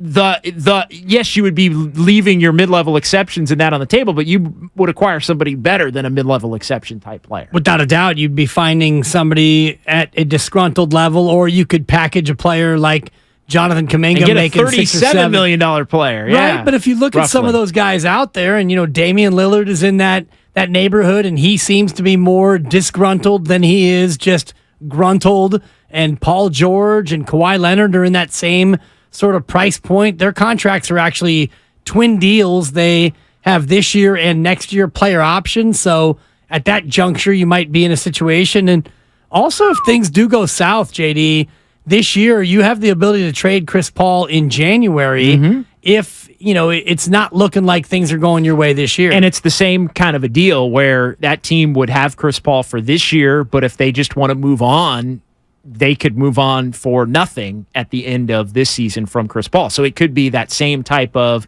team at the deadline wants to do a salary dump. Let's say they have a player that the Warriors really like that's under contract for 2 more years after this year at $30 million.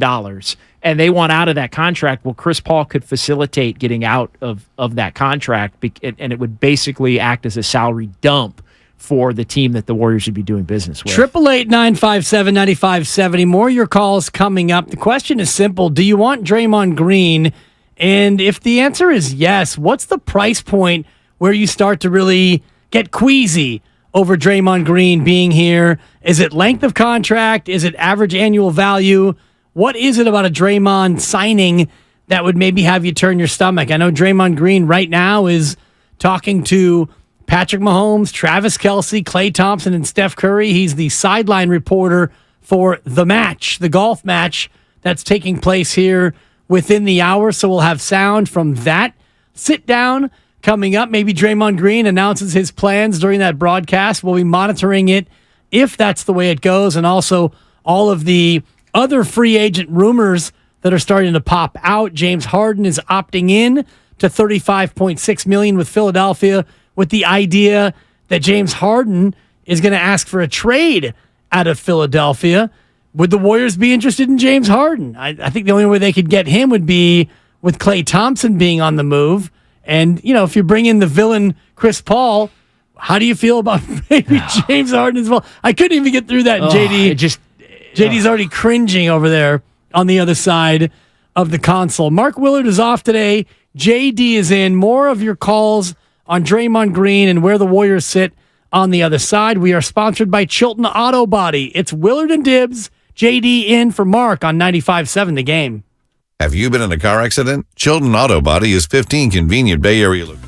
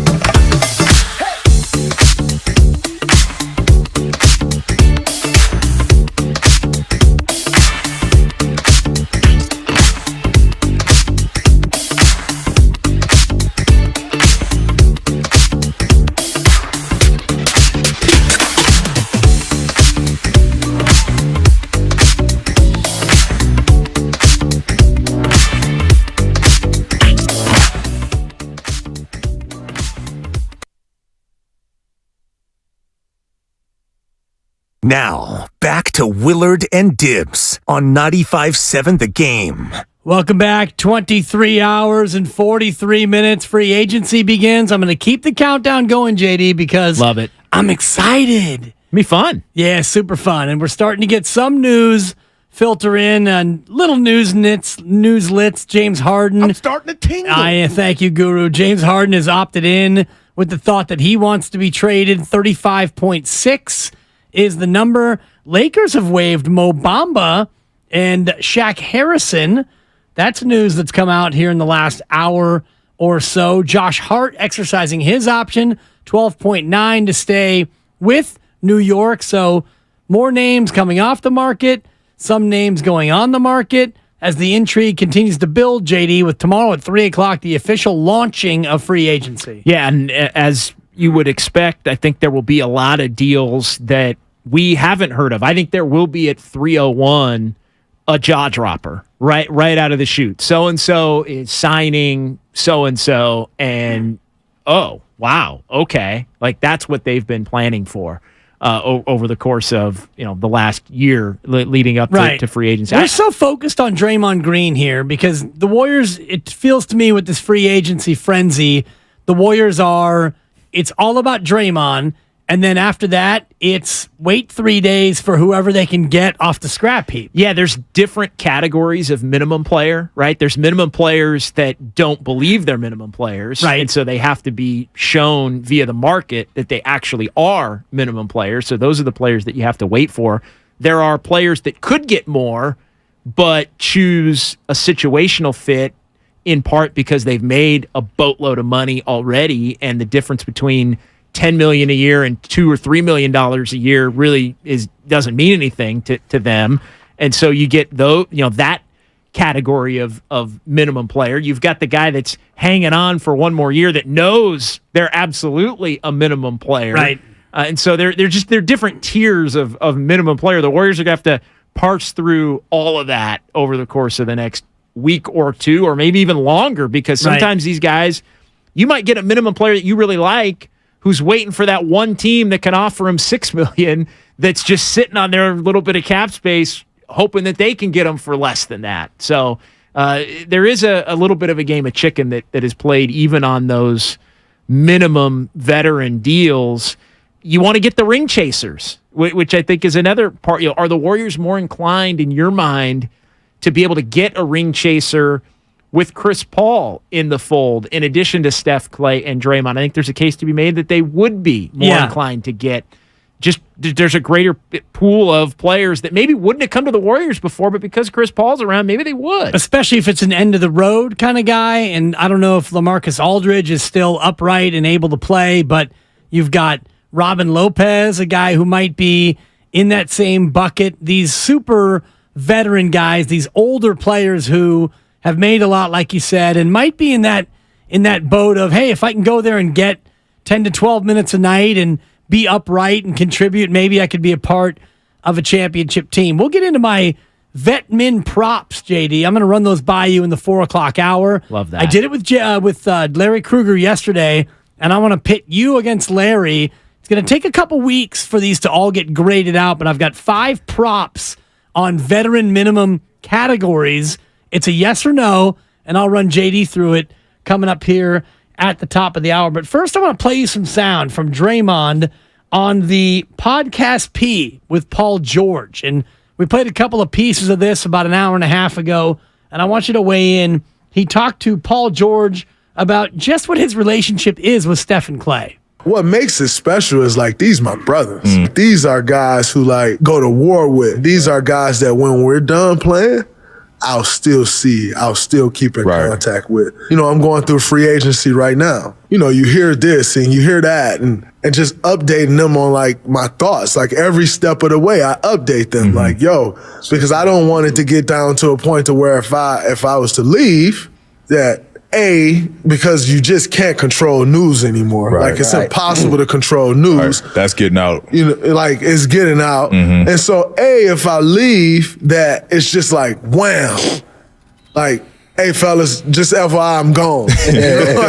Or lead a chat. It come across like your phone and I don't get the chance to tell you, you know? And so I'm like in touch with them like a couple times a week right now, just kind of letting them know my mindset, what I'm thinking, what I'm hearing, you know. It sounds like he's keeping them updated, but that also sounded to me like kind of empty rhetoric because, you know, he's updating them on whether or not he's going to leave and what the progress is like. They know the way this is going.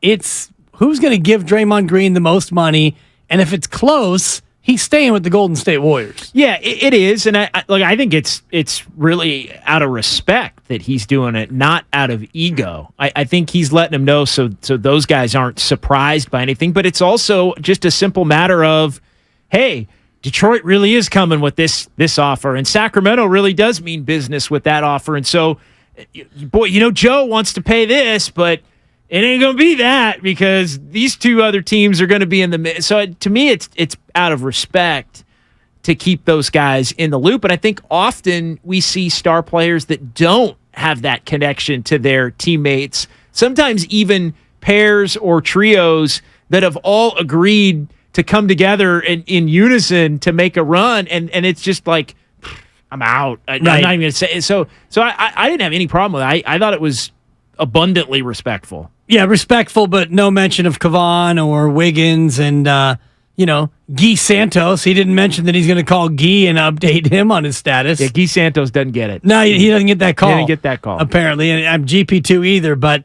I do respect what Draymond said right after the loss to the Lakers where he said, I want to ride out with the guys I rode in with, and I take him at his word, but if the Warriors do come in with a 3-85 and Sacramento's at 3-105, well, then you're going to Sacramento because $20 million, even though all these guys have made a boatload of cash, $20 million's not nothing.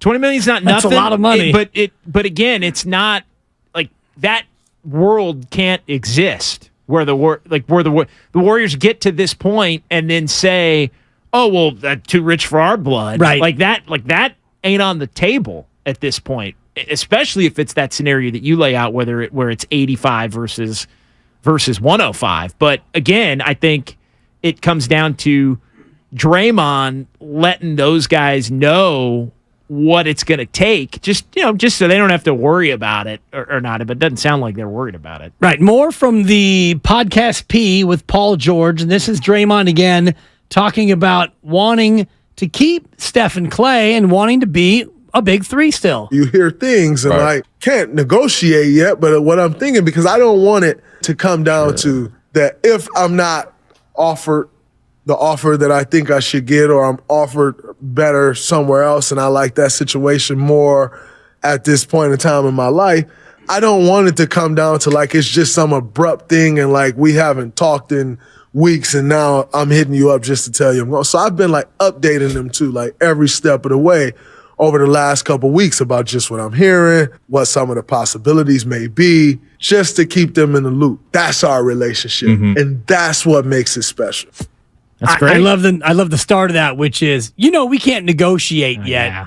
So you can't negotiate yet, but you're keeping them in the loop on your negotiations. Right. So you're keeping Steph and Clay in the loop about the fact that you can't negotiate yet. And the very fact that, they can't negotiate yet is mostly laughable because, they're absolutely negotiating in some way, shape, or form. And the negotiation is as simple as Draymond calling them and saying, yeah, guys, I'm opting out. I plan on opting out at 27.6. And they say, okay. Is it because you want less than 27.6 next year or more? And he laughs and he says, well, we can't negotiate. But they know that he opts out at 27.6. And the Warriors have a good idea, about what Draymond Green wants. And you remember last offseason, the word came out that Draymond wanted a max. And he got met with crickets. And he didn't get a max. In fact, he didn't get anything. He didn't get an extension. So that was absolutely a message sent. And then now this year goes the way it goes. And you don't win a chip. And you don't get along with Jordan Poole. And now Poole's gone. And Steph and Clay are still here. And the coach says we can't win without Draymond Green. So you don't have to necessarily negotiate for messages to be sent on both sides. Yeah, and again, I think we really are just talking about the difference between, and maybe it is a wide disparity between 80, 85 and 105 or something like that, but either way, you have to me, if you're the Warriors, you're saying, all right, Dre, go get it, go set the market. And because I think the love has been there. I know our guy Lucas, we were talking about it before the show, there was a sense from some of those comments like Draymond wants the love. To me, the love is cash. The love is the contract. The ambassador of Quan. Everybody has said they want him back and the reasons why. Like that's like, there isn't an amount of stating it. It's about showing it. Like show the money is the appreciation. Show me the money? Is that where you're going? The money is the appreciation level, the respect level for what he's brought to the table and how important he is moving forward. And so if there was a way where you'd worry about it potentially getting sideways, it would be that notion that Draymond is annoyed at the fact that maybe the floor for the Warriors level isn't where it should be, right? Like the Warriors are saying, Draymond, set the market, we'll match it. Well, the what if is, well, what if Draymond's saying, well, set the mark, that's great, but you're thinking 3-70. Your initial offer should be like 3-90 or 3-85. Sure. Don't make me have to go chase that. That's disrespectful. I still don't think it gets to that point. Right. But if you're looking for scenarios where it might go a little bit sideways, to me it would be the respect level that comes with the initial offer. You lowballed me on that. So now I've got to go chase 85, 90. Like that should be price of admission in my mind if I'm speaking, from Draymond. I agree with you to that point. 888-957-9570. Do you want Draymond? Do you think there's a price point where the Warriors have it be too rich for their blood? We're going to go to the phones momentarily, but first from the Comcast Business text line, this comes in with the notion of, I think Draymond Green's being selfish, trying to get the most money away from his fellow teammates. That's from the 925. And I think each individual has to act on his own best interest, but the more he gets, I think makes it tougher for Klay Thompson to go ahead and get as much as he wants next year. Also from the 925, Dre isn't getting 30-plus from anyone. That becomes the interesting part of it, JD, because is Draymond going to get 30-plus from anyone? We know that Sacramento has been interested. Detroit's been on the periphery. The Lakers, we kind of know now, are out on Draymond based on the moves they've made. So Draymond doesn't have a ton of suitors, but all it takes is one other offer, one other team to be at a level, and that's where your market becomes set. Yeah, if nobody wants to actually make him an offer, then he's going to have to go back to the Warriors with the best offer he does or he can get, and that becomes where the market is set. I mean, there's no guarantee that there's interest, and a lot of people can be interested or do this thing or that, but it's like we were talking about in the last hour. Is Sacramento actually going to offer 3 and 100? Or are they going to be in a position where they're also in on Middleton and they want to get in on Kuzma and they might want to do a sign and trade with Harrison Barnes, and they Detroit, it's the same kind of thing. Like they want Draymond, they may want Draymond Green, but they're also going to stink no matter what. So is that a realistic option? Exactly. Perceived leverage is what it is. And so I don't, if I'm the Warriors, I'm inclined to, okay, Dre, like you really want to go to the Detroit? But the fact that he grew up in Saginaw, which is about 45 minutes north of Detroit, that makes it feel a little bit more real. I'm with you in terms of it's not likely. A guy who is as competitive as Draymond, who competed in Finals 4 at Michigan State, and NBA champions, he's been to 6 finals. Sure, but he's going to go to a 17-win Pistons team. Draymond is to play with Wiseman. $15 million. Like let's just say roughly $15 million more is going to be the reason. And I'm talking over the duration of the contract. Oh yeah, it'd have to be $50 million more. $15 to $20 million more is going to be the difference between not playing for championships at all, basically, versus trying to go for 5 or 6 or 7. Not 5. I mean, not 6. That just thank you, because there's no way never gets old. If he goes to Detroit, it's a money grab. Like because they're not contending for anything until he'd be at the end of that deal anyway. No, you're right. And if you do go money grab route, you're doing it for more than $15 million. Exactly. So you're doing it for 50 minimum. Right. That doesn't add up. So there isn't going to be that gap. Is I guess what I'm getting at. I agree, and that's what makes the Sacramento potential all the more interesting. If you haven't already, make sure to subscribe to Willard and Dibs on the Odyssey app or wherever you find your favorite podcast. JD is in for Mark today, and we're going back to the phones. Jackson, Walnut Creek. Jack wants to weigh in on the Draymond Green topic. What's going on, Jack? Hey, fellas. I don't know if you've seen any of the content that, like, Bleacher Report stuff is putting out right now about the match, and I know it's probably on TV now, but there's just no way Draymond leaves the Warriors if you watch this stuff. I mean, like, look at the way they're interacting. He's interacting with Steph and Clay, and I mean, talk about awkward if he were to, leave. And I don't even think they put this on without him already knowing his fate. I mean, talk about doing Steph and Clay dirty. They're cracking jokes. They're hanging out with each other, and there's just no way that they already don't see the writing on the wall and behind the scenes know that Draymond got something yet but inked up. And I think that just needs to tell you all you need to know about Draymond's fate with the Warriors. Thank you, Jack. I appreciate that. And, we've been monitoring the feed. Our guy, Lucas Alexander, super producer, Mark Grandy, the Grandy Man, can and does on the board. And actually, we're going to play some of that audio for you. First, it's Draymond Green, and this is via Bleacher Report. Draymond Green is the reporter for the match, which is about to start, a golf match between Patrick Mahomes, Travis Kelce against Steph and Clay. And Draymond had this to say about his own teammate and a former president. Steph is like him to me. Like, they're the same person, and it's the biggest compliment I think you can ever get. But Barack Obama, President Barack Obama, if I can have President Obama on, and I know I just went way left, like comparing Steph, and y'all don't get it, but you'll understand. You just had Steph. He golfs with them. It's like smooth apparatus right there. Yeah, they just got a way about them, and they get it, and I always got the right answer, and it's dope. So Draymond Green is comparing Steph Curry to Barack Obama, and he said that Barack would be his favorite podcast subject if I had the opportunity to have anybody on. It would be Obama. It's all about the pauses, Grandy. It's all about the forward increments when you do your bargain basement, your Salvation Army. That's a 3. I got a 1 from the back, but Grandy's a noted hater, so I'll take a 2. I thought we were talking out of 10. That's that hurts.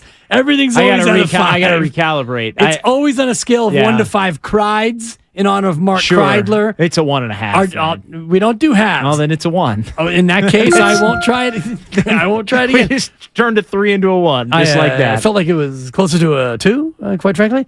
Here's the other piece. Here's the other piece of audio from the pregame, and this is Steph talking about gambling with Draymond Green. This man wins everything on the card table, so I'll let you hear about it. Yeah, all the earnings from today are probably going to end up in his pocket by the end of the next year. I got a question. So think about that, JD. Steph talking about losing card games to Draymond, and all the money from today that Steph's going to win is going to end up in Draymond's pocket next year. Are they playing cards online, or are they going to be teammates again?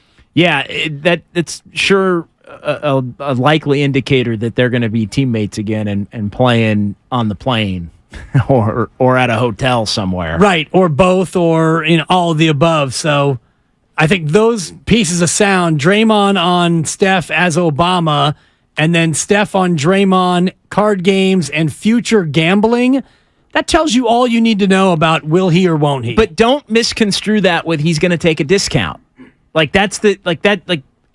We all agree that he's coming back, I think. Yeah.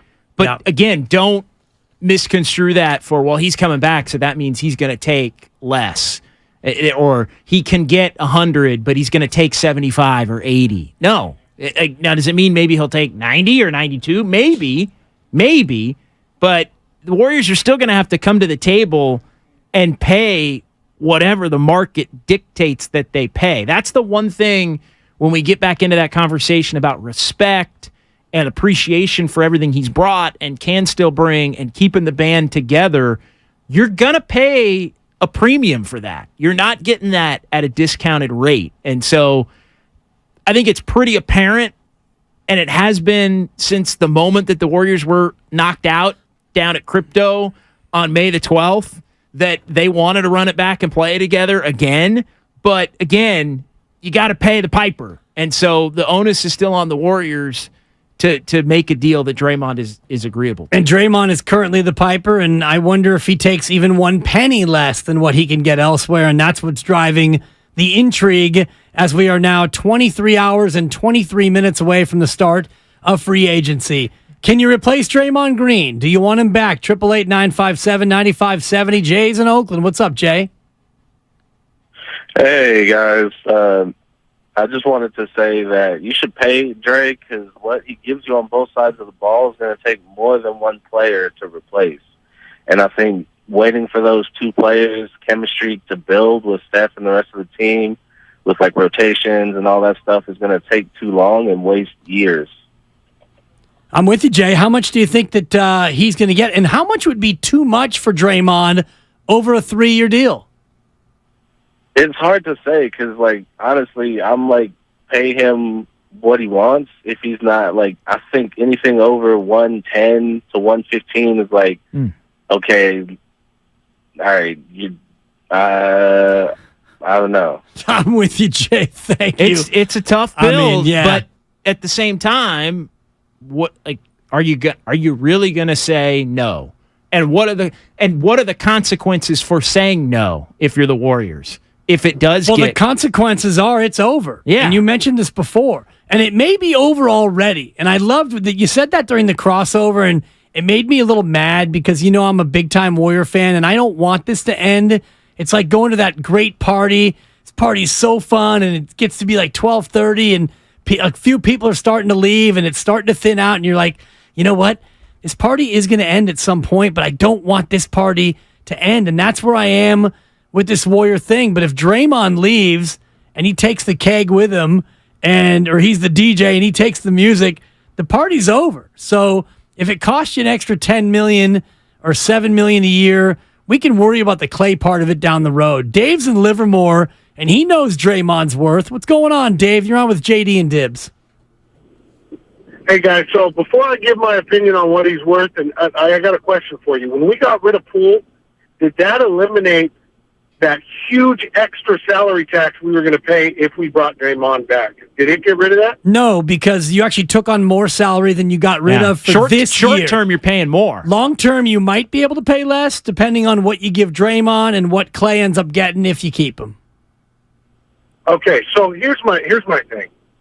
I'm the unpopular opinion here. I don't think he's worth any more than 3 years, $75 million, and here's why. Can't depend on him in the playoffs because we don't know if he's going to get kicked out of a game. No one wants to guard him on when he's on offense, so it's just double up Steph or Clay or Wiggs or whoever. And when you have that plus the salary tax that we're going to pay extra because we re-signed him, Joe Lacob has to think about that and go, I remember it was up to $500 million, right? So do we really want to do that and pay $500 million? Because I don't think Draymond is not going to be the guy that defends those elite bigs. He can't do it anymore. We've seen it with Davis. He's not going to slow down Jokic, and we're going to face those two no matter what. We're going to face them. So how can we say we can win with him when he can't beat those guys? So why are we going to pay him more than $75 million? That's all I got. We don't owe him anything. He doesn't. No, I appreciate it, Dave. And he could have gotten 27.6 if he would have opted in. He opted out knowing that he was going to get more than 27.6. Definitively, he knew that. Yeah. Either here or elsewhere. He absolutely knew that.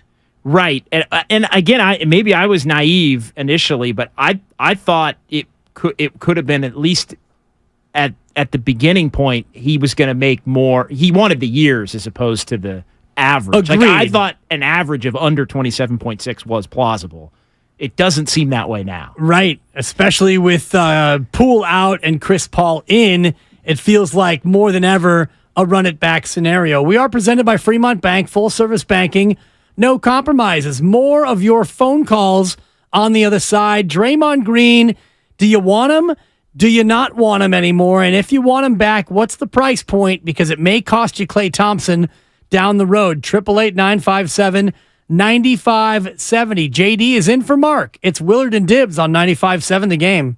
It's your boy Guru here to tell you about my SodaWeightLoss.com journey. As you all know, I've been trying to shed a few, more than a few. And boy, have I...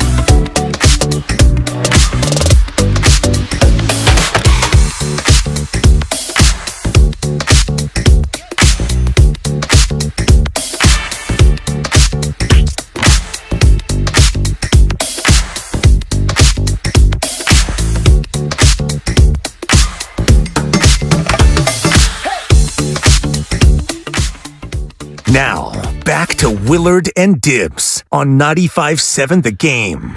Oh, sometimes I feel like I'm doing a show about politics, but it's really sports. Sports on the air, politics off the air. And I love it. John Dickinson is in for Mark Willard today and tomorrow, and we are now 23 hours and 12 minutes away from the official start of free agency. We're talking about Draymond Green, and it seems more and more apparent, JD, that he's going to sign, and I wonder if the news comes out right at 3 o'clock. I'm going to say no. You think that he's going to slow play this?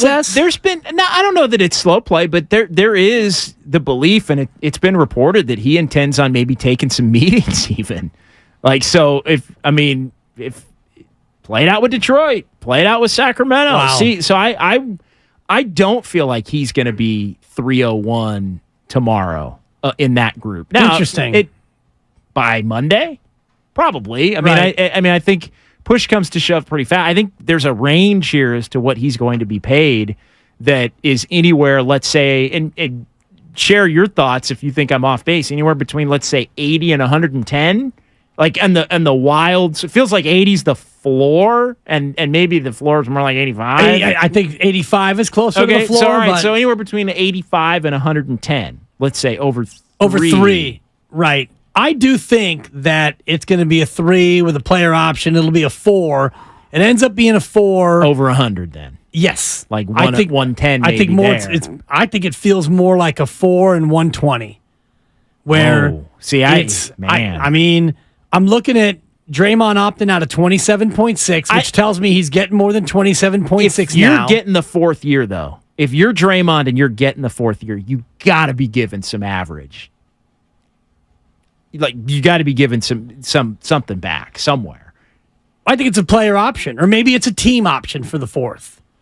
It's you get to that spot where it's a maybe fourth year. It's not an ironclad fourth. Okay. The way I see it is Steph's got 3, Klay's got 1, which could potentially end up being 3. I guess what I'm thinking is, if you're, let's say, let's just use 27.5 as our number here, because he was going to make 27.6. So 27.5 times 4 is 110.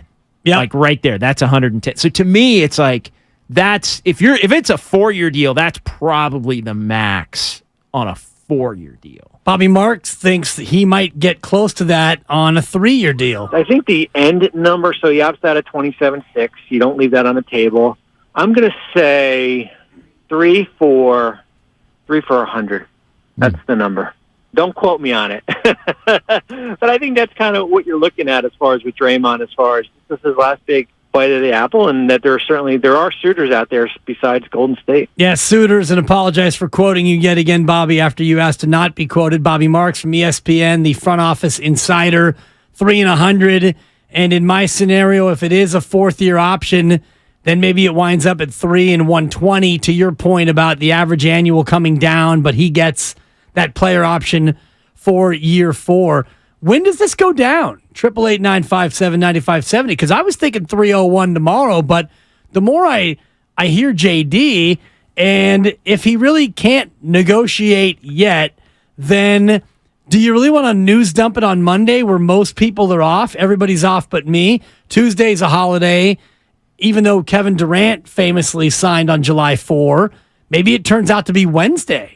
It could. I think there's a definite possibility that it winds up being in that realm. Let's say, as if he chooses to. And look, I think they can negotiate. They can exchange numbers, obviously on the low right now. But as far as taking meetings, in-person meetings, I think that is something that would, whether Draymond has a place in mind and teams are going to come to him or whatever the case may be.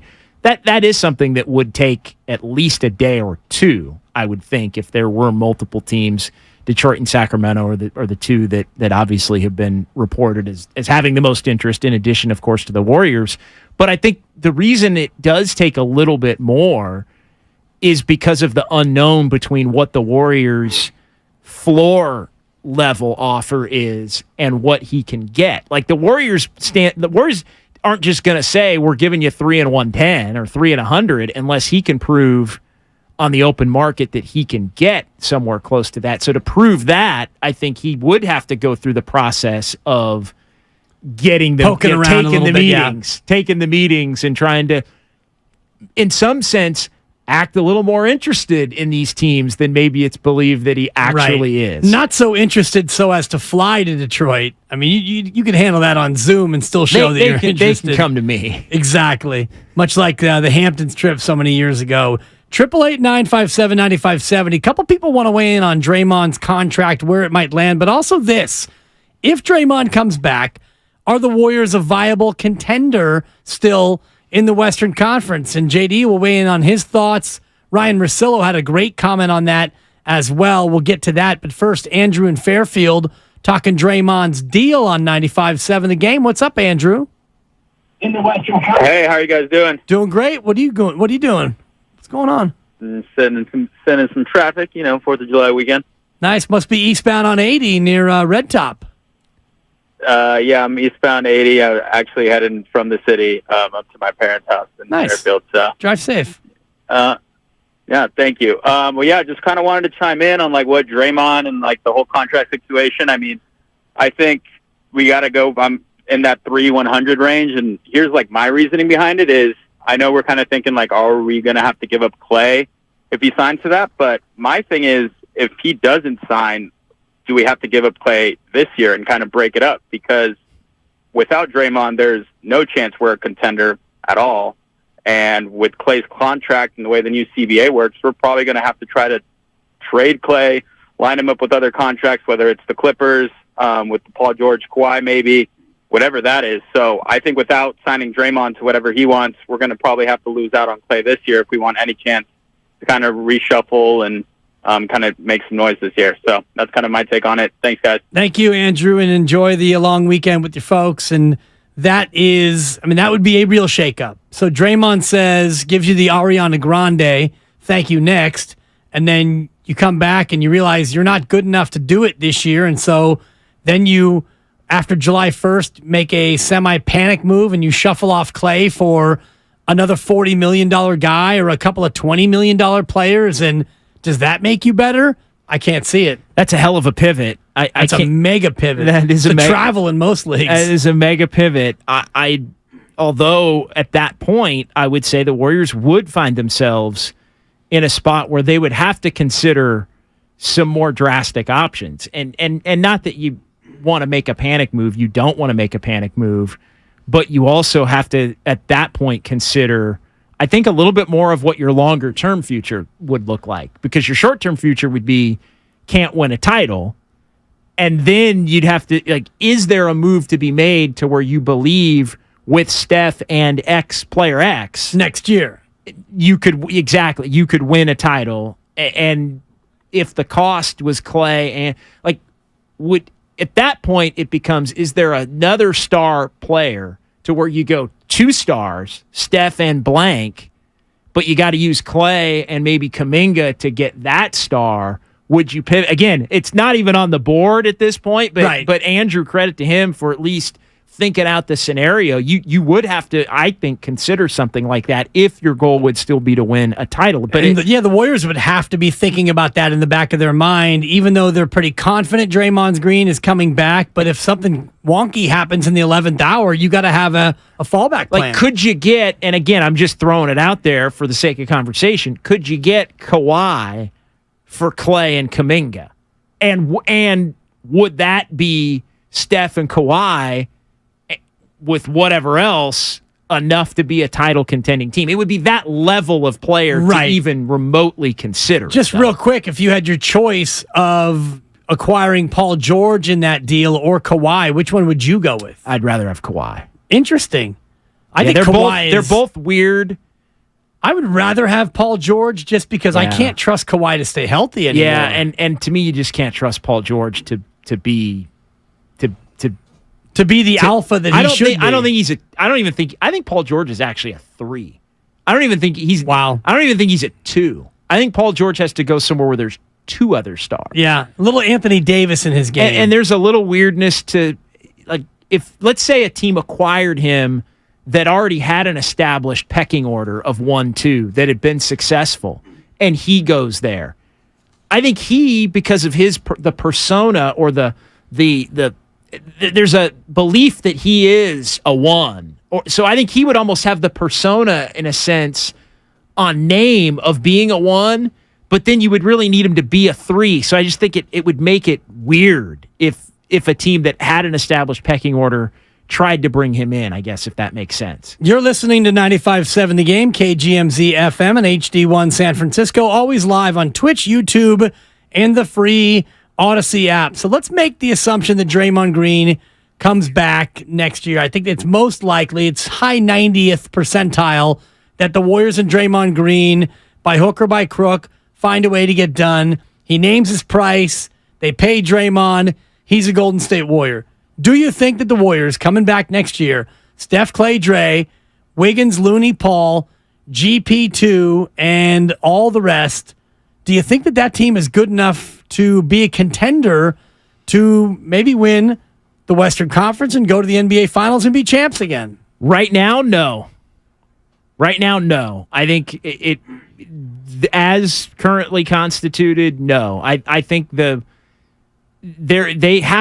one more move that needs to be made in addition to having to hit on your veteran minimum players. The veteran minimums are not just, hey, go sign some veteran minimums and you're good. Like, your veteran minimums have to hit and be able to play, right? And have a role. Like, you're counting on your veteran minimum players almost to raise you a tier or a half a tier, if that makes sense. Like, it's so you, and they've done that with Otto Porter Jr. I think was that kind of player. They did it. They've done it in different ways. Like, Gary Payton was somebody that 2 years ago you wouldn't have thought could have made any impact. Porter wouldn't have, and they all just were perfect. Like, both of them were perfect, seamless fits.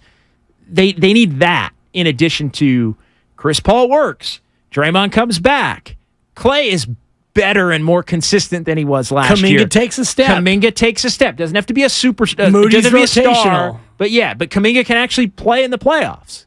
Like, that kind of thing. And Moses Moody becomes a 20-minute-a-night legit Moody backup. plays in the regular season like he does in the playoffs, which he doesn't do, which is why he doesn't play in the regular season. So, all of those things have to happen, and you have to hit on one of your minimums, which I think is a big. I think one of your minimums is just a big that you can throw out there, won't play all the time, like an Alex Len type, right? Like, but a big body that you can put up there toe-to-toe against some other big.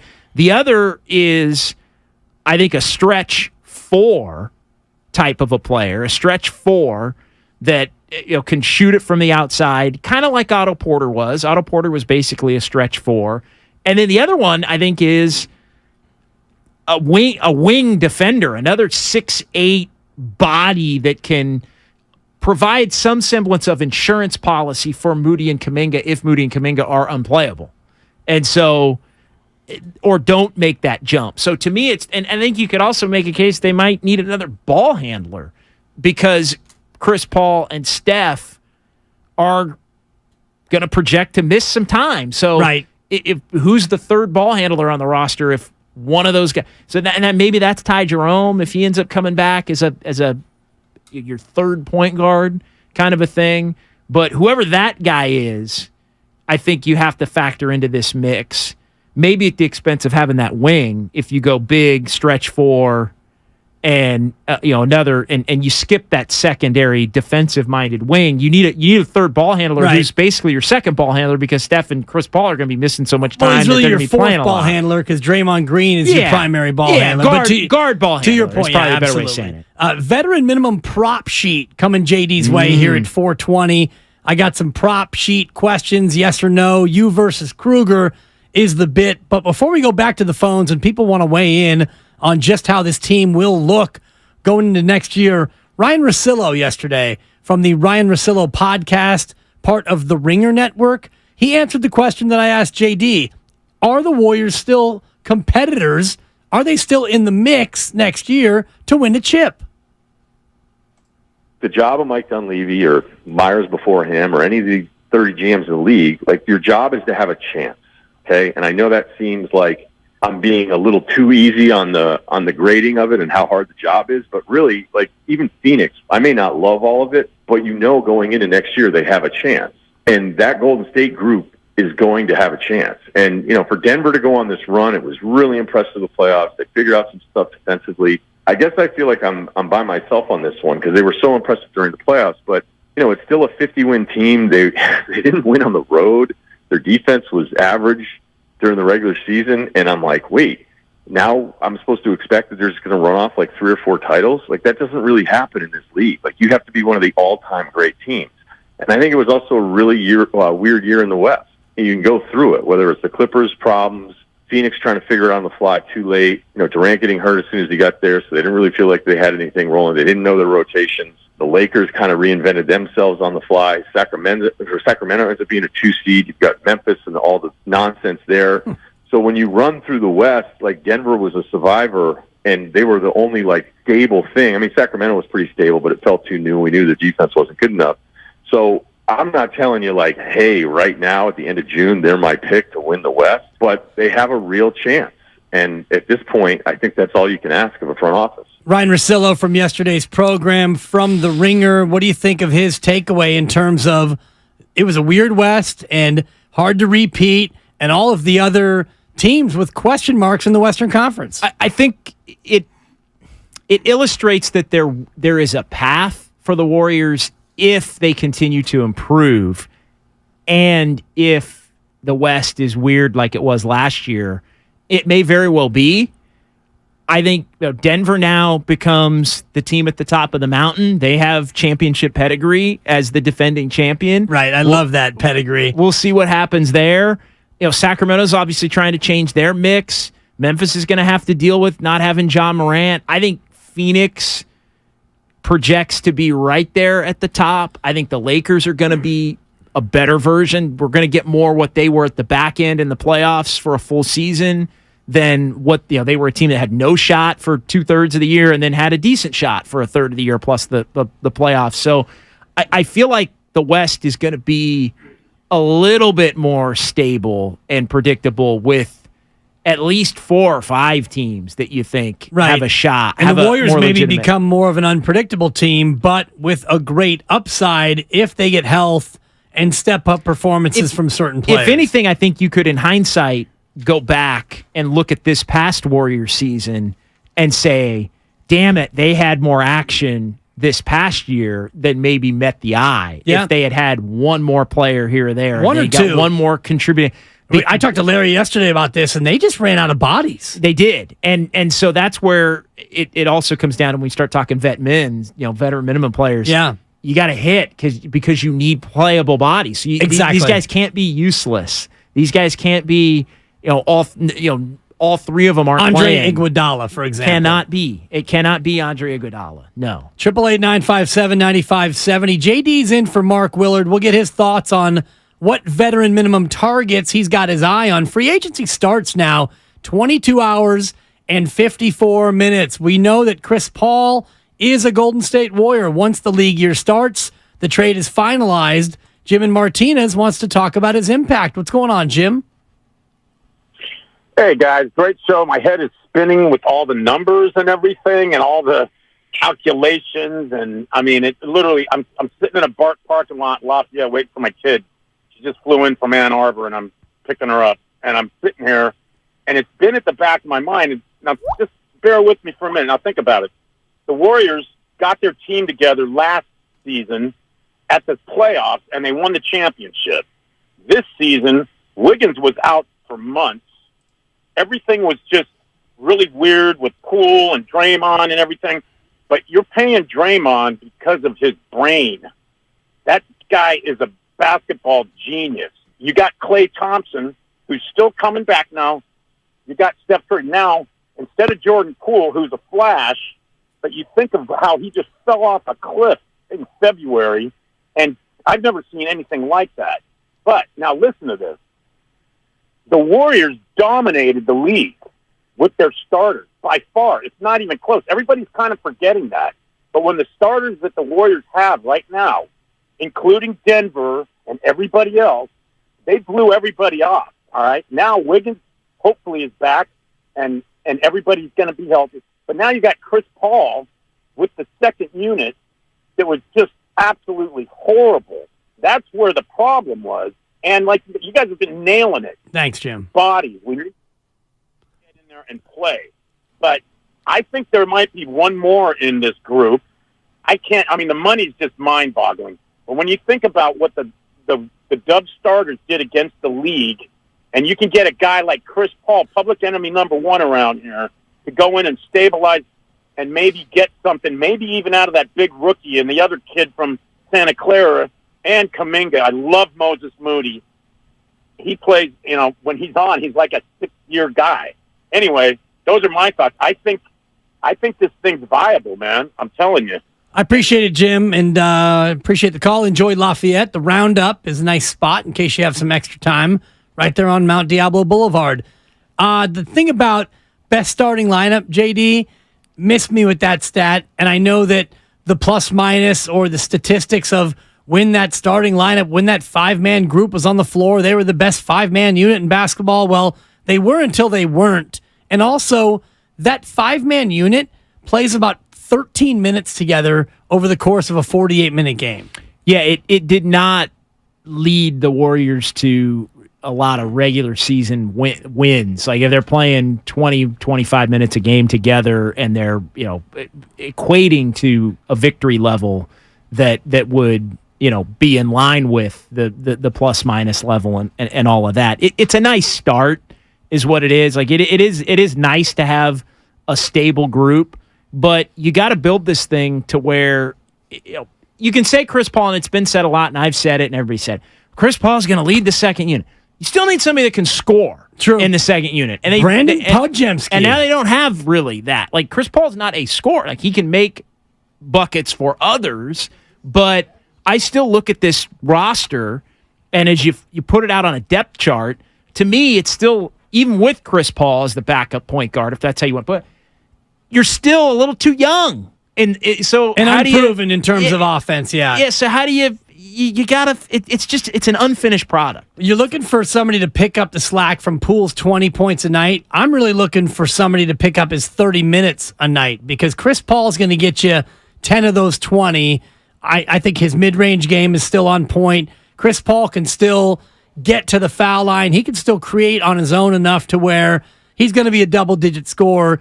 You need Kuminga to take a step up offensively. You need Moody to be playable and knock down the three. And I do think Brandon Podjemski, the more we hear from experts about where his game is, his ability to just shoot the basketball, I think he can be impactful off the bench offensively. I think the defensive side of the ball is going to take him a while to get up to par in the NBA, but he is a guy I think who can come in and give you offense. It just can't take so long for him to figure out the defense that you can't put him on the court for his offense. Otherwise, why'd you pick him? Because you didn't pick him for 2025, 26. You picked him for 2023, 24. Absolutely, and Draymond Green has not shown a great amount of patience when it comes to defensive lapses among his teammates.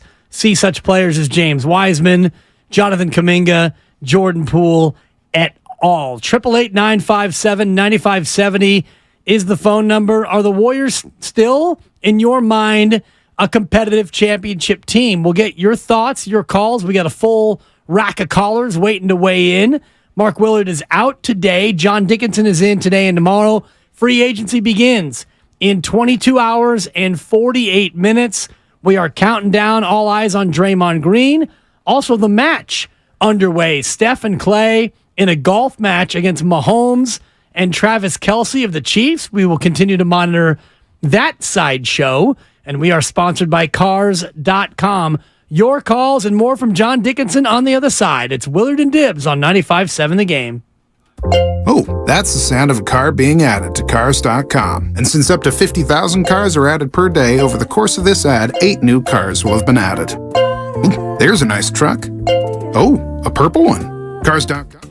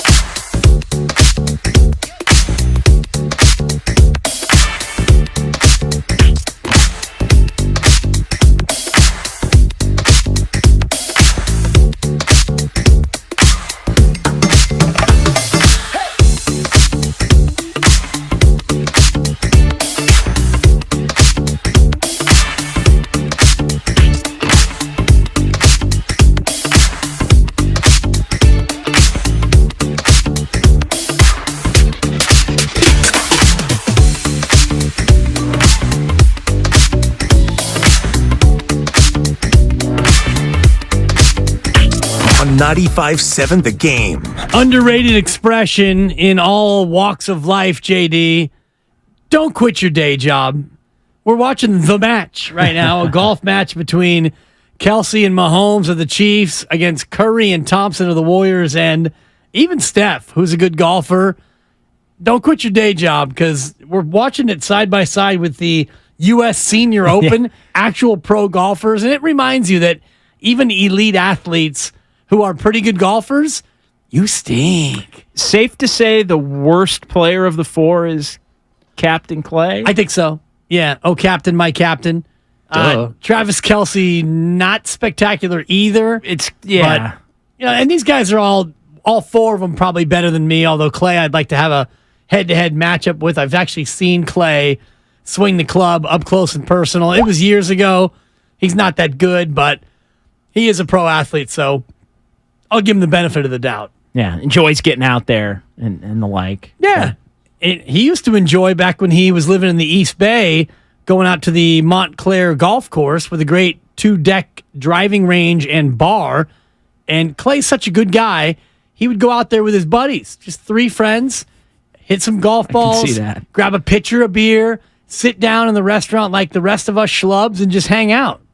Good guy. I can see that. And you know that. You've had a chance to interview no him doubt.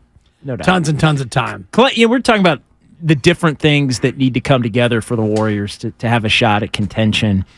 And I think, just talking about Clay and your story that you share there, Clay's got to, he can't play with the weight that he played with this past year. He's got to, there's always a lot made about the joy and the liking each other and just, he just had too much of an edge to his game. There was too much of a chip on his shoulder, something to prove that wasn't quite being met. He was hearing too much of the noise. Like Clay has to go play free and easy for a year and be part of the positive vibes. Yeah, Clay was not part of the positive vibe. Like anytime I looked at Clay last year on the floor and around the team, to me it was negative vibes. The play was up, the play was down. Yeah. Overall, the numbers were fine. But if you watched Klay Thompson last year, did you really feel like he was bringing a positive vibe or something that was a drain? And I feel like he was a drain last year. It was positive when he was playing great in January and February. But did it feel like it used to feel? It did not, JD. Even at the high level, it did not. Well, think about the trip to Japan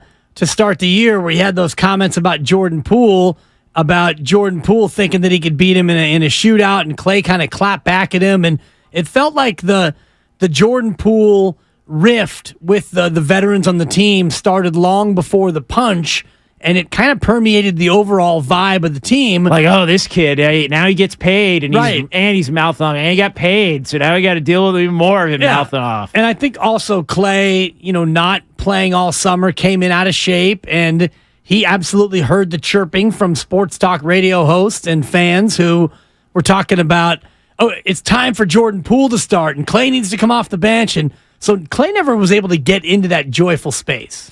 Yeah, and it's interesting because he played. I thought he was more impactful in the back half of the season that he came back, plus the playoffs, than he was last season. Even though the numbers last season were better, top to bottom, and he played more games. I just, again, there's just an anger. It felt like he was just angry. He was playing angry all year, and that's something that it just goes against the foundation of the way that this Warriors team was built with Steph and Clay and Draymond. And I think we can talk about the numbers and whether he's got another year in him and can it be more efficient than it was even this year or more steady than it was this past year, next year, and that can help them win. But they got to get back to looking like they're having fun on the court together because they set the tone. Steph, Clay, and Draymond set the tone for the rest of the team. And those guys are going to follow suit, and it just never got off the ground last year. So that's an intangible for all of the tangibles that I think has to get right for this team to have a shot. It's an intangible, but it's absolutely a big part of the story. And I'm just watching the match as we're broadcasting here, and Draymond is actually on the course with these 4 guys, and they just cut to Draymond, and all you could see is teeth, and he's laughing, and they're having a great time. So the more you watch this golf match, with free agency starting now in 22 hours and 37 minutes. Draymond Green's coming back. If Draymond was at all thinking about going elsewhere, he would not be doing this. He would not be carrying on with his teammates the way he is. He's having a blast out there. Ryan in Santa Rosa wants to chime in. 888-957-9570 is your phone number. Are the Warriors still a championship team with Draymond Green? What's going on, Ryan? Oh, man. I was on hold for a second. I was cleaning some shoes and I'm like, let me get my notes up. Nice. Are you ready? Do you have your notes? Because, we got to make sure that... Let me see if I can read them now. All right. I feel like this is material. The Jim Rome show. There's some material. This guy's about to get racked. He's got notes. Yeah, so I was looking at the unrestricted free agents. There's a plethora of shooting guards, point guards, power forwards. We look at the Warriors like, what is our real need? And I saw that the Clippers and the Warriors are at like $300 million. So, like, how much can you really extend on trying to sign an elite center, which the top of the list was Brook Lopez. Yeah, you're not getting Brook Lopez. No. $20 million. Yeah, you're getting Robin Lopez, not Brook Lopez. Mo Bamba, $10.3 million. Jakob Podol, 8.7. You got to keep heading down your list there, Ryan. Go to the bottom of your notes, and we'll go from there. Start with Dwight Howard and head north. The bottom of my note was Steiny saying Jakob Podol Mason Plumlee at $8.2 million. I'm like, we can't afford these guys. Right. I was looking at Cody Zeller, $743,000, 31 years old. Why not? Yeah. Thanks, Ryan. I appreciate the phone call, and I appreciate the notes. If we're getting down to Cody Zeller, then what's the point? Well, yes, agree on that. I when I'm looking at bigs, it's not a matter of Mason Plumlee at $8 million. It's a matter of, is Plumlee now a $2.5 million player? Like, that's the question you have to ask yourself. The Warriors can't go shopping for any of the big guys, any of the top tier guys. So it's Biyombo, it's Plumlee, it's Alex Len. I mean, those are the type. You're not getting a premier big man. Like, that ship has sailed unless you want to trade Jonathan Kuminga and Gary Payton II for Miles Turner or something like that. Like, if you want to do a deal, and that obviously is the kind of deal that doesn't really appeal to anybody. And so that would be a hard no, as much as I've been a proponent of at least exploring the option of trading Kuminga. Like, you don't want to give up a guy in Payton who can help you, right? And a guy in Kuminga who projects to be pretty good in the future. What he brings to the table this year remains unknown. But that's the kind of, like, if you're gonna get a decent center, then that's what you're going to have to pay in an attempt to get it at this point. But if you're going to do that, you need to get a guy that you can then keep. I don't think you trade Kuminga for a decent center who's only here for 1 year. That to me doesn't make much sense in terms of getting rid of a 20-year-old Kuminga who does potentially have a bright future, and his ceiling could be sky high if he continues to develop with his athleticism.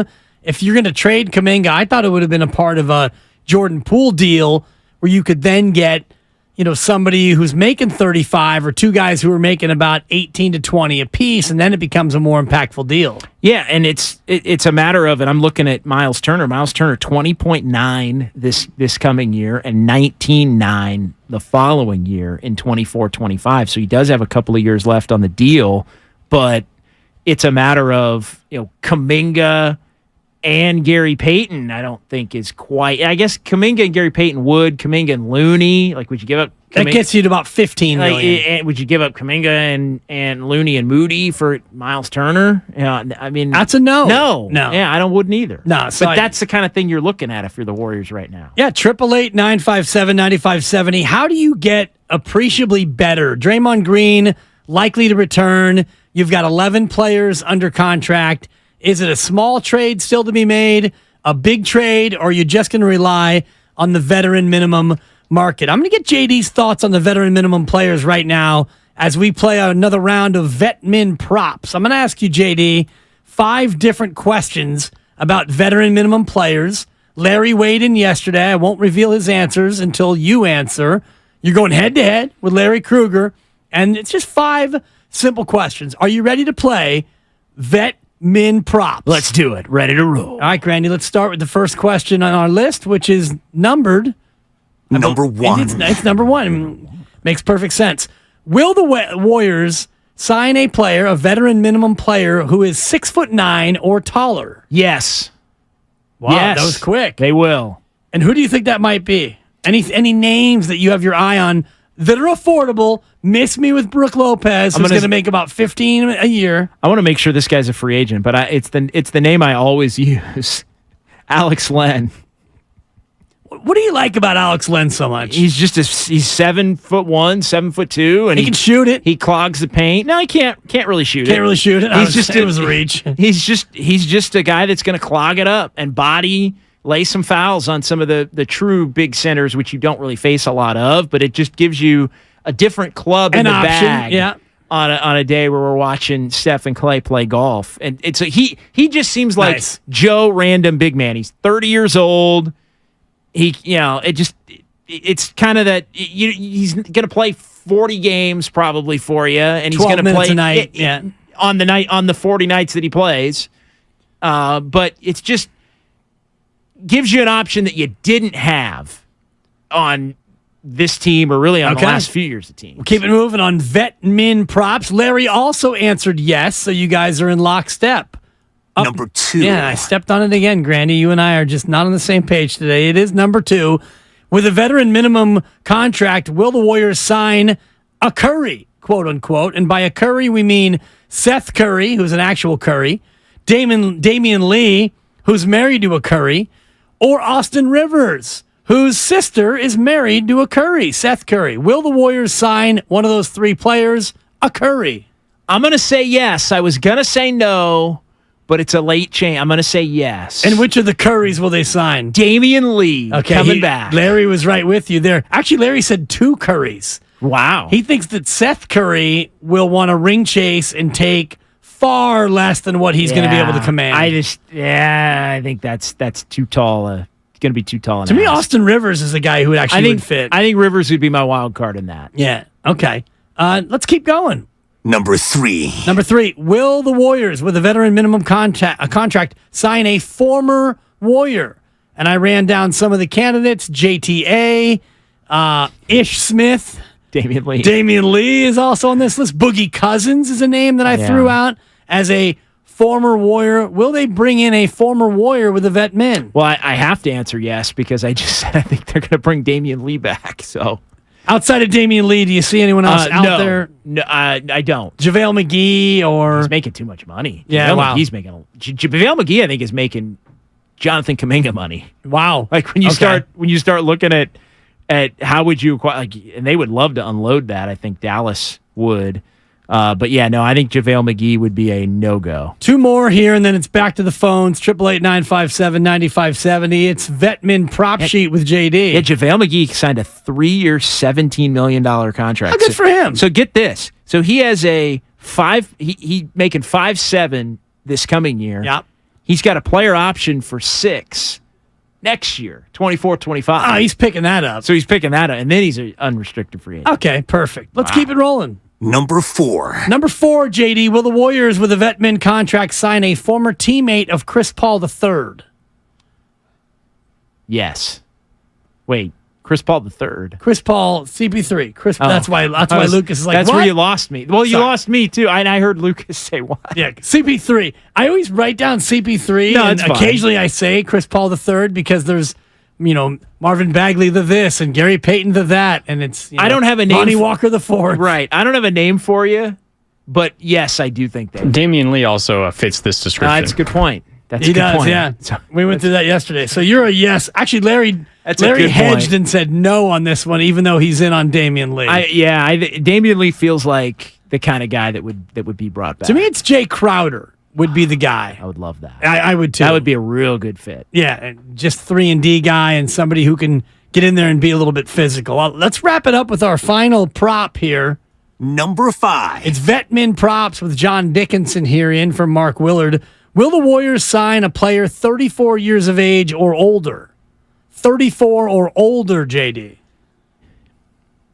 I'm going to say no on that one. Wow. I'm going to say no. I think, although how old is Jay Crowder? Actually, how old is Damian Lee? Wait a minute. I think Lee's south of 34.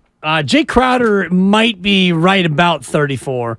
Yeah, Damian Lee's 30. I'm going to say no unless it's... I'm going to say no. Yeah, Jay Crowder's only 32. I'm going to say no.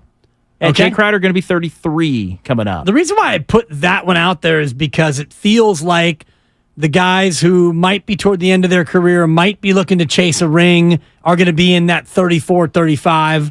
A guy like LaMarcus Aldridge, I don't know if he's a free agent, but an older player like that, end-of-the-road guy. A lot of fans want Dwight Howard and DeMarcus Cousins. You hear the name thrown out.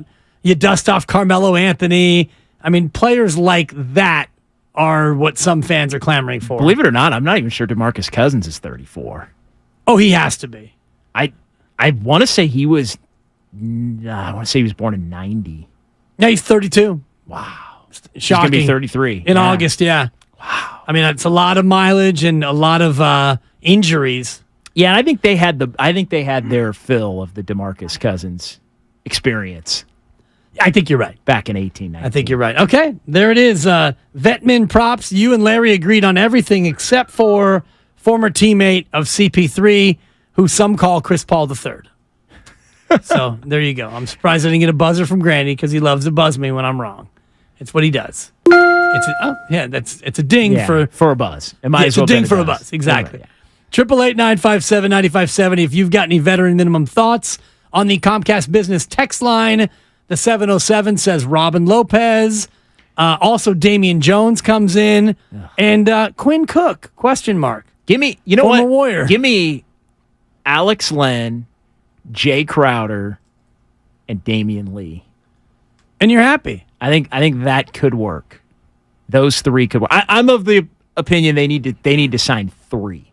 I think Mike Dunleavy's indicated the same. They've got 11 under contract if you count Draymond as in, and he indicated also that they're not going to get a 15th player. They're going to leave that spot open. Which is financial savings, and then it gives you flexibility if you want to spend on it later. You spend less on the tax. There's different ways you can. And honestly, you're probably not going to use that anyway. And you've got a couple guys on 2-ways that won't count on the roster either, right? And by the way, 2-ways. Warrior fans going to love this. Part of the new collective bargaining agreement. I'm sure it's been discussed, but you can have 3 2-ways now. Oh, you can. Yeah, and I gotta double check. I'm not sure if you have to have a 15th player on the roster to get the third 2-way or not. You may have to. There's some. That was the rule last year, there's right? some You had caveat to have a 15th man in order to get the full amount of days or something. Like your days are reduced unless you have a 15th man. But yeah, part of the new CBA is there are 3 2-way players per team.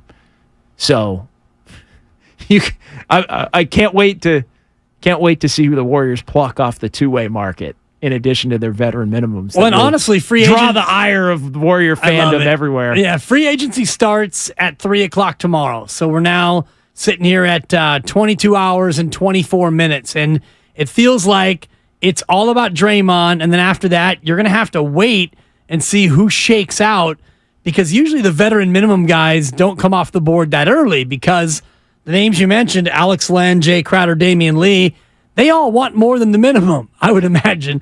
So they're going to try to put themselves out there to get better deals. Now, Damian Lee might be different in a chance to come home, quote unquote, if that's the way that goes. But the Warriors don't have the ability to spend more than the veteran minimum. So they're going to have to just sit there and wait until the very end almost to see exactly what shakes out. Yeah, they're gonna. It's unless there's somebody that they've got bookmarked where there's mutual interest, and this player knows that he's in that minimum bin or in that minimum category, to where he knows there's 4 or 5 teams I would play for. This is my rate.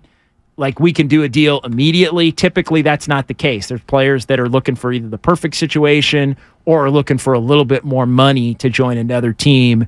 and become minimum players when all other options are done and gone. From the 415, Eric Gordon thrown out. I know he just got bought out, or he didn't get bought out. He got waived, and they didn't pick up his option. But he's interesting. Does he fall all the way down to that veteran minimum level? I think he might. I thought he looked pretty close to done. To done, yeah, at times last year. So he might be, and somebody that's made a boatload of money. Yeah, and he is 34, so he would fall under the 34 or older category. And I'm looking at career earnings for Eric Gordon, $158 million. Yeah. So he's done pretty well for himself, Eric Gordon. 888-957-9570 is your phone number. And we're streaming live on YouTube. Head to youtube.com/957thegame. Watch us live. If anyone swears, you get to hear it. Like and subscribe for all 95.7 The Game content on YouTube. Safe at third in San Francisco. You're on the show. What's going on? Hey, guys, you got a tremendous show here. It's just so much to talk about and imagine. Let me take myself down. I'm an old guy. I'm 75. I'm from the when basketball, NBA was probably about 7, 8 years old. So what I see right now, you got to keep the big three together, Wiggins, Looney, because they're like brothers in one house, man. They know one another. So if you're going to pick Clay up, pick him up. I think he's going to get better. I think, like the stuff you said, I think he's going to get over that and do a lot better. Obviously, the Poole, Chris Paul thing was just a money grab, but you got Chris Paul in your pocket, who's like a professor like Draymond. You got two professors on the same team. You can't lose with that. As far as the big man, yeah, you're right. You're not going to get Lopez or Love or any of those type of guys. Boogie Cousins is the only one I can think of you can get in your price range, and you need somebody with his weight class who can push him around a little bit, you know. And the template is there, guys. The template is already there. It's like the Celtics in the 50s. You know how many championships they won in the 50s and 60s. So the template is there. Just follow the template, Don Levy, and do your best in coming up with players that are worth, you know, your while and worth the team's while. Steph, Draymond, all them, worth the while of being out there. Follow the template. That's all you got to do. Thanks, guys. Thank you, Safe. That's Safe at third, weighing in. DeMarcus Cousins did not play this past season, and I would imagine his career is over. LaMarcus Aldridge, another name that I threw out. He didn't play this year. Kevin Love's an interesting one, though, JD. I don't know if he falls all the way down stretch 5 to that vet min level, and Miami sure seemed to love having him this year down the stretch. Yeah, and if you have him, you're going to be, can be in the finals, right? No, I mean, if you're bringing in former villains, I know he was never a villain the same way that Kyrie was and LeBron in Cleveland, but a guy who won a championship at your expense. Kevin Love is interesting because he does have a high basketball IQ. He is a willing passer, and he can shoot the ball from three when he's right. So he would be an interesting stretch 5 option. So you in essence you could get him maybe a ball handler and another wing type player, but he would have to count, I think, as your big if you get Kevin Love. Right. But that would add a skill set that they don't have. Without a doubt. Like, to me, you want, like, right now, it's Kevon Looney and it's Trace Jackson Davis, who are your two centers on the roster. Obviously, Draymond's going to play minutes. He may even start at center if they wind up starting Chris Paul. But you need to have either that true big man that can clog it up in there, or you need to have somebody that's a stretch. And so Kevin Love would provide the stretch. Either option, I think, does work. I want to get into that statement you just made, or the theory about Chris Paul starting and what that might look like for the Warriors next year. Chris Paul's never come off the bench even once in his long NBA career. I'll get JD's thoughts on that on the other side, and also your calls. How do the Warriors get better between now and October? Assuming Draymond comes back, is it a move? Is it simply improvement from the rest of the team? Or are they already in the mix, in your opinion? 888-957-9570. More of your calls. More from JD on the other side. We are presented by Fremont Bank. Full service banking, no compromises. It's Willard and Dibbs. JD in for Mark on 95.7 The Game. Hi, this is...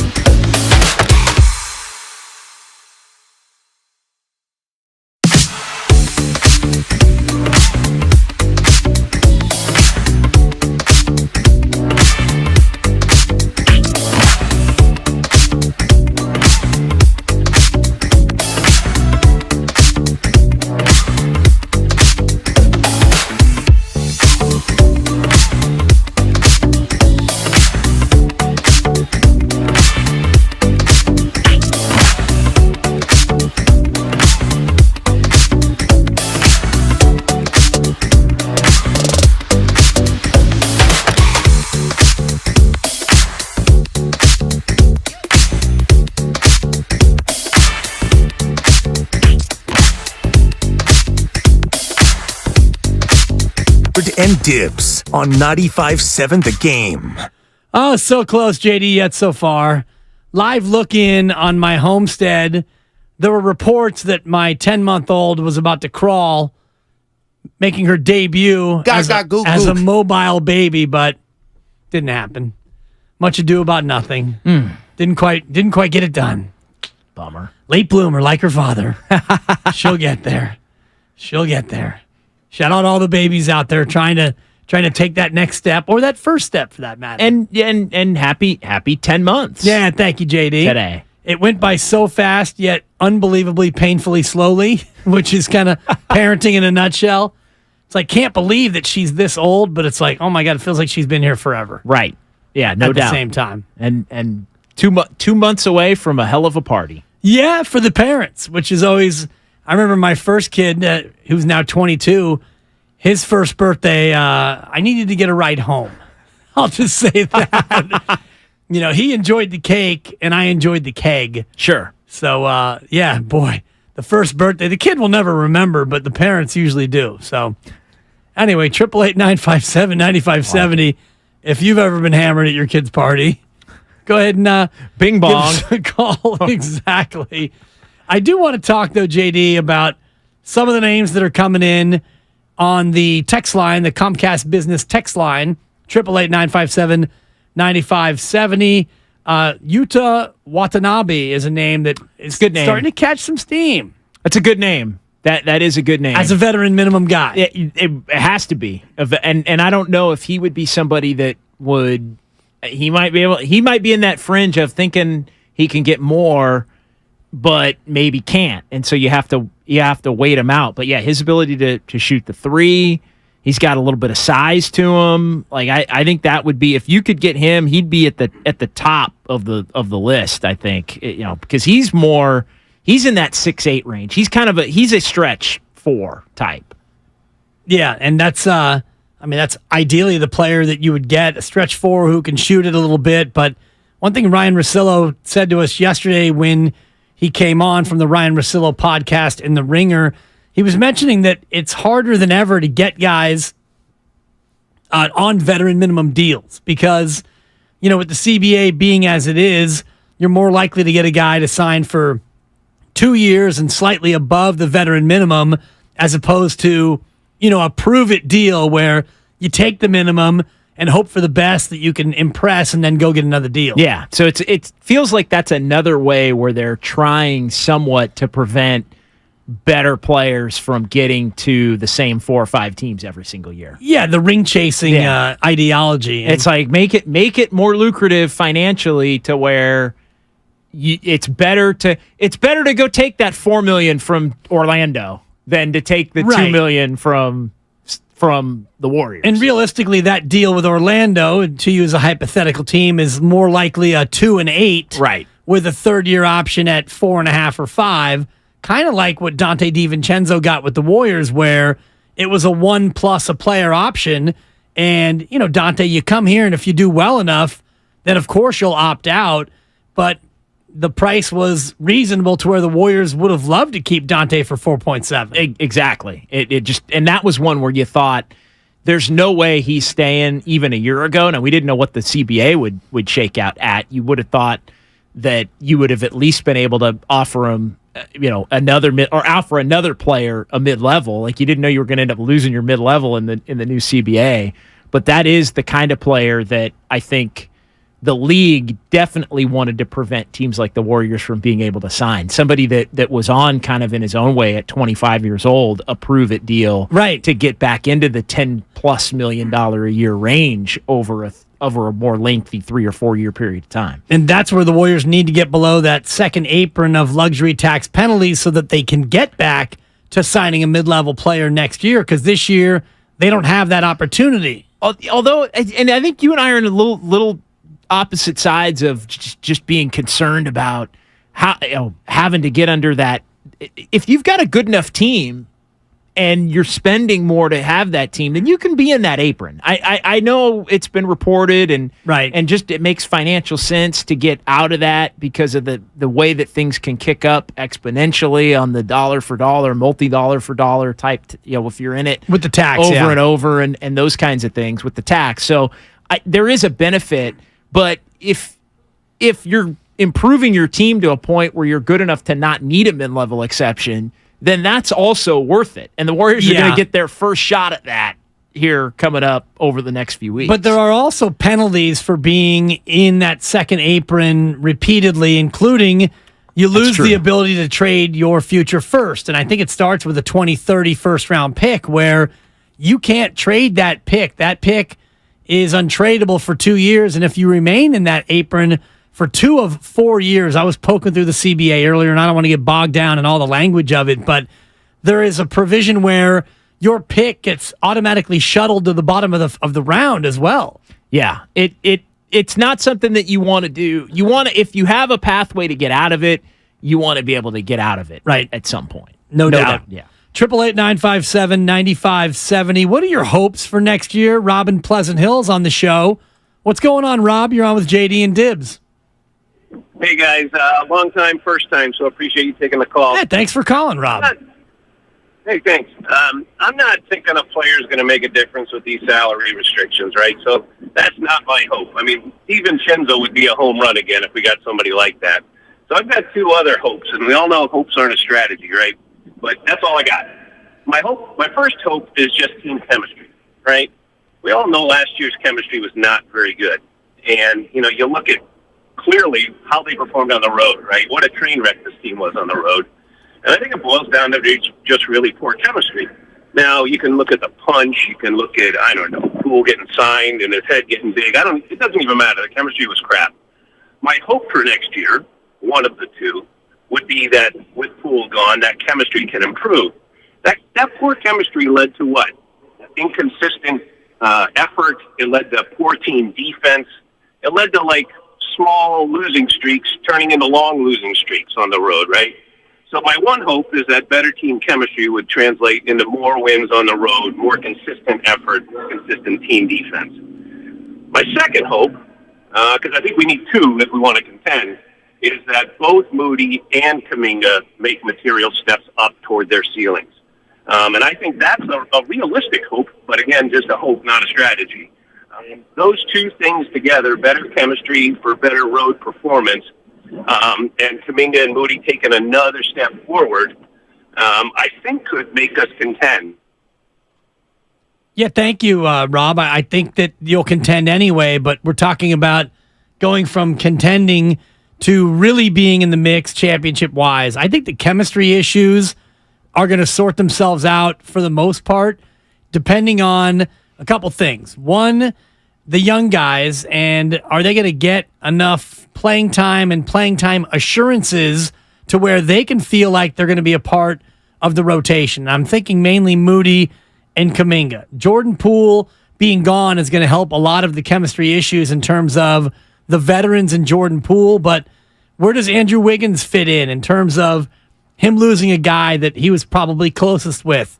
Jordan and Andrew cut from the same cloth in many ways, and now Wiggins doesn't have a player that he got along with around anymore, and the youngsters are looking around. I said this in the crossover, and you look around, and it used to be 6 or 7 of us all in the same age range, and Wiseman's gone, and Poole's gone, and Baldwin Jr.'s gone, and Rollins is gone, and now you got a couple of new rooks, and maybe Quinones is on the team, and Guy Santos is here and there, and the young guys now are feeling much more isolated than ever before. And the final piece is the Chris Paul piece.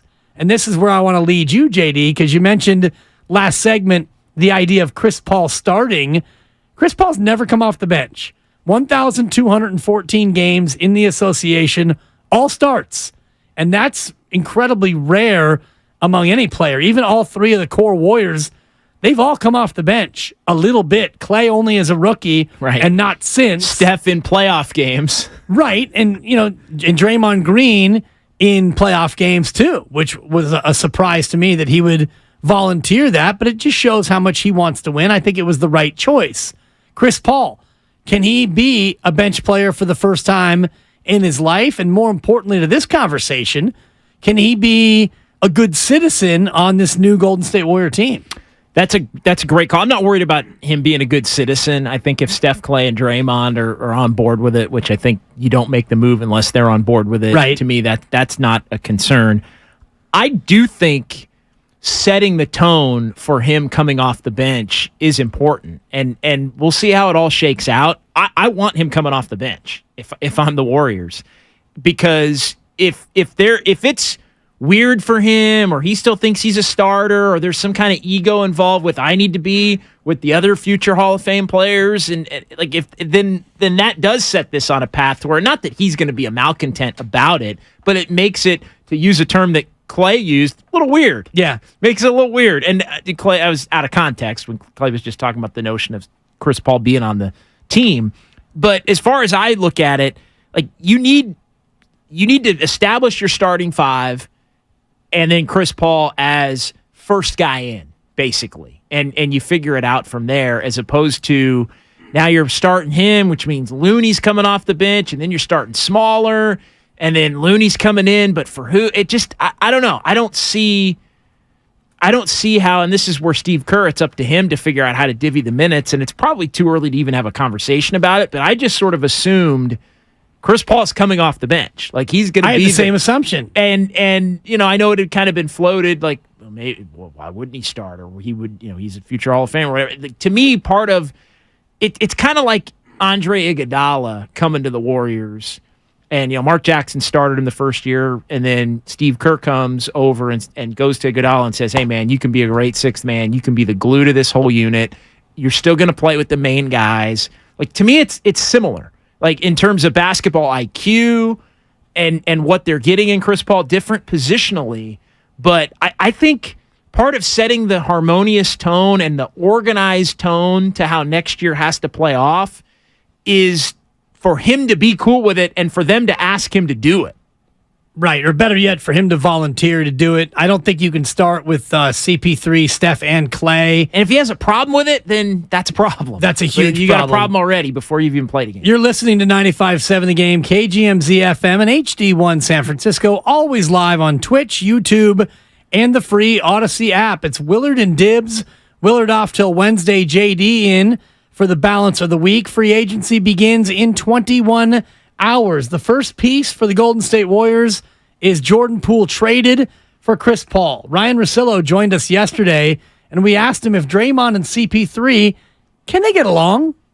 I think they'll see something in each other where they're gonna be excited about it. I really do. And look, Draymond, for whatever the bad version of it is that we've all experienced, and at times it can be a little tough. You're just like, okay, but he's still one of the smartest players in the league. He knows what he's supposed to be doing every time. He knows the assignments. He knows all that stuff. He's not going to make those mistakes. And, that's the stuff that Chris Paul gets frustrated with. Like, he's going to a graduate course group of good basketball guys between Kerr and the main characters on this team, and that may be why Poole is somewhere else, because it just is, as much as the run was really impressive for him last year, the mistakes 2 seasons ago when they won it all, but last year the mistakes were just so maddening at times. So I don't really think that that's anything that I'd worry about where you're like, oh, they're going to clash because they both have these really chesty personalities. I think they're going to appreciate each other as competitors. Ryan Russillo from the Ryan Russillo podcast and The Ringer yesterday here on Willard and Dibs. And I take him at his word. He is a big time Chris Paul fan. And I like his description of he and Draymond both as, quote, chesty players, but the basketball IQ. And Chris Paul enters into this situation well aware of, it's been a successful group here. I mean, they've knocked him out how many different times throughout his career? And also at 38 years of age, he's got the awareness of where he is in his basketball career and how he can fit with this team. Yeah, I think this is a real opportunity, if Chris Paul wants to embrace it, to make the final chapter of his career into something really productive and more productive, I think, than he was even this year or at the tail end of last year, where things flamed out for the Suns in the 2022 playoffs, and they got beat by Dallas and lost the 3-2 lead and all of that before the Mavs went on to lose to the Warriors. So I think accepting a lesser role, accepting that he's no longer a top 2 player on a championship contending team, but also understanding the fact that he really can complement a big 3 that is on the downturn as well, and leave an imprint on some of the younger players who, to this point, the Warriors have not been able to get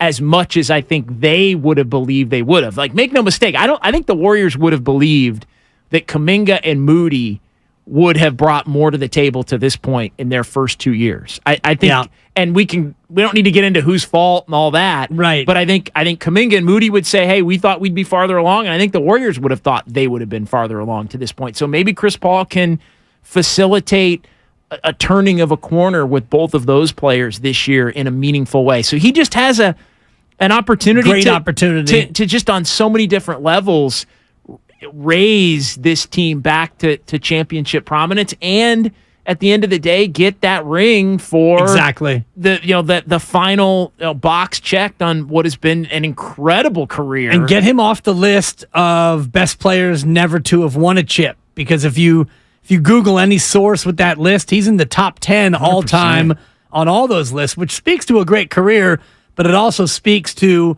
being stuck in Barkleyville, where Charles Barkley is constantly being harangued for being maybe the captain of that team. 888-957-9570. That's also the Comcast Business text line from the 925. Where are you getting this information about the Rooks being isolated? And he's asking me that. You guys are recklessly creating a narrative. I need to change that statement. I don't think that they're being isolated intentionally or otherwise. All I was trying to say, and you could speak to it better having been in the locker room, you now have a much smaller group of younger players. So when you go out on the road, and you've been on the road with these teams, and I've seen it myself up close, it tends to get cliquish. You don't have 15 guys all going to pizza together. Your veterans are going to hang out together. Kavon is out there helping old ladies cross the street, and Wiggins is keeping to himself. And you've got a group of young players who are naturally going to gravitate toward each other, and now you don't have that same group anymore. You've got a bunch of those guys no longer with the team. That's all I was saying in terms of the Rooks, the young players. You don't have that same group, so it's going to be incumbent on everyone to bring back that team vibe and try to get everybody back on the same page. And I think having fewer young players helps that. To me, having so many young players on the team to where they go off in their own clique, separated from the guys who have won the multiple championships, I think that's bad.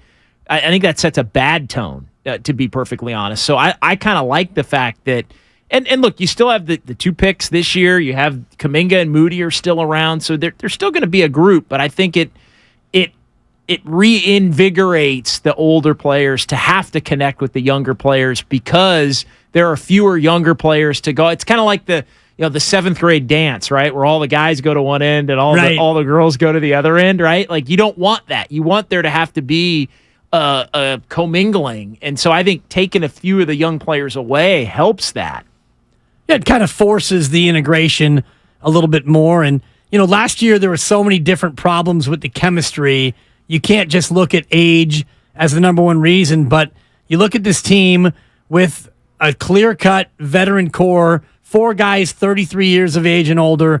Chris Paul's 38. When he debuted in the league in 2005, Jonathan Kuminga was 4 years old, and Moses Moody was 4 or 5 years old, and he's been in the league that long. So there's going to be a certain disconnect when you've got a 38-year-old trying to gel and jibe with a 21-year-old, but Chris Paul will have a unique opportunity, being the leader of the second unit, most likely, to be able to play with these guys and coach them up on the floor. 888-957-9570. Patrick's next in Foster City. What's up, Patrick? Hey, thanks for taking the call. And first of all, I love hearing John with you. You guys have been great this afternoon, so it's been really great. Yeah, thank you. I'm a huge fan of JD's. Yeah, a couple things. One, I think in terms of automatic improvement, I think having Wiggins back, and not AWOL, and I'm not saying that in a derogatory way, but that's kind of a freaky thing, and having Peyton for the whole season instead of, getting him and then finding out he can't play for most of the season, those two things alone, just kind of by default, should make the Warriors a lot better than they were last year, plus chemistry. So I think they've got some sort of automatic built-in improvement, assuming the injuries are no different from last year. You're always going to have injuries, right? But I also think having, when have we had a pass-first point guard on the Warriors?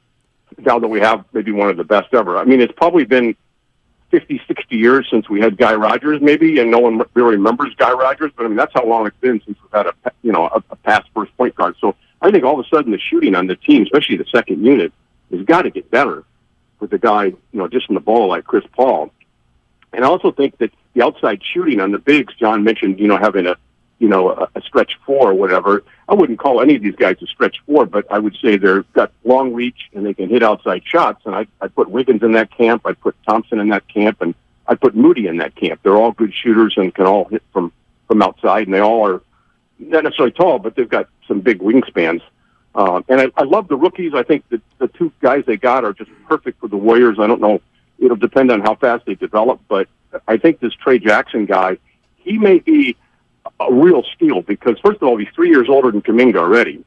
So in terms of maturity, he's 23. He's 6'9". I think he weighs 240, 250, something like that, with a 7'1" wingspan. He was first-team All-American.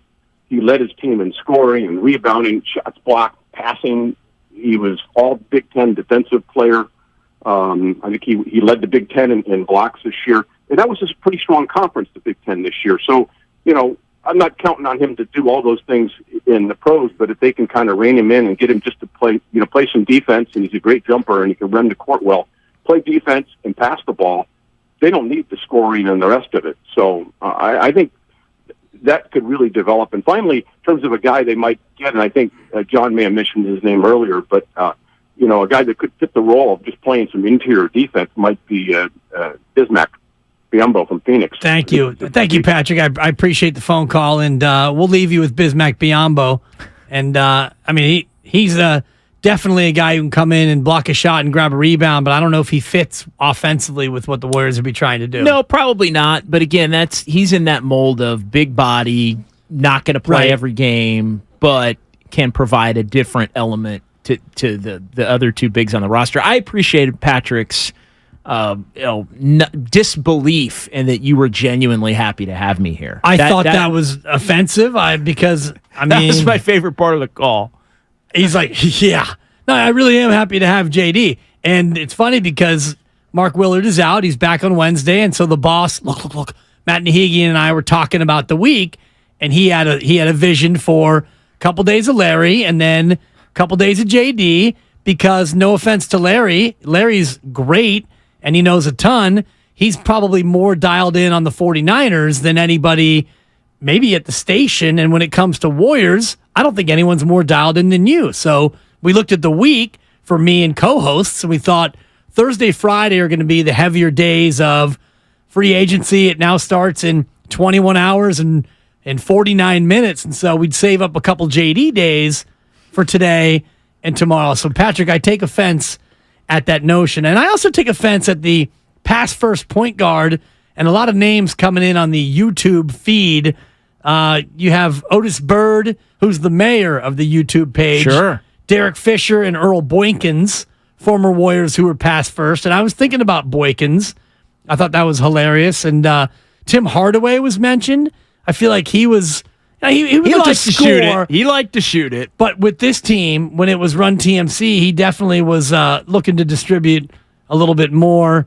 And other names just flying in on the YouTube page. We're always live on YouTube, at 957 The Game. Exactly. Give him a little wave there. Yeah, so I do think, and Chris Paul he's more pass first now than ever before. He's a guy who has always, looked to get his, but on this team, I feel like, especially with that second unit, he's going to get his shots in the mid-range, but by and large, I think he's going to look to facilitate and, try to help some of the younger guys get some. Yeah, I think he's perfect for Jonathan Kuminga in particular. Like, I think there's no player on the Warriors roster that projects to benefit more from Chris Paul being on the team than Kuminga. Like, I think he can get Kuminga buckets in ways to where it's efficient. And, there's been a lot of discussion about Kuminga, and I think it looks like he's going to be around. And I'm not really worried about Kuminga, to be honest, as much as I was at the head of the list of, hey, he shouldn't have been playing in the playoffs. He did, he made himself unplayable, that kind of thing. Look to trade him if you can. If Kuminga buys in to what the Warriors want him to do, he's going to be a beneficial player for the Warriors this next year. Now, if he's not happy with that and wants to get ahead of himself in terms of the belief that he can be a future star, like, you can be a future star. That's fine.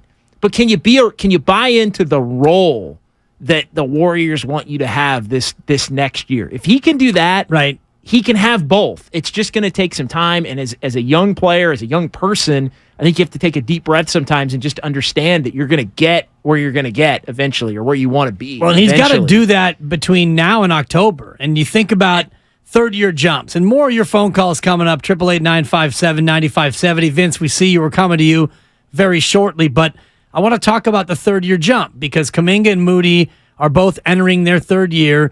Jordan Poole, between year 2 and year 3, made a massive leap in his game, and he did it by getting in and doing the work. And Jordan Poole got better. He went from god-awful rookie year, not all his fault, playing with Pascal and no Steph, no Clay, no Draymond for the entirety of that season, basically. Right. Year 2, it was a G League, and then a bounce back, and he played pretty well toward the end. And then he made that year 3 leap. What do Moody and Kuminga need to improve upon? And which one, JD, is more likely to make that third-year leap between now and October? Yeah, Moody's an interesting one. I'll just start with him. He just has to make shots in the regular season the way he has when he's gotten opportunities in the playoffs. Like, the hustle part of his game is there. The intangible part of his game is there. The thing that hasn't been there when he's played in the regular season, he doesn't make open threes. He did that in the playoffs, and so if he can do that at the rate that he did in the regular season, then I think he's going to be fine. I do think positionally, what they thought Moody was hasn't quite equated to what he is. I think initially they thought he was a 2 guard, and he really doesn't necessarily have the quickness to be a 2 guard in all lineups. He's more of a 3. I think at times he was even a little bit of a 4. Yeah.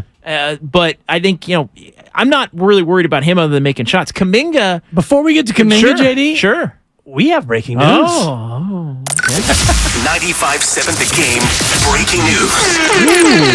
From Adrian Wojnarowski, the Sacramento Kings forward Harrison Barnes, a key part of the franchise's rise in the West, has agreed on a new 3-year, $54 million contract extension. His agent, Jeff Schwartz of Excel Basketball, tells ESPN the news is in from Woj.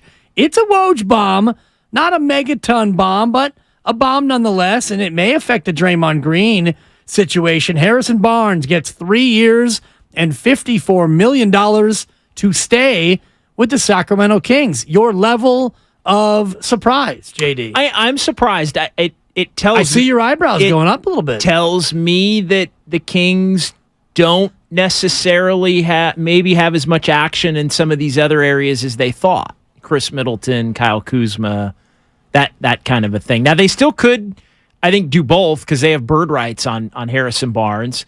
So are they looking to get Kuzma and Harrison Barnes come in? I know they're trying to do an extension with Sabonis. So on the surface, it makes me think that maybe they aren't going to be as involved as they thought on some of those other wing players, because obviously Harrison Barnes was a starting player for them, and somebody that he was really efficient in a lot of metrics as far as not taking as many shots but still being as efficient as somebody that right. takes more shots and those kinds of things. So that's a bit of a surprise, to be perfectly honest. From the 415, Barnes to Sacramento means they know Dre is coming back to Golden State. Yeah, I mean that's part of it. I think although again, with the bird rights, you can create, although their cap room does go down now. Like, they're not, with Barnes, part of how they were able to get to the $35 million range was renouncing Barnes. So if they're now moving on to keeping Barnes, then that means they have more in the $20 million range in terms of cap space. Assuming that it's 3 and 54, which is 18 per, it's probably not a flat 18. It's probably closer to a 17, 18, 19 escalator, which means, if they renounce him, which you are obviously they're not doing. Right. Yeah. So he gets, he's going to get 17 this year, so that takes their cap number down a little bit. They do have Sabonis under contract for one more year at 19.4. There was a thought that maybe they'll extend him out into the future. Yeah, he's going to be $120 million. Right, deal. but that won't affect their number this year. But I do also think that this may be a tell on Kyle Kuzma, because it feels like Kuzma is going to command more than that. Yeah, I think he's not coming to Sacramento now. Exactly. Yeah. And I also think that's kind of what I mean. And Draymond's in that. I think Middleton's in that. There have been reports there. And Kuzma. Those would be the three that have been linked to the Kings. Like, they're already pivoting to keep Harrison Barnes and go try to sign a bench player. Yeah, and I think that, and this is also from the 415, Draymond leverage down. True. Yes, but I do think that this deal is already done. I don't think that Draymond's out here slapping it up at the match and still sweating Sacramento's offer coming in. I think all this is already played out in terms of, Sacramento's interest was probably phantom interest, and he used it for leverage if he could, and he's going to get what he's going to get from the Warriors. 888-957-9570. Harrison Barnes will sign an extension to stay with the Sacramento Kings, 3 years, $54 million. I want to touch on the match a little bit here, JD, and put you on the spot. It's Mahomes and Travis Kelce in a golf match against Steph and Clay. Draymond Green was there. He still is there. He was doing the pregame interviews and whatnot. And by the way, Steph and Clay are 3 down in match play format after 4 holes. The Warriors, the Splash Brothers, they're in trouble right now. The Chiefs are looking to win another title. But in the pregame, they had Mahomes and Kelce on one side, Steph and Clay on the other, and Draymond in the middle. Kind of like the TNT halftime set feel, with the 5 people on the set. Draymond asked Steph, if Clay was not an NBA player, what would Clay be? What do you think the answer is? Think about Klay Thompson. If Klay Thompson did not play, that's so funny. Klay Thompson, a sailor. Well, Steph was asked, and Steph had a slightly different answer. If your partner wasn't a pro athlete, this is from Anderson, what job would he be good at? That's a great one. I like that. Clay would be a great newspaper editor. Wow. I don't know why I could see that. That's exactly what he knows. He knows the most random facts. He spends time, scouring through the San Francisco Chronicle and the Wall Street Journal pregame. Pregame. That's his routine. So I think he'd be a great. He has a fascination for current events and whatnot. So I think he'd be a great, editor in chief at Portland Tribune. There it is. I don't know if it is the Portland Tribune. I'm not sure. Do you know the Portland paper? I don't think it's the Portland Oregonian, Tribune. maybe. Thank you. It is the Oregonian, and I was waiting for Grandy, a noted Oregonian himself, having gone to the U of O. Mm-hmm. I thought maybe he would weigh in, but that just tickled me. The idea of Steph seeing him as a newspaper editor. And shout out the San Francisco Chronicle. And it sounds like Clay actually gets the paper copy, not the electronic version. That's legit. Yeah, you've seen Clay just sitting there with the newspaper open. He likes reading what the people are saying. Yeah, no doubt. And Steph is the petty king. We know that. So the same question was asked of Stephen Curry, although they asked Clay this time. So JD, I'm going to put you on the spot again.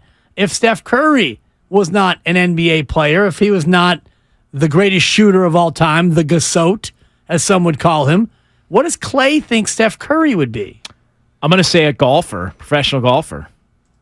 I see him as like an administrator of some kind. I see him doing all this work with the kids of Oakland and around the country, Eat, Learn, Play, Underrated Tour. And I can just see all the kids in high school with all the problems going to Steph for advice and getting annoyed probably after a while, but he hides it so well. And I mean, just seeing him with his kids have the patience he has, I can see him just doing really well being an AD somewhere and commanding a high salary because he's getting all the good talent and all the bowl games in the NCAA tourney every year, just profiteering off all these young bucks. I could just see Steph just. I just seen a movie just play out right there. That's like a movie script, right? It's like blue chips. Alternate universe. According to Draymond, he'd be the president. That's a fact. That is a fact. Too nice to be the president, bro. So you don't think President Obama's nice? I think he's incredibly nice. I just think you got to make really hard decisions. So you think Steph's not capable of making hard decisions? Keep asking follow-ups. Keep asking follow-ups. That's all the fellas there. Appreciate the sound coming from TNT. You heard a little bit of Mahomes, and I think Kelsey might have weighed in as well. But athletic director, administrator, Steph Curry. Yeah, I like it. Maybe school counselor. Yeah. Some kind of, yeah. What about yourself, JD? If you didn't land in this great field of sports media, and you've quietly crafted yourself a nice career here. You've got to be darn near 20 years into it now. I'm over 20. Yeah. Yeah, I mean, I'm thinking about, because I've known you since 2011 when we helped launch this very station, a couple of buildings and a couple of name changes ago. I've got a unique one. I hit 20 before I turned 40. That's really unique. Yeah. Exactly. Because you're now like 42, right? Drip. Yeah. Drip.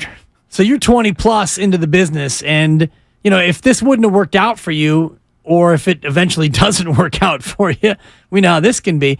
What's your fallback, or what else did you think that you would have done? I was toying with the idea of being a high school teacher. Yeah, like a math teacher, or English teacher, something like that. Yeah, probably not an English teacher, probably math. Yeah. But maybe do a little coaching on the side. Yeah, that kind of thing. But all right. I never really, and we'll see. I mean, there's still plenty of time. Hopefully, I've never really reached the point where I had to strongly consider it. Yeah, believe it or not, which is good. Which is lucky. Yeah.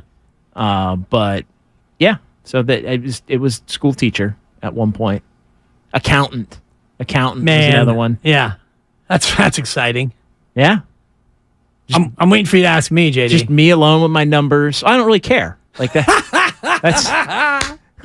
That's hurtful. Underrated selfishness. Actually, my answer was way better than your crappy answer. So never mind. No. What would you have been? Rodeo clown. Well, just run around dodging bulls. I like it. I could see that. No doubt. That makes a lot of sense. Slap on the grease paint and let me mock a bull. And there have been times, I think, in your radio career, you've basically been a rodeo clown. Oh, that's too close. That's too soon.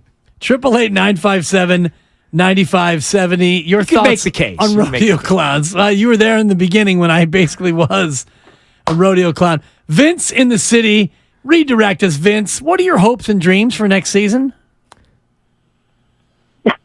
It's kind of hard to follow up with all the joking going on. But I wouldn't have gone to you, Vince, if I wasn't desperate. I need you here, Vince. Yeah, all right. So my hope for next season with the Warriors roster as is, assuming that Draymond's going to come back, is that I just hope for a little bit more maturity. I think last season, one of the callers was talking about how the chemistry was just way off. And everybody saw it. Nationally, everybody saw it, and people were kind of bagging on the Warriors because they knew the locker room was kind of broken. I think to help fix that is the younger guys need to understand, and I say this working in an environment with a bunch of A-type personalities. When you're new, you're eager and you're anxious to get out there and prove yourself. But sometimes you kind of just got to sit there and you got to do the grunt work before you can get all the glamour work. Just continue to focus and really buy in, like you guys are saying also. Like, there's no goal. Like, yeah, you might have an agenda, but you're a part of a team now. So, if you're on a professional team, you guys all need to be working together to win. And that's all that really needs to matter. It doesn't matter how it gets done. It just needs to get done. So whatever your part or your role is, I hope the younger guys can learn to accept their role, knowing that one day it's going to be their turn. And then later on, they might be the vet on the team, and then you got some young punks that's coming to try to take your job, and you got to remind them, and then you're going to think back, well, I remember when I was that guy, and look at where I'm at now. So the older guys on the team also can help by being a little more, quote unquote, inclusive. Really try to help teach the younger guys the game, and really, like, I don't know, maybe in film room when they're breaking down film, like, really try to give each other pointers or whatever they see, different reads or different perspectives on things that maybe the younger guys aren't thinking about. And I don't know, maybe all of this is happening, but I just think as far as chemistry goes and really working towards winning, maturity for one, and just being able to accept your role, number two, and really, like, as corny as it is, really trying to learn how to work together as a team, because that's what they are at the end of the day. Thank you, Vince. I got to let you go. We got other callers we want to get to, but I think he makes some good points about the youngsters needing to learn to play with the cohesive unit, and also having a little bit of a chip on your shoulder about what's coming up behind you. And we were talking about the third-year jump before the breaking news about Harrison Barnes, and you were going to weigh in on Jonathan Kuminga. Yeah. And I think for Kuminga, it's absolutely most important because he's got an option for this year that's been picked up. I don't think his next year option's been picked up. It will be. It will be. That's a no-brainer. But if you're Jonathan Kuminga, honestly, you're looking at the Jordan Poole model, not in terms of, getting traded elsewhere, but contractually. You take that third-year leap, and then you finish your third year, and before you play that fourth year, you get the bag. And the bag that he already has gotten is bigger than Jordan Poole because he was number 7 overall. Those salaries are slotted. But Kuminga's making about $6 and change this year, $6 million. If he has the kind of year where he goes up and he's averaging 15 and 8, and he's playing 26 minutes a night, and he's a real factor in a rotation for a team that's winning, and he looks like the three-point shot's coming along, and he's playing smarter on defense, and he's a real piece, he's getting paid in the offseason. Yeah, he would be extension eligible next year. To me, it's not even that high end as far as trying to get a bag this time next year or October of 2024. To me, it's the little things. It's be high motor. It's be accepting of the fact that the Warriors view you as a 4 and not necessarily a 3. Now, prove that if you want to prove that you can be a 3, you better be working on your handle already in this offseason to prove that you can be a 3. But to me, it's rebound, it's high energy and effort plays defensively, it's be more attentive.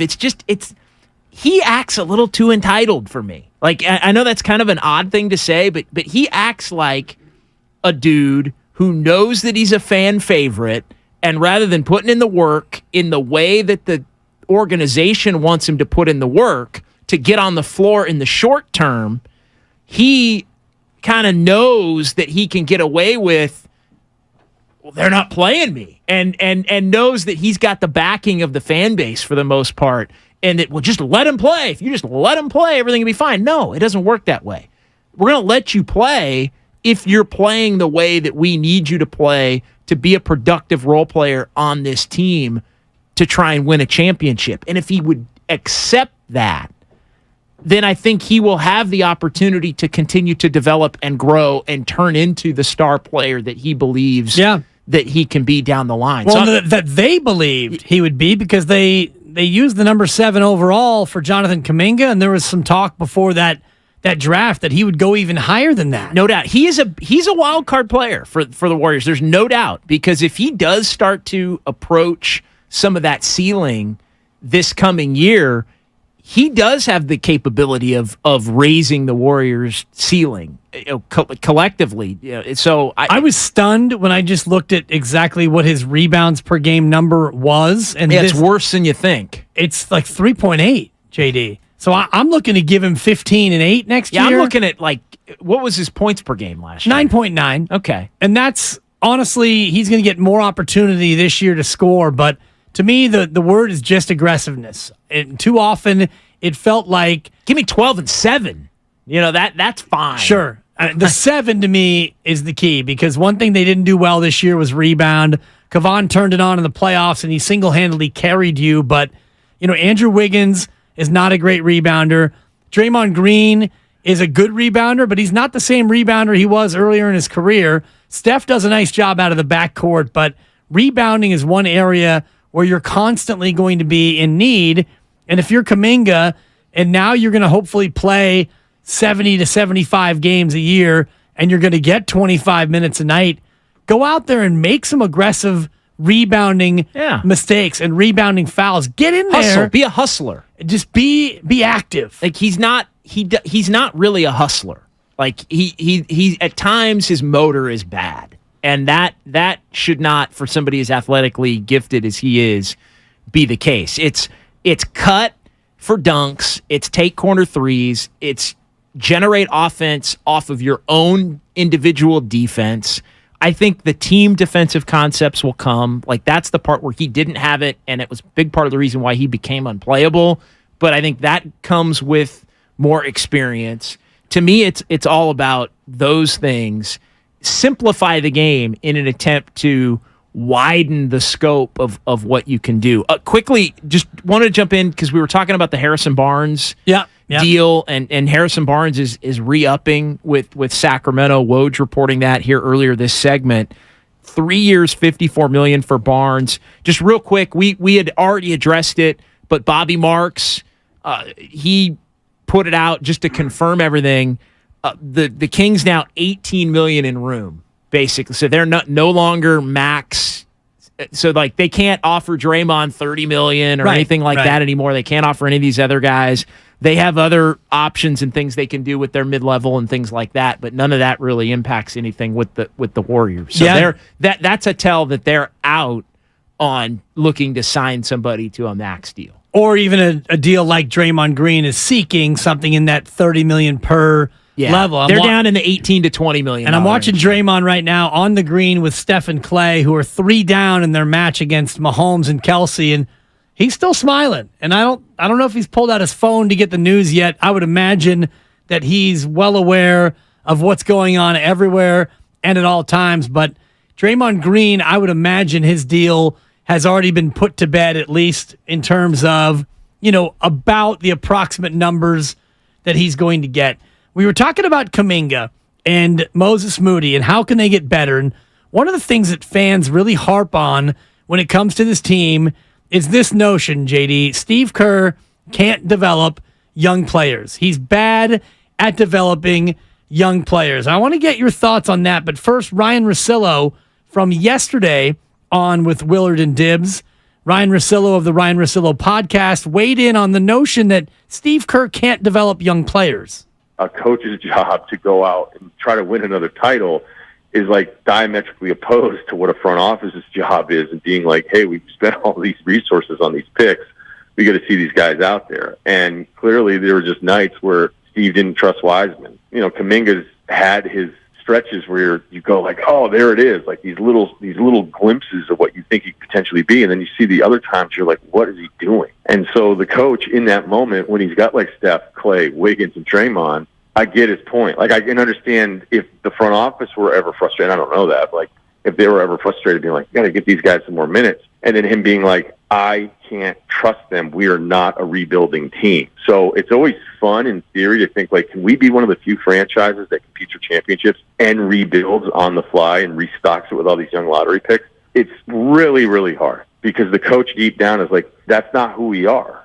And so I understand the criticism. I can even understand the frustration, but I completely understand where Kerr is coming from. And it's kind of hard to tell him that he's doing it wrong. And it's also hard, I think, JD, to pin development on a coaching staff, a head coach, assistant coaches, etc., because in any business, largely it's up to the individual to improve themselves under the guise of the veterans and of the coach as well. What do you make of this notion about Steve Kerr and the young players? I think it's mostly hogwash. I mean, they developed Jordan Poole into, really by the end of his second year, being a combo guard that was the lead guard off the bench. His third year, he obviously exploded. So they get credit for developing him into the kind of player that they were willing to give a 4-year, $120 million extension to. Kevon Looney's developed, I think, into a one of the most underrated centers in the league, and it is tricky. It is different, that what they're. I don't view 27, 28 picks as players that definitely need to be right. Like you're counting on getting something out of them quickly. Like Moody and Kuminga, we don't know. Wiseman, we'll see it. I think we'll see. They obviously didn't develop Wiseman. That's one in the negative. But the notion that every pick every year, especially when you're picking at the back end of the first round, right, has got to turn into this productive player. Like it just doesn't. But when you work pick a guy way. top 3, that's different. Well, and unfortunately, Wiseman's a whiff, and he got hurt. He missed a whole year due to injury. He played 3 games in college, and then you bring him in as a rookie, and he flashed at times. He looked good. Then he gets hurt, and then his 3rd year, he becomes early on unplayable, and you decide he's got to go because you're in this championship window, and you bring in GP3. You basically trade Wiseman for a 30-year-old role player. That tells you that the Warriors didn't think that he had the chance to develop into the player that they thought he'd be when they used that high pick on him. But now he's got a chance. He's a whiff for the Warriors. I agree with you. Sure. Swing and a miss, but he's not a bust yet. Correct. Yeah, until he goes to Detroit and gets in the same spot. And Detroit's interesting because if you look at their roster, he's like the 6th oldest guy on that team. They've got a bunch of 20-year-olds, 19-year-olds, and that team will go through Cade Cunningham when he's back from injury. So he's got a lot of work to do in Detroit.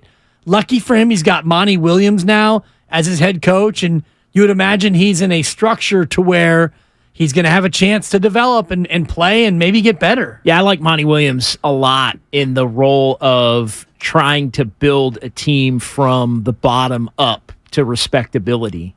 More than I like Monty Williams as a coach that's trying to get a star-laden team over the hump to win a championship. So I think that's actually a really good fit for Wiseman and a lot of the young players in Detroit. No Bud doubt. is in Oakland. Bud, we got about 60 seconds here before the break. What do you got on Kuminga? Hey, so listen, just pertaining to that clip that you guys played, as far as developing a guy or developing, listen, it's a team sport anyway. So the organization is a team. So it's an organization's job to as a collective, to help prepare the guy. But also, the players themselves have to want to. I mean, you can get a personal trainer and say that you want to get sick, some sick abs. Your trainer's telling you do it, but you're sitting up here eating Snicker bars and drinking soda. You got to put in the work. You got to put in the effort. So, you can't just blame one guy or say Steve doesn't do this or he can't do that. It's all collective. As far as Kuminga, I think Kuminga has a chance to be what Jason Richardson was, but on a better level. I mean, I don't think we've had anybody represent the slam dunk contest for the Warriors since Jason Richardson, but he has all the explosiveness. He has the hops. He has the flashy moves that he can put on. Like you said, if he worked on his ball handling game, this dude can be sick. But yeah, he has to put the effort in. So he can be what Jason Richardson was, but on a better level. Man, that's high praise, Bud. I appreciate that. If he's Jason Richardson, but on a higher level, I think the Warriors are ecstatic at that development. We are sponsored by Hint Water. One more segment coming up, and I got a couple of sneaky questions for JD. I've been letting them off too easy today. I'm going to put him right into crosshairs coming up on the other side. It's Willard and Dibs. JD is in for Mark Willard on 95.7 The Game. Hint Water. Hint infuses pure water with fruit essences to create surprisingly...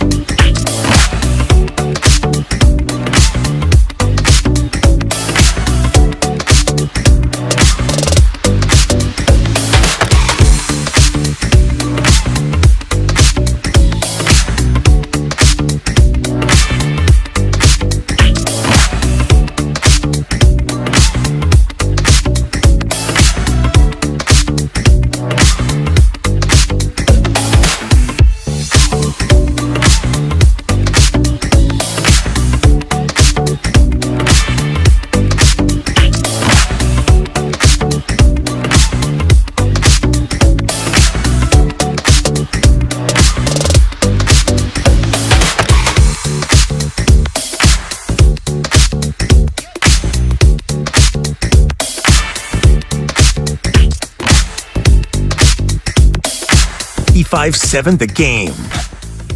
Coming back with JD here, final segment, and boy, it's been a great show, and we got our first little piece of news coming out with the Kings. And I got the memory of an elephant. Yeah, you do. You always have. And I was telling Larry Kruger on our walk to the elevator yesterday, and I was, hey, great 2 days, Larry, and JD's coming in, and he's like, that JD, he's an encyclopedia.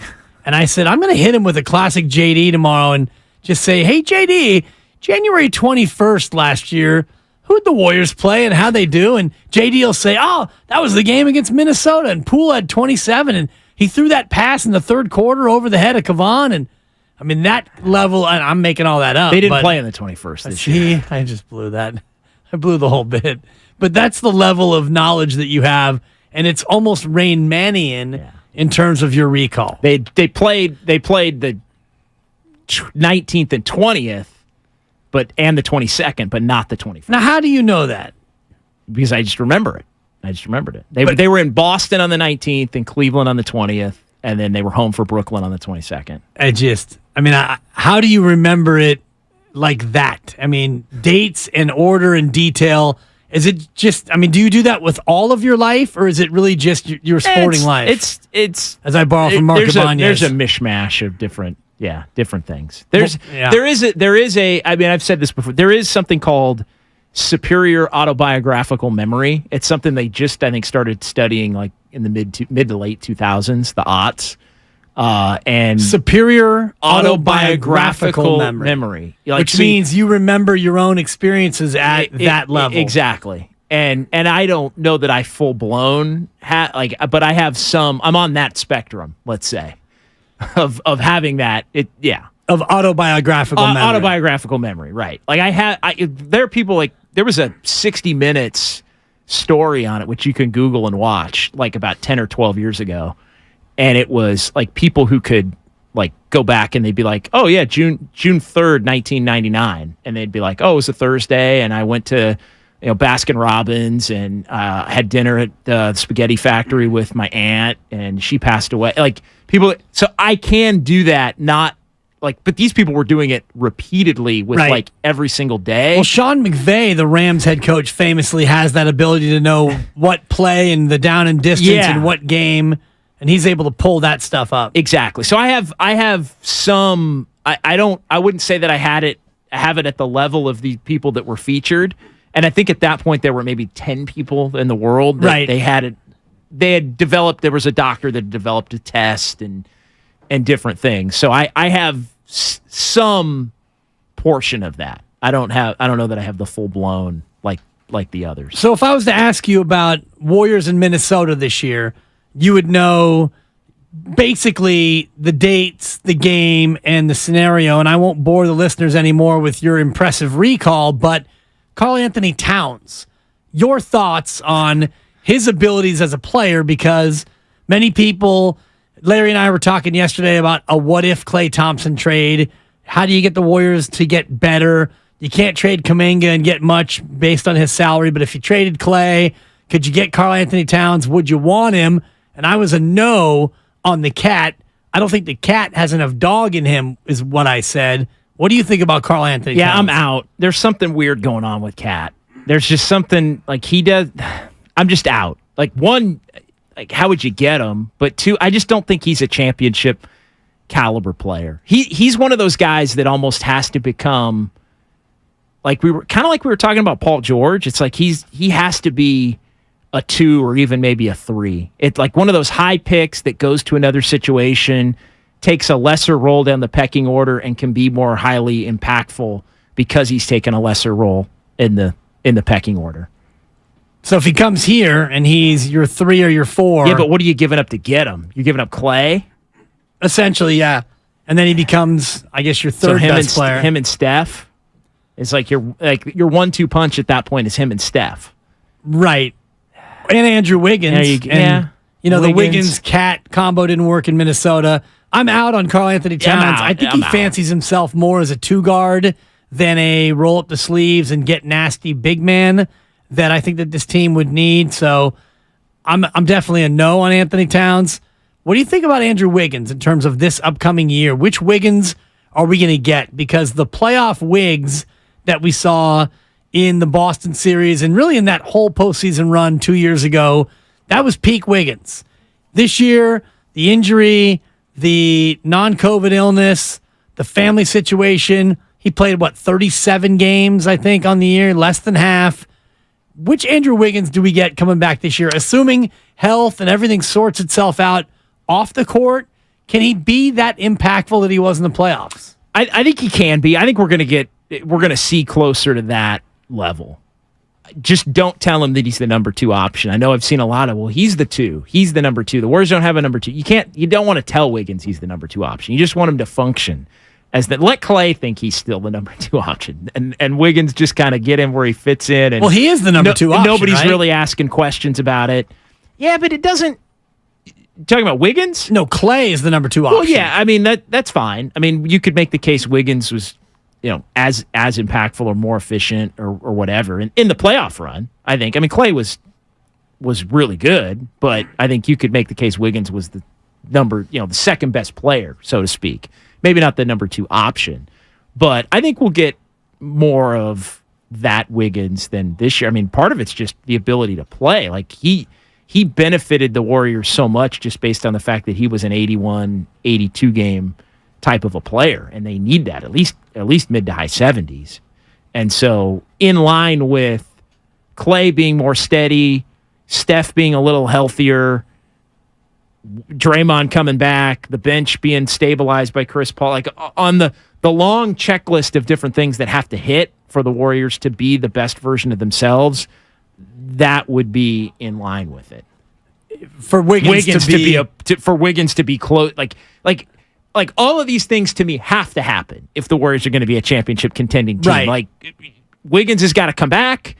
And Wiggins has got to be the closer to 19 or 20 a game. Exactly. He's got to be the playoff Wiggins of 22. Curry's got to be missing 20 games instead of 26. Right. Clay's going to have to be a more consistent version of his overall numbers from this past year. The bad games can't kill you. Sure. The bench has to be stabilized by Chris Paul, and they have to hit on their minimum players. Like all of that. And Kuminga has to make a little jump. Step. Yeah, and Moody has to be playable. And you got to have health, too, across the board. And I was saying to Larry yesterday that I feel like if this team gets 3 veteran minimum players who are just contributors, if this group gets to April and they're healthy, and I know healthy is relative in the NBA after a full 82-game schedule, but no major injuries, you've got this veteran core ready to go in the playoffs, I would like their chances in a series against just about anybody. If you have a healthy Golden State core with Kevon and Wiggins, CP3, Stephen Clay, GP2, Draymond, all the rest of it, I think you would have enough if Kuminga and Moody took steps and you had health at the end of the year. I think it's a tall ask. It's a big ask, yeah. But that's the pathway. Like the pathway exists, but how likely is it to come to fruition is the key. Yeah, I think it depends on a number of factors, but primarily the biggest if for me is health, because Steph played, 56 games last year, 54 right in there, and you're asking Chris Paul to come off the bench and be healthy, and CP3 has had an issue being healthy in April and May. He's usually good in October and November, but it's the end of the year where it gets dicey, and you got Draymond with ice on his knees every time off the floor.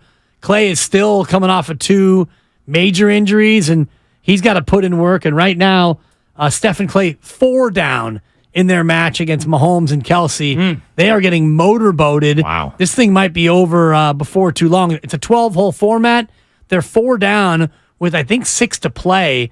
And the Chiefs are blowing them out. So that's basically a hole away from being done, right? Or after maybe a hole or 2 away. If you're 5 down with 5 to go, they'd be dormy, to use a golf term. Able to be tied? Correct. Okay. And I don't know if they would even, I think that they would play out the full 12 holes. I would hope so, because otherwise they're going to be filling a lot of time. Yeah, I would say I'm sure they've got a number in there that they're trying to hit in terms of time. 7 o'clock Pacific, I would imagine. And, maybe the match gets cut short and it ends up being a Draymond Green announcement. post golf. I don't know. Oh, Sack can't sign me. All right, so I'm coming back. I'm a Warriors, and I'm always going to be a Warriors. JD, great having you in today. I look forward to doing it one more time. And our show tomorrow starts at 2, and at 3 o'clock, free agency officially begins. So get your Twitter out and be ready for all the breaking news tomorrow right here on 95.7 The Game. Looking forward to it. And by the way, you asked about Minnesota. They played February 26, March 26, February 1, and November 27. Those are the perfect. I know nobody cares. Fact check people on the text line were clamoring for an answer. 3 to 4 were Sundays. You're so good. What's coming up on The Game is brought to you by Fremont Bank. Full service banking, no compromises. Best of the Game. An hour of 95.7 The Game's best content from today. Hosted by Mark Grandy. For the Grandy Man and Lucas, my main man JD, I am Dan Dibley. Thanks for joining us. We'll see you tomorrow as free agency begins right here on 95.7 The Game. Hi, this is Brian Bakhtiari, Executive Manager of Stevens Creek Subaru. The month of June is filled with excitement. With graduations, Father's Day, and summer trips, it's a great beginning to summer adventures. Stevens Creek Subaru wants to remind you